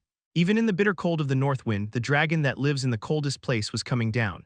It will still be too early to come down. Besides, isn't it the kind of creature who always moves just because it's winter? That's right. While the western lands had deathworms burrowing into the ground, the northern lands harbored lindworms surviving amidst snowstorms. The coldest and swiftest dragon. Deathworms did not attack humans except for the damage caused by their huge size, but the dragon called lindworm was different. The lindworms, which came down to human territory every few decades following the cold weather, were vicious creatures that would annihilate 2 or 3 villages each time. The remnants of fallen dragon were like natural disasters to humans. In which direction is it descending? I don't know, it's moving too fast, making it difficult to find any traces. After finishing his drink, Rutger looked at his stepbrother with a serious expression, not his usual relaxed smile. So father has tasked me with preparing for Lindworm's descent along with the defense. As the mayor of Shora, I will spare no effort in support. Joseph responded with a composed posture. His brother had come with the serious mandate of Count Vayezid, not just a simple request. Although they were competing for the next lordship in such a crisis, they needed to unite their strength. They must not forget their purpose in using the means. What the two brothers wanted was not just the title of lordship but the powerful Vayezid itself. What can I do to help? I demand the dispatch of a knight along with a thorough reconnaissance of Shora. Joseph nodded as if he understood what Rutger said. Such a demand was reasonable and something he had already anticipated. How many nights? Just one will suffice. Even Zayar, who stood beside them, looked slightly surprised at Rutger's response. Dealing with a dragon required strong swords. Rutger, however, was only requesting one night, even though all the knights in Shora could be called upon. Would one suffice? Lindworm is different from deathworms. A skilled swordsman is more than enough. Rutger's words were correct. Unlike deathworms, Lindworm wasn't a creature that burrowed into the ground, and there had been successful campaigns against it in the past. So it could be done this time too, as long as swords could reach Lindworm with its swift movements. Who should I assign?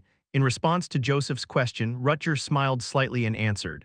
Your favorite blonde brat. You mean Vlad? Joseph frowned for a moment as he looked at Rutger, asking for Squire Vlad rather than Zayar or Gregory. Vlad was a boy with unique strengths, but strictly speaking, he had only reached the beginning stages of becoming a knight.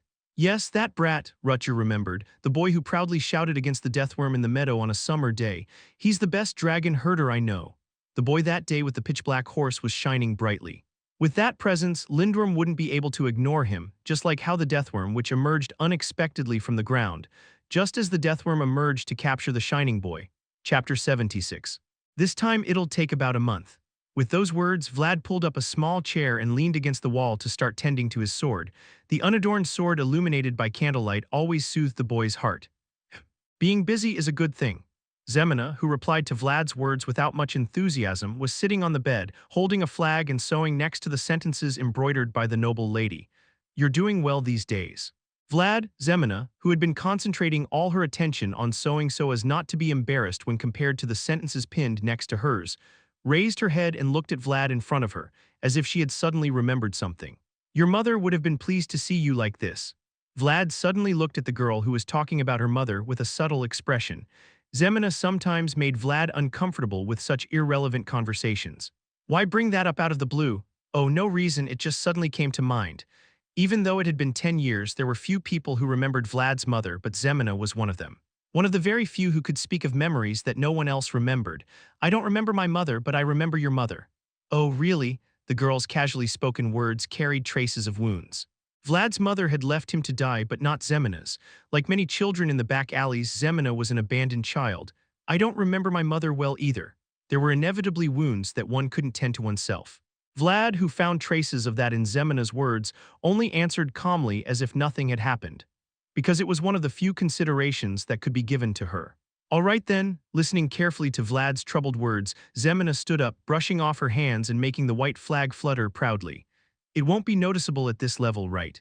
The Countess's skills are so good. The white flag by which Vlad proves himself, there a sentence newly etched by the red-haired girl. It won't be noticeable if you look at it from a distance. The insignia of San Regino glittered in the candlelight.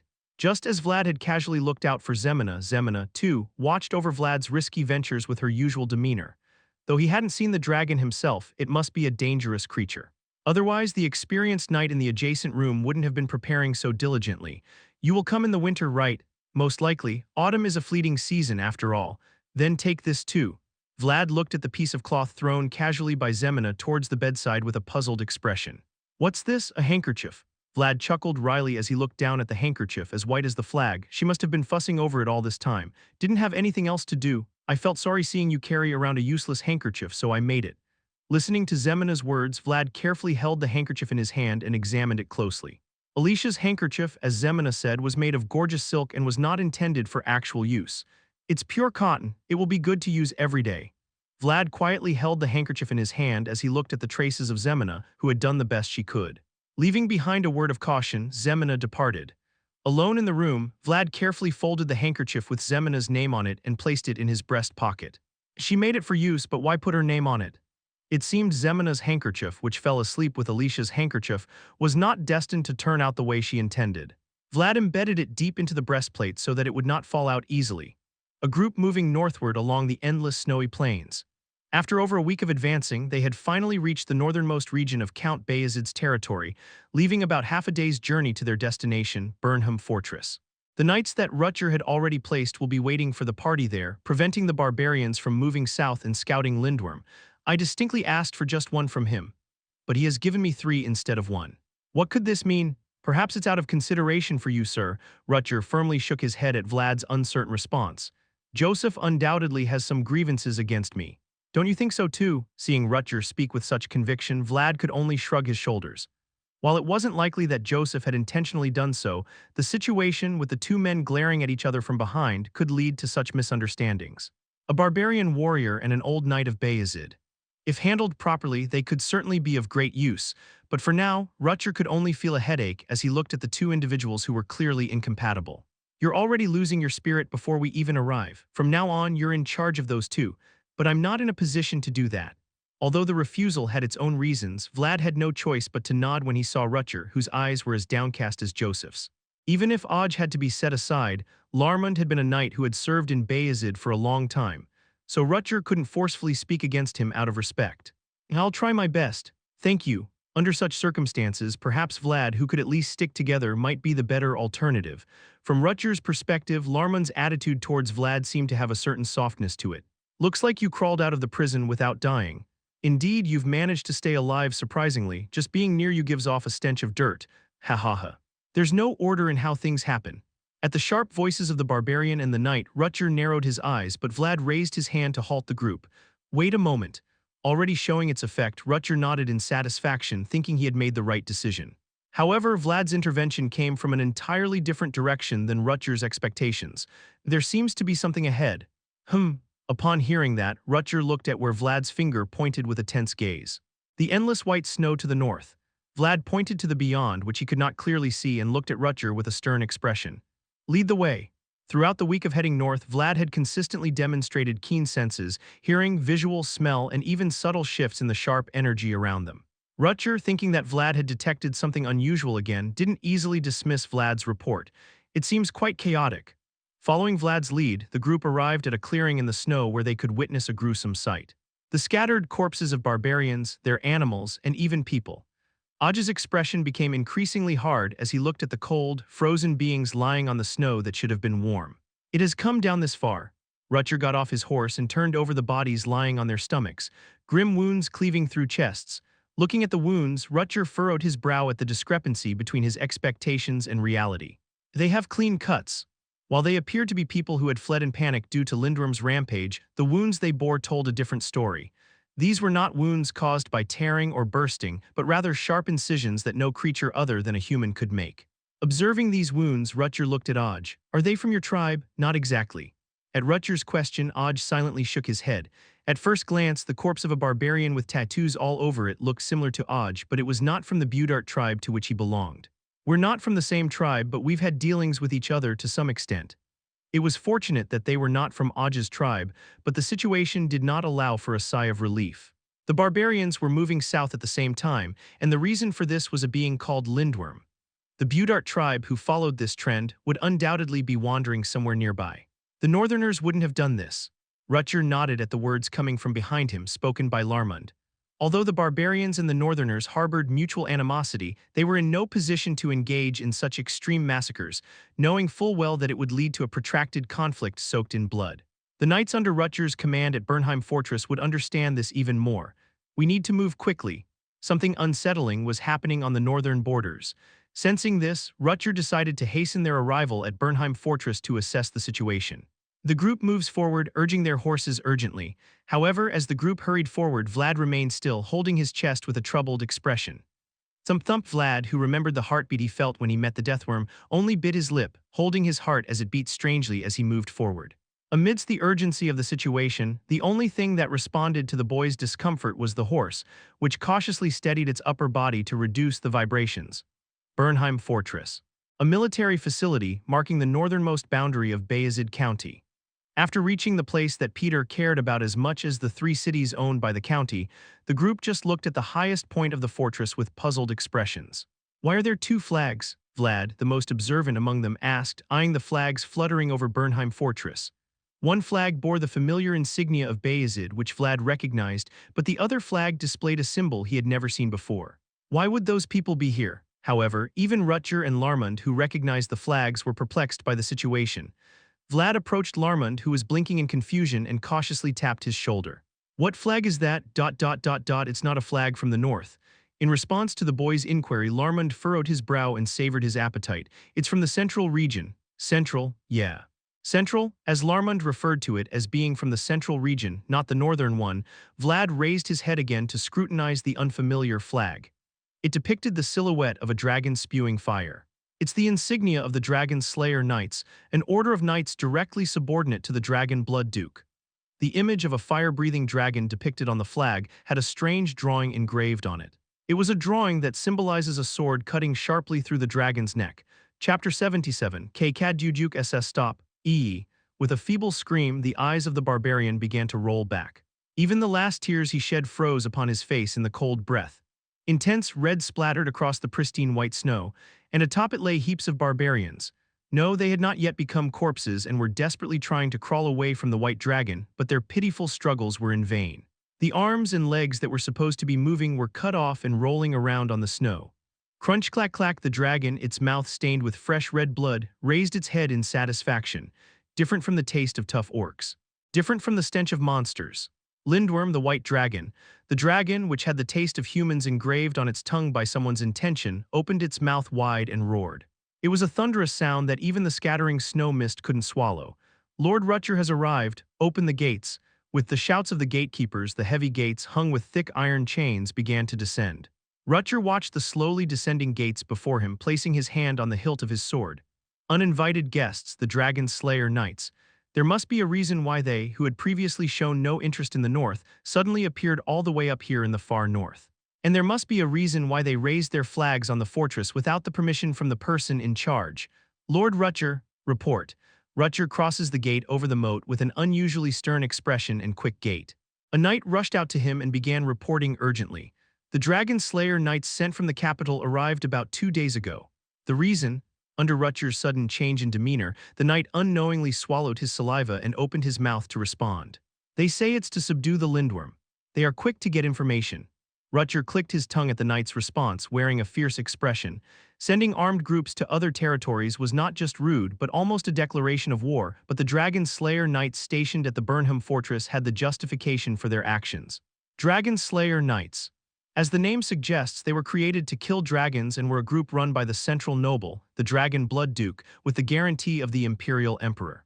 In other words, it meant that if it involved dragons, they were guaranteed to operate under imperial law with the emperor's endorsement. Since they came in with a flag and a justification, even the knights in the fortress would have been unable to do anything about it. Vlad trailed behind Rutger, who was hastening forward, his usual habit of scanning around as he went. The Burnham Fortress, built of piled stones without trees around, had a conspicuously straightforward structure with narrow stairs and winding corridors, indicating its purpose. The Burnham Fortress is also known as Vayezid's Beacon Tower. Is there a beacon tower here? In response to the question about whether there was a large beacon tower visible from afar, Larmund simply shrugged. This place itself is the beacon tower. When it burns, it can be seen from afar. Ah, Vlad, prompted by Larmund's subtly conveyed words, once again looked around the walls attentively. Despite efforts to cover them with lime plaster, blackened traces of fire were visible in various places. Plundered and plundered again, rebuilding the fortress that had been burnt black. Burnham Fortress was a huge wall for barbarians and monsters, and an indomitable will for Vayezid's people. I'll wait up ahead. Rutger had no reason to try to hide his boiling anger, as they had raised their flag in a place that was Vayezid's pride without anyone's permission. Finally, you've arrived. I've been waiting. Though the corridors were narrow, the lobby was spacious enough for knights to gather. At the top, standing on one stair after another, a man greeted the arriving party. Pleased to meet you. I am Mercia, the commander of the Dragon Slayer Knights. A man wearing shiny silver armor was looking down at the group who had reached the lobby with a relaxed smile, as if this was his home. While he seemed arrogant, Mercia's noble appearance was enough to even make others' expressions of disdain seem fitting. A precious guest has come without my knowledge. The moment Rutger's eyes met Mercia's gaze, his heart surged with anger at Mercia's attempt to look down on him, the supposed master. Rutger Vayezid, acting commander of the Burnham Fortress. Mercia's smile deepened as he looked at Rutger's black eyes, staring directly at him without any hint of retreat. Thumpin' Vlad, who was also looking at Mercia, felt his heart fluttering, because he felt the same sensation from the man above him as when he saw the deathworm. The beating of the heart was something that could not be controlled by will, because it only moved by instinct. Forcing his heart to calm down, Vlad raised his head and was surprised to see Mercia, who was facing him. The boy was not the only one who was driven by instinct. Were the corpses outside made by the Dragon Slayer Knights? Yes, it was necessary. Mercia, naturally rearranging his expression at Rutger's question, responded with a relaxed smile. There were corpses of barbarians rolling on the snowy field, their deaths caused not by savage teeth but by sharp swords. Lindworm is the fastest creature among the remnants of fallen dragon. It means we can't catch up with it. Joseph attempted to relay information about the Lindworm to Rutger through Oj. However, Mercia, without Oj, already possessed information about Lindworm. The Dragon Slayer Knights, established under the permission of King Frossen, had accumulated their own experiences over hundreds of years. Since we can't catch up with it, we have no choice but to lure it. The corpses outside are bait for that purpose. You son of a bitch! Before Mercia could finish his sentence, Oj let out a cry of indignation and was already rushing forward. Imperial bastards. You think you can chew us up and spit us out without consequence? If he hadn't been a prisoner, he would have drawn his sword without hesitation. And if Larmund, who was watching him, hadn't tripped him up, he would have already leaped towards Mercia. Shut up, get out of the way, old man. Say one more word and I'll slit your throat. Oj's anger was justified. Who wouldn't be furious at being used as bait?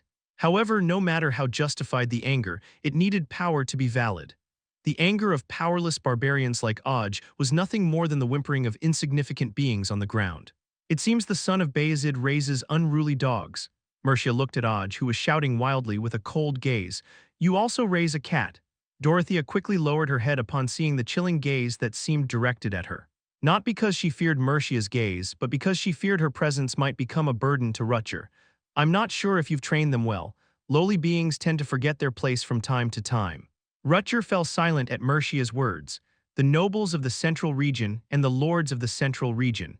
Those who believed they were the center of the world often looked down on outsiders like this. Not just barbarians or beastmen, but also the people of the north. Still, they stand their ground.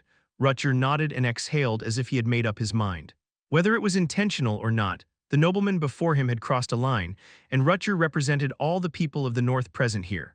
The anger that had always been concealed beneath his calm smile was slowly seeping out from deep within Rutger's chest. Rutger's world was like an active volcano burning with intense red. As he approached Mercia, who stood where Vayezid should have been, a thick, simmering rage akin to lava began to erupt. So you must also find your place, Commander Mercia. Step by step, Rutger ascends to the highest point by stepping on the stairs made by Vayezid. With each confident step towards Mercia, the members of the Dragon Slayer Knights began to place their hands on their sword hilts. Whose permission did you receive to raise the flag? Finally, standing so close that their foreheads almost touched, Rutger stared into Mercia's blue eyes without the slightest movement. I asked for it. Since no one else was moving, my subordinates raised it. Rutger simply stood there quietly without growling like Oj or pressuring the opponent with a smile like Mercia. Whose permission did you receive to occupy this position? Well, while he hadn't anticipated this confrontation openly, Mercia smiled with cold indifference as he observed Rutger attempting a direct show of strength. The Dragon Slayer Knights, who deal with dragons akin to disasters, have the right to utilize all facilities and personnel under Imperial decree according to Imperial law. On the premise of obtaining permission from the owner, of course. As their postures clashed, Rutger and Mercia turned slowly to face each other. Rutger's well-deserved momentum was pushing Mercia toward the stairs. Are you refusing to cooperate? I intend to cooperate. Rutger pointed his finger towards the lobby below. As long as proper procedures are followed. Vayezid's knights, who understood Rutger's intentions, hurriedly opened the lobby door and began running toward the highest point of the fortress. Ask them to raise the flag. Commander Mercia. At the highest point of the fortress, the dragon that was fluttering next to the Vayezid flag carved into the solid wall was lowering its head. Please help me kill the dragon in Vayezid's land.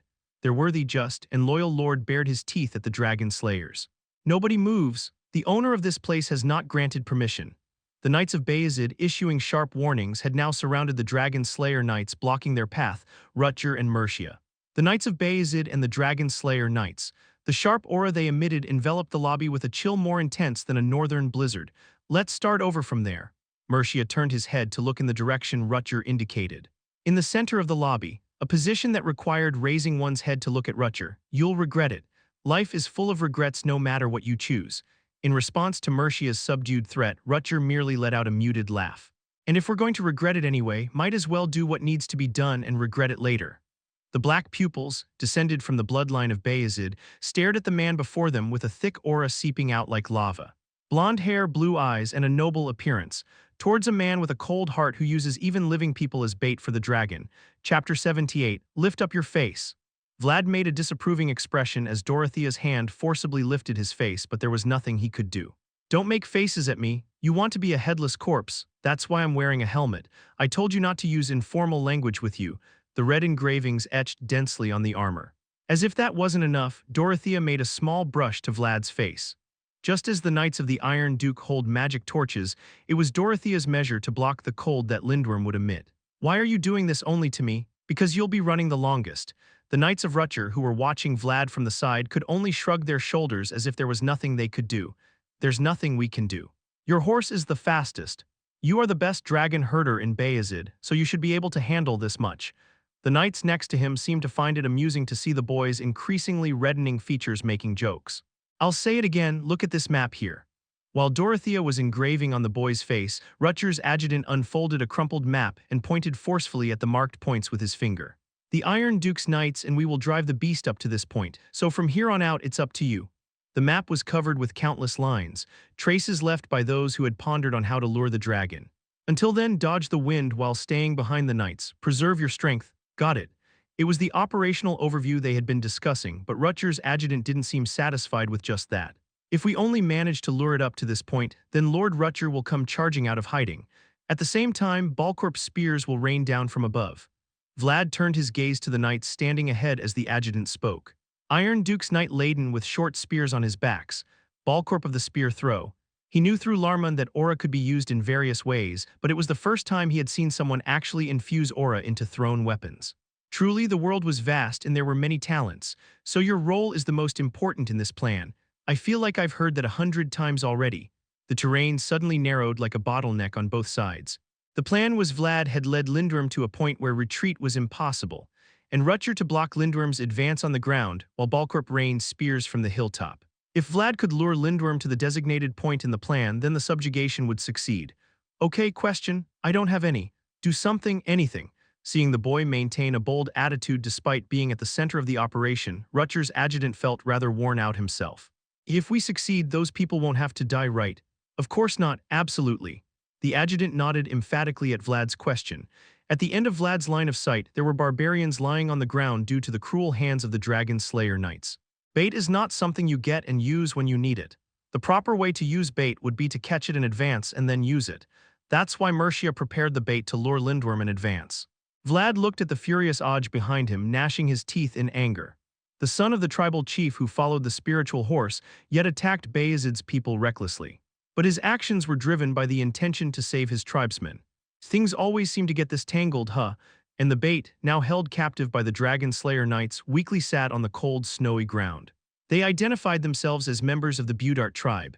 If the people of the north were to fail, their blood and screams would become a trap to lure Lindworm. Roar. In the distance, beyond the horizon tinted white, the roaring of the falling dragon could be heard.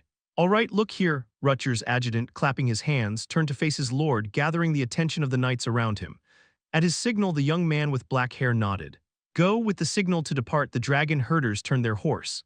Vlad lowered the visor of his helmet, locking eyes with those around him, each bearing their own engravings. Dorothea began to pray. Rutger and Larmund nodded at him, and even from afar, Mercia of the Dragon Slayer Knights looked upon him with a faint smile. Let's go, Noir. The black horse named by the girl began pounding its hooves. As the horse galloped, leaving behind a flurry of white snow in the wake of its black tail, 2 days ago, Burnham Fortress, there was a white piece of paper illuminated by flickering candlelight. The name is Vlad. He is 17 years old. His place of birth is Shora in the county of Vayezid. The special thing is that he is said to be from the slums. Is that so? Mercia frowned as he listened to the report conveyed through the crystal ball. Shora. Shora, blonde hair and blue eyes, and the heartbeat that could be felt as soon as their eyes met. At the moment their eyes locked, Mercia could sense an instinctual premonition, but the circumstances surrounding the boy subtly disturbed his judgment. He was born too far away, that's correct, and he was born in a very low place. A promising seed is supposed to bloom anywhere, but the background surrounding the boy seemed harsh to the point of cruelty. Could such a noble seed have been scattered to a place like this? I don't know. The map of the north laid out on the desk, and the piece of paper spread out on top of the map. Mercia furrowed and taped the paper with Vlad's personal information written on it. However, no matter how much he urged with his finger, the ink-written report couldn't provide any further information about the boy. This isn't enough to be certain. I want to know more. As Mercia expressed his desire for more definitive information, the expression of the adjutant began to darken. The adjutant, who hesitated for a moment, had no choice but to give his hesitant answer as he looked at Mercia's eyes that were colder than ice. We were able to find out what the boy named Vlad was doing outside, but we couldn't find out his movements inside Shora. Why is that? They should have deployed the most spies in the north. Mercia wore a puzzled expression at the adjutant's report. Although it was currently a time when figures in the western regions were running rampant, traditionally, the area of greatest concern for the royal family and the central authority was the north. With Timur Baranov, the Iron Duke, at its center, the tightly knit northern region had always been establishing its own territory to the extent that it wouldn't be strange if it fell outside the empire's jurisdiction at any time. After a new mayor took office in Shora, our surveillance was all but blinded. It seems they've succeeded in firmly controlling the city under the pretext of recent disappearance incidents. Though Joseph couldn't wield a sword, he understood it better than anyone else. The tip of a sword must be sharp, and it must be flexible enough to reach anywhere. Using a single incident as a pretext, Joseph's influence was constantly dominating and consuming Shora. Vayezid's two brothers are both very capable. I apologize. As he looked at the bowing adjutant, Mercia took out a cigarette from his pocket and lit it with the candle flame. Soon the thick smoke he exhaled began to fill the room. They're both capable, but there's only one place for them to rise. Knock, knock, knock. Only the sound of Mercia tapping on the desk echoed in the room. The winner gets what they want, and the loser loses everything. Especially in the competition for succession among nobles, this was even more true. Rutger and Joseph were people placed on a battlefield they couldn't avoid from birth. I wonder if this can be shaken up a bit. Even if the north was tightly knit, there were always cracks to slip through, and to Mercia it seemed like he could see those cracks. Puff, the map of the north on the desk appeared hazy, enveloped in the smoke emitted by Mercia's cigarette. In our time, we ended up giving up on people. It wasn't intentional, but, recalling memories from long ago, Larmand crossed his arms and spat out a sigh. In the end, we caught the one who was attacking the village. So in terms of method, it's not much different from using the barbarians as bait, just like the dragon slayer knights. Decades ago, during the harsh winters, there was once a lindworm that came down. At that time, Larmand, who was a young knight, along with the Vayezid knights, barely managed to succeed in subjugating the creature during the chaos when Lindworm was preoccupied with tearing apart the villagers. Ultimately, there wouldn't be much difference in the approach taken by the current Dragon Slayer knights who achieved their goals through the sacrifice of someone. If we can't catch it, eventually we'll have to set traps ourselves. Rutger began to sink into contemplation, his hands wrapped around his head. If we fail to capture the dragon, they might use that as an excuse to establish a foothold here. Dorothea began to infer the movements of the Dragon Slayer knights in a quiet tone, as expected from a mage and Rutger's advisor. As she suggested, predicting how the accumulation of reasons would unfold if the Dragon Slayer knights were deprived of the opportunity to eliminate the threat was an unpredictable task. The Dragon Slayer knights were a group that moved with the pretext of the dragon after all. Setting traps now would take a long time, right? Indeed, if we plan to herd cattle or sheep from nearby cities. Seeing Rutger pondering, the adjutant cautiously spoke up. Should we capture the barbarians now, or perhaps there's a way to confiscate the barbarians captured by Dragon Slayer knights? Damn it! Rutger muttered a curse under his breath at the adjutant's suggestion. Whichever option they chose, the aftermath wouldn't be easy to handle. The idea of using the barbarians and northerners as bait would ultimately disrupt the delicate peace that had been subtly maintained between the two sides. Perhaps Rutger thought this could be the intended outcome by the central authority. Let's leave that as a last resort. However, Rutger had to consider all options. That was the obligation of someone in charge. Vlad's words seem hasty, but don't even entertain the idea of escape. In response to the subtly offered suggestion, Larmand shook his head vigorously. Everyone in Shora knows that he's someone who doesn't listen to words. Is that so? It's beyond your imagination. Rutger had intended to cut down Lindworm with a short-term sword using Vlad's words, which were well known, but he had no choice but to relent due to Larmand's strong restraint. Then there's no way. Lindworm is too fast to catch. To catch such a Lindworm, it's not about catching it, but rather about luring it in, and the most suitable way to do that is to use bait. Indeed, they have the qualifications to bear the name of Dragon Slayer. Rutger sighed with a perplexed feeling. The Dragon Slayer knights were forcing him into awkward choices just by their existence. It was as if they were saying, do it like this, Lord Rutger. As there seemed to be no viable solution, a knock echoed in the quiet study, accompanied by urgent footsteps. What's the matter? After receiving permission, the knight swiftly opened the door and began to report to Rutger. There are people outside the castle requesting to open the gates. Who are they? Rutger frowned, wondering if this was another uninvited guest, but the knight reporting to him had a strangely flushed expression. In the snowy fields of the north, where the sun was quickly setting, there were men knocking on the gates of Burnham Fortress. "Reveal your identity." Accompanied by the gatekeeper's words, the men raised their flags high, displaying a symbol engraved on them. A gauntlet tightly gripping something made of iron. "Deliver this message to the commander of Burnham Fortress." A man who seemed to be the leader of the group calmly spoke to the gatekeeper in a commanding tone. Just from his demeanor, one could tell that he was an exceptional individual. "Tell him that the Knights of the Iron Duke have arrived." The Knights of the Baronov family of the Iron Duke. They came to Rutger, who was worried because he had no cards in his hand, and Balcorp's spears glimmering in the twilight. Chapter 79. "Looks quite young, can he handle it?" Balcorp asked Rutger, watching a blond boy chasing after the herders. Although his eyes were sharp, his slightly unbalanced body showed that his vessel was not yet complete. "It was the best choice I could make." "You mean that boy?" Oj doesn't tell everything. Only experience, skill, and accumulated achievements can determine the success of a mission. Yes, he's the one who even pulled out the deathworm that was already underground. The deathworm. In that sense, among the herders heading towards Lindworm now, there would be no talent equivalent to Vlad. Rutger brought the best dragon hunter he knew for this hunt. Then it's a natural decision. Balcorp nodded quietly after hearing Rutger's words. He thought Rutger was the only talent worthy of attention in this generation of the Vayezid family, but one more person was hidden. "Now let's move." "Understood." With another noteworthy detail to report to the Iron Duke, Balcorp lifted his spear and headed towards the upper part of the canyon. Rutger turned his head to look behind him before moving to his planned position. Mercia, the commander of the Dragon Slayer Knights. His blue eyes were looking at the departing Northern Knights, calm and composed. Instead of the sneer he had been harboring up until now, he was just looking at the young dragon herder who was disappearing into the snow fog with serious eyes. Lindworm's current state could be described as a rampage. Every creature has its own behavioral pattern, and Lindworm was no exception. However, the sight of Lindworm recklessly heading south, abandoning its established territory and ignoring its habit of following the cold, seemed to have some kind of purpose. "There it is, let's turn back." Among the group here, the Knights of the Iron Duke were the first to start hunting Lindworm persistently. Rutger also managed to extract information from the barbarians captured as prisoners, allowing them to locate Lindworm's whereabouts. With the information each group possessed, they were able to pinpoint Lindworm's location, and now it was time to capture the White Dragon from there. "Everyone, get ready." With a loud command, the knights who successfully caught up with Lindworm, who had been resting, began to rush towards the White Dragon. Growl Lindworm, who had been dozing off for a while, suddenly raised its head at the sound. Even a fallen dragon's remnant could make some instinctive judgments. Glittering armor and burning wooden sticks. Krah.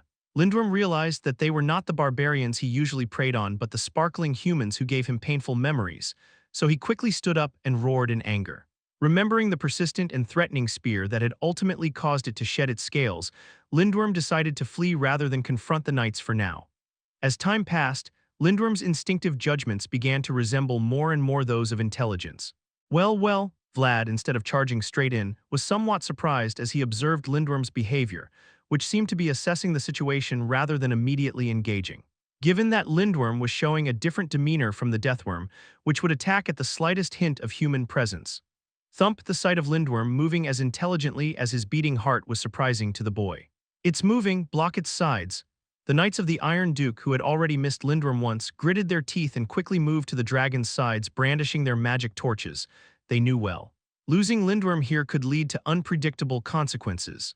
While Vayezid may have been unaware, Balcorp knew, and thus the Knights of the Iron Duke had no choice but to act more aggressively. Now, from the knight's left eye the aura spread, and the flames of the torch, fueled by their momentum, began to grow threateningly. Lindworm took a cold breath as he looked at the knights threatening him again, but neither the time nor the situation was convenient for him to let it out. Rather than exhaling its cold breath, Lindworm decided to dodge the threat with swift movements for now. As long as it accelerated enough, it could easily shake off the knights here. With prior experience, Lindworm wasted no time and began to leap out of the white snowfield. "Don't let it escape." Aware of this fact, the knights desperately blocked Lindworm's path, refusing to give the White Dragon an opportunity to leap away. The battle between the knights and the dragon began as they attempted to control the space. Arg! A knight was unable to avoid the sharp teeth and fell off his horse. Along with the pitiful screams of the horses, red blood was splattered everywhere and was splashing onto the knight's armor. "Vlad, come to the rear." Rutger's knights and Vlad, who had already worked together through Deathworm, quickly filled in the gaps left by the Knights of the Iron Duke and began to block Lindworm. Crash, insane, it won't go in, don't force it.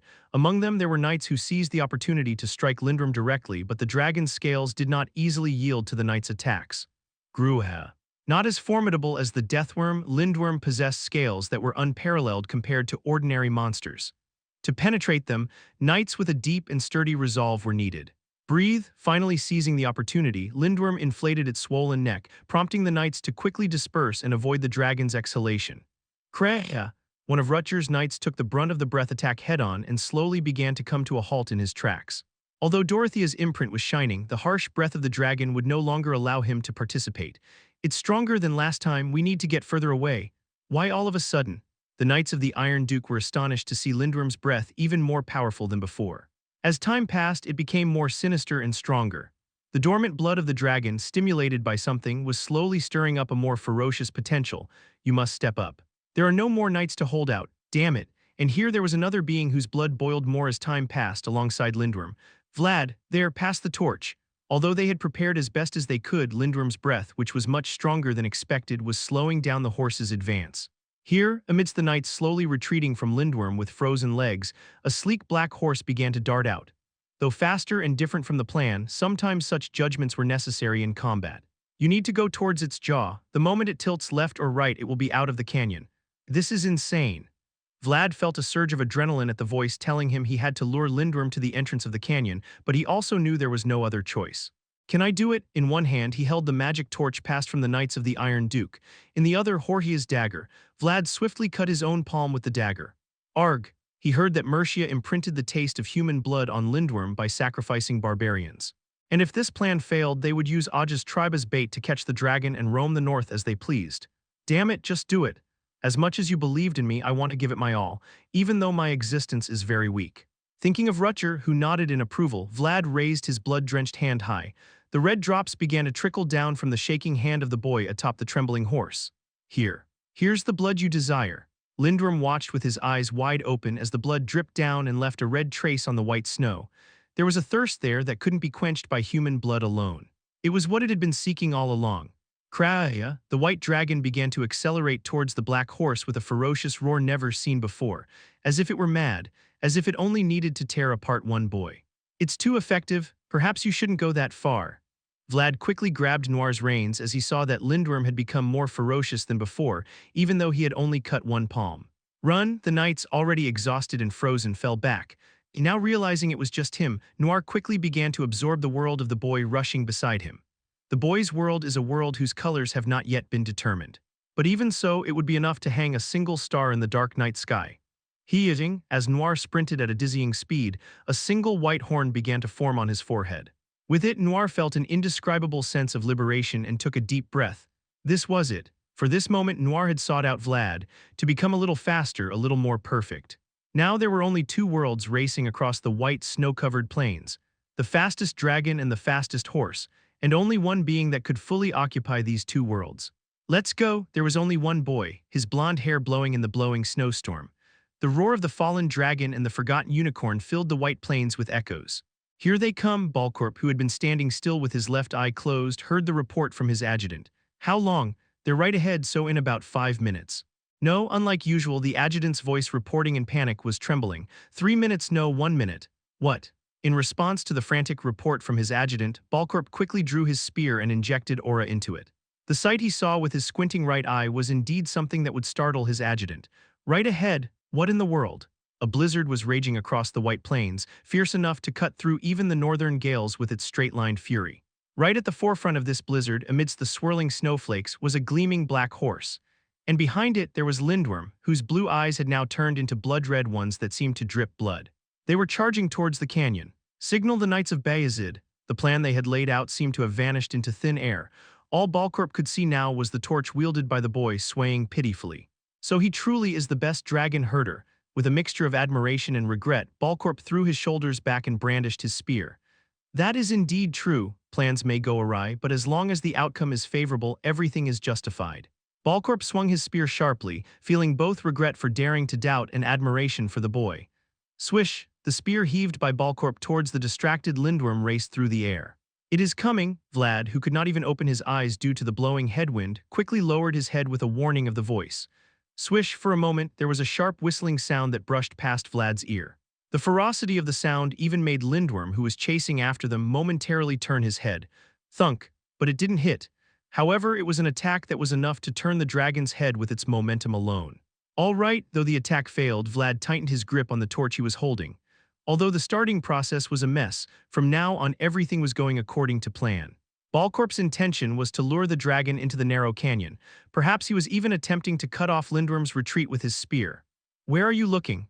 Vlad boldly threw the torch he was holding, once again drawing Lindworm's attention. "It's almost there now. If he could just lure this creature to the canyon ahead, then perhaps the fiery world of Rutger could finally end this. Since it is Rutger's sword that even split the Deathworm's outer skin, it can certainly split Lindworm's scales." Thunk!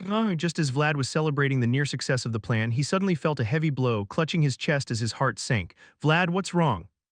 Despite the urging of voice, Vlad couldn't lift his head easily. Noir, who was worried about the boy's safety, and Lindworm, who was following behind, were slowing down and shaking their heads as if in pain. The knights waiting at the entrance of the canyon, ready to seize the opportunity, began to show expressions of confusion. "What's going on?" Vlad's vision narrows to black, anxiety and fear as if his heart stops. Vlad had to grit his teeth in response to the strong warning from his instincts. "Stop running, don't move forward anymore." "Damn it!" Vlad forcibly ignored the warning conveyed through his pounding heart, gritting his teeth as he forced his stiff neck to turn towards the source of the impending threat. There was a point indicated by his pounding heart. Deep inside the canyon, a man stands in front of weeping barbarians. The man's blue eyes were fiercely smiling as he looked at the boy. A force that only a dragon could feel was weighing down Vlad and the White Dragon. Chapter 80. Charge now! A white dragon and a blonde boy stopped right in front of the canyon. Both of them shivered as if they had seen something terrifying. The difference was that the boy gritted his teeth and forced himself to look up, while Lindworm retreated slowly. At the crossroads of resistance and submission, the paths of the two beings were diverging. "Forward, knights, advance!" With Rutger's urgent shout, Vayezid's knights dashed forward. Since the prey had not fallen into the trap, now was the only chance to strike with their swords. What a bizarre situation! Even the experienced Larman couldn't help but curse as he saw Lindworm stop right before success. "It's them." There was no evidence, but he could feel it instinctively. Rutger looked at the man standing behind with his eyes full of anger. Mercia, with his arms crossed, looked calmly at the boy with calm eyes. There was a truly satisfied smile on his face as he stood in the distance. The fastest dragon, Lindworm, the dragon which had wrapped its tail to avoid a world bigger than itself, quickly turned its head and was about to run towards the white snow field. To the place where he used to reign, where the vast world couldn't reach. "Sir Balcorp!" At that moment, Rutger's shout echoed throughout the canyon. Balcorp's world is a world that sees far away. His world, which he had refined to send sharp objects farther, began to reflect on the spear. "Where do you think you're escaping to?" A purple flash emanated from the fingertips of the heretical knight who chose a spear rather than a sword, a spear among throwing weapons. So fast that an ordinary knight wouldn't even be able to react. However, the timing wasn't favorable. Lindworm was terrified by the vast world before him and was on high alert for all types of threats coming his way. Twang. Because of this, he saw it before it was shot and could dodge it before it hit, using the fastest legs among the fallen dragon's remnants.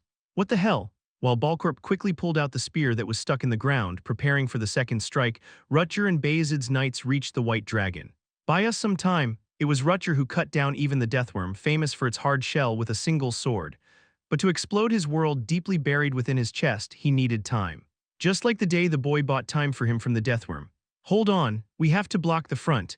While the knights bought time with their bodies, Rutger quickly closed his left eye and flicked his sword with his finger. The resonance coming from the familiar vibration plunged him deeper into his own world. Purple flashes raining down from above. Shiny humans running chaotically from below. Until now, Lindworm had lived without knowing that he was a noble dragon, but now that he knew about it, he felt unbearable anger when he saw the humans who dared attack him. Lindworm took a deep breath and roared louder than when he lunged at the boy. The back of the white dragon's neck swelled as if it were going to burst, as it was filled with anger with all its might, ignoring even defense. Damn it! Realizing the impending catastrophic breath to come, Larmand quickly withdrew from the battlefield and rushed towards the boy. "Vlad, snap out of it. What are you doing here?" However, Vlad couldn't easily move despite the urging of the voice in Larmand. Noir, connected to the boy's world, was also trapped in the intense gaze of the blue eyes right in front of him, making it difficult for him to step away. While others might not have known, the boy was trying to keep his head high against the huge world that was trying to swallow him up. "I don't know what it is, but it feels bad." Seeing the boy with his eyes wide open and deeply rooted, Larman turned away. If you can't choose the best option, you have to settle for the second best. And the virtue of a retired knight was to entrust the future to the boy. As you get older, the chill reaches your joints, you know. Woo, just as Larman finished speaking, Lindworm's breath approached like a faint mist, ominously looming. The breath of a dragon that would freeze the soul of an ordinary person. Hup, the old knight with the boy on his back gritted his teeth, hoping fervently that the world he had built up throughout his life would be hotter than the dragon's breath. Instead of wielding a sword, a radiant aura began to form around Larman's crossed arms. Vlad quietly caught his breath in the cold, hazy fog. Although he felt a chill coming, the aura from Larman felt as warm as ever behind him. You have to cut it off, GHH. Despite the freezing cold surrounding him from all sides, Vlad clenched the sword tightly with trembling hands. Though the icy gaze seemed to entangle him like a spider's web, Vlad knew he had to do it. Damn it, to confront the vast world, his own world also needed to expand. The warmth of Larman began to permeate the boy's world, which was desperately searching for a way out. Another ray of color came into Vlad's world, whose color had not yet been decided, and that light began to flow along the unadorned sword. Old man. Go, Larman's voice flowed from between his cold, hardened lips. The old man had done his part, and now it was the boy's turn. Listening to Larman's words flowing from behind, Vlad swung the sword with all his might. The invisible, cold webs entangling the boy began to shatter. Mercia shook off his usual relaxed demeanor and stared ahead with a stern expression. The pale breath that Lindworm exhaled was blown away by the wind, and the scenery within it gradually began to reveal itself. A scene as if time had frozen. Ice pellets formed by blizzards sparkled amidst the frozen nights, and amidst that glitter there was a swiftly galloping black horse. Mercia uncrossed his arms and looked into the eyes of the boy passing by him. Blue eyes met blue eyes, sharing different lights despite their similar colors. Impressive. Mercia erased the cynical smile she always wore and watched the boy advancing with pure admiration. The boy's gaze slowly left Mercia. Only with his own will, without the permission of the vast world, the boy's sword severed his presence. Let's go, everything had its order. Vlad, who learned this from Joseph, realized that rather than attacking Mercia right now, he should first deal with the white dragon behind him. That way, he could deliver a proper blow to the man who tried to crush him. Vlad raised his head again from under the old knight's shield and led the black horse toward the white dragon.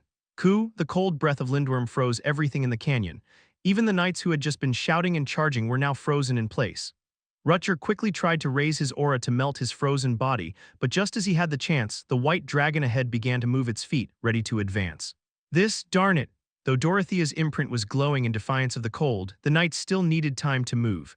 While Balcorp's spear fought Lindworm alone on the canyon's edge, it wasn't enough.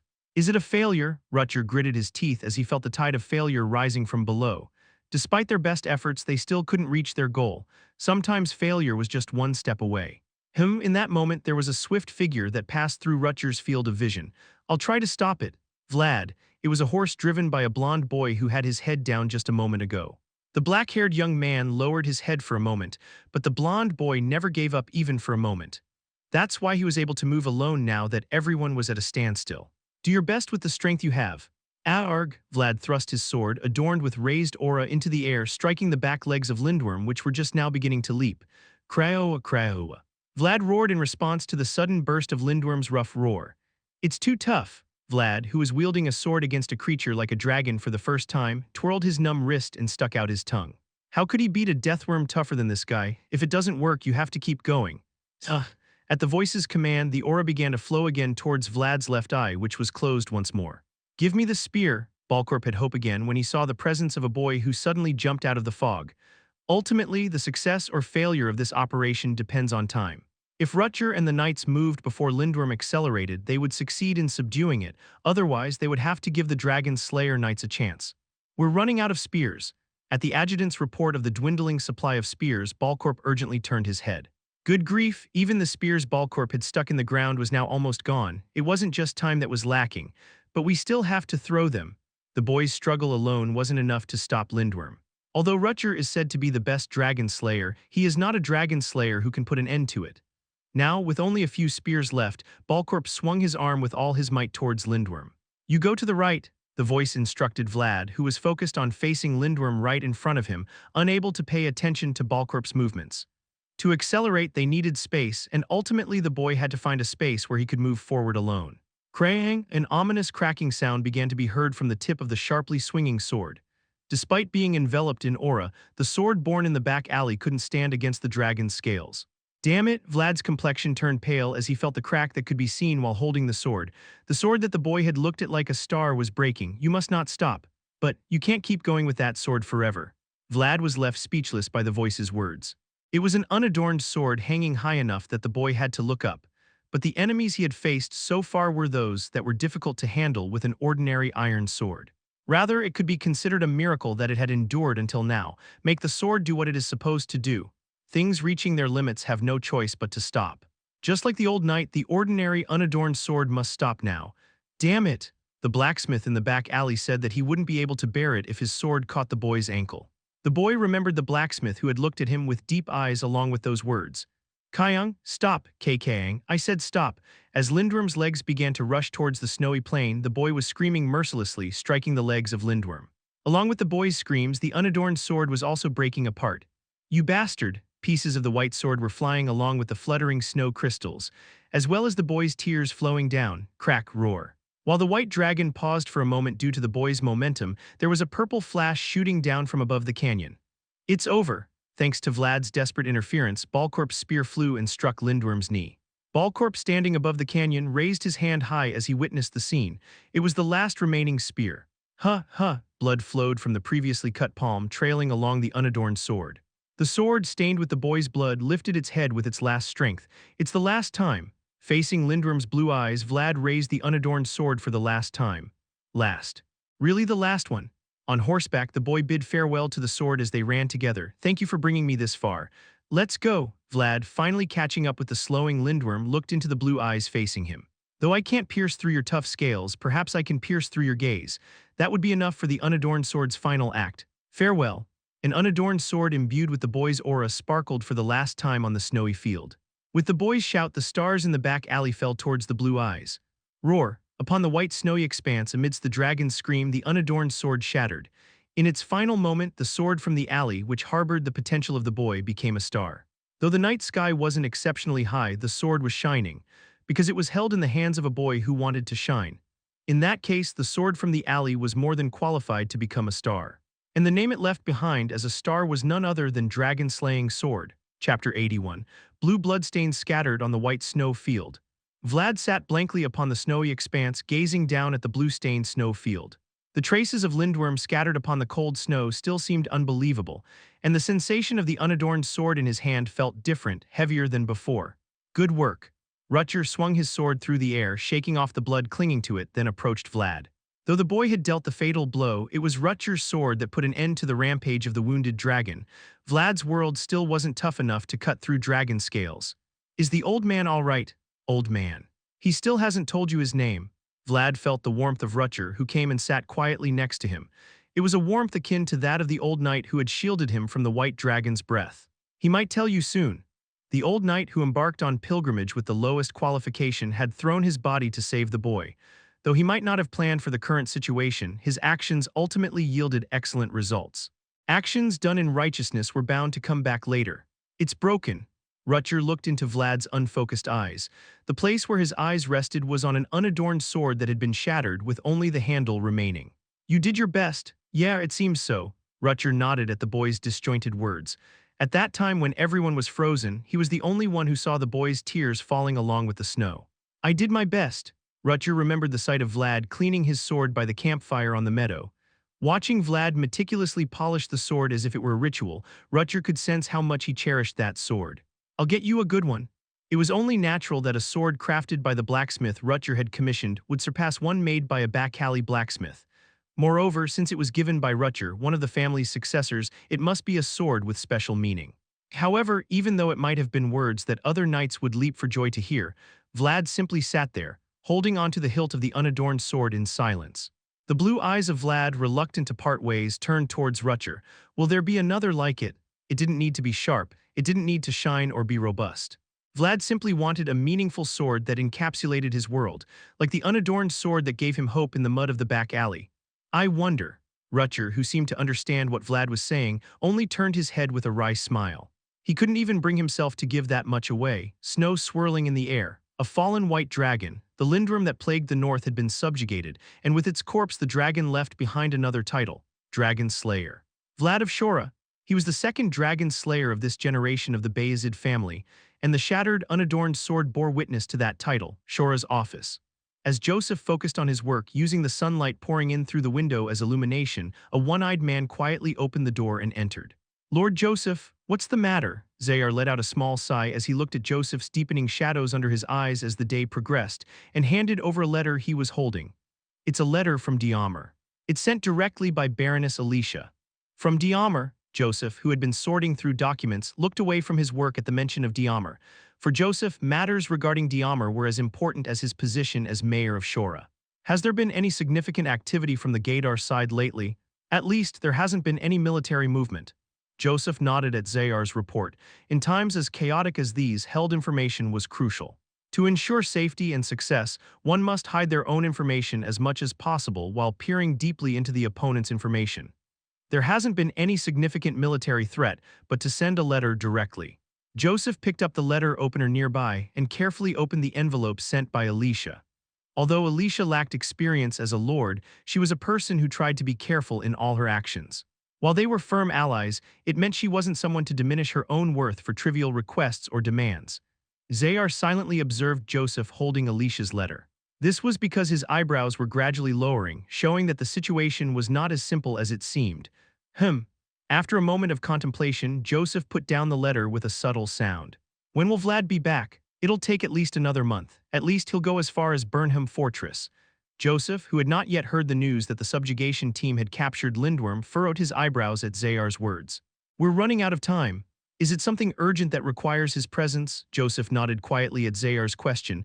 "We're running out of time," vaguely. Knock, knock, knock. Joseph, who was pounding the desk and leaning deeply into the back of his chair, pondered for twice as long as when he read the letter.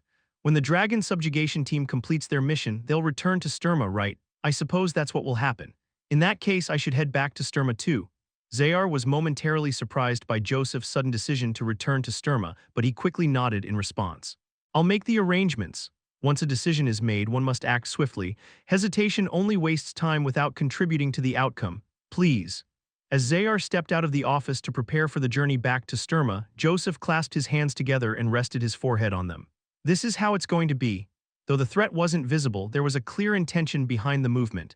Alicia was surprised by the actions observed in Gaidar, prompting her to send a letter to Joseph. That mistake turned out to be the best move. With a chuckle, Joseph couldn't help but laugh. In a life where he always had to think ahead, it was the first time an unintended action had determined the course of events that had come to his doorstep. There was a blonde boy who had made a mistake with a noble lady with light blue hair. At that time, Joseph could only feel dismay at the scene before him. But now, as that incident became a clue to the problem that was facing him now, he couldn't help but laugh. "I'll need to get things ready." That day, the boy took the lady's handkerchief with his own hands, taking with it the obligation and justification for his actions. Now was the time to repay that mistake. Joseph sat down in his chair and quietly looked out the window. The cityscape, the sturdy castle gates, and far beyond, the snowy plains of the north. The direction Joseph was looking was where the blonde boy was. "Hey, what do you think you're doing? Are you moving a corpse or something? Why are you laying all these damn sheets over my head like this?" Vlad grumbled, shooting back at Larmund, who was complaining beside him. "The wind's coming in, and why should a northern be afraid of the winter wind? They say when you get old, the wind makes your joints ache." On top of the creaking cart, Larmund, lying on it and covered in pieces of leather and cloth, was at a loss for words at what the boy said. "Honestly, if you just look at me now, I'm just a talking corpse. At this age, there are some words that you become sensitive to when you hear them from others." Vlad was doing his best to take care of Larmund, who had shielded him from Lindworm's breath. However, the old man and the boy, both unaccustomed to caring for others and being cared for, could only stumble forward together. The dragon-slaying expedition returns. Rutger, who had transferred his temporary command of Burnham Fortress to its original knight, was leading the expedition back to Sturma. With him were the Knights of the Iron Duke, who had joined forces against the dragon's threat. "Would you not consider accompanying me to Sturma? It's not often esteemed guests like yourselves visit, and my father would be delighted to meet you." And along with the Dragon Slayer Knights who suddenly invaded the north under the guise of a justification. "I don't think the opportunity to see Vayezid's head in person will be that rare in the future." Mercia was stroking his chin, smiling at Rutger's polite invitation. "But I wonder if I can go there and remain calm without getting excited." Though they spoke in noble etiquette and conversation, there were sharp warnings hidden within. just like the knights from the north and central regions were currently doing to each other. In that case, we should part ways here. In response to Rutger's clear dismissal, Mercia could only offer a wry smile. The Dragon Slayer Knight's justification lies in the eradication of Lindworm.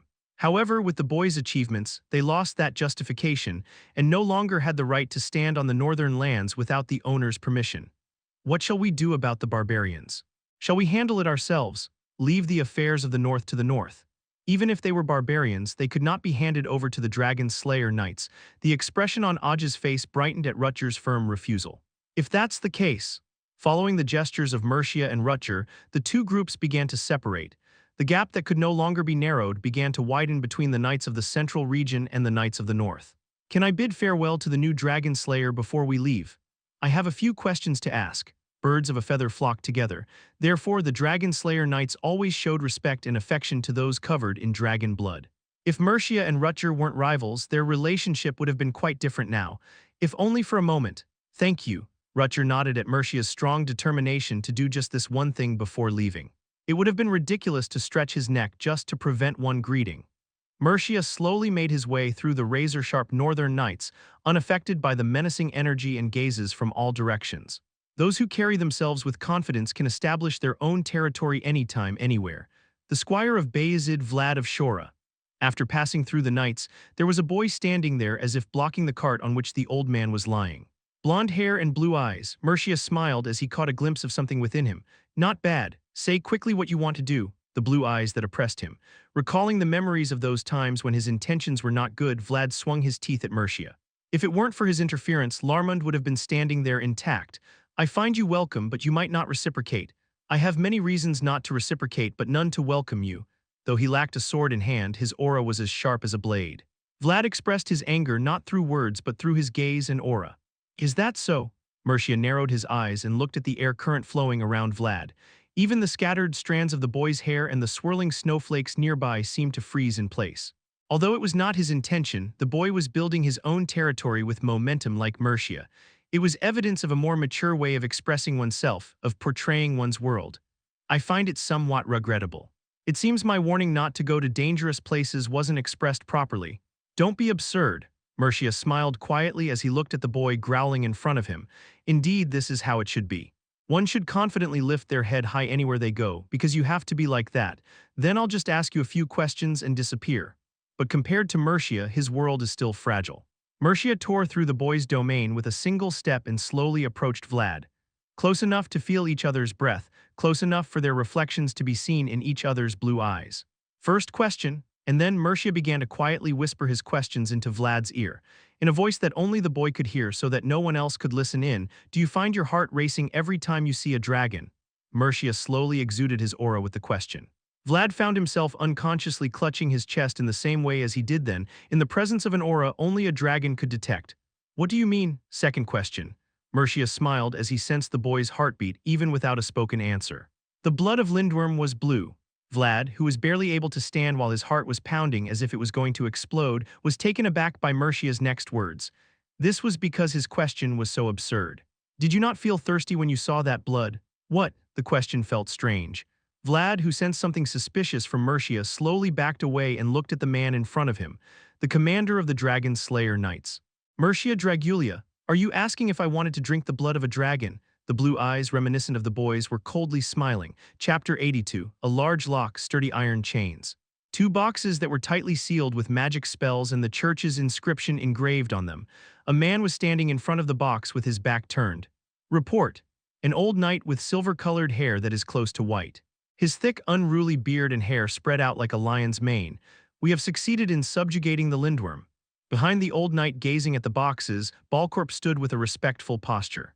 Fortunately, Vayezid's knights wrapped up the operation, so we didn't have to give the Dragon Slayer knights a pretext. And him, it was a small voice, yet it echoed throughout. The man exuded a strong presence with just his voice. Commander Mercia of the Dragon Slayer Knights has left the north. Vayezid's knights watched them until the last moment. I see. The man nodded as he listened to Balcorp's report and looked at the boxes in front of him. Just a few days ago, they had resonated with each other, spreading the energy of the dragon. But now they remained silent as if they had fallen into a deep slumber. Then there's no reason for these fellows to cause any trouble anymore. The white dragon Lindworm is dead, and Commander Mercia of the Dragon Slayer Knights has left the north. That meant these pieces would no longer summon dragons from the north. Because dragons who have realized their potential no longer exist in the north. I'm sure there isn't just one Lindworm, Duke.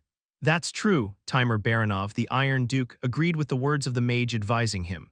There might still be young dragons hiding somewhere in the snowy wilderness of the north, and when they regain their potential, a situation like this might happen again. As expected, storing both pieces together causes such problems. Originally, the box was kept in the north.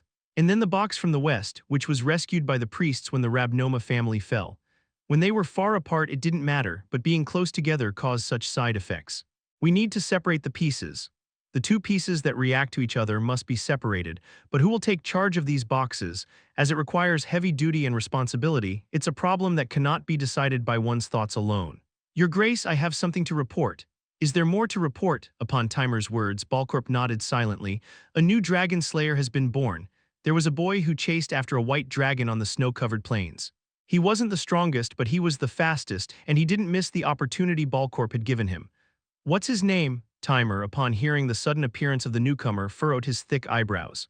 In this generation of the Vayezid family, only Rutger was considered a noteworthy figure. The boy's name is Vlad. He's still just a squire, but his potential shone brightly. Squire. Timer listened to Balcorp's report and stroked his chin, looking at the boxes containing the dragon pieces. And the boy, a name he hadn't heard before. Whether it had been hidden or emerged through his own efforts, young ones were always unpredictable entities.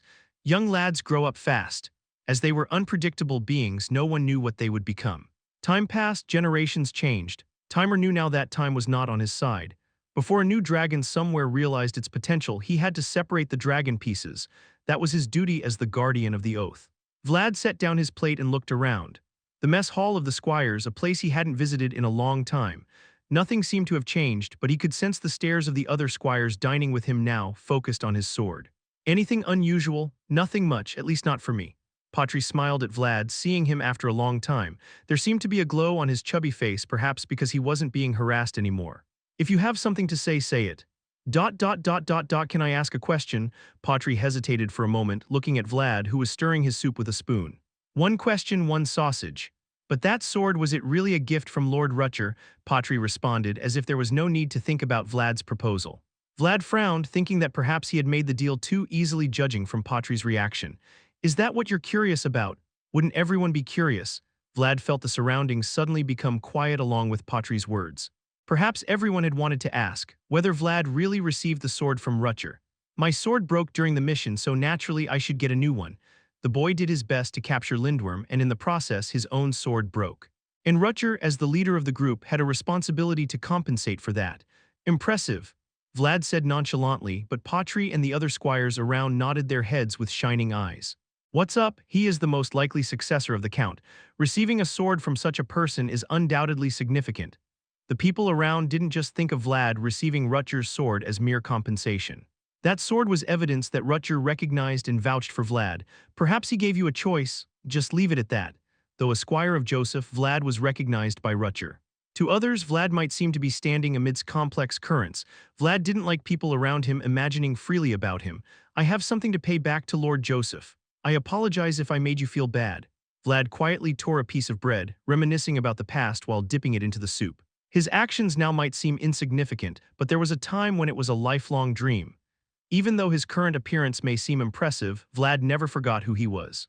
The fact that he could establish roots in a place like the Vayezid family, not in the dirty back alley, was solely because a person named Joseph recognized him. Vlad felt obligated to repay that as a man of faith. Because that's what he wanted to do. But do you know about that? Sensing Vlad's discomfort, Patri quickly changed the subject. What?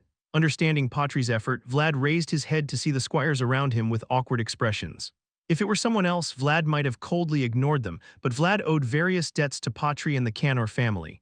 Even Gregory has blood relation with Patri. They say all the knights of Vayezid are gathering here now. All of them. Seeing Vlad's keen interest, Patri raised his spoon and spoke as if relieved.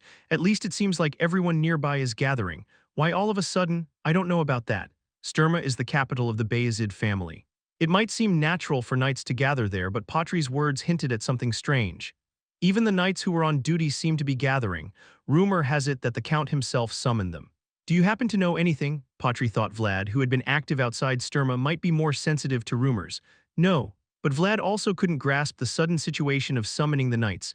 Knights are symbols of power.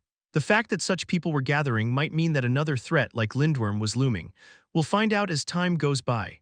There was no need to worry in advance about what might come. The boy was always ready to wield his sword at any moment. The sound of utensils quietly spreading through the restaurant. While listening to that sound, the squires were quietly watching Vlad's reaction. Vlad may not have known, but the squires who had seen him after a long time knew. The blond boy who had been with them as a squire was now too far away for them to reach.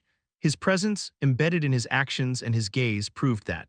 Vlad had grown too big to stay in the position of a squire. Only Vlad, who was concentrating on his soup, remained unaware of it.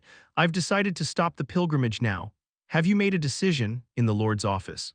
Larmund set down the teacup in front of him and spoke. It was a decision I wanted, but truly a trying time. I understand. With those words, Peter looked at the coin placed next to Larmund's teacup. The unimpressive, worn-out coin, corroded to a reddish hue, seemed like something that wouldn't even be welcomed if given to someone. In that case, do you intend to pass the final ducat to the boy named Vlad? He has the qualifications. Larmund nodded in response to Peter's question. From their first meeting to the recent suppression of Lindworm, the old knight who had been watching Vlad closely from the sidelines was convinced that he was more than deserving of this coin. Having received the value of honor, this boy named Vlad's shoulders must be heavy. That's what I'm suggesting. Larmund leaned back in his chair, as if finally letting go of a burden, and sighed deeply. As a knight and as a representative of the Vayezid family, I feel content that all my duties have been fulfilled. Thank you for your hard work. Peter, a nobleman and the head of the Vayezid family, respectfully bowed his head towards Larmund without hesitation. The old knight who has fulfilled his duty and honor will now be able to truly retire.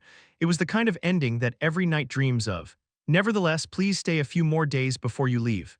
Is there something else? Larmund looked momentarily puzzled at Peter's words. The Peter he knew was not someone who would lament farewells. When someone retires, someone else must emerge anew, shouldn't they? Larmund tilted his head for a moment at Peter's words, but then struck his knee with his palm as if he realized what he was talking about. So even the head of the family has acknowledged it. I think the timing is a bit premature, but that's the way it is. The boy had only been here for just over a year. And in the history of Vayezid, no squire had been acknowledged within just 1 year. With this appointment, the record for the youngest and shortest term will be broken.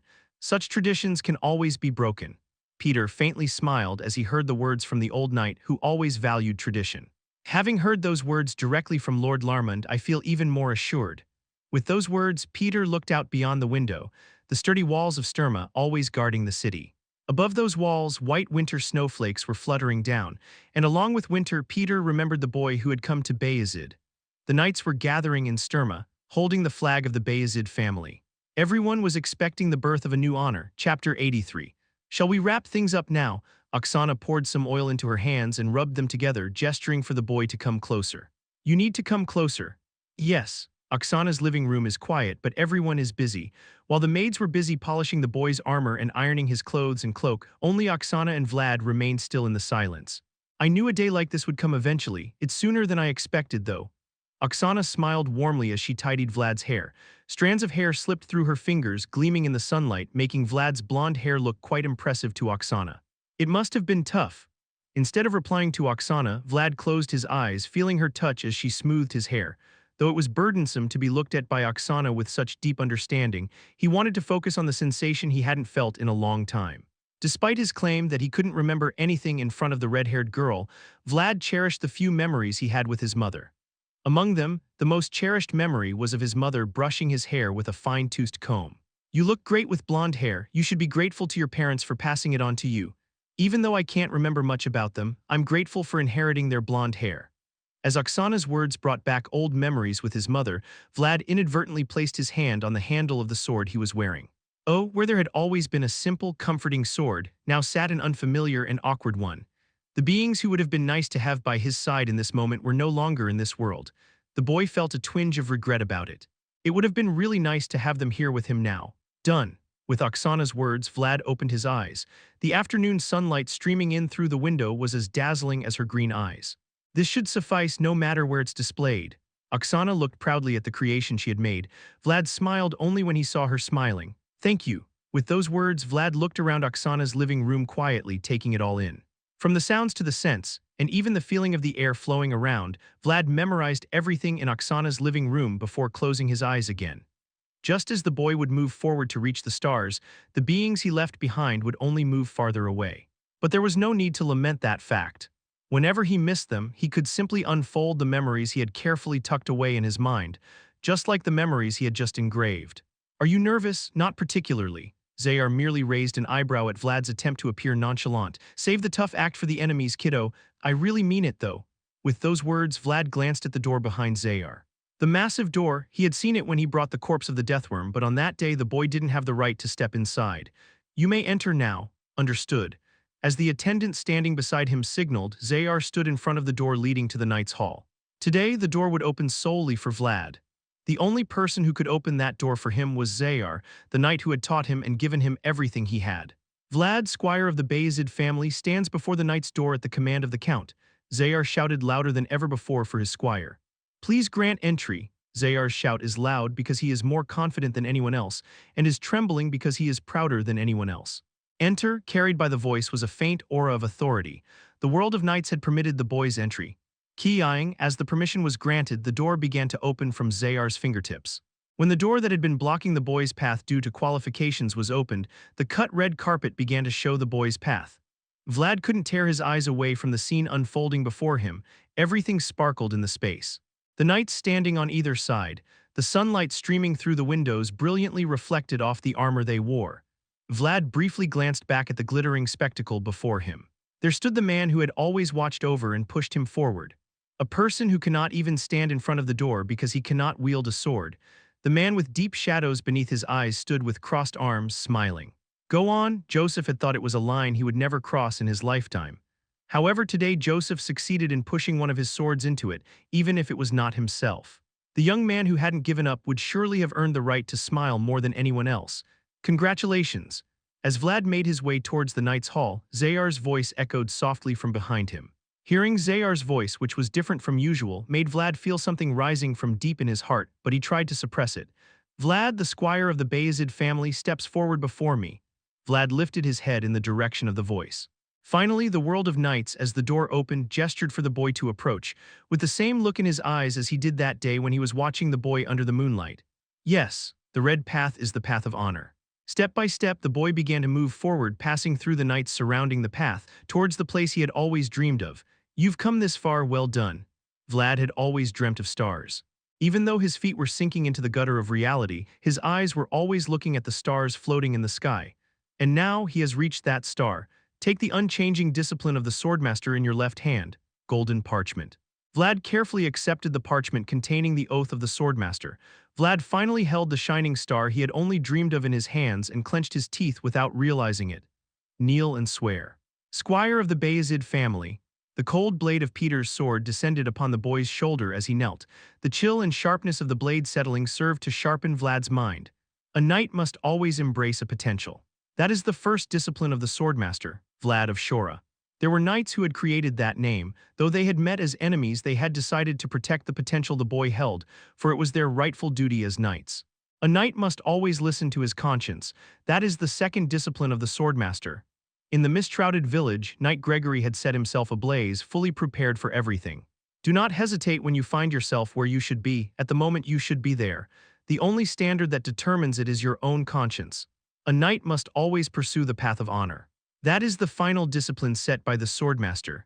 A knight must always be honorable, and to be honorable he must always look upward and move forward, without any shame, only for fair compensation.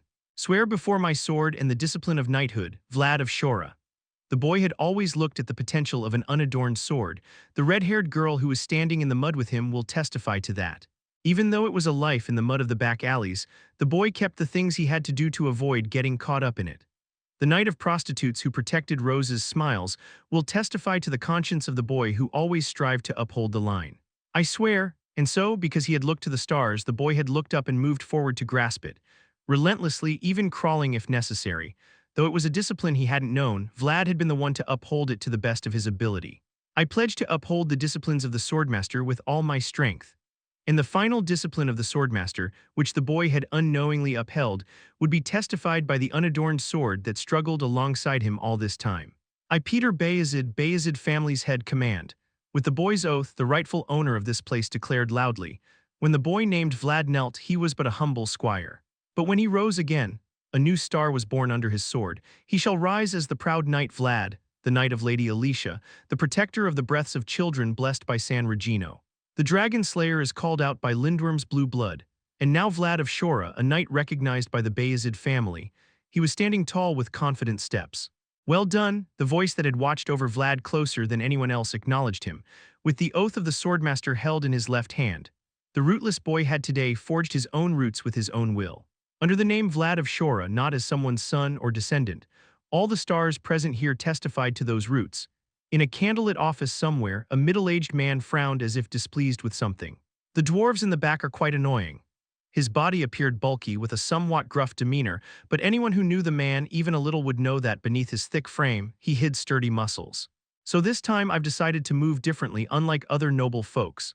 The man holding a walnut in his hand casually crushed them as he spoke. "It seems the Baroness Alicia, the only Haniel, still has no husband." "That's correct." Despite being of noble descent, the man spoke without restraint, displaying a pioneering and conquering spirit that paid no heed to anything. "Well then, I suppose it's time to act. It's tough for a woman to survive alone in this harsh world." To him, always hungry for more, another opportunity presented itself. "So you need to use some strength this time. Please, tell me what to do, my lord." Count Sigmund Gaidar, a man who had become a new conqueror in the western frontier. The man outside the candlelight bowed his head at Sigmund's command. "Go to Diamar with my son. Bring back a rightful justification from there." Understanding Sigmund's intention to expand not through violence and war but through legitimacy, the knight nodded. With his son who carried Gaidar blood, at least a small pretext could be secured. "I believe you will not disappoint me as always, Godin." Raising his head at Sigmund's words, the knight replied, "I will do my best, sir." Godin, the knight of Gaidar. The blue moonlight outside was casting its glow upon him. Chapter 84. "What are you thinking about?" Joseph, who was momentarily dazed by the pouring sunlight, quickly opened his eyes and raised his head. As his vision became increasingly clear, he could see Peter looking at him closely. Peter's expression seemed to momentarily hesitate, contemplating whether he should worry about his frail son as a father or scold him sharply as the head of the family. "You seem tired. I apologize." In Peter's eyes, a hint of a father's gaze began to emerge subtly. It would be understandable to be tired. Starting from Shora, he had to constantly run up to Sturma and prepare to make Vlad a knight. If it weren't for Joseph, Vlad becoming a knight at such a young age and in such a short time in the history of the Vayezid family would have been impossible. "I have adjusted the boy's status as you wished." "Thank you." To gather his thoughts, Joseph quickly looked out the window. Although the outside view was somewhat obscured by Peter's figure, the snow hanging on the window frame sent a chill down Joseph's spine. "Soon, a meeting will be held where all the lords of the north will gather." "Is that so?" But there was no need to look out the window to clear his mind. The words that eventually reached Joseph from Peter's mouth were surprising enough. "Is this a grand meeting?" "Yes." The Northern Conference, which had not been convened for over 10 years. The fact that it would happen soon made Joseph's expression involuntarily heavier. "I didn't even sense a hint of it." There must have been signs visible here and there, considering it was a gathering of all the lords of the north. However, Joseph hadn't sensed any of those signs at all. That could mean the security was kept tight or the preparations were rushed to the point that no one noticed. "I want to have the Lord of Diamar seated there." A single sentence laden with many meanings. Joseph, momentarily taken aback and unable to speak, watched as Peter took hold of the bottle of alcohol beside him and quietly poured himself a drink. Soon, the room was filled with the scent and sound of the clear brown liquid flowing. "The Baroness Alicia will know too, that Diamar can no longer freely move between the north and the central region. The peaceful days have come to an end. Now is the time for us to unite for survival. And that choice will be even harsher for territories like Diamar that have maintained neutrality. Will she choose us? I know everything you've done to make her do so." Peter looked at his son sitting across from him with deep eyes. Clever but weak, his second son Joseph Vayezid, but he knows that he has struggled just as fiercely because he wasn't born with sharp fangs. Do your best to support her. As far as Diamar is concerned, you are Vayezid, so he must also repay that struggle, as both a father and the head of the Vayezid family. "Thank you, father. Since you've come up after a long time, take a few days off. Enough to satisfy your mother." Realizing that the conversation was over, Joseph left the office with a subtle smile, and Peter picked up the glass of alcohol beside him with a short sigh. It's a dilemma. Diamar is probably not the only one wondering what to choose. Peter also stood at the crossroads of choice, and in the next few years he would have to make the decision. The blood of nobility should be a cold, serene blue, because on their shoulders were an immeasurable amount of duty and responsibility. Peter raised the glass filled with alcohol and stood up to look out the window. Winter was coming with the falling snow. As Advisor Lagmus had said, this winter seemed like it would be even colder than last year's. Shimmering cloak, sparkling armor, Vlad, clad in the same attire as yesterday, now stood atop the walls of Sturma. Quite a sight, Vlad remarked, gazing at the scenery before him. The twilight hues stretching beyond the horizon tinted the plains of the north red along with the walls of Sturma. It was a sight I wanted to show you. Larmund spoke, observing Vlad, who was looking ahead with a blank expression. He had always lived in humble attire, but his current appearance was entirely different from before. Though not in full armor, he wore a surcoat and cape that knights often wear, and he looked like a knight so proud that anyone who saw him would bow his head. The walls of Sturma have grown by drinking blood. Vlad involuntarily turned his head at the solemn voice coming from beside him. The blood of enemies and the blood of the Vayezids. Larmund, now facing Vlad with a markedly different atmosphere, continued, and someday when the time comes you too will have to shed your blood. Vlad, sensing the meaning behind Larmund's words, simply nodded quietly without saying a word. To protect something, someone's blood is needed. And knights, as beings who had pledged to willingly shed their blood when the time came, understood this truth. The old knight was now imparting the essence of knighthood to the boy who had just become a knight. I understand, old man, it's Larmund. Only now did the wanderer who had been wandering in the lowest places speak his name. In the future, call me Sir Larmund. He had wandered around with his old body in search of the honors he had not been able to collect, and now he was holding only the last piece of honor in his hands. Take it, and finally the old man could step out of the lowest ranks by handing over his last coin to the boy. What's this? The payment for your armor that I destroyed. The meals I enjoyed, the lodging fees at the inn I borrowed from you. And the price for all the potential you showed me, the single ducat that paid for all those things. Is this all? Whether it's enough or not, that's all you get. Vlad frowned at the rusty coin, but Larmund simply chuckled, looking at the oblivious boy. It's enough, take it or leave it. The old man had accrued much debt to the boy over time, but it was not due to careless attitude, rather it was the deliberate outcome of his intentions. Following Larmund's intentions, Vlad, who had naturally become the patron of the lowest ranks, could only feel bewildered by the worn coin he now held. But he couldn't voice any complaints. Now the old man in front of the boy was not an unknown old man, but someone who was his longtime senior. Come visit my manor sometime. Sure, I guess I can get the missing amount there. Larmund smiled at the quietly grumbling boy. Your visits are always welcome, Sir Vlad. Yes, Vlad looked at Larmund, who referred to him as Sir, momentarily taken aback. He hadn't learned how to respond in such situations. It was a pleasure. Vlad merely gave a subtle expression while looking at Larmund, extending his hand for a handshake. The unadorned sword had served its purpose, so it parted ways with the boy. The old knight had fulfilled his duty, thus it was time for him to part ways with the boy. As Larmund bid him farewell, Vlad merely felt the coin he was given. For the boy, parting was still an awkward moment. As the fading twilight cast its red glow upon the walls of Sturma, it painted both of them in red. Vlad's hand, which was shaking Larmund's hand, was rising as slowly as the slowly waning sunset. A blue-eyed man was walking through the mansion. The servants around him urgently lowered their heads as they looked at the shining armor and the flowing blonde hair. There was no place in the mansion where the man was walking that was not illuminated by light. Sunlight shines through the windows on all sides, and statues and ornaments sparkle in the light. The ornaments boasted an old-fashioned charm as they were old, clearly showing how noble the owner's taste was. I have just returned, father. Mercia walked confidently into the lobby, kneeling politely and bowing his head towards the figure seated atop the hall. Have you now? The twilight, as if taking its last breath, cast its glow upon the seat he occupied. His hand, as dry as a withered tree, was bathed in the reddish light streaming in from outside. A report. His voice, devoid of moisture, cracked like metal, revealing his age and vigor. The man whom Mercia addressed as father struggled to sit in the chair, burdened by the weight of the passing years. I apologize, father. At the difficult voice coming from above, Mercia lowered his head even more as if he was sorry and began to report what happened in the north. The Lindworm, the white dragon, a manifestation of his potential, had been subdued by the Vayezid knights, not the dragon slayer knights as expected. Barbarians, ignorant of their place. The old man, describing the northern men as barbarians, could not hide his disappointment, tapping his armrest with a trembling finger. Prejudices against the north, ingrained over time, still lived within his soul. I'm sorry. Mercia knew his failure would greatly disappoint his father. However, he also knew there were significant variables contributing to his failure, which would surely bring joy to the old man who was currently disappointed. But father, I have found a promising boy in the north. A promising boy? The withered old man blinked in surprise at Mercia's sudden report. Despite everything in his body being bleached white by the weight of the years, his blue eyes still sparkled as brightly as ever. Have you ever been to the north? I discovered a young dragon there who has yet to open its eyes. At Mercia's words, the old man closed his eyes deeply. His eyelids fluttered restlessly, as if rummaging through past memories without respite. Have I only been to the north? I have traveled across every corner of this world throughout my lifetime. A seed is something that has the possibility to become something. Over the years, the old man had traveled across the continent, sowing those possibilities. It was the old man's belief and wish, and it was something worth risking his life for. Did your heart resonate upon seeing the child? Yes. What color? In response to the old man's question, Mercia looked up at him. Golden hair and blue eyes, the colors of the Dragulia family were present there. It is the same as ours. I see. With Mercia's words, the withered old man smiled deeply. With that smile, the twilight that had barely hung on the horizon began to fade.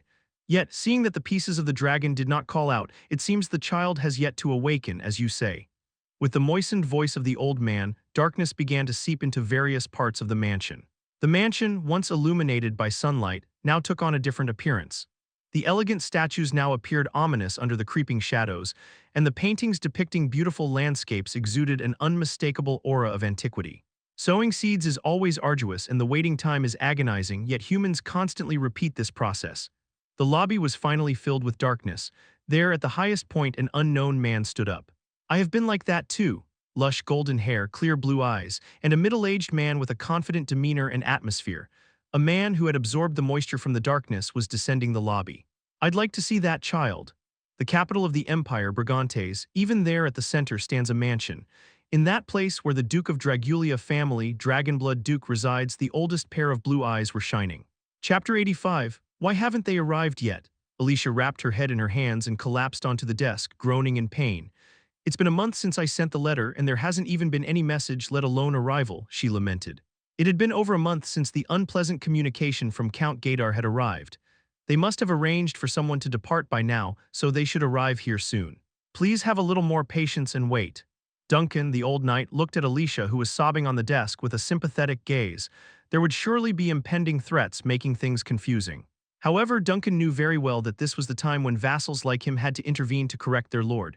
You always have to prepare for the worst. That way you can handle everything with a humble attitude. Maybe I should just go marry over there.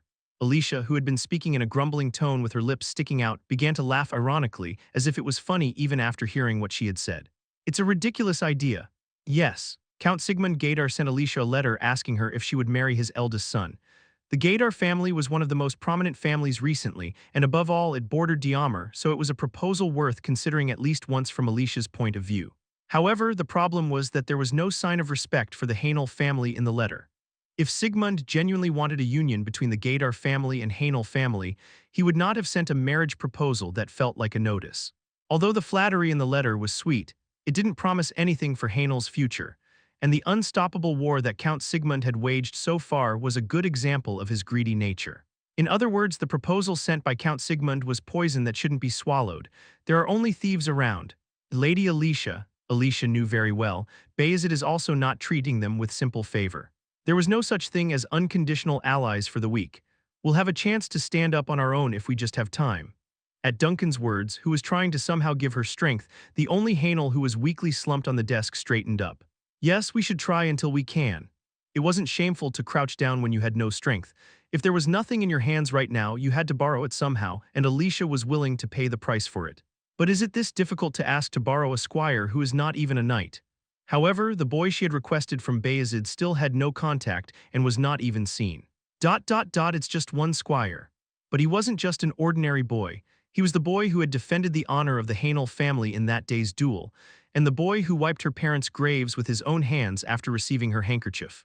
Lady Alicia, it is reported that the people from the Gaydar family have arrived at the estate. When everyone around her revealed their dark intentions towards the territory of Diamar, there was only one person who could help Alicia out of pure obligation. I understand. And Alicia was still waiting for that boy. There were men entering the entrance of Diamar. There were more than 10 men, all of them knights in excellent armor. Looks like a backwater village. The man standing at the forefront of the group looked around with a disdainful look. And it's too quiet, untidy thick eyebrows, broad shoulders, and even though he is smiling, he looks belligerent. The young man, confidently exuding his aura without bothering to tidy it up, seemed unimpressed by the territory he had laid eyes on, as if it were beneath him. It is a territory based on diplomacy rather than war, and agriculture rather than commerce and industry. That sounds boring. The man with a bulky body seemed to lose interest in the explanation about Diamar coming from the side and scratched his head. I just have to stay quiet, right, Godin? You should at least greet them. Just a greeting is enough. Act interested, engage in small talk. Sigh, Stephen, the eldest son of the Gaydar family. He was someone who did what he wanted without hesitation and also had a natural talent for refusing things he didn't want to do. I don't want to do such a bothersome thing. Just thinking about it made Stephen's temper flare up suddenly, and the knights behind him involuntarily tensed up. You must fulfill your duty to your bloodline. But Godin, who was directly facing Stephen's momentum, just smiled calmly, a knight hiding a sharp sword behind his always smiling face. That's why he was a man you couldn't face and smile back. All right, seeing Godin, who showed no signs of being shaken by his aura, Stephen could only sigh as if resigned. Sending Godin, who was practically his father's right arm, meant that his father was taking this matter seriously. They say she has a beautiful appearance. Godin knew well that Stephen was a man who could not be appeased only by suppressing him. They say there's hardly any noblewoman around here worth comparing to. Oh really? A Western-blooded person who is honest about his desires and doesn't hesitate to do what he wants. Stephen inherited Sigmund's temperament completely, nodding in acknowledgement as if he understood the carrot Godin had laid out for him. I feel a little motivated. It was a tedious and uninteresting task, but at least there was one thing that sparked Stephen's interest, which was fortunate. At the edge of Stephen's sight, knights with the banner of the Hainel family were approaching. Wow. The first words Stephen uttered upon seeing the woman with the aquamarine hair sitting above were words of admiration. I've heard about you through rumors, but indeed rumors are just rumors. The beauty before me now cannot be contained in mere words. Despite his rugged appearance, Stephen was quite adept at serving up refined words, but Alicia was already feeling discomfort towards him. Stephen's attitude towards addressing Alicia, despite having the formal title of a baroness, seemed too casual, especially considering he was addressing the owner of an entire territory. It's a pleasure to meet you for the first time, lady. I am Stephen of the Gaydar family. Welcome, Lord Stephen Gaydar. Despite the formal title of a viscount, Stephen addressed Alicia simply as lady. Duncan, who stood beside her, sent sharp energy to pressure Stephen, but Stephen, the party concerned, just smiled and brushed it off. You've traveled a long way. It would have been better if you had given notice in advance. They were people who couldn't be pressured by mere momentum. However, Alicia Hainel, the rightful owner of Diamar, had an obligation to dignify herself as the owner. Wouldn't it have been necessary to coordinate this marriage proposal in advance? I think it was a bit hasty to come here so suddenly. While her hair color was aquamarine, the tone of her words flowing from her tongue was icy blue. Alicia succeeded in wearing the colors of nobility, at least on the outside. I'm a little disappointed with the attitude the Gaydar family showed me. As Alicia said, sending a letter would naturally not establish a marriage or engagement between nobles. However, Gaydar had already sent Stephen, the concerned party, to Diamar without even considering Alicia's intentions. This was undoubtedly a discourtesy towards Alicia, no matter how one looked at it. Our count said that there will be relationships that begin through meeting. Are you saying that a meeting between noble families would proceed so hastily? Duncan, irritated by Godin's ambiguous words, felt a strong urge to vent his frustration with a curse or two. To the old knight, Lady Alicia was as precious as his own daughter. Don't be too harsh. Our count treasures Lady Alicia so much, so he sent his son directly to avoid losing her to someone else. However, you should not get angry carelessly. Their sudden intrusion undoubtedly had an intention behind it, likely to build their own pretext. I apologize for disregarding etiquette and procedure to some extent. However, the presence of Lord Stephen here, as the eldest and heir of the Gaydar family, implies significance. He is more than capable of filling in for any procedure that might be deemed lacking. As Godin said, sending the family's eldest son to this event also meant that Count Sigmund gave it great meaning.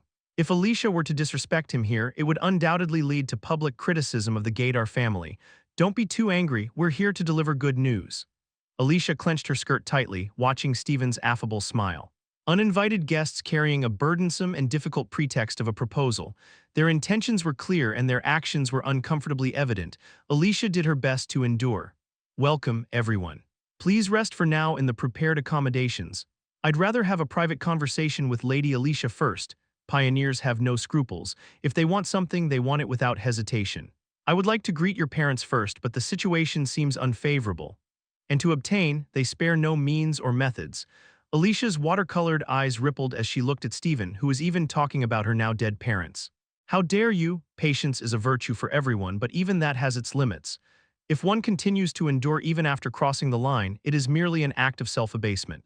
Where do you think you are? The ruler of Diamar, the sole Hainel, stood up from her seat, ready to vent her anger at the insult she couldn't tolerate. The Knights of Bayezid have arrived.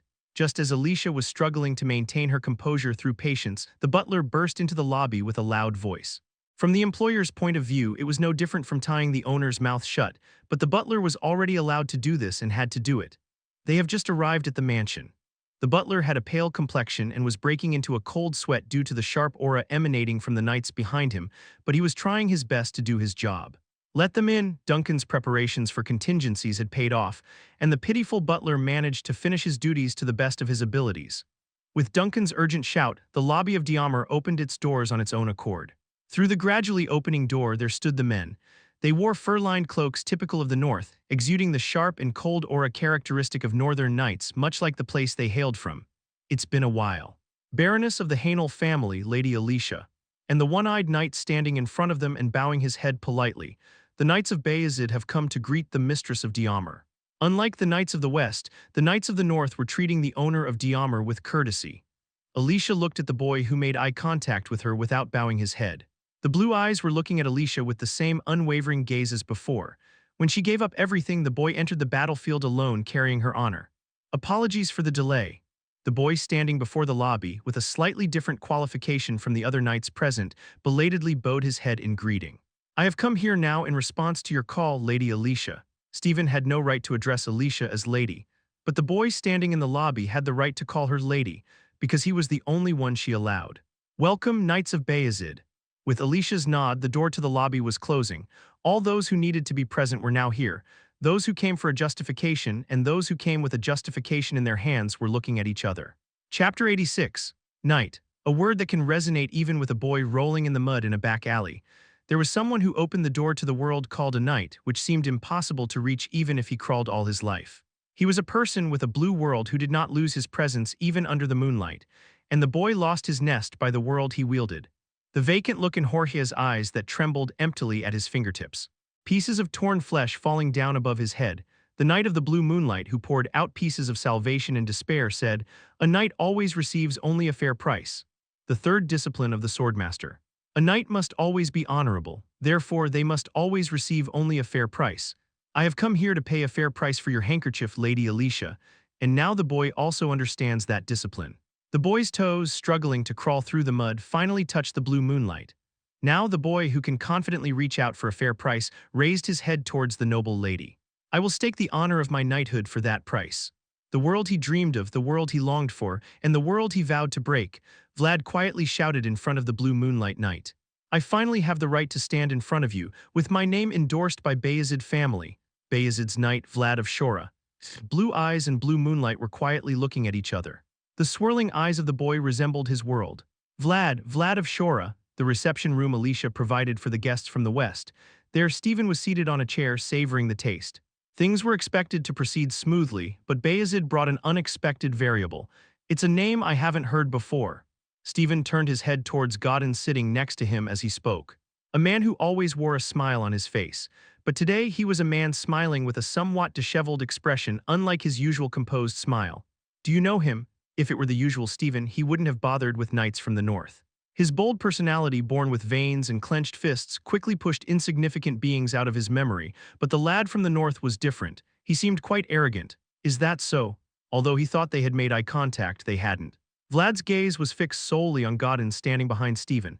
Seeing Vlad casually ignore him filled Stephen with curiosity and a fresh sense of indignation. If you know each other, you can say you know each other. While Godin answered Stephen's question, he was still lost in thought. The intense gaze sent by the boy continued to linger in Godin's mind, even amidst the smiles of roses. I never imagined I'd encounter him in a place like this. That day, sparing the boy wasn't merely driven by simple sympathy. It was because of the potential the boy possessed and the encouragement it brought, even if it might turn out to be a disappointment later on. Quite impressive.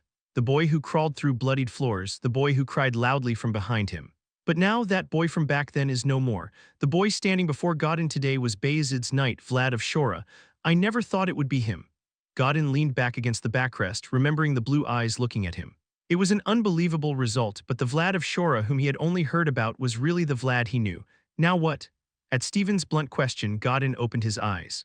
Now that he was out of his thoughts, he became aware of his position and quickly calculated what action to take next. There's still a way. A knight named Godin was someone who could sever even precious old ties if it meant following the Lord's command. Though it was a regrettable possibility, if someone stood in his way, there would be no hesitation. It's a universal law that the victor takes all. The boy was holding a handkerchief with a noble name engraved on it, and that was the only justification for stopping Stephen from making a false marriage proposal. Challenge the boy to a duel. A duel, an honorable arena where only qualified individuals could stand. Now that the boy was a knight, he could step into that place with his own name without borrowing anyone else's honor. Young men in love sometimes fight to win the heart of a noble lady, don't they? Godin smiled at Stephen. It was his usual expression, a sight trusted by Sigmund, the conqueror of the West. All right, Stephen laughed along with Godin's smile, which had finally found its original place. In the West, means and methods were not spared for the sake of gaining power. Stephen laughed fiercely, recalling the blue eyes that had ignored him. Thank you for coming, Knights of Vayezid. A place where one can see a tree rooted on a low hill outside the window. Zayar and Vlad, who entered Alicia's office as guests, bowed their heads again in response to her greeting. Lord Joseph wishes to demonstrate the strength of the alliance between Vayezid and Hainel. I guess I should send him a letter thanking him. Alicia nodded with a trustworthy smile after hearing Zayar's reply. For this mission, Joseph had selected not only Zayar and Vlad, but also from the top ranks of Vayezid, to be sent to Hainel. Amidst the increasingly urgent situation, the value of Diamar's land had correspondingly risen. Here is a letter from Lord Joseph. Alicia accepted the letter. He said that even though Sir Vlad has Lady Alicia's handkerchief, it will not be easy for you to reject the marriage proposal from Gaidar. After receiving the letter from Alicia, Joseph quickly went to Sturma, leaving behind his duties in Shora. This move was not only to advance the preparations for the boy, which had been underway for some time, but also to prepare more certain measures for this occasion. What is this? Read it. Alicia tore open the envelope bearing the Vayezid seal upon hearing Zayar's words. Joseph's message written in the letter inside. As Alicia's eyes moved down the letter, they began to tremble slightly. Such a method existed. I did my best for Diamar. After reading the letter, Alicia's eyes were looking at Vayezid's knights with a different light than before. It was a look that was colder and more subdued, a little more noble than before. I am also someone with blood ties to Lady Oksana, so it is a perfectly feasible method. Duncan, standing beside Alicia, realized that her reaction was unusual and quickly read the letter. I see, it was an unexpected event, but indeed, there was no one anywhere who would help Diamar purely out of goodwill. Duncan, after deciphering Joseph's intentions from the words written in the letter, set the letter down with a frustrated expression. Like any noble, Alicia Hainel was born with noble bloodlines established through generations of marital relationships. Among them, Alicia had the blood of the Oscar family through her grandmother, which traced back to the family of Joseph's mother, Oksana. If the Countess Vayezid becomes my godmother, surely the current proposal can be easily dealt with. Yes, indeed. Alicia's problem is that she has no parents. Therefore, she was immediately shaken by Gaidar's marriage proposal, but the story would be a little different if Oksana became her godmother. If Stephen truly desired marriage with Alicia, he would need to obtain Oksana's approval. I am worried that I might be burdening the Countess. Lady Oksana has always welcomed Lady Alicia, a godmother or godfather, the relationship between an adult and a child bound by religious forms through the Church's blessing. In the worst-case scenario where bloodlines were threatened, it could become the only means of protecting a child who could not protect themselves yet. But responsibility always came with corresponding authority. Do I need to decide immediately? No, we are well aware that this matter could burden you, Lady Alicia. Alicia, the sole Hainel, and Oksana Vayezid, her sole guardian. If Alicia were to accept Joseph's proposal, Vayezid's intervention in Hainel affairs would have a firm justification. It's been a while since I've seen you, Sir Vlad. Gaidar approaches a pure girl under the pretext of proposing marriage. Vayezid uses protection as bait for an orphan. For the powerless Alicia and Diamar, there were now few trustworthy entities. What about you? Aren't you burdened by the tasks assigned to you? Before him stood a boy, also a knight of Vayezid. Therefore, it was only natural that he would be more loyal to Vayezid than to her. Still, considering the obligations he had to fulfill, the boy might be slightly more trustworthy than Joseph. I will do my best for you, Lady Alicia. That's what I was ordered to do, and it is also what I want to do. Alicia smiled weakly as she looked into Vlad's unwavering eyes, knowing him to be someone who always did his best, as she had seen during their duel that day. She also knew him to be a boy with a sincere demeanor, as she had witnessed him praying beneath the family tree. Even though it stemmed from a misunderstanding, Alicia felt grateful. Thank you so much, Sir Vlad, Alicia said, extending her hand to Vlad with a smile. Could you please show me my handkerchief? It's been in your care for quite some time now. Perhaps it could use a bit of tidying up before being presented in front of people. Alicia felt a sense of pride as she watched Vlad carefully retrieve her handkerchief from a deep pocket, as if he had treasured it dearly. Despite being under pressure between the two noble families surrounding Diamar, seeing the genuine innocence of the boy somehow felt healing to her. Here it is. The handkerchief Vlad presented was neatly folded, just as she had given it to him. If it weren't for the other handkerchief that came with it. Vlad looked at another handkerchief that came with it and tried to pick it up again as if nothing had happened, but Alicia's hand was faster to stop him. Sometimes the woman moved faster than the night. This doesn't seem to be the handkerchief I gave you, Alicia said, picking up the unfamiliar one as if to show it to Vlad. The back of Duncan's neck turned red as he saw the terrible sight right next to him, and Zayar covered his only remaining eye with his palm with a small sigh. It's nothing special, it's a handkerchief my friend gave me. It's actually a handkerchief that I use, Vlad explained, feeling like his words sounded like a messy excuse. It felt similar to the excuses made by men caught in adultery, but he was different. There was nothing to be ashamed of. After all, it was an accident, not something exchanged between them for the purpose of confirming their feelings, right? It's such a trivial handkerchief. Vlad's voice, once confident, now sounded increasingly feeble. Although he had received a thorough education from Oksana, the boy still remained ignorant of the intricacies of noble society, merely gazing at Alicia with innocent eyes. Lady Zemina. Even though Vlad claimed it was just an insignificant handkerchief, Alicia could sense that the handkerchief, embroidered with delicate thread, was not just an ordinary item. Alicia wanted to maintain her composure as much as possible, but today she felt incredibly exhausted. Therefore, she couldn't help but be shaken by emotions that were difficult to express in words. Is your friend a girl? Yes. We've grown up together since we were young. Aha, Vlad smiled as he saw Alicia nodding. Be quiet, if you say one more word I will kill you. The boy looks around at Zayar's sudden warning, a baroness with an exaggerated smile. An old knight with a face so red it felt like it was going to explode. Zayar looked pale. Although his knowledge of the aristocratic world was not deep, the boy who had a keen sense of insight realized this. That he has now committed something again. Not even the white snake hugging the tree outside can do anything about his current mistake. Chapter 87. I hate stupid people. Vayezid's office, specially arranged by Alicia. The one-eyed knight sitting there furrowed his lone remaining eye and spoke. And you're the dumbest among all the fools I have seen. Vlad is now a knight, but before Zayar he could only be a deficient squire, always polite, with both hands clasped together. I think your stupidity has reached the level of talent as you ruined all the preparations Lord Joseph had worked so hard to make with a single handkerchief. I apologize. Vlad stood before Zayar, quietly enduring the angry rebuke as he always did. Of all times, he really wanted to do well this time. It was his first mission as a knight, and in a way it was a mission centered around him, but things in the world didn't always go as planned. I didn't know it would turn out like that. Whether it was the handkerchief provided by Zemina or the one from Alicia, both were precious, so he had put them in his pocket. Regardless of the intention, it wasn't only Vlad's fault that the two handkerchiefs were stuck together due to being stored too deeply. But whether it was intentional or not, Vlad had made yet another big mistake in Alicia's eyes. Get out, I'm sorry. Zayar didn't scold the boy any further. By the end of this winter, Vlad would turn 18.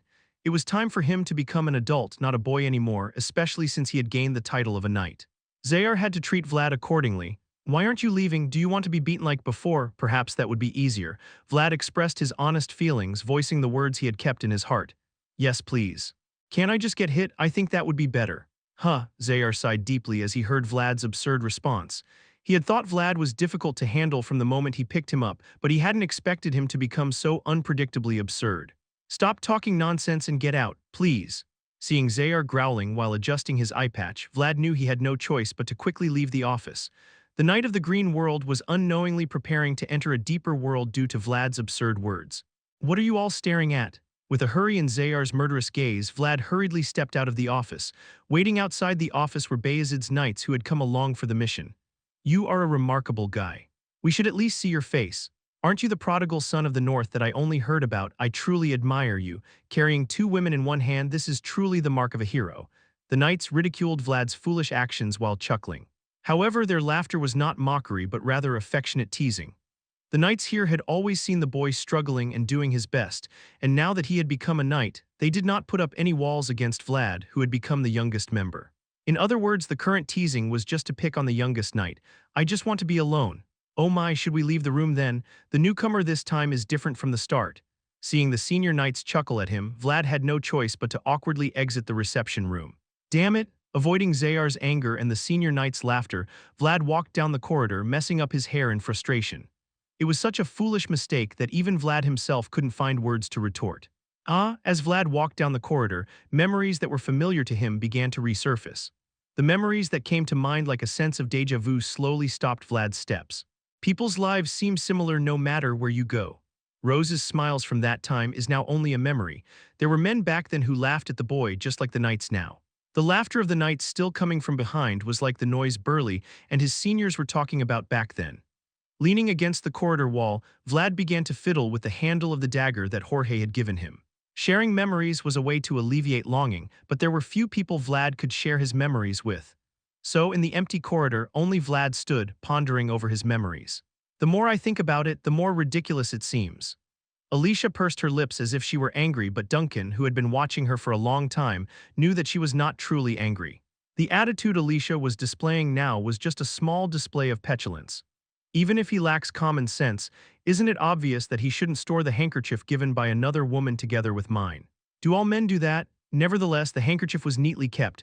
Alicia shot Duncan a sharp look when she heard the words coming from next to her. That's obvious. It's not so obvious, especially for a boy of his age. Duncan spoke up after clearing his throat once. It wasn't just something he said, because the one-eyed knight who visited him last night bowed deeply on behalf of the boy. I've heard the missions he has undertaken have been rough. Despite that, keeping them well stored indicates he was paying special attention. Alicia listened in silence, as if urging Duncan to continue speaking. The documents she was holding remained untouched, still lying in the same place since earlier. It was a mistake born out of ignorance. In a way, it signifies his purity. At least he has no ulterior motive, so it's fortunate, isn't it? That's right. Knights are people who are always eager to move up, and from the perspective of such people, Alicia's handkerchief will definitely be an opportunity to rise in status. Even now, there were men everywhere drooling over her, so in that sense, the mistake that the boy named Vlad made seemed somewhat admirable. That's true, but at Duncan's excuse for Vlad, Alicia finally released her pursed lips. After listening to Duncan's words, it seemed like there was no reason for her to be angry. Look over there. Duncan gestured towards the window, directing Alicia's attention outside. With each of those actions, there must be a reason why Vayezid cherishes the boy. Alicia followed Duncan's gesture and turned her body to look out the window. There was a boy kneeling on the hill. Anyone who saw him with his hands clasped together could see that he was praying in a reverent posture. That hasn't changed since then or now. The boy's blonde hair was flowing in the sight she had seen after a long time, but Alicia could not feel any discomfort at the sight. His demeanor seemed so genuine. But who's that? As Alicia watched Vlad praying peacefully, she noticed a figure slowly making its way up the hill from below. There was someone slowly walking up the hill as if it were their own backyard. The unfamiliar sight of the person's back indicated that he wasn't a resident of the Hainel family. Oh no.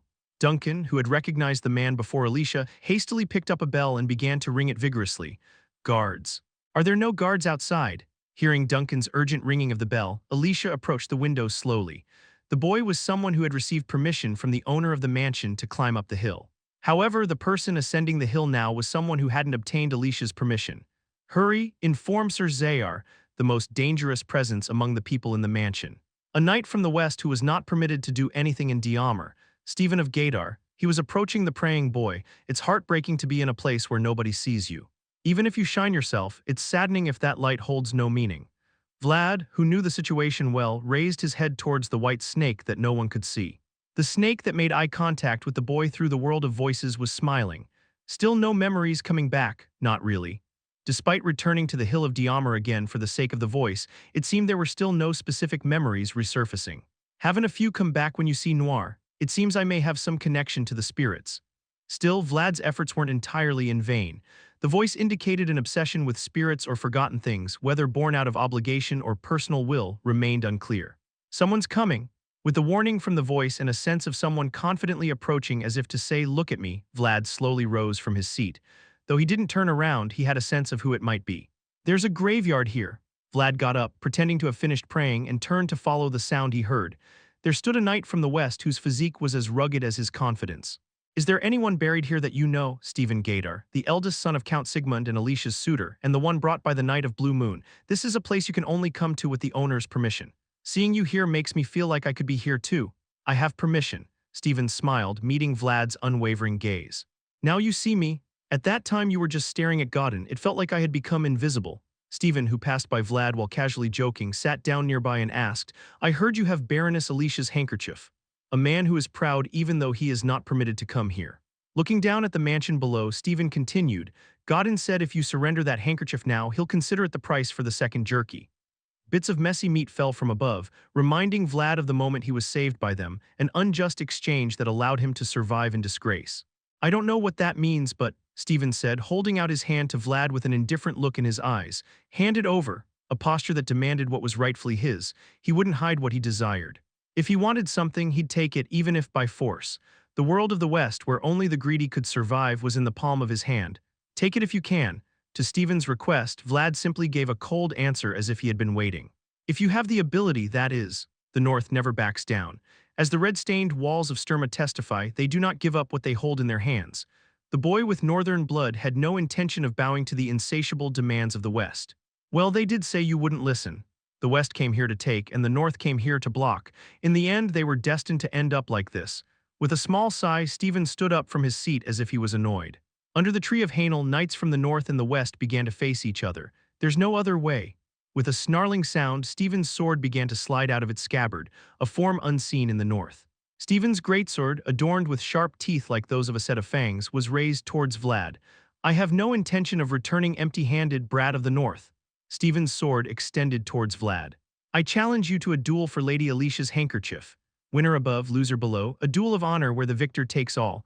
Again. However, Vlad merely crossed his arms in response to Stephen's request, refusing to accept his challenge.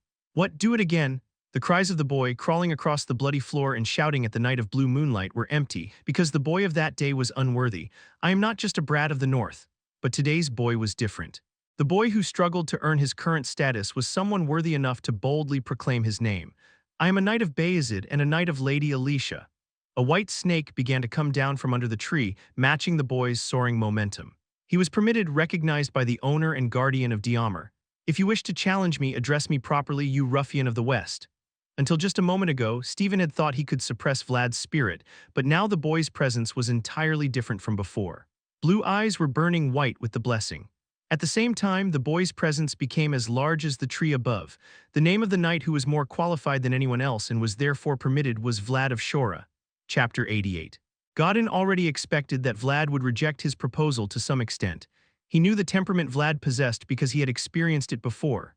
However, what truly saddened Godin was not the rejection of his consideration, but rather the false bubbles surrounding the boy. He would have grown up well on his own without having to go to this length. The report Godin was currently reviewing under candlelight listed Vlad's achievements so far. He had annihilated one of the city's organizations. He had driven out the Archmage. He had brought down the Deathworm and personally dealt with the Lindworm. Vayezid must have been desperate. Godin lowered the report he had been holding as if there was nothing more to see and reached for the glass of wine beside him. There is such a thing as common sense in the world, and there is a good reason why certain standards become common sense. They have raised him too high. When Godin first saw Vlad, he was clearly just a novice who couldn't properly wield a sword. The last swing seemed plausible, but it was merely an expression of potential, and within less than a year he was nowhere near the level to be considered a dragon slayer. It's just the potential that's been created. Although the Knights of Vayezid had an outstanding reputation in the north, they were evaluated as having failed to achieve generational change in this era.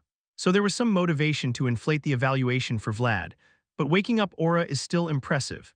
And the reason Vayezid had gone to such lengths was undoubtedly because of the remarkable potential Vlad possessed.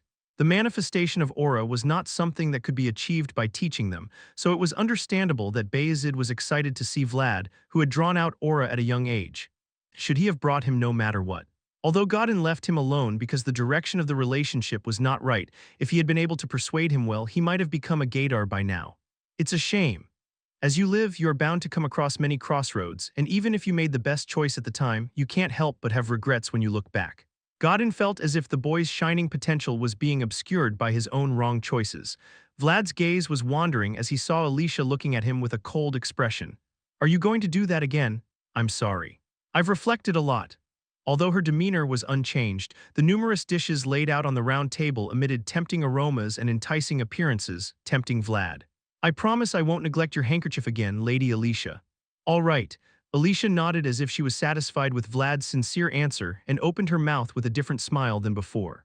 I should learn to overlook a mistake once in a while. She had managed to elicit a definite response from Vlad, though it had seemed like baiting prey. There would be another chance to discuss Lady Zemina later. All right, everyone, please enjoy. At Alicia's words, everyone eagerly reached for the dishes in front of them.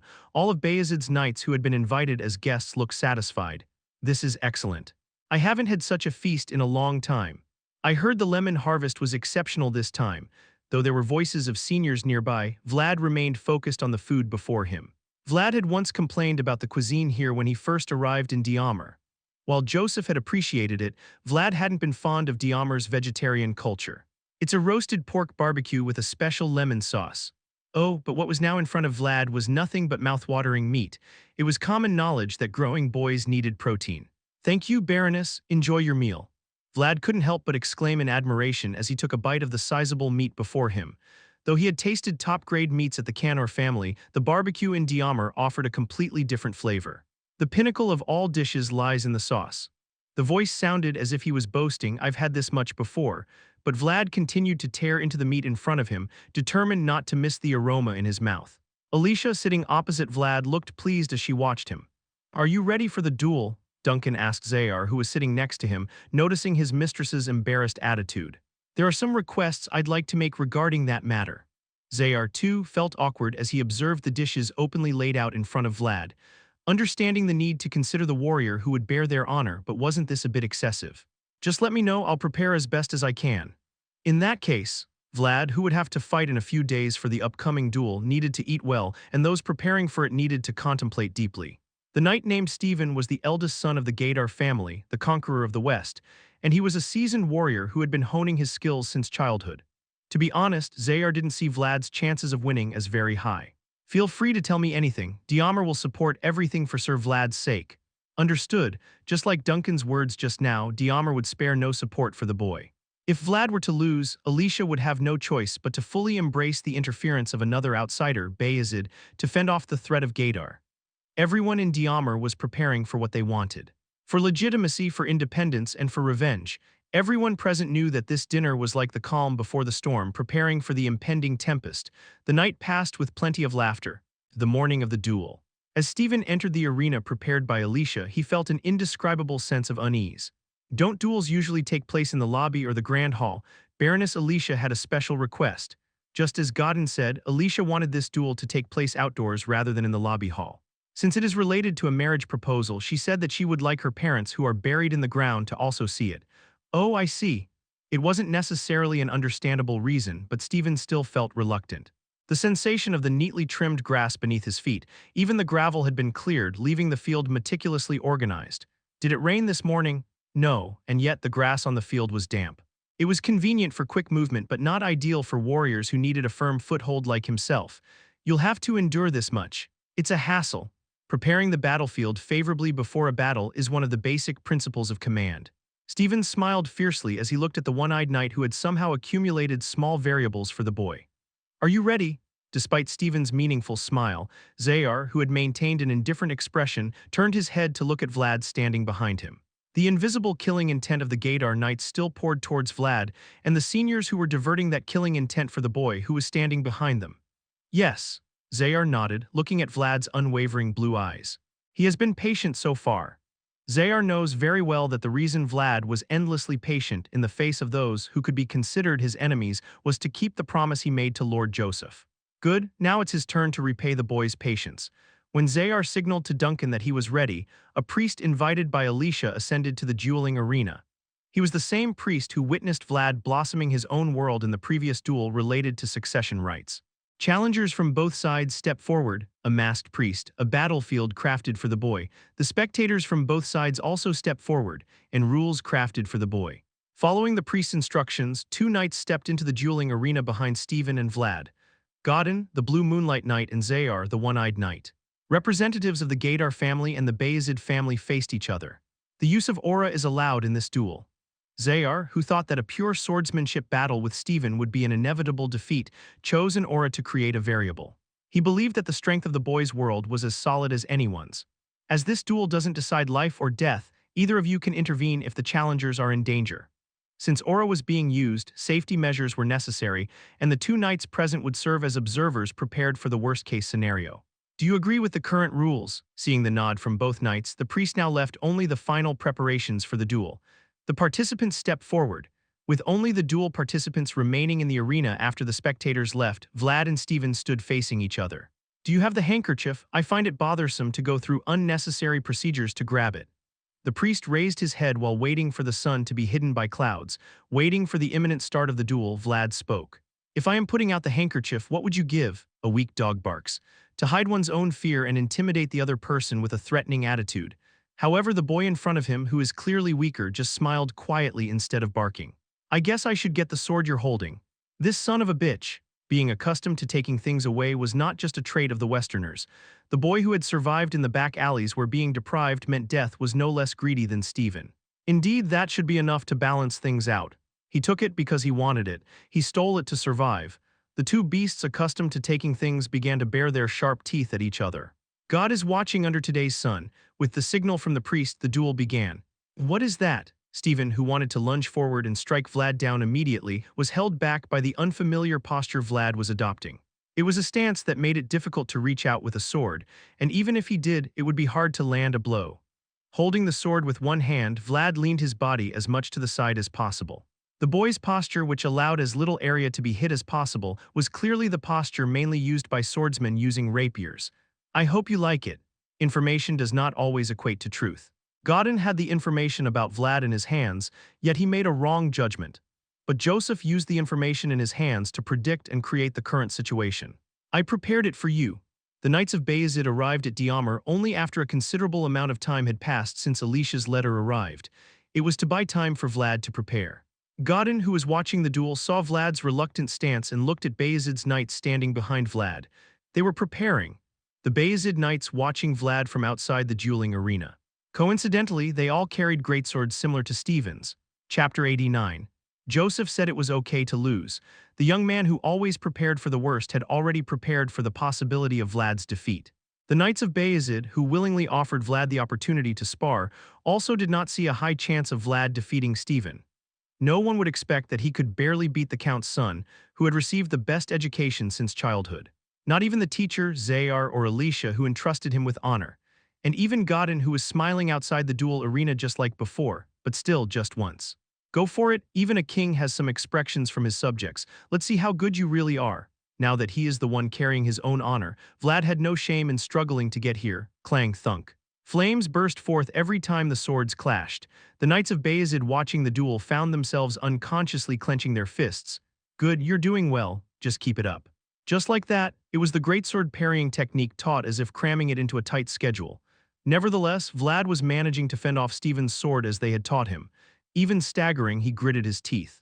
He avoided thrusts using length and dodged downward slashes using weight.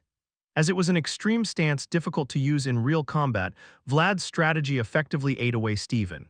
You little rat! Therefore, the only way to reach Vlad was with a horizontal cut with the ferocious range unique to the great sword, but even that was not feasible. Thunk. What a bastard! Godin said that the blonde kid in front of him had only been holding a sword for a year, but the counterattack he was currently executing was far beyond his experience. It was a clever maneuver that skillfully countered advanced techniques. How long do you intend to keep running away? Vlad approached the duel with a thorough focus on defense, as if he had given up on attacking altogether. Steven knew that Vlad wouldn't be able to keep evading and blocking like this forever. But the problem was that when that moment came, he himself would still be constrained by his stamina. Because the weapon called a greatsword is harder and heavier than other weapons, it is a weapon that places a much greater physical burden on its owner. Damn it! Steven felt as if he were wading through a swamp. From the battlefield created by Vayezid to Vlad's poised stance, and perhaps due to his mood, even the increasingly slimy ground beneath his feet. Even the air felt heavy, as if everything in Diamar was hindering him. Is it because you came up from a lowly place? Your method is extremely dirty. For these reasons, Steven was growing impatient. Vlad could afford to lose, but Steven couldn't. No, even struggling against an anonymous knight like this was humiliating in itself. Even the mother who gave birth to you will turn her eyes away if she sees your shabby appearance now. Seeing Steven resorting to taunts involving his parents, Vlad couldn't help but smirk. Steven's lips twitched as if he couldn't bear to endure it, but to the bystanders, this provocation was nothing short of a greeting. Impossible. And even if his mother were here, Vlad knew she wouldn't scold him for what he was doing now. It was clearly a disadvantageous and precarious situation, but Vlad was steadily moving forward, one step at a time toward victory. In an instant, a trail of flashing silver light. From his sharply forged stance, the blow stretched out like an arrow and flew towards Stephen's face. It was an attack that could not be easily responded to because it was a movement that had never been shown before. "This bastard, did you call me?" A trickle of blood ran down his cheek. The tip of the lowly knight's sword that he had ignored so much passed by Stephen's cheek. Godin, who was standing outside the duel as a spectator, was momentarily startled by the recent strike. The attack was shallow as it was aimed at speed, but it caught everyone off guard. "It's getting closer." Godin noticed that the gap between Stephen and Vlad was narrowing. It was proof that Vlad was also aiming for victory in his own way. All the achievements the boy had accumulated so far had been possible because someone lent a helping hand, and they were honors to be shared by everyone. But now, as a knight bearing his own honor, Vlad wanted nothing but his own victory. "If Count Gaidar sees you now, he'll be jumping in joy, right?" A taunt should not end in a hollow echo. It must approach as a real threat, and if it can humiliate the opponent, all the better. Just like what Vlad was doing now. This bastard. Stephen's eyes began to burn with red streaks as he watched Vlad, who was taking a leisurely stance again as if this was a provocation. Unable to bear it any longer, an aura began to bloom from the tip of Stephen's sword. Raising one's aura is the act of bringing one's world out into the world. That much mental power is consumed, and the consumed mental power eats away at your physical strength. Godin clicked his tongue when he saw Stephen, who had been wonderfully caught up in the boy's intentions. "You've come this far, but..." Sensing the changing atmosphere of the battlefield, Zayar quickly placed his hand on the hilt of his sword. "You'll have to hold on well from now on." Zayar, who was standing as an observer, was watching the scene in front of him with keen attention. He was prepared to rush into the battlefield at any moment, anticipating the worst-case scenario. "Die, you despicable bastard. Here he comes." The true terror of greatsword skill lies not in individual powerful strikes, but in the relentless flurry of attacks that follow without pause. As it is a weapon that is not easy to switch between offense and defense, it is a weapon that must achieve results with one launch. Hence, only the relentless onslaught of attacks can offset the greatsword's weaknesses. Boom, crash, boom. The ground trembled from all directions, and showers of dirt began to rain down. It was as if an earthquake had occurred, making it difficult for Vlad to maintain his balance. "Take this," with anger fueling his swings, Stephen's aura followed by the explosion of the field. The torn grass and dirt rained down like a downpour, obscuring Vlad's vision. "Still, you have to see it." Following Vlad's dizzying movements, Stephen's enraged sword was poised to strike. Damn it! It was a situation he had orchestrated, and the intended result was clear, but facing the reality was not so straightforward. The world Stephen had painstakingly built with the support of Count Gaidar still possessed formidable power that Vlad found difficult to contend with. Had he maintained his usual pragmatism, it might have been different. Forward, perhaps he could fight to a draw if he continued to evade. Even if he were to lose, there would be some achievement to gain. But Vlad no longer wanted to evade, flee, and await the next opportunity. There ahead was the knight who had shattered his nest. That day he had fled from the knight's enigmatic smile and escaped from Shora, but he no longer wanted to retreat in front of that man. Watch closely. Now I have the right to stand tall. I've done my best to get this far. For some, it may have been a qualification given at birth, but for Vlad, it was a product of struggle. He had never stopped fighting for the opportunity to extend his sword just once. "I see it." There was a small opening. Amidst the storm-like flurry of attacks, there was a small gap that could reach Stephen. To the left, in an instant, a hefty blow struck his shoulder. Erg! Following its owner's will, the armor imbued with the breath of children desperately twisted Stephen's trajectory. It was armor from the holy knights who were more confident than anyone else in following God's will. "How dare you!" The characteristics of the greatsword made it difficult to counter in close quarters due to its length. Though Vlad's assault, with its unbelievable speed and bizarre movements, managed to disarm Stephen, he had already familiarized himself with several ways to counter vulnerabilities. Arg, strong and resilient. Stephen's robust physique, inherited through his blood, was a formidable weapon in itself. Stephen's sudden kick plunged into Vlad's abdomen. Furthermore, Stephen's now free left hand was swiftly approaching Vlad's face. "Will that do it, Erg?" Yet Vlad merely braced himself, taking Stephen's blow to his forehead. "You lunatic!" Larman's shining forehead was clearly imprinted in the boy's memory. The old knight, who was now retired, spared no effort in teaching Vayezid's knight who would be in charge next. Now, for one moment, just this single moment, the boy gave his all for a leap aimed at the gap. A noble person can rise again even if he falls, and a wealthy person can recover even if he fails. However, in the back alleys where you only have to aim for one chance, you have to risk everything on that one chance. Just like the boy now, "Die, you bastard." There's no need to look anymore. The opponent is right in front of him. Unable to give up his sight, Vlad approached closely, waiting for the world to burst forth from him as he closed his left eye. A noble world, a prepared world. That's why Stephen's world looked down on him. The tip of the sword of Vlad, who had crawled up from the back alley, reached the target, along with his own world bursting forth in white. In front of everyone present, the white snake entwined around the tree let out a loud cry along with Vlad's world. Am I right? Blood was seeping from Stephen's neck. If the blade had gone a little deeper, Stephen might have met his end. So, can I receive a fair price? The final moments of the silent duel. The boy's sword had reached the nobleman's neck, and someone had intervened to block the sword and protect the nobleman. Answer me, yes. Finally it reached him, knight of blue moonlight. The sword under the moonlight that he had longed for was finally seeing him. So give it to me, you too. That day I lost my nest. I begged for my life with a messy piece of meat, so now I must also receive something in return. A knight takes a fair price, Godin of Gadar, a rightful cause, rightful qualification, and a rightful outcome. Vlad crawled up to this point to obtain the current outcome, so it's only natural to demand a price for victory. As the price for this duel, I demand Stephen's sword. A knight only takes a fair price. The one who first taught him that was the knight of the blue moonlight, who was now looking at him right in front of him. The tearful boy and the trembling nobleman with the coldness at his neck. The knight of the blue moonlight blocking the boy's sword and the one-eyed knight enveloping the boy. Amidst the entangled swords of the participants and the spectators on the dueling ground, the priest who upheld the will of God declared with a trembling voice, "Though the winner is the knight of Vayezid, Vlad of Shora." The boy's blonde hair was shining under the shining sun. Just like everyone else here, today they would all pay attention to the victory of the devotee boy. It was the moment when the boy's sword finally reached the world above. Chapter 90. Joseph loved the snow. For someone with a frail body, cold weather wasn't a welcome guest, but there was a reason he loved the white snow. It'll take a bit of time to return. As a child, Joseph found solace in the quiet city covered in snow. At that time, he wasn't alone standing still. Because of his weak body, the reality of sitting alone while others were moving forward always made it difficult for Joseph. "Lord Joseph, it's me, Vorden. Come in." Joseph, awakened from contemplation by the knocking sound outside, opened the door and looked at the knight entering. "I brought a message from Diarmur." A chubby knight who seemed to need to take care of his health as much as himself came to his study with a message in hand. The result Joseph had been waiting for must have been written in that small note held in his thick hand. "Give it to me?" "Yes." Joseph accepted the note Vorden handed him with calm eyes. Although he had prepared his best, it would have been a burdensome task for the boy.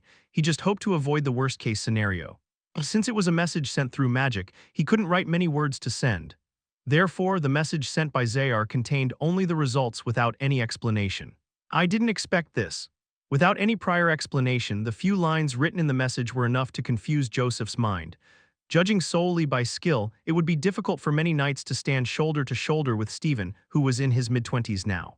There weren't many individuals who showed as much potential as Stephen at his age, especially in the West, so it would be difficult to say that Vorden's reaction was exaggerated. "That's right." Hearing Vorden's words, Joseph tossed the note onto the desk and smiled subtly. It was the kind of smile that wanted to laugh but didn't know how to. "Summon the mage, I need to reply to Xayar." Understood. He had prepared for the worst, but he hadn't prepared for the best. His deeply laid plans, born of melancholy until now, were flowing in a completely different direction than the waves created by Vlad. "I've prepared you to endure somehow." Joseph had chosen Stephen from the West as the opponent for Vlad's night debut. If the opponent was a strong name like that, even if Vlad lost, it wouldn't be a disgrace, and if by any chance Vlad managed to make him struggle, the evaluation of Vlad would rise significantly. Moreover, if he even lost his handkerchief, Alicia would have no choice but to hold hands with Vayezid, a situation that had already been calculated. "I need to rethink everything." Joseph leaned his head against the cold window, exhaling deeply at the complex thoughts swirling in his mind. The sound of snowflakes falling to the ground from outside could be heard. Now the snowfall wasn't as welcoming a sight. Knights facing each other in the large reception hall. Although their weapons were sheathed in scabbards, the gazes they exchanged were as fierce as ever. However, upon closer inspection, one might notice that the reactions of the knights were slightly different. The northern knights wearing fur cloaks wore a subtle smile. The knights from the west, with their collars raised high, gnashed their teeth. The winner laughs while the loser hangs their heads. The knights from the north stood in the reception hall, enjoying the rites brought by their youngest. "We would like the sword back if you please." Godin, who always smiled, now looked at the man in front of him with a slightly hardened expression. Godin always treated his opponents with a flexible attitude, but he had never faced a situation as humiliating as the present. Upon hearing Godin's words, Xayar just stroked his chin, wearing a troubled expression. "There doesn't seem to be a problem with the procedure, but wouldn't it be burdensome? Stephen is the eldest son of Count Sigmund. Although Godin was speaking in a roundabout way, he was asking whether taking away Stephen's sword would not incur a backlash. "We'll handle it ourselves, won't we?" Zayar crossed his arms and sneered at Godin. In his demeanor there was a glimpse of Bayezid's attitude towards Gaydar. Still, taking away a sword during a duel is not common. This clearly has crossed the line. As Godin said, taking a sword in a one-on-one duel was considered an excessive measure.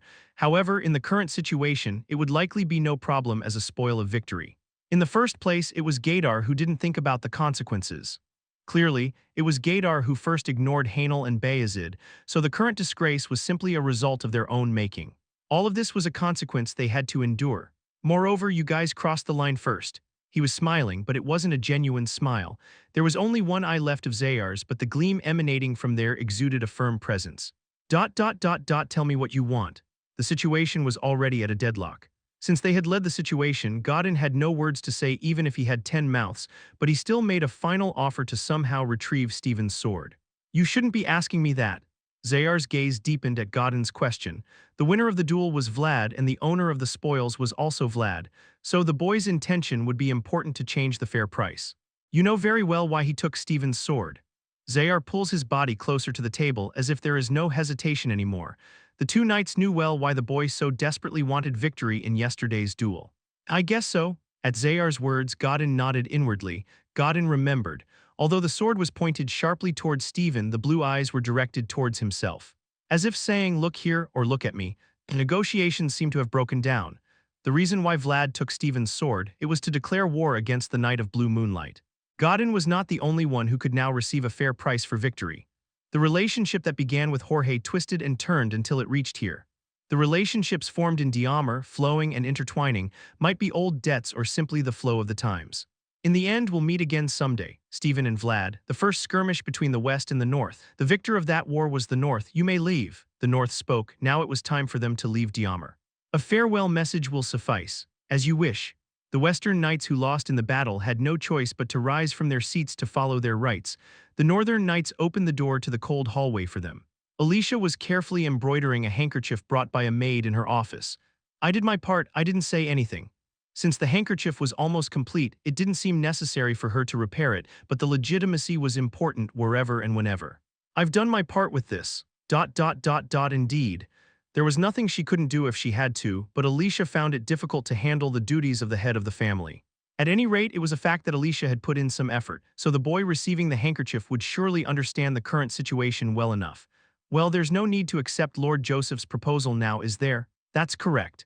As if it were settled, Alicia neatly folded the handkerchief and placed the letter Joseph had given her back into the envelope. Vlad rejected Stephen's marriage proposal as his knight, so there was no longer any reason for her to accept Oksana as her godmother. It's a relief. Despite how warm Bayezid's embrace may be, giving them leverage was undesirable. That's correct. Alicia's goal was always the survival of the Hanel family and the reconstruction of Diamar. No matter how warm Bayezid's embrace might be, Alicia knew their ultimate goal was to seize control of this place. Therefore, she was striving to stand up on her own to achieve her goals. "A knight like Sir Vlad is rare, isn't he?" "Of course, my lady. If you get just one girl, you get all the rights to Hanel and Diamar." Alicia, who lacked the power to protect herself, was vulnerable simply by being alone. How far do you expect him to grow in the future? Therefore, the knight named Vlad, whose future potential was more promising than the present, was clearly someone who had all the elements she could covet. If he continues to grow like this, he will probably represent the North in the next generation. That's a lot. Duncan, although retired as a knight, still had a sharp eye honed by experience. Having witnessed the two duels in Diamar, Duncan already realized Vlad's potential was remarkable. Alicia pondered deeply upon Duncan's words. Although she didn't naturally exude an imposing demeanor, she was evolving from a mere lady to a owner of a manor with dignity. After all, it is not easy for a woman to take on the role of head of the household on her own. There is no guarantee that something like this will not happen again. Beautiful flowers often attract bugs. Although there were no suitors like Gaydar directly proposing, Alicia's office was inundated with letters from numerous noble men eyeing her succession rights. It was risky to continue like this. It might be better to bring at least one knight without any background by my side. "Oh, Lady Alicia," Duncan was taken aback when he realized what Alicia was aiming for. Even if there was potential, the boy had only become a knight a few weeks ago. "My suggestion might also appeal to Bayezid. It could create a sense of alliance, don't you think? It may be too soon for that. Even if the knight is positioned as a half-noble, he'll grow bigger." Duncan felt a desire to pick up the words he had just uttered. However, he found himself unable to propose any alternative besides Alicia's plan, so he could only bow his head with a grim expression. It's better to seize the opportunity before others can even get their hands on it. Duncan silently agreed that Alicia's decision was not entirely unfounded, but still, let's not make hasty decisions. It's better than marrying some strange man. With those words, Alicia turned her head to gaze at the place where the tree of Hainel stood. Besides, what he's doing is commendable. Alicia's aquamarine eyes watched the boy's actions from there, the hill where her parents' graves were located. Vlad was pouring out the wine while bowing his head to the former lords of Hainel as if expressing gratitude for their protection. While other men were simply trying to possess her, only the blonde boy was pouring out wine for her parents. Chapter 91. The White Snake Liked the Boy. The boy was a presence carrying old memories in his eyes, and now he was one of the few people who could remember him. Moreover, now that he was offering fragrant offerings, there was no reason not to cherish the boy. The liquor is really good. As expected, whiskey was the answer. Vlad followed the voice's advice and took the whiskey and sprinkled it under the tree.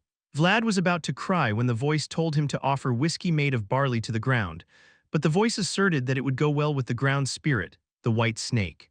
This is a knighted souvenir that Lord Joseph specially gave me. It's expensive, so it should be used extravagantly. The protection of the snake is like having an extra life. It was expensive for a weekly salary, but Vlad could only nod his head as he listened to the voice. The protection of the white snake, engraved on Vayezid's leather armor, had always protected Vlad. If he hadn't had the protection of the white snake in his battle with the man without a head, he might not have known that he was lying on the ground drinking liquor. They're coming, don't be too scared. I felt this way last time when I was killing a dragon, but I think I hate scales. Despite Vlad's grumbling, the white snake, descending from the tree, began to wrap itself around Vlad just like that day. Having experienced it once, Vlad wasn't greatly surprised, but the majesty of the white snake seen through the world of voice still felt pressure from its existence. It helped you in the duel, so it won't harm you. I understand. Vlad knew very well that he hadn't defeated Stephen with his full strength. The Western Knight was arrogant, but he was a skilled one, and no matter how much preparation Vlad had made, the period was less than a month. If there hadn't been much help for the duel, Vlad would have ended up losing that day. Thank you. There was a time when he thought that showing one's honest feelings meant showing one's weakness. But now Vlad had confidence in himself and had created a vessel large enough to embrace his weaknesses. Having received Vlad's sincere gratitude, the white snake raised its neck high and began to rattle its head. Since you have offered tribute and gratitude to me, I will share my blessings with you. The sight reflected in the world of voice included a white snake singing toward the sky and the figure of Vlad in shining white armor. The white snake and Hainel. In whichever world Diamar welcomed the boy, the mission in Diamar was complete. Vlad and Vayezid knights, showing results that exceeded expectations, successfully drove out the uninvited visitors from the west, and now it was time to leave here with a fair reward. Come in. Vlad, who came to Alicia's office with Zayar, tilted his head without realizing it. It was partly because of his long-standing habit of treating unfamiliar places, but also because the atmosphere here was quite different from Joseph's office. Are you well, Lady Alicia? Thanks to you. After exchanging greetings with Zayar, Alicia turned her gaze to Vlad standing beside him. Then, from afar, a sight that Alicia had not seen before came into her eyes. Small scars all over the face and steps that looked somehow awkward. There was a boy who willingly walked the path of hardship for a glorious victory. Are there any problems, Sir Vlad? Any injuries? I'm fine, Lady Alicia. Although he said he was fine, Alicia found such an answer rather bitter from her perspective. Alicia knew very well that the cause of all the wounds Vlad bore was because of her. I saw you sprinkling liquor on the hill yesterday.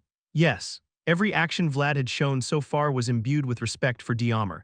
Even when he mistook himself for a servant girl, Vlad was willing to clean her parents' graves. I extended my greetings to the owners there. It was only possible because of their blessings. And the sincerity guaranteed by Andrea, the renowned priest. Even aside from his potential as a knight, there were countless reasons why Alicia would highly value Vlad. Every time I come to Diamar, I seem to bring back shining victories, so it seems that the owners here look favorably upon me. Is it so? Though Vlad was of lower standing compared to herself as a noble, even that was an advantage for Alicia now. Their respective shortcomings seemed to complement each other excellently, and Alicia thought that the relationship between her and Vlad was like fitting broken pieces together perfectly. Yes, I also think that Sir Vlad and our Diamar are well matched. I see. As Vlad looked at Alicia, who was staring at him, he felt a sense of unease. At first, her eyes had been clear like water, but now they seemed to have a sticky quality to them. Please convey to Lady Oksana, I truly felt warmth from the bloodline after a long time. I will. Zayar accepted the letter Alicia handed over and bowed his head. Although she hadn't forged a close relationship with Oksana this time, even this much would satisfy Joseph. Having faced trials from both the central and western regions, Alicia was now sure of which side she should stand on. And also to knight Vlad, who has honored my name. The price to be paid to Joseph had already been decided, so now it was time to pay back the boy who had wielded his sword for her sake. And it had to be something so heavy that it couldn't be undone. I agree with you that the previous generations here will also like you. As soon as Alicia finished speaking, Duncan brought the box that had been prepared next to him as if he had been waiting for her. It was not a large wooden box, but it was clearly handled with care even from the outside. So my ancestors won't say anything about me giving this to you, sir. Vlad, who protected Alicia, the rightful Hainel, and protected Diamar from the west. In front of him, the wooden box that the Hainel family had kept in secret opened its mouth. A round jewel emitting a dazzling yellow light. It was a jewel that radiated an unusual energy that silenced both Voice and Vlad, who was looking at the jewel right in front of him at the same time. The former head of the family had a close relationship with the elves. The god elves believed in was different from those humans believed in. There were different tribes that were pushed out to the eastern border because they had different beliefs.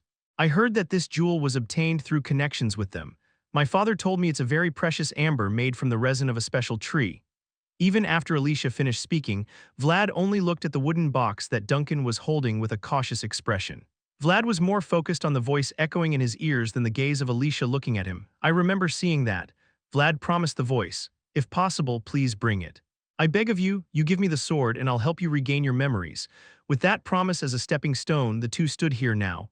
My father had this amber attached to the pommel of his sword. But since I have no use for the sword, it has been left to decay like this. Alicia smiled as if urging him to take it, but Vlad couldn't easily move even at her smile. He knew well that expensive items came with a hefty price. And the treasure of the Hainel family that Alicia was offering must surely be more valuable than what he had achieved. Her smile seemed to say that much. May I dare to accept it? Of course. Yet Vlad still reached out for the Hainel family's treasure. He resolved to willingly accept the shining jewel and the constraint it represented. Thank you. He wanted to protect what he could. The reason the boy could dream of stars even in the slums was because he had his own unwavering standards. Thank you, Lady Alicia. Even if he wasn't a knight, it didn't matter, as long as he could be confident in himself. Vlad truly believed that, and so without hesitation he grasped the yellow amber. The boy kept his promise. Look, the yellow jewel he held in his hand. The jewel seen through the eyes of the voice was full of falling leaves. It was always autumn there. The distance between Diamar and Shora was about a 3-day ride on horseback. Despite the snowfall, the horses accustomed to the seasons of the north paid no heed to such matters and tirelessly led their masters northward. You have ambition, brat. I knew it from the start. Vayezid's knights constantly talked to Vlad with Noir in the middle. Of course, if you're a man, you should aim for high places. How long have you been a knight and are you already aiming for a noble title? Vlad just frowned at the voices coming from all around. It's not like that. It wasn't received in that sense at all. It was just an item received to fulfill the promise with the voice. That's not the point. I think it was actually a pretty good choice. But it didn't seem that way at all to those around him. Although it was nominally a borrowed item, Hainel's treasure was practically handed over. Since she gave it to the knight who took her handkerchief, it could be said that it was enough to be misunderstood by others. You will have to report separately to Lord Joseph. Understood. If Vlad were still a squire, Zayar would probably have prevented him from accepting the item given by Alicia. But now Vlad was a proud knight and the situation was too ambiguous for Zayar to intervene. There it is. Finally, we've arrived. Amidst the playful misunderstandings and futile excuses, the gates of Shora began to come into view ahead. It was the boy's hometown, a city that was always warm but never truly comforting. The sight of Shora's walls trapped in darkness always stirred strange emotions in Vlad. Give it a try. At that moment, a voice pushed Vlad forward, who was lost in thought for a moment as he looked at the walls of Shora in front of him. Me? Yes, you. Give it a try now. Vlad hesitated momentarily at Zayar's command to step forward. Since it was a dark night, the lowered gates of Shora's walls wouldn't open until the morning light unless prompted. With a small clearing of his throat, the boy and his black horse walked up to the gates of Shora, now enveloped in darkness. Vlad, who was more accustomed to hiding in the dark and finding holes, found the current situation quite awkward. Who goes there? The guard asked sharply as he saw the figure suddenly popping out, but Vlad simply raised his sword in its sheath. The guard part of the sword given by Rutger had a pattern drawn on it that all of Vayezid's knights had. I am Vlad, a knight of Vayezid. The locations of the crevices under the walls were still etched in Vlad's mind, but he would no longer need to remember them. I have returned from my mission. Open the gate. Now, if he wished to enter, all he had to do was state it confidently. The boy had proven himself, and the emblem of Vayezid illuminated by the torchlight served as his proof. Welcome, Sir Vlad. With the guard's announcement confirming the emblem, the gates of Shora began to open, piercing through the darkness. It's really opening. Knight. A title held only by those who had proven their qualifications, honor, and existence. The boy who had proven himself would no longer need to hide or wait. From now on, the gates of Shora would await the boy. Chapter 92. The winter in the north may be harsh, but the winter in the west is no less so. The desolate wasteland of the west treated its inhabitants cruelly with its razor-sharp winds, just like it was now. I should have just offered my neck. The lobby of Gadar, the knight's hall. The man seated at the highest point there exuded an overwhelming presence, no matter who looked at him. Having your sword taken. Can you still call yourself a knight after that? Count Sigmund Gadar, the new western conqueror who drove out the Rabnoma family, was looking down at his son without hiding his anger. I'm sorry, father. Stephen, who was trembling with fear as usual, could only bow his head at the harsh words coming from Sigmund. Thud.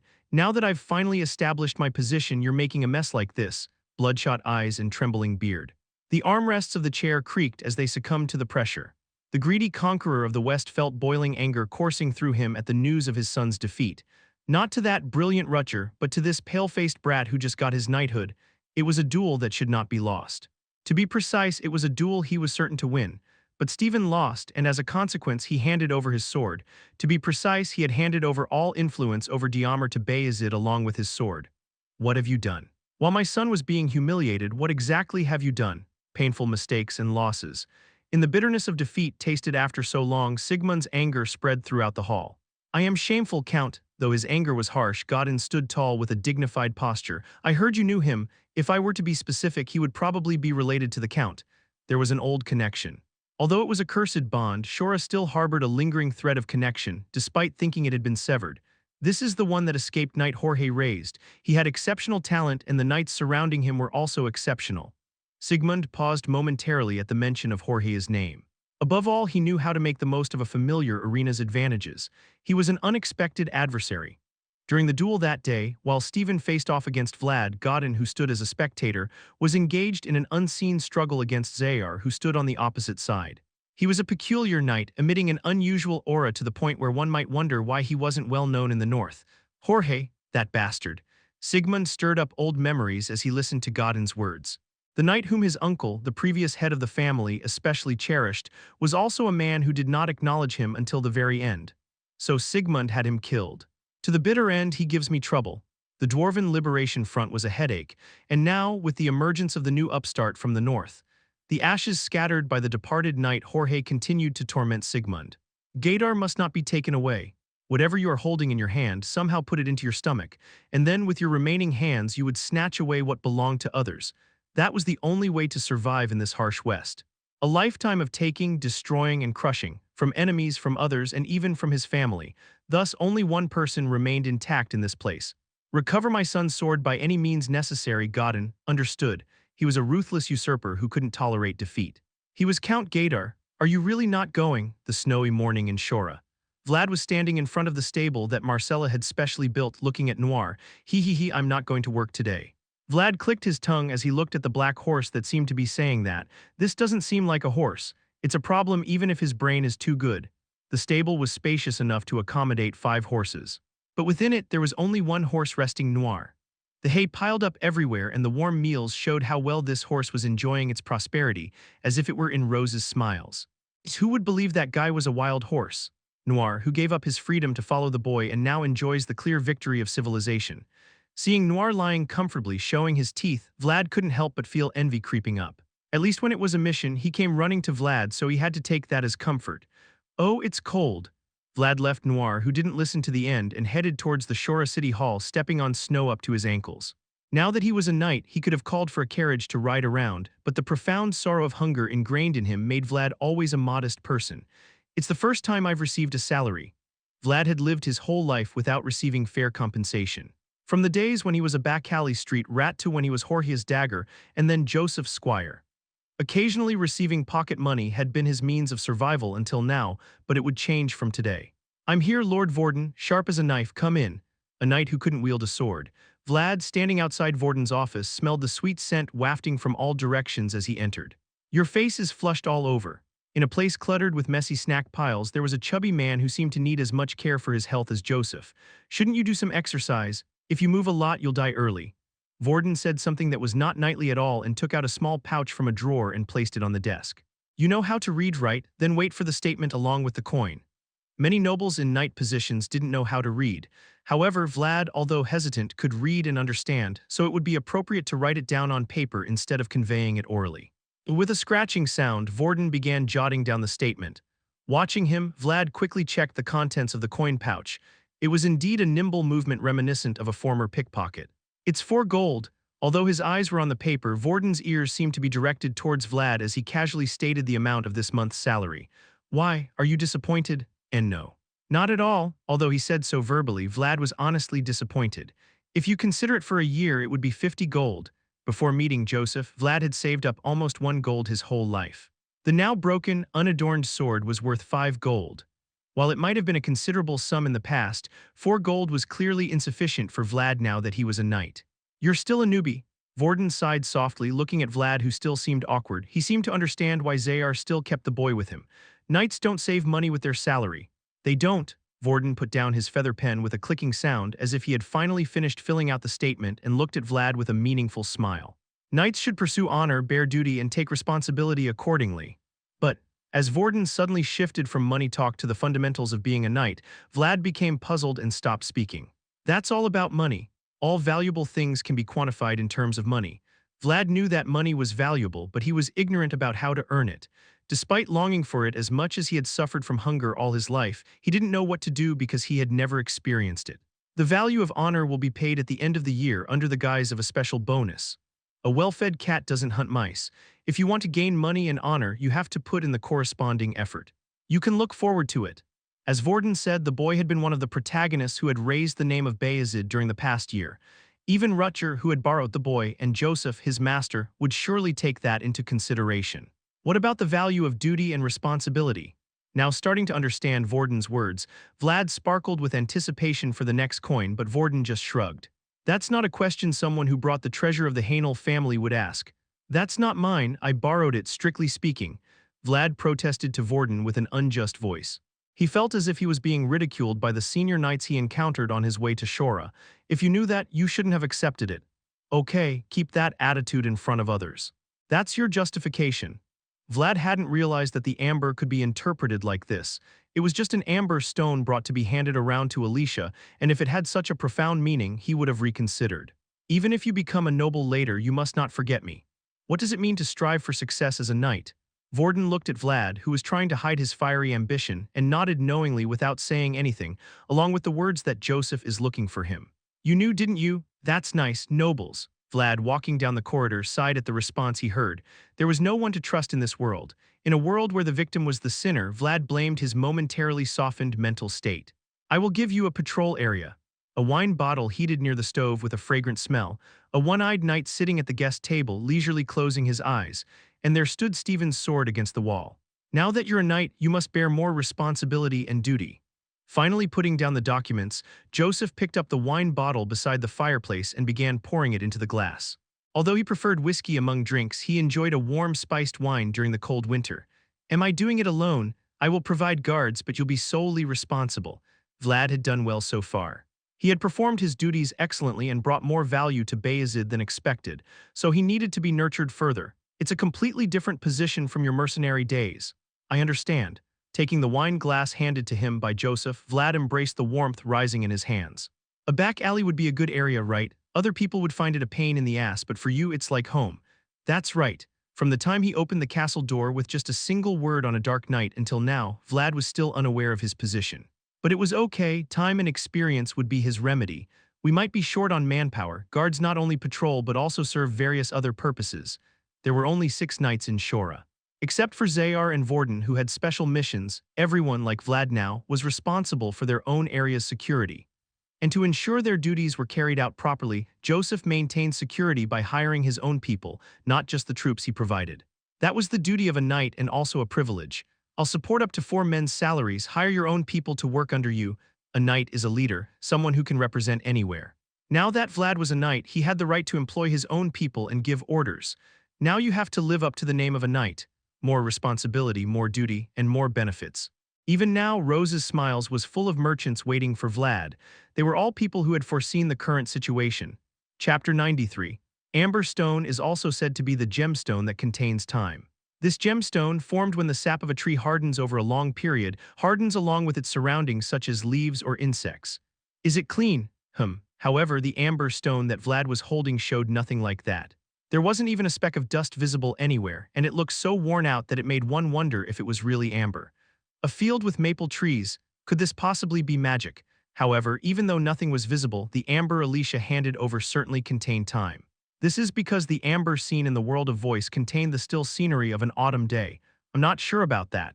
If one were to look closely, it was as if they were standing there themselves, vividly experiencing the scenery. Inside the gemstone was a landscape of reeds swaying in the wind beneath red maple trees. This doesn't make sense. Right eye, left eye. Vlad, alternating between opening and closing his eyes, couldn't help but make a puzzled expression at the vastly different appearances of the amber depending on which world he looked at it from. Anyway, it must be related to the elves. I think so too. Even if an inexperienced boy and the voice without memories tried to wrap their heads around it, they wouldn't come up with an answer. In the end, Vlad thought he should go to the elves who handed over this gemstone to find out the exact reason. It's quite far though. Vlad, who had promised to find the memory of the voice, has now found a new clue. And that clue pointed to the east of the empire where the elves' forest was located. Knock knock. Vlad, who had been thinking for a while about how he could get to the elf forest, turned his head when he suddenly heard a knocking sound. It wasn't the sound of knocking on a door, but rather someone making knocking sounds with their mouth. What's going on? Vlad, who had hidden the amber received from Alicia in his embrace, opened the door. Outside the door, there was a red-haired girl carrying laundry piles as big as her body, looking up at Vlad. Is no one here? Zemina, standing in the corridor, glanced around Vlad's room with a curious look. Vlad was momentarily taken aback by the appearance as if she were censoring him, but eventually he had no choice but to grab the piles of laundry flying towards him. Why is this happening? Ignoring the question that came, Zemina, who quickly glanced around the corridor, confirmed that there was no one outside and promptly pushed Vlad inside and closed the door. Why can I hear you talking when no one is there? Vlad's voice flowed as if he were conversing with someone in the quiet corridor where no one was present. However, Zemina, realizing that there was only one person in the room now, sharpens her gaze and looks at Vlad. Are you still talking to the ghost by any chance? Vlad wanted to say no, but he couldn't when he met Zemina's eyes. There were more days when he knew her than when he didn't. They had rolled around at the bottom, they were friends, comrades, and sometimes accomplices, not a ghost. So he couldn't hide anything from Zemina. She was someone who had seen Vlad closer than anyone else in this world. For a very long time, and even now, you moved to another room. Where to? To the end of the corridor. With those words, Zemina sat on the bed and let out a small sigh. Then I'll go to the room next to yours. Zemina pushed Vlad to the end of the corridor and said she would use the adjacent room. She was now willingly becoming an accomplice, ensuring that no one would notice Vlad talking to a sinister presence. Are you really okay with this? Yeah, Zemina's eyes, full of concern, pierced into Vlad's eyes. Even without words, Vlad could sincerely understand Zemina's intentions. Be careful. You're someone who can't hide anymore. A boy from a back alley who no one paid attention to could easily slip into the darkness, but Sir Vlad Vayezid's knight cannot. Now that Vlad has become a knight, he has become someone who attracts people's attention wherever he is. You must go to church. However, whether he was a boy from a shabby alley or a shining knight, Vlad was always the one in the girl's worries. Zemina, what? Vlad called out to Zemina, who was about to leave, and took out a small pouch from his pocket. The first salary Vlad ever received. When Vlad received it from Vorden, the first person he thought of was the girl with red hair. Is there anything you want? I'll buy you something. Even if the value of one gold is the same, the meaning is different. For the wealthy, it might be easy money to hand over, but for the poor, it could be everything. What do you want? And the girl who stood at the forge that day emptied out everything she had and handed Vlad an unadorned sword. Although it was a 5 gold sword for Zemina, it was money that represented both the present and the future, everything she could afford to give. Take care of yourself, you idiot. However, Zemina didn't expect anything in return from Vlad. She knew that the shining coins in the boy's hands were the price of his life. Get some gear or something. With those words, Zemina took back the laundry piles and headed back into the corridor. The laundry piles seemed too heavy for her small frame to handle, but Zemina walked through the corridor and down the stairs without any hesitation.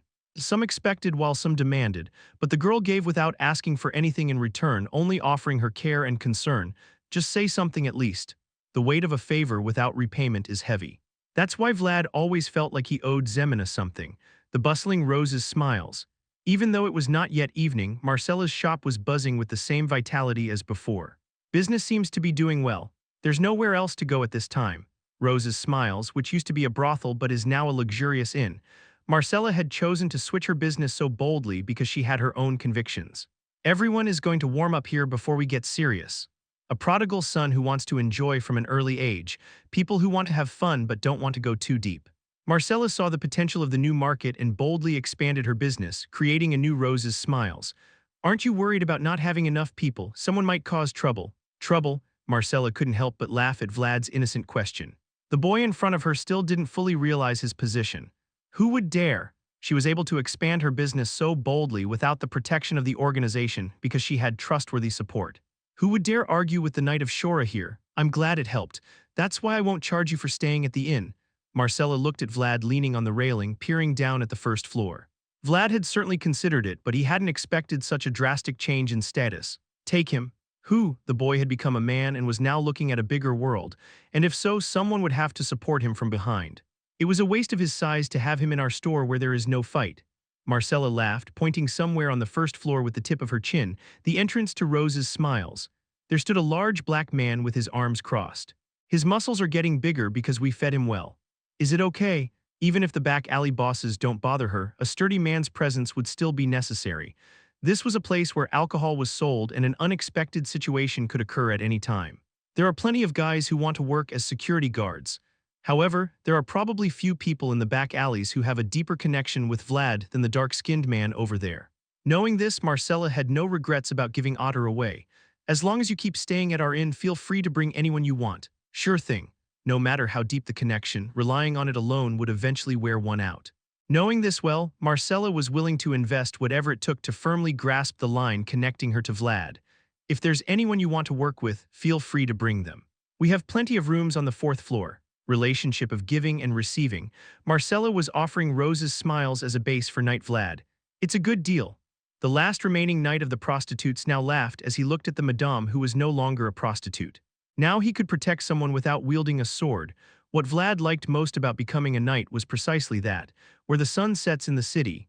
Feeling the subtly changing air, Vlad walked towards the western dock. It's a bit of a waste. The more expensive it is for people, the better it is. There were a total of 3 bottles of whiskey that Joseph gave to Vlad to commemorate becoming a knight. 1 bottle had already been used for the White Snake, leaving only 2 bottles of whiskey remaining. Vlad held one of the bottles and was on his way to Captain Hoover's headquarters. The cold river breeze carried with it the pungent smell of water. The smell of dried fish wafted from everywhere. Although not particularly pleasant, smelling those scents made Vlad feel oddly at ease. Nothing has changed here. A reliable presence is truly valuable. Whenever he felt tired or troubled, Vlad always passed through this place. At the end of the street, there was always a man with brown hair to greet him. Let me go in? Yes, of course, sir. Vlad passed the startled gatekeeper and walked down the creaking wooden planks into the narrow corridor. The corridor grew narrower and narrower. At the end of it hung a modest door, the place Vlad was heading towards. Are you there, Harvin? At the sudden voice, the person inside seemed startled, making a noise as they pushed their chair back, step by step. Even though it was a small room, the owner inside couldn't come out to greet visitors. What's up, Vlad? The face, now paler than before, smiled upon seeing the guest who hadn't visited in a long time. Nothing much. Vlad chuckled at Harvin's appearance, which seemed to be dwindling every time he saw him, and shook the whiskey bottle he was holding. I thought I'd repay the Captain Q I got last time. Oh wow. Just from the sound, Harvin could tell that the whiskey Vlad was holding wasn't an ordinary item. Since a rare guest had come with precious goods, it was impossible to refuse. Quick, come in, hurry. Vlad, who entered the room under Harvin's guidance, let out a small sigh when he saw his room, which was no different from before. Harvin's room was so small that it could barely fit 1 desk and 1 chair. Perhaps because it was right next to the river, the place had a fishy smell, but there was still no place better for Harvin, who was disabled. They say you should not harvest black-haired animals, but blonde hair is different. What are you talking about? After clearing away the bundles of paper piled up here and there, Harvin quenched his appetite and quickly created a place to have a drink. Are you done with your work? The work never ends, just keep going. Harvin pulled the stopper off the bottle with words full of the hardships of life and took out a dusty glass that had been lying in the corner. Wait a moment. Harvin wiped the wooden glass with his apron. Even though the glass was worn out, Harvin, as the host, handed it to Vlad with a smile and poured the whiskey. All right, what brings you here today? It's not to borrow money, is it? Not that. Seeing Harvin happy even with a bottle of whiskey, Vlad felt a bitter taste in his mouth. He knew Harvin wasn't someone who should be in such a sorry state here. Are you still studying navigation or astronomy or something? Oh that, Harvin, who had finally tasted a mouthful of whiskey, frowned happily and looked at Vlad. I've stopped doing that. Why, no matter how hard one tries to shine, if no one acknowledges it, they'll eventually wither away. It was simply impossible for everyone to grasp opportunities like Vlad did. Who would hire a cripple as a navigator? It's just not realistic, no matter how you look at it. Harvin, who didn't even have the qualifications to dream, was withering away in this cramped room as well. You once said you wanted to sail. The scent of the river brushing against their noses. Harvin was someone who dreamed of sailing away on a ship to faraway places. This is enough. People need to know their limits. But Harvin's dream ultimately ended up confined to a narrow room at the end of a dark corridor. The weight of reality never allowed people to simply dream and be left alone. Is that so? Even if someone dreams, not everyone can grasp it. Not everyone can obtain something just by exerting effort. Vlad knew this well, so he didn't blame Harvin. It wasn't Harvin's fault. The problem is here. Harvin's eyes widened when he saw Vlad suddenly standing up, refusing to drink. What's the matter? Just as a bird kept in a cage for too long forgets how to fly, people trapped in narrow and dark places also forget their potential. It couldn't be solely their fault. Bang, bang, Vlad. With Harvin screaming, Vlad began kicking in all directions. Creak, creak. Hey man, it's all their fault. The same walls that block Harvin and the river. These bastards, which could be broken with just one kick, have been eating away at Harvin's dreams. It's all their fault. With his sword sheathed, Vlad smashed and kicked relentlessly, breaking down the walls that had been blocking Harvin. Creak. Creak, if you can't do it, then let me do it for you. You did the same for me, showing that the target above wouldn't be consumed by the darkness of the alleyways. Vlad. With the uproar, Harvin's room was gradually expanding. Vlad was breaking down the walls that had confined poor Harvin, walls made of obstacles and reality. You're insane, stop it. Despite Harvin's panic shouts as the reality he had struggled to accept crumbled, Vlad didn't stop. No, he had no intention of stopping. Through his efforts, Harvin had shown Vlad that there was another world. If it weren't for the world Harvin had shown him, Vlad might never have dreamed of becoming a knight. Now I see, this was a place where stars couldn't be seen. That's why Vlad had to break down Harvin's walls. He thought Harvin deserved the right to dream. Harvin saw a ray of light shining over Vlad's shoulder, who was breathing heavily. A red light that even the thick dust couldn't block. The river of Shora was there, turning red with the setting dusk. The gusting river breeze, the papers flutter in the wind in all directions. The realities that had held Harvin captive for so long were now flying away on the wind. It feels refreshing. The river was still there, he just forgot what he dreamed of. Harvin drank the whiskey he had been holding in the cold winter wind. His head was getting dizzy, but his soul felt awake. Chapter 94, A Golden Ball Rolls. For some, it's a moment of thrill. For others, it's a ball carrying the weight of their entire lives. A ball rolling continuously over the black and red ledge was sparkling in the light from the chandelier. We should have come here earlier. However, amidst the bustling atmosphere of the gambling den, Vlad was focused solely on the spinning roulette before him. There's no better place to train one's reflexes and agility. The voice was right. Even now, the ball rolling incessantly on the roulette showed irregular movements, constantly shifting. I prefer red. Thinking of the girl with red hair who would soon turn 18, Vlad placed a chip on the number 18. A straight bet, putting all odds on one number. He didn't know what prompted him to place the bet, but Vlad followed where luck seemed to lead. Let's begin. Vlad quickly closed his left eye and began to evoke his aura. The body-strengthening art he learned from Larmund, a technique that enhances the body. The golden ball, spinning vigorously on the roulette, began to slow down within Vlad's pupil. Vlad's blue eyes cutting through the fleeting moments invisible to ordinary people. Watching the golden ball, whose trajectory was uncertain, Vlad's eyebrows began to furrow. There's nothing as cunning as faith. Though everyone here might have thought that the roulette would move solely based on fair luck, it didn't seem that way at all to Vlad, who had his own world where he couldn't be fooled. You cheating bastards! To win in a duel, one must control the battlefield. But here, manipulation was underway beyond control, rendering any effort futile. It's a flawed world.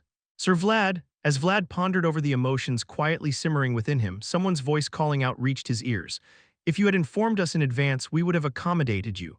A gentleman in a neat suit, somewhat out of place in the alley. Listening to the words of the gambling den's manager, Vlad couldn't help but let out a bitter laugh. He used to be the one who would angrily tell Vlad not to come near when he was a street urchin in the alley, but now he was bowing and scraping, saying he was honored to receive him. Is the boss here now? Master Dice is still upstairs waiting for Sir Vlad. The gambling den's Dice, one of the bosses of the back alley, Upon hearing that the boss was waiting for him, Vlad once again realized his position. Things had changed since before and the atmosphere was different. But why is he waiting for me quietly? Pardon, that's why Vlad didn't move from his spot. This was the wrong place, and Vlad was a dignified individual with legitimate grounds and qualifications. So the person who should come looking for him would be the owner of the gambling den, not Shora's knight. Tell the boss to come down here, the voice had spoken. Suppress with grandeur, make sure nobody can speak up. Until then, gambling establishments will be closed. What's that supposed to mean? There was a knight who stood tall on the table containing the wrong world. He was an impressive man with blonde hair shining under a fancy chandelier. Dealer over there, hands off. Vlad strode confidently across the table, sweeping away chips and glasses underfoot. As Vlad walked, the attention of everyone in the room began to focus on him. Vlad, Sir Vlad, the owner of the gambling den, realizing the seriousness of the situation, hurriedly began to descend the stairs with a clatter, but it was too late.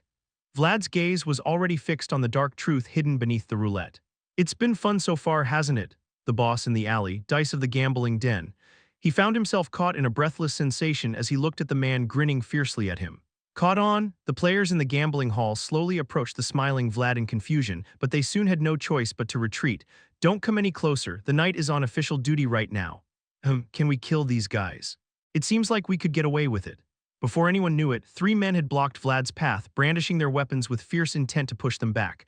Well, it was only then that Dice realized that Shora's new mayor had unleashed a fierce dog against him. And that dog was the kind of guy who could stir up trouble in every nook and cranny of the alley with just a sniff, because he was a guy born and raised here. The day he broke into Harvin's room and brought him out. Vlad walked down the street frowning as he held a bottle in his hand. Isn't this it? Yeah, that's it. Harvin followed Vlad with a small bundle in his hand. The bundle contained everything Harvin had collected in his lifetime, but it was also light enough to hold in one hand even with a staff, and it was quite a light load. It's good to be a knight. You break into someone's room and drag out one of their members, and they even give you gifts instead. This isn't a gift. Vlad looked at the oddly viscous and shimmering liquor in the bottle with a look of discomfort. It's Captain Q, right, this? Actually, it's Captain Q3, it's an improved version made by the boss. Captain Hoover, one of the bosses in the alley. He used to be a famous sea captain in his prime, but now he's old and fallen, hiding in Shora's shadow. However, even after his downfall, there was one passion that still remained in him, and that was to recreate the mermaid's drink he had tasted in his youth. Maybe mermaids don't have tongues. Because they live in the sea, their body structures might be different from ours. Harvin said Hoover's liquor-making skills were mediocre but not bad. Even when Jorge was around, his boss wasn't a bad guy, and although he was rough around the edges, he was also the one who took in Harvin, who had a disability. The new mayor of Shora won't touch Captain. He's creating value for the city in his own way. Oh really? No matter how many bugs there are beneficial bugs and pests. Harvin, although he hadn't directly seen or experienced it so far, indirectly glimpsed various worlds through the documents and tasks given to him. The nature of smuggling organizations that reached far distances through rivers greatly sharpened Harvin's insight. Putting you, inexperienced, in the hardest-to-control area like the alley was also a test, in a way. This is both an opportunity and a crisis. Vlad naturally matched his pace with Harvin's, starting to walk slowly, not only out of consideration for his disability, but also because the words coming from Harvin's mouth naturally caught Vlad's stride. So what's next? Joseph didn't give detailed instructions to the inexperienced Vlad. He believed that even seeking advice would help the young knight. Let the bosses know like you did today. Harvin smiled, looking at Rose's smiles far away in the night sky. That you've come, new mayor, new knight, and a new order. Harvin knew exactly what Joseph wanted from Vlad. Marcella had indeed given half of the 4th floor to Vlad. Thank you, I know you too after all. Otter, now serving the knight, thanked Vlad for giving him a room and a job. He will be dead soon if I keep pickpocketing. Vlad, leaning against the railing of the 4th floor, looked at the boy diligently sweeping on the 1st floor. The black boy who took over the job Vlad had when he was a newbie. Vlad prepared a place at Rose's Smiles for Ned, who was Otter's younger brother and also had a relationship with him, and Ned was currently living on the 4th floor with Otter. Madame is pleased. She says you got rid of all the troublemakers who were causing problems. Zemina, who approached Vlad pretending to clean, quietly whispered, pointing to where Harvin was. I didn't know that Marcella hated it so much. At the spot Zemina pointed to, Harvin was there, dealing with people who came to see Vlad with a table set up. He seems different. I didn't know Harvin had this side to him. Vlad didn't audibly respond to Zemina's words. He simply nodded in agreement. A person needs a place to showcase their abilities to prove themselves. And Harvin, in his current role as a knight's representative rather than being stuck in a dark room with a foul smell, was sorting out the riffraff with the credentials of a knight's representative. After today's interview, which was probably as long as it had been, he would come to Vlad with a list of people who could be of help. It's time. Vlad chewed on the sandwich Marcella had made for him, waiting for the person who would come to see him. Joseph had promised support for a total of 4 salaries, and Vlad knew that Harvin and Otter alone weren't enough to handle the security tasks in the alleyway. However, there had been someone who had been consistently making their presence known to him, so he could probably fill up to 3 positions without trouble. Vlad, what's up? Ned, who had been cleaning the floor for a while, ran up the stairs frantically to find Vlad. Vlad, I'm here. Vlad frowned at Ned, who was so different from his quiet brother. There are guests from the city hall looking for you, Vlad. One of them has a long beard. Tell them to come up. Vlad thought Got wouldn't miss this opportunity. Even if being a stableman in Vayezid's stable was considered a stable job, he knew that Got wouldn't be satisfied with just being a servant. But there are 2, but Got had brought one more person besides himself. Who? To Vlad's question, Ned quickly licked his lips and began to answer with a puzzled expression. Lots of tattoos and braided hair. In the north, the position of a black person was low and poor. However, there was one being that even black people who were discriminated against because of their skin did not want to get close to. Could it be Vlad? Along with Ned's concern, there were 2 people entering with roses smiles behind Got, who looked somewhat defeated. Stood a man with a striking impression. Even the staff preparing for business in Marcella turned their heads momentarily at his overwhelming presence. I quite like it here. A barbarian, who followed the trail of the mystical spirit's blood all the way down to Shora, grinned as he looked at Vlad from the 4th floor. The mayor said there would be job opportunities here if I came. Is that true?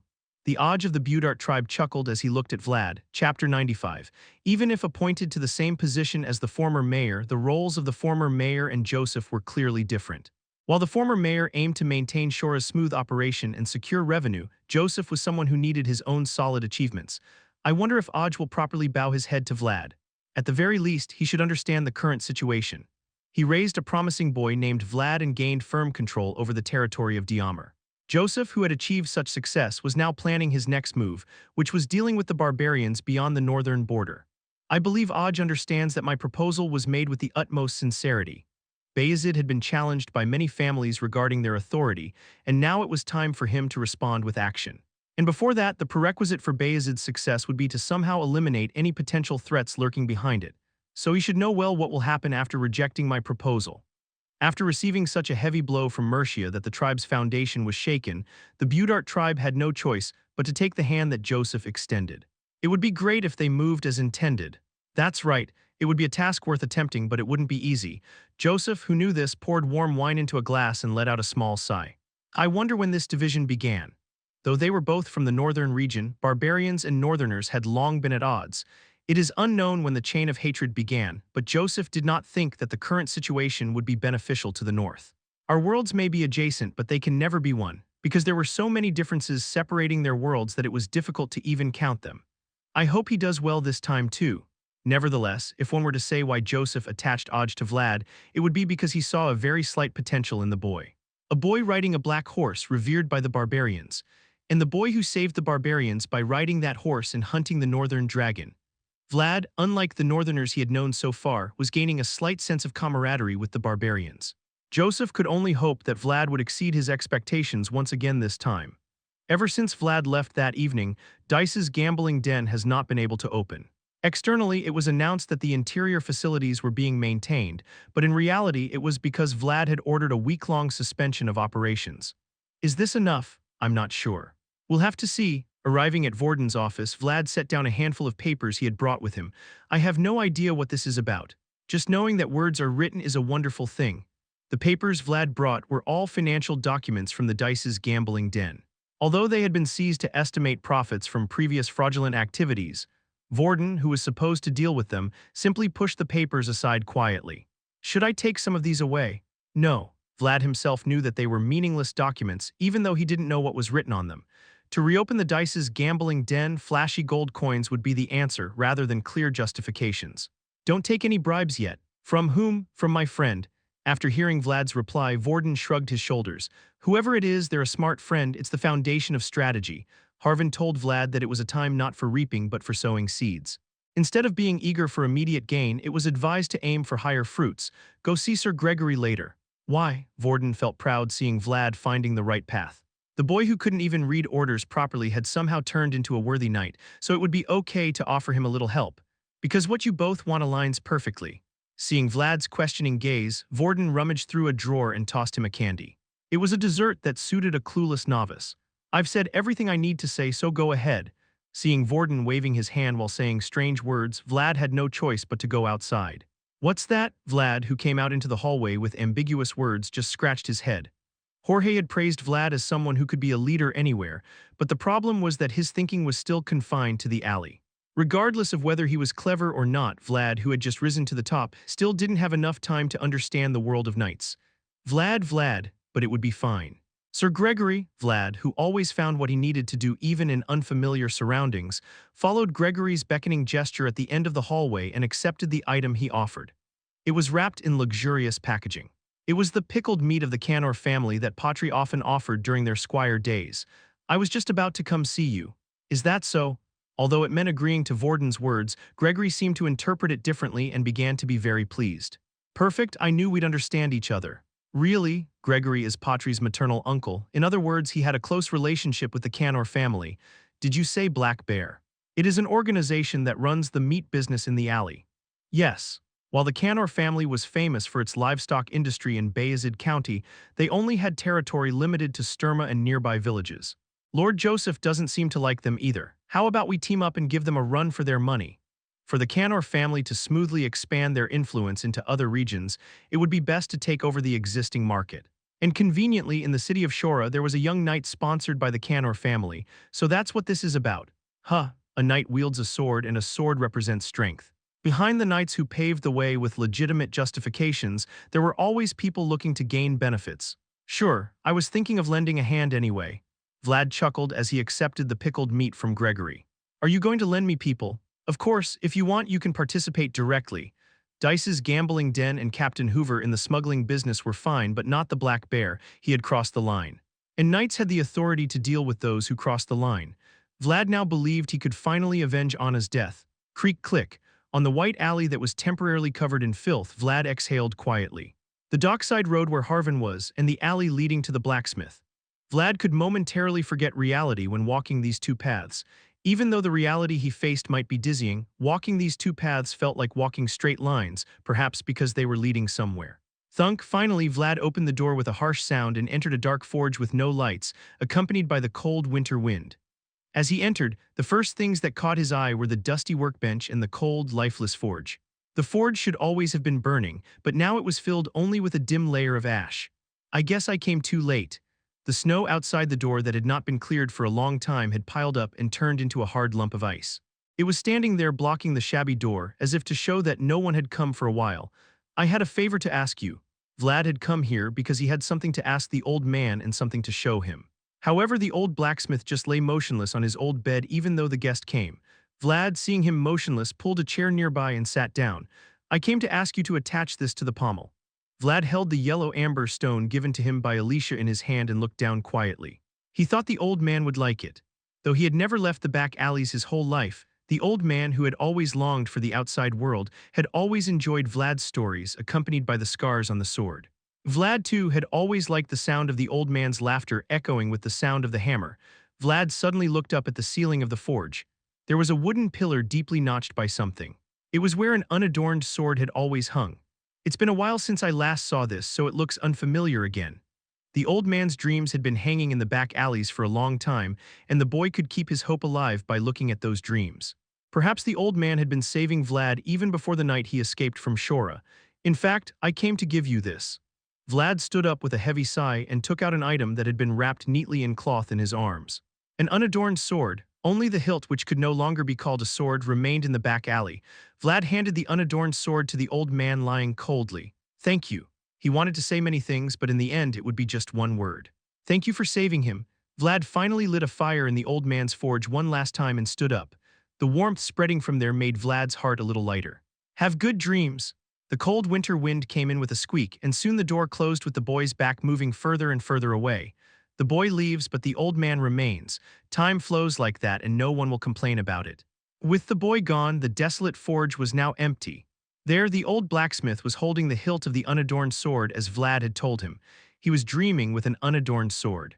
In his dream, he saw snowy mountains he had never visited, and dragon running in meadows he had never seen. Now that he was out of the back alley, there seemed to be a small smile on his face. The unadorned sword started in the old man's dreams but completed in the boy's hands. The star that had been hanging towards the sky finally returned to the old man's embrace, shining brighter than anyone else. Chapter 96. Zemina was still sobbing as she walked alongside Vlad, even after the funeral was over. Zemina had seen the death of many people as she had lived in the rough and treacherous back alleys, but today the tears did not stop. Perhaps the old man's death was enough to leave a profound impact on Zemina's heart. Now you're left with only 1 gold and 10 silver for your wages. Well, there's nothing I can do about it.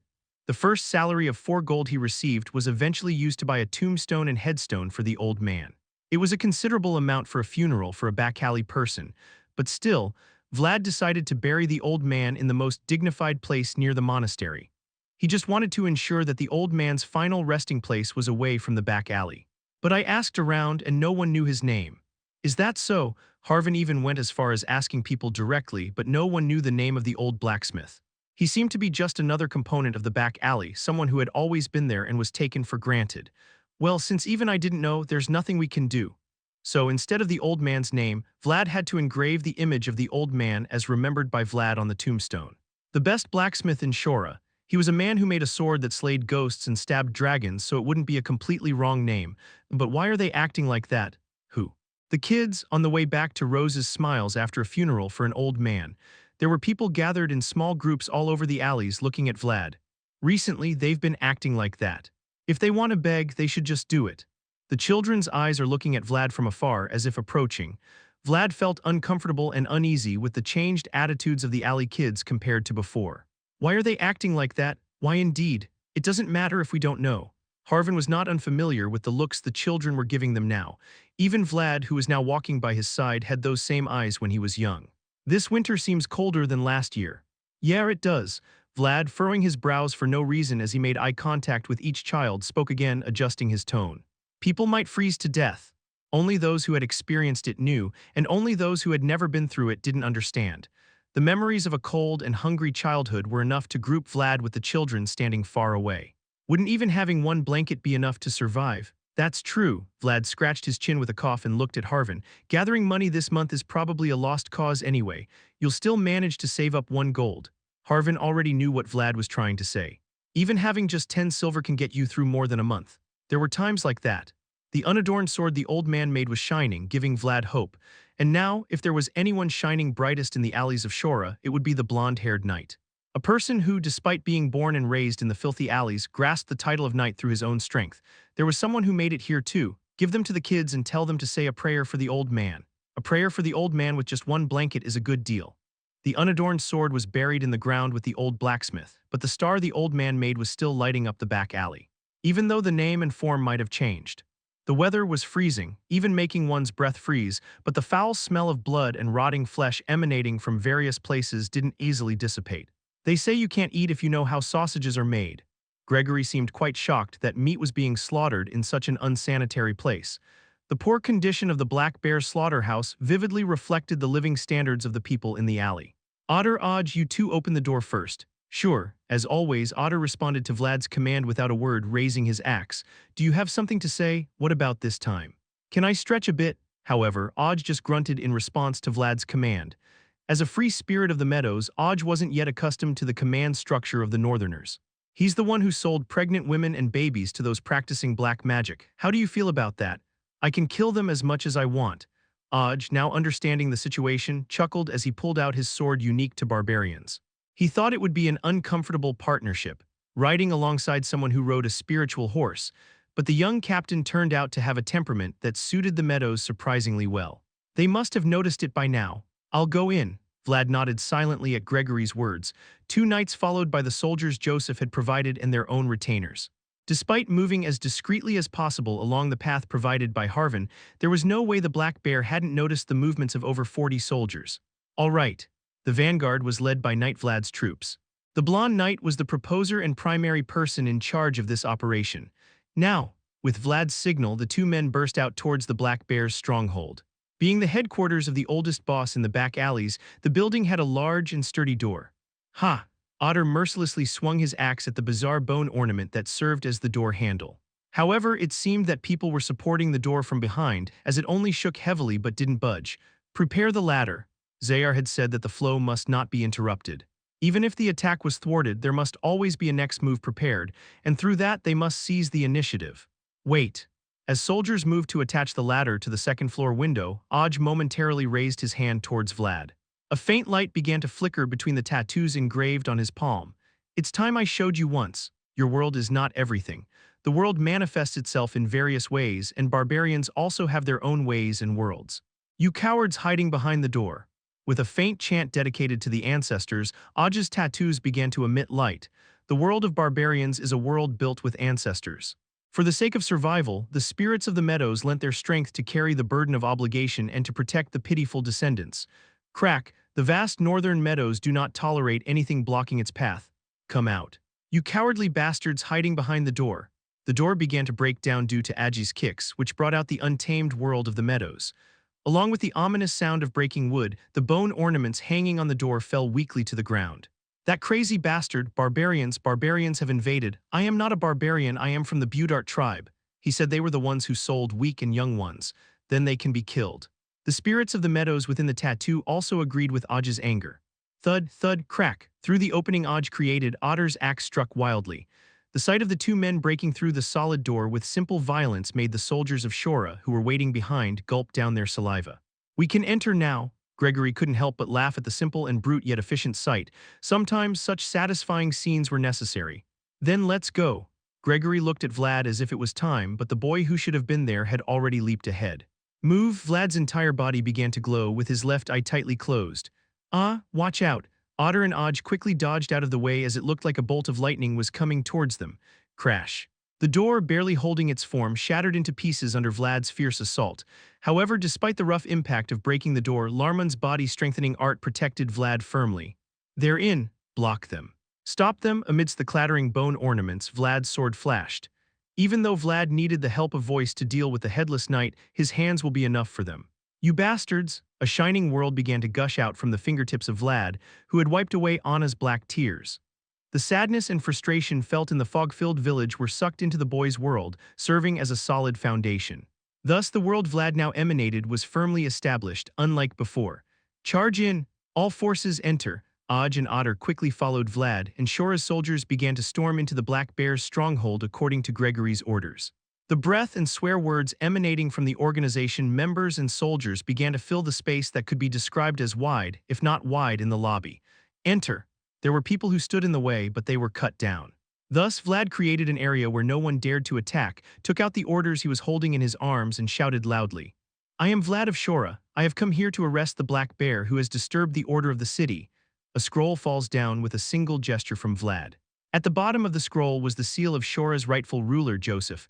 For murder, fraud, human trafficking, and the crime of deceiving the noble owner of this city, shining at the forefront, assertive like no other.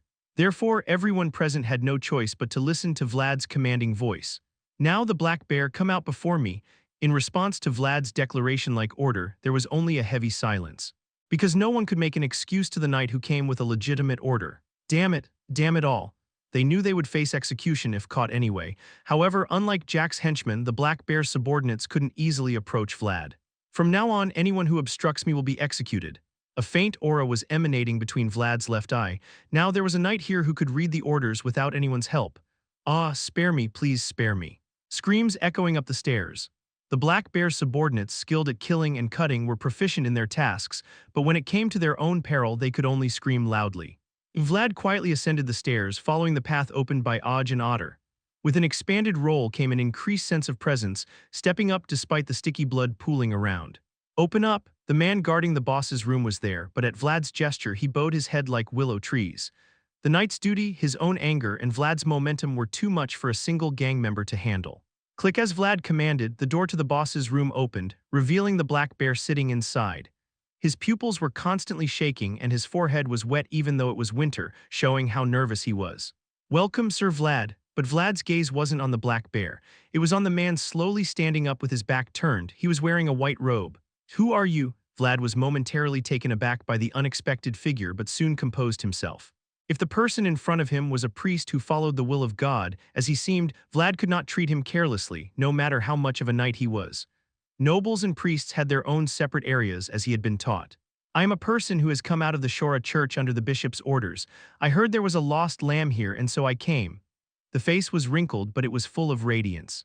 It was the complete opposite of Andrea, the noblest priest Vlad knew. I have come here under the orders of Lord Joseph. The person standing beside the priest is a clear sinner. But there are no sinners here now, Sir Vlad. A truly comforting smile. The priest, with a smile full of kindness, then took out a piece of paper and held it out to Vlad. His sins have been forgiven in the name of God. The black bear, upon hearing the priest's words, wiped his sweat with a sigh of relief as if finally feeling relieved. Vlad silently looked at the paper the priest presented. The ink on the paper was still fresh, as if it had just been written. At the top was written the word indulgence. Chapter 97, God is everywhere. But his embrace does not reach everyone equally. He descends first to the high and gives more to those who have much. That has been the image of God and the church that the people at the bottom have seen so far. Then is this person now innocent? Of course, it's an indulgence issued directly by the bishop. The priest answered Vlad's question, then closed his eyes and began to recite prayers with a devout posture. His faithful appearance made anyone feel as if God's grace had truly reached this place. Just with this, Vlad couldn't understand, that all the sins of the black bear were forgiven with one piece of paper that the priest was holding. Could the tears shed by those women dying in the false church be wiped away with just this one piece of paper? Then who will compensate for the black tears Anna shed? Sin can always be forgiven with a faithful heart. Sir Vlad, the priest sent by the bishop, was smiling kindly as he looked at Vlad, who was angry and confused, not knowing what to do. I am innocent now. Vlad turned his head towards the voice coming from beside him, dazed. Because I have been forgiven by God, isn't it now done? Forgiven? Where Vlad turned his head, the black bear was smiling slightly as he looked at Vlad, as if he had come to terms with it. Now that he has been declared innocent by the church and the indulgence, he must have the right to smile. The women he sold were locked in a dark place and died in fear, but the person who drove them to death was smiling. This was wrong. Can anyone really be forgiven as long as they have a faithful heart? Priest: Of course, Sir Knight. Is it true that anyone can be acquitted of any sin as long as they receive forgiveness from God and the church? I see. If that's the case, then I must seek forgiveness too. I promised to wipe away Anna's tears that day when they couldn't flow, and in return I must take responsibility. Sir Vlad, I confess my sins, priest. When no one is in the place where they should be, when no one takes responsibility where they should, then it's up to you, because that's the discipline of a swordmaster. Swoosh, in an instant blood sprayed onto the priest's white robe. It couldn't be stopped because no one expected it. Even if it had been expected, it was a decisive strike that could not be stopped. The black bear, eyes wide in disbelief, clutching his own throat. Blood was pouring relentlessly from the neck he was forcibly holding. This is. I am a sinner, priest. The knight knelt in front of an astonished priest and confessed his sins. He was the one bearing the faithful name vouched for by priest Andrea, and the one wearing the shining armor gifted by San Regino of the northern parish. So please give me the opportunity to repent. The will of God shines brightly like the sun during the day, but sometimes it must be illuminated obliquely as it is now. Even when entering a lowly and humble place like an alley, one must bow their head in reverence as they enter. It was a late night when everyone should have been asleep, yet Joseph and the knights gathered in the mayor's office with solemn expressions. So it has come to this. Joseph, upon hearing Gregory's report, sighed deeply as if exhaustion weighed heavily upon him, pressing his temples. Did he really kill the one who received indulgence? I'm sorry, Lord Joseph. I should have intervened.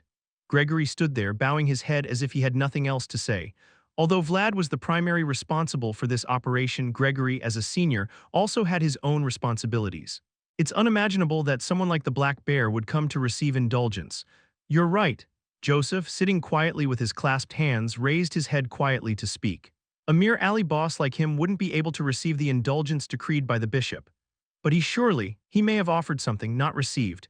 Though Joseph's black eyes didn't seem to focus, as if lost in deep thought, his gaze, while not explicitly directed, seemed to shine brighter than anyone else's in the room. He's eyeing Vayezid. Joseph's eyes gleamed with anger. While it might be true for anyone, nobles especially tend to get angry when their possessions are violated, born with the destiny to eventually lose everything if they keep giving away piece by piece. Where is Vlad now? He's waiting outside the door. Good. Even though it was a foolish choice, it didn't mean his actions were incomprehensible. Furthermore, it was evident that the bishop had been targeting Vlad from the beginning, considering how he deliberately granted indulgence to the Black Bear. That's why it had to be done this way. Arrest Knight Vlad immediately. Joseph's order echoed suddenly in the office. Gregory and Vorden, who were listening to the command, looked at their lord with startled expressions.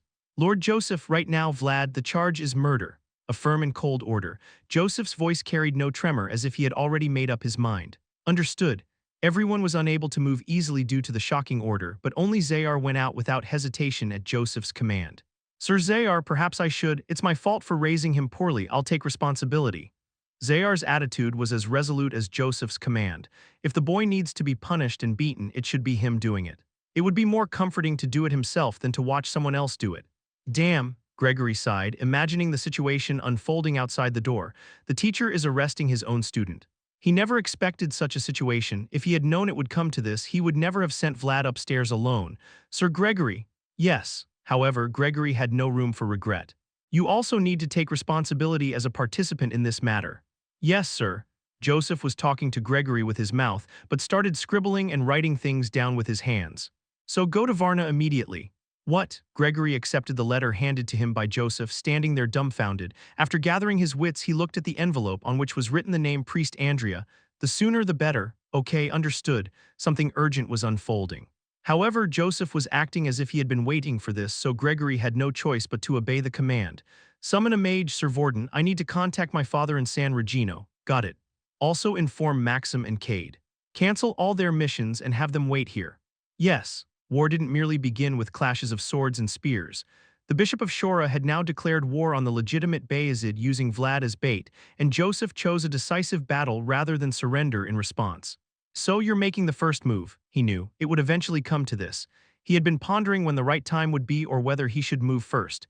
This was the reason why Peter, the head of the family, sent Joseph to Shora instead of his eldest son, Rutger. His second son might not have the talent for the sword, but he was born with sharpness no less than that, if not greater. It's probably for the best.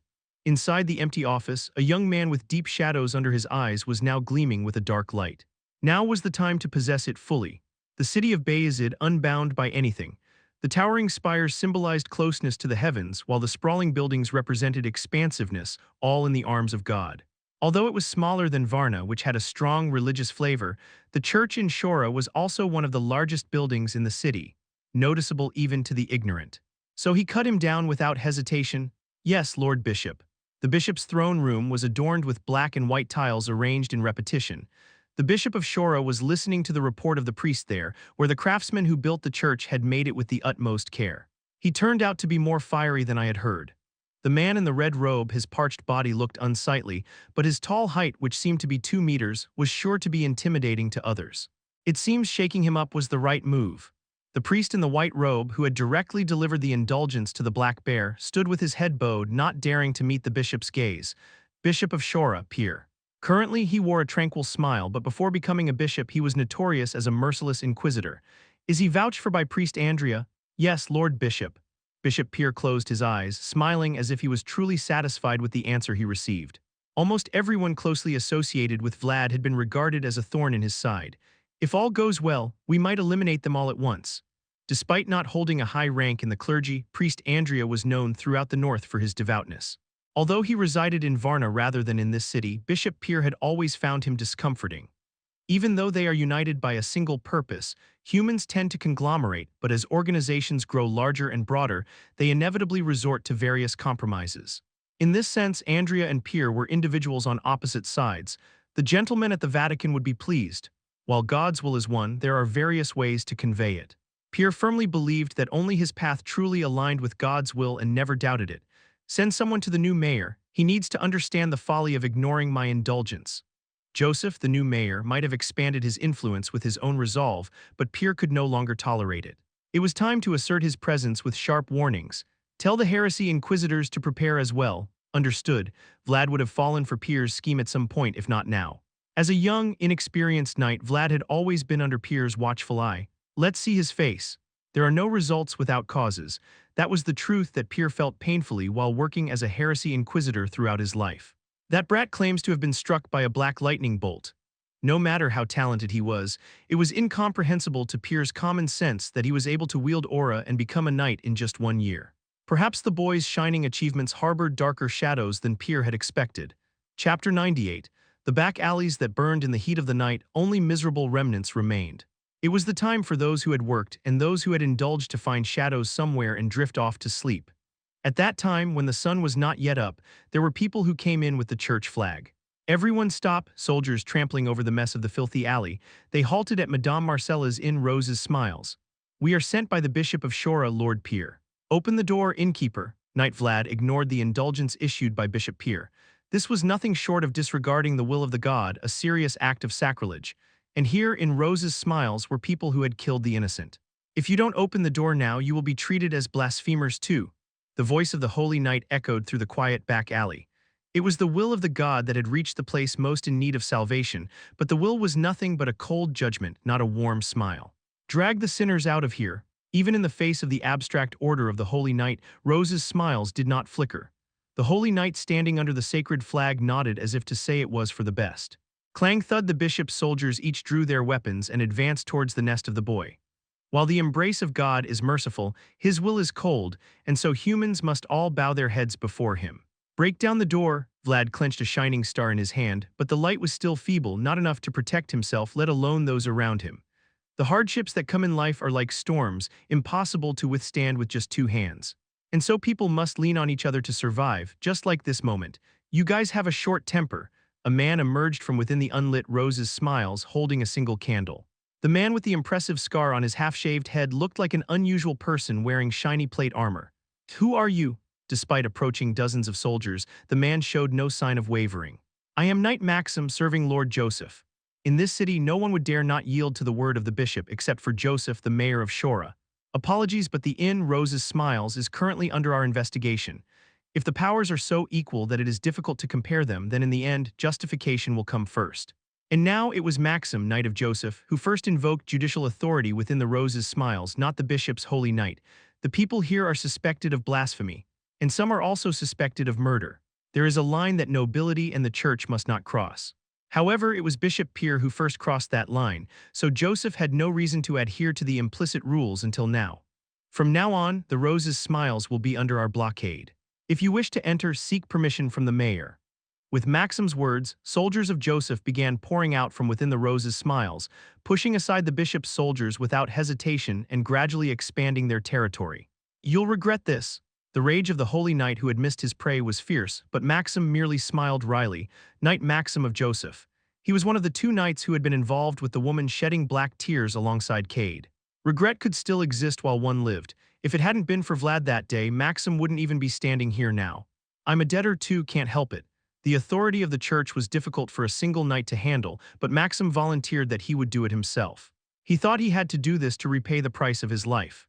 The prison in the basement of the city hall. Even though it was a place where one could still feel the outside air through small windows, Vlad's expression remained dark. I always told you to be prepared for the next. Vlad had no words to answer Zayar's words coming from outside the bars. In the end, Lord Joseph will have to take care of all your mess. You idiot! In the end, it became no different from when he was a squire. All the responsibility for this incident had fallen on Lord Joseph. I'm sorry. Zayar was on the verge of burning from inside as he saw Vlad bowing his head and saying sorry. Still, there was not much he could say. This was more of a trap than a mistake. Idiot. He knew if the boy had been a bit more perceptive, he wouldn't have gotten into this mess. But the boy still lacked understanding of not just the world of nobles, but the broader world, including the church. Bishop Pier had chosen his target wisely. You'll soon testify in the church, be prepared for that. As the justification lay on their side, eventually they would have to go out to the church to explain.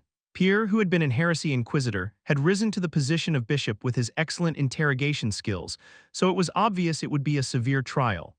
Vlad watched Zayar's retreating figure from inside the bars for a long time. Don't blame yourself, you did what needed to be done. Even with the comfort of the voice, Vlad couldn't easily shake off the gloomy emotions. It was definitely the right thing to do, and even now that he is in prison, he doesn't think he did anything wrong, but in the end, it ended up like this. I'm the one at fault. The world of the back alleys and the world of knights are different. Unlike a back alley where you must repay on the spot to avoid being looked weak, a knight's anger must be like thick lava that can be used for the future. A sword is sharp and must be heavy, and now Vlad seemed to understand what it meant to be heavy. So that's why you insisted on waiting a week. Bishop Pier stood by the window, looking down at the scene below. There, a blonde knight with hands tied walked towards the church across the square like a criminal. Joseph, who had been holding Vlad tightly while ignoring his requests vehemently until now, must have reached his limit. This was a fight for a justification, and even Joseph would have been unable to bear this burden. It seems quite plausible. However, there were not only soldiers guarding Vlad as he was being escorted to the church. We'll fight to the death against such a scoundrel. He's accused of selling pregnant women. A guy like that deserves to die. I heard he sold out pregnant women. Don't insult our knights, Vlad of Shora. Born and raised in the city of Shora, he was a symbol of self-made success, rising from the back alleys to prominence. Vlad, the knight who had already made a name for himself at a young age, was undoubtedly a source of pride for the citizens of Shora. We cannot accept a bishop sent from the Vatican. This is the North. We want a bishop who carries the blood of the North. Not only support for Vlad, but also occasional murmurs of dissatisfaction towards Pierre among the people. As Vlad's march slowed down, the voices echoing throughout Shora's streets grew louder. You're making quite the effort. Watching the scene, Pierre turned away from the window with a cold smirk. How dare you try to sway me through the public sentiment of Shora? Indeed, those who inherited the blood of Vayezid are not to be underestimated. Are the heretic inquisitors all prepared? They are prepared. However, no matter how much effort was put in, it was all just a charade. In the end, all of this was nothing more than a petty trickery that would bow down before the truth. Despite the tense situation, Vlad did not neglect to survey his surroundings. The sight around him, despite not being directly related to the impending trial, still felt oppressive. So this is how it feels. Even though he had lived in Shora all his life, this was a place he had never set foot in before. For those who lived without the church, it was a place with too high a threshold. Knight Vlad stepped forward. The trial chamber, shaped like a semicircle. The place where the judge, Pierre, and the suspect, Vlad, would stand was in the very center of the court, and the officials, including Joseph and the city's influential people who had been specially invited by the church, were to look down on them from above. These are heretic inquisitors. The crystal ball he is holding looks unusual. Vlad turned his head to look at the inquisitors surrounding him, 8 inquisitors in total. Each of them held a crystal orb the size of a human head in both hands. There are 8 of them in total. They wouldn't go to such lengths even for witch hunts.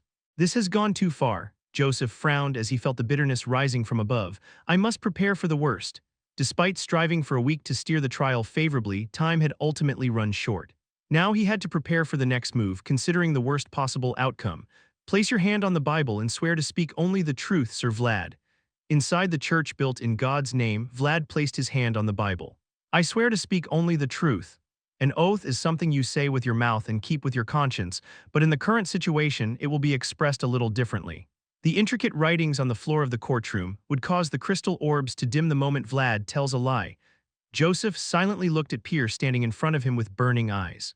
However, Pierre's response was only a stoic coldness. Let us begin the trial of Sir Vlad, a knight of the Vayezid family. Though it was the declaration of the trial's commencement, it might as well have been its conclusion. For this trial was nothing more than a staged performance to reach a predetermined outcome, and that outcome would not be a favorable sight for Vlad. Knight Vlad, is it true that you murdered a man known as the Black Bear who bore a letter of indulgence? Upon hearing the bishop's question, Joseph unconsciously clenched his fists. Pierre was now framing Vlad for the crime through leading questions. Yes, you admit to defying the word of God. What do you say? Though Vlad's response was merely admitting to killing the Black Bear, Pierre interpreted it as defiance against God's will. I did not defy the word of God. Next question, one answer. With Vlad's response, one of the inquisitors stepped forward. Does Knight Vlad believe that every decision he has made in taking a person's life, including this incident, has always been just and righteous? Yes, he did what needed to be done when he needed to be there. The Black Bear was a despicable man who trafficked pregnant women, and even with an indulgence, his wrongdoing could not be hidden. It's a lie. But in response to Vlad's answer, one of the inquisitor's crystal orbs lost its light. No one can always make the right decisions while living.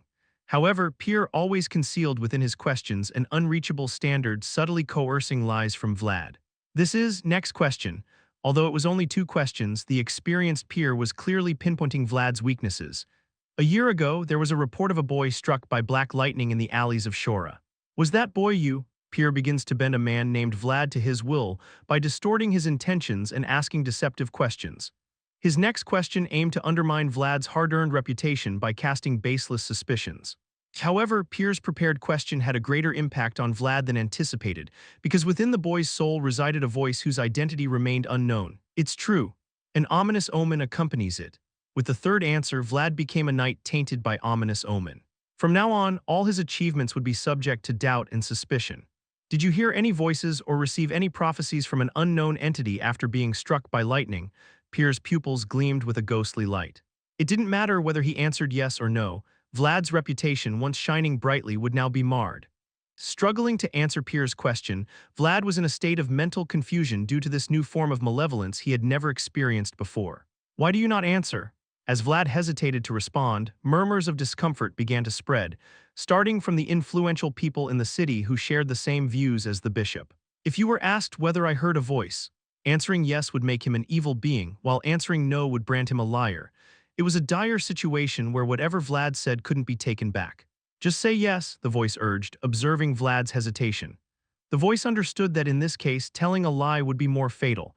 It would be better to at least make an excuse that he lost consciousness for a moment due to the aftereffects of being struck by lightning. "But if you say no, it will be a lie, then you won't even have a chance to justify yourself." The worst-case scenario would be when the identity of the voice is revealed in front of everyone. However, the voice had already made up its mind from the moment it entered the courtroom. "Don't worry, just say yes. I'll make sure my identity remains concealed at all costs." With the interrogators doubting him and the bishop pressuring him for an answer, Vlad, facing a dilemma, had to say something. "Bang, stop!" As Vlad was about to speak, a loud voice echoed from the entrance of the courtroom. The cold winter wind began to blow in from the wide-open entrance. "Stop this trial!" Standing at the open doorway were people. An old priest panting heavily, a young deacon yet to fully grasp the situation, and even Gregory exhaling a sigh of relief behind them. "This trial is unjust." Though late, the people who had finally arrived here were not too late. "Unauthorized people cannot enter." The guards attempted to block the abrupt intruder, but upon seeing the white robe he wore, they hesitated.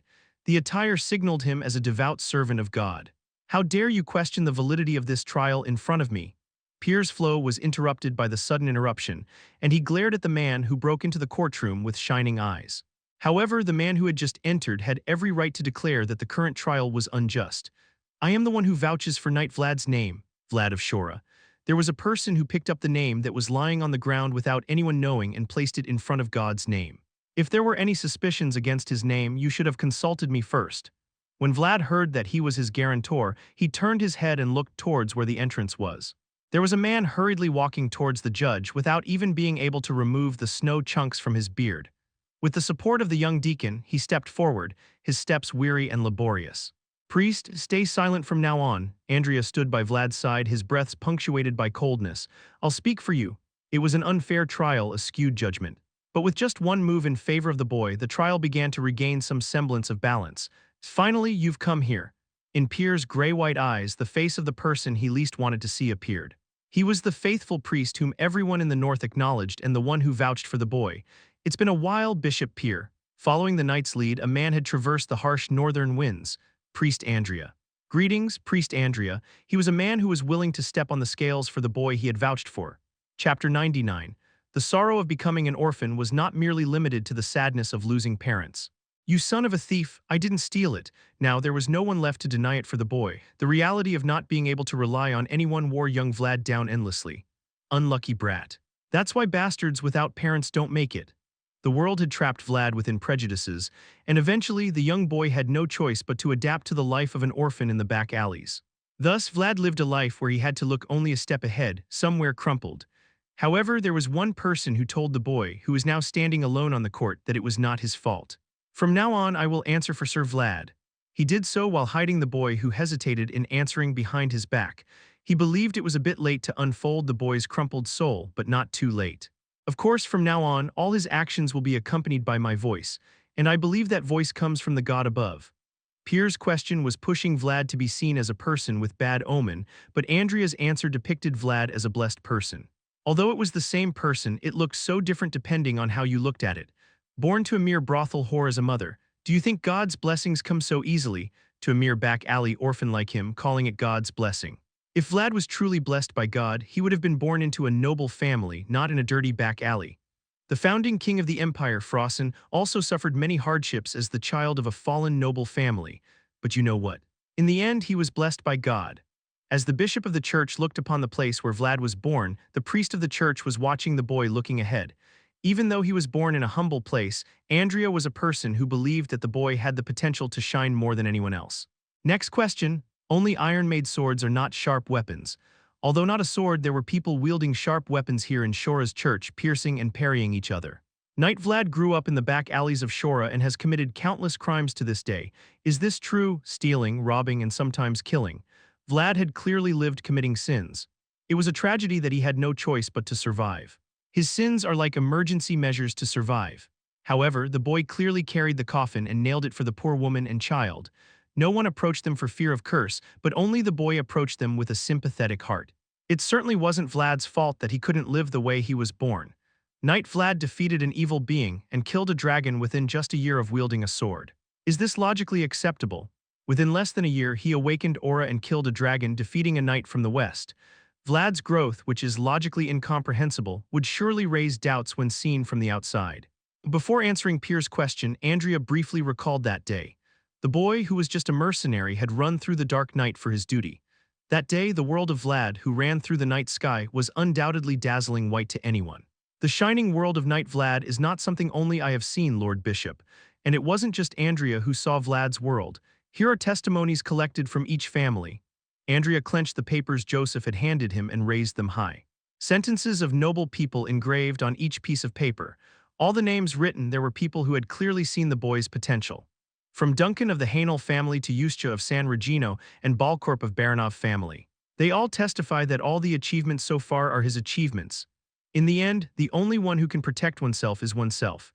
Andrea was pulling Vlad out from Pierre's clutches, but the rope he sent was made of the facts the boy had been accumulating all along. Vlad stood in suspicion akin to hell, but ultimately he was rescuing himself. Testimonies of the knights, confirmed. Pierre's face hardened as he looked at the testimonies of the knights delivered by Andrea. Doubts about sincerity, the humble origin, shameful crimes, and even suspicions about the created potential. Pierre had laid a tight net to catch Vlad, but the defense of priest Andrea was tearing that net to shreds. The dagger of truth that Andrea held was indeed sharp. Pierre glanced at the inquisitors surrounding Vlad. Every question Pierre asked, a crystal ball went out. However, since Andrea arrived, not a single crystal ball went dark, and now there was only one crystal left inside the circle. In the end, do I have to take it out? If he were to make a decisive move, it would be now. Pierre realized that with just one question, he couldn't render Vlad incapacitated, so he decided to use the contingency plan he had prepared just in case. Though Joseph and Pierre were on opposite sides, they still had one thing in common. Bring in what we've prepared. That was preparing for the worst. Following Pierre's orders, the Holy Knights were bringing a large sealed box into the courtroom. An item whose identity was unknown, brought in directly by the Holy Knights, not priests or servants. The large wooden box surrounding the area clearly indicated that something extraordinary was inside. I, Pierre, the judge of this trial, still have one question remaining. Pierre's gray-white eyes were fixed on Andrea. Things had become so troublesome because of that one priest who dared to go wild in front of the bishop. And I have decided to uncover his suspicions through direct action rather than asking questions. With Pierre's signal, the inquisitors began to unseal the large wooden box. People held their breath and the inquisitors tensed up. Oh no, when Andrea finally saw the revealed object, he couldn't help but sigh. A mirror? Why the mirror all of a sudden? The object that came out of the large box was a mirror, and Andrea knew well about this mirror. Instead of the last question, I command you to perform the exorcism ritual on Knight Vlad. The mirror of Saint Morello, Morello's mirror, an official holy relic designated by the Vatican, was a treasure known to reflect the entire truth of the person looking at it. If Knight Vlad is truly righteous, then accept my proposal. And the only time when heretic inquisitors used the relic, it was when they wanted to discover the presence of evil within a person's soul. This is outrageous. There's a demon inside Vlad. Pierre's exorcism ritual was an act based on that assumption. We've proven his innocence with truthful answers so far. Why would you want to perform the exorcism ritual on Sir Vlad? And now the exorcism ritual would mark Vlad like a stigma, following him as a symbol of dishonor. Priest Andrea, I have an obligation to uncover even the slightest suspicion. However, Pierre didn't bring out the mirror of Saint Morello simply to tarnish Vlad's honor. Vlad showed significant hesitation when asked if he could hear voices. Experienced Pierre did not miss the moment when the witness was shaken. But, if his soul is truly pure, then sitting still should be enough. Nothing was wrong, but it wasn't right either. It was clear that the current act itself would burden Vlad significantly. Andrea couldn't help but look at the boy behind him with a helpless expression.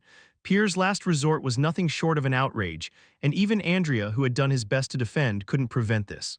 Don't worry, it's just an item used to uncover any evil presence within. Andrea, believing Vlad to be faithful, thought that if he just got through this attempt, the trial could end safely. Andrea was one of the few who could see through the boy's genuine nature, but there was one aspect of Vlad that he hadn't yet examined. The boy wasn't standing alone. Even now, there was a presence in his soul, a voice that had endured trials and tribulations with him. The mirror of Saint Morello. Vlad's gaze as he looked into the mirror was trembling. Even Pierre, who was quietly observing the situation, noticed Vlad's shaky gaze. Perhaps he was hiding something after all.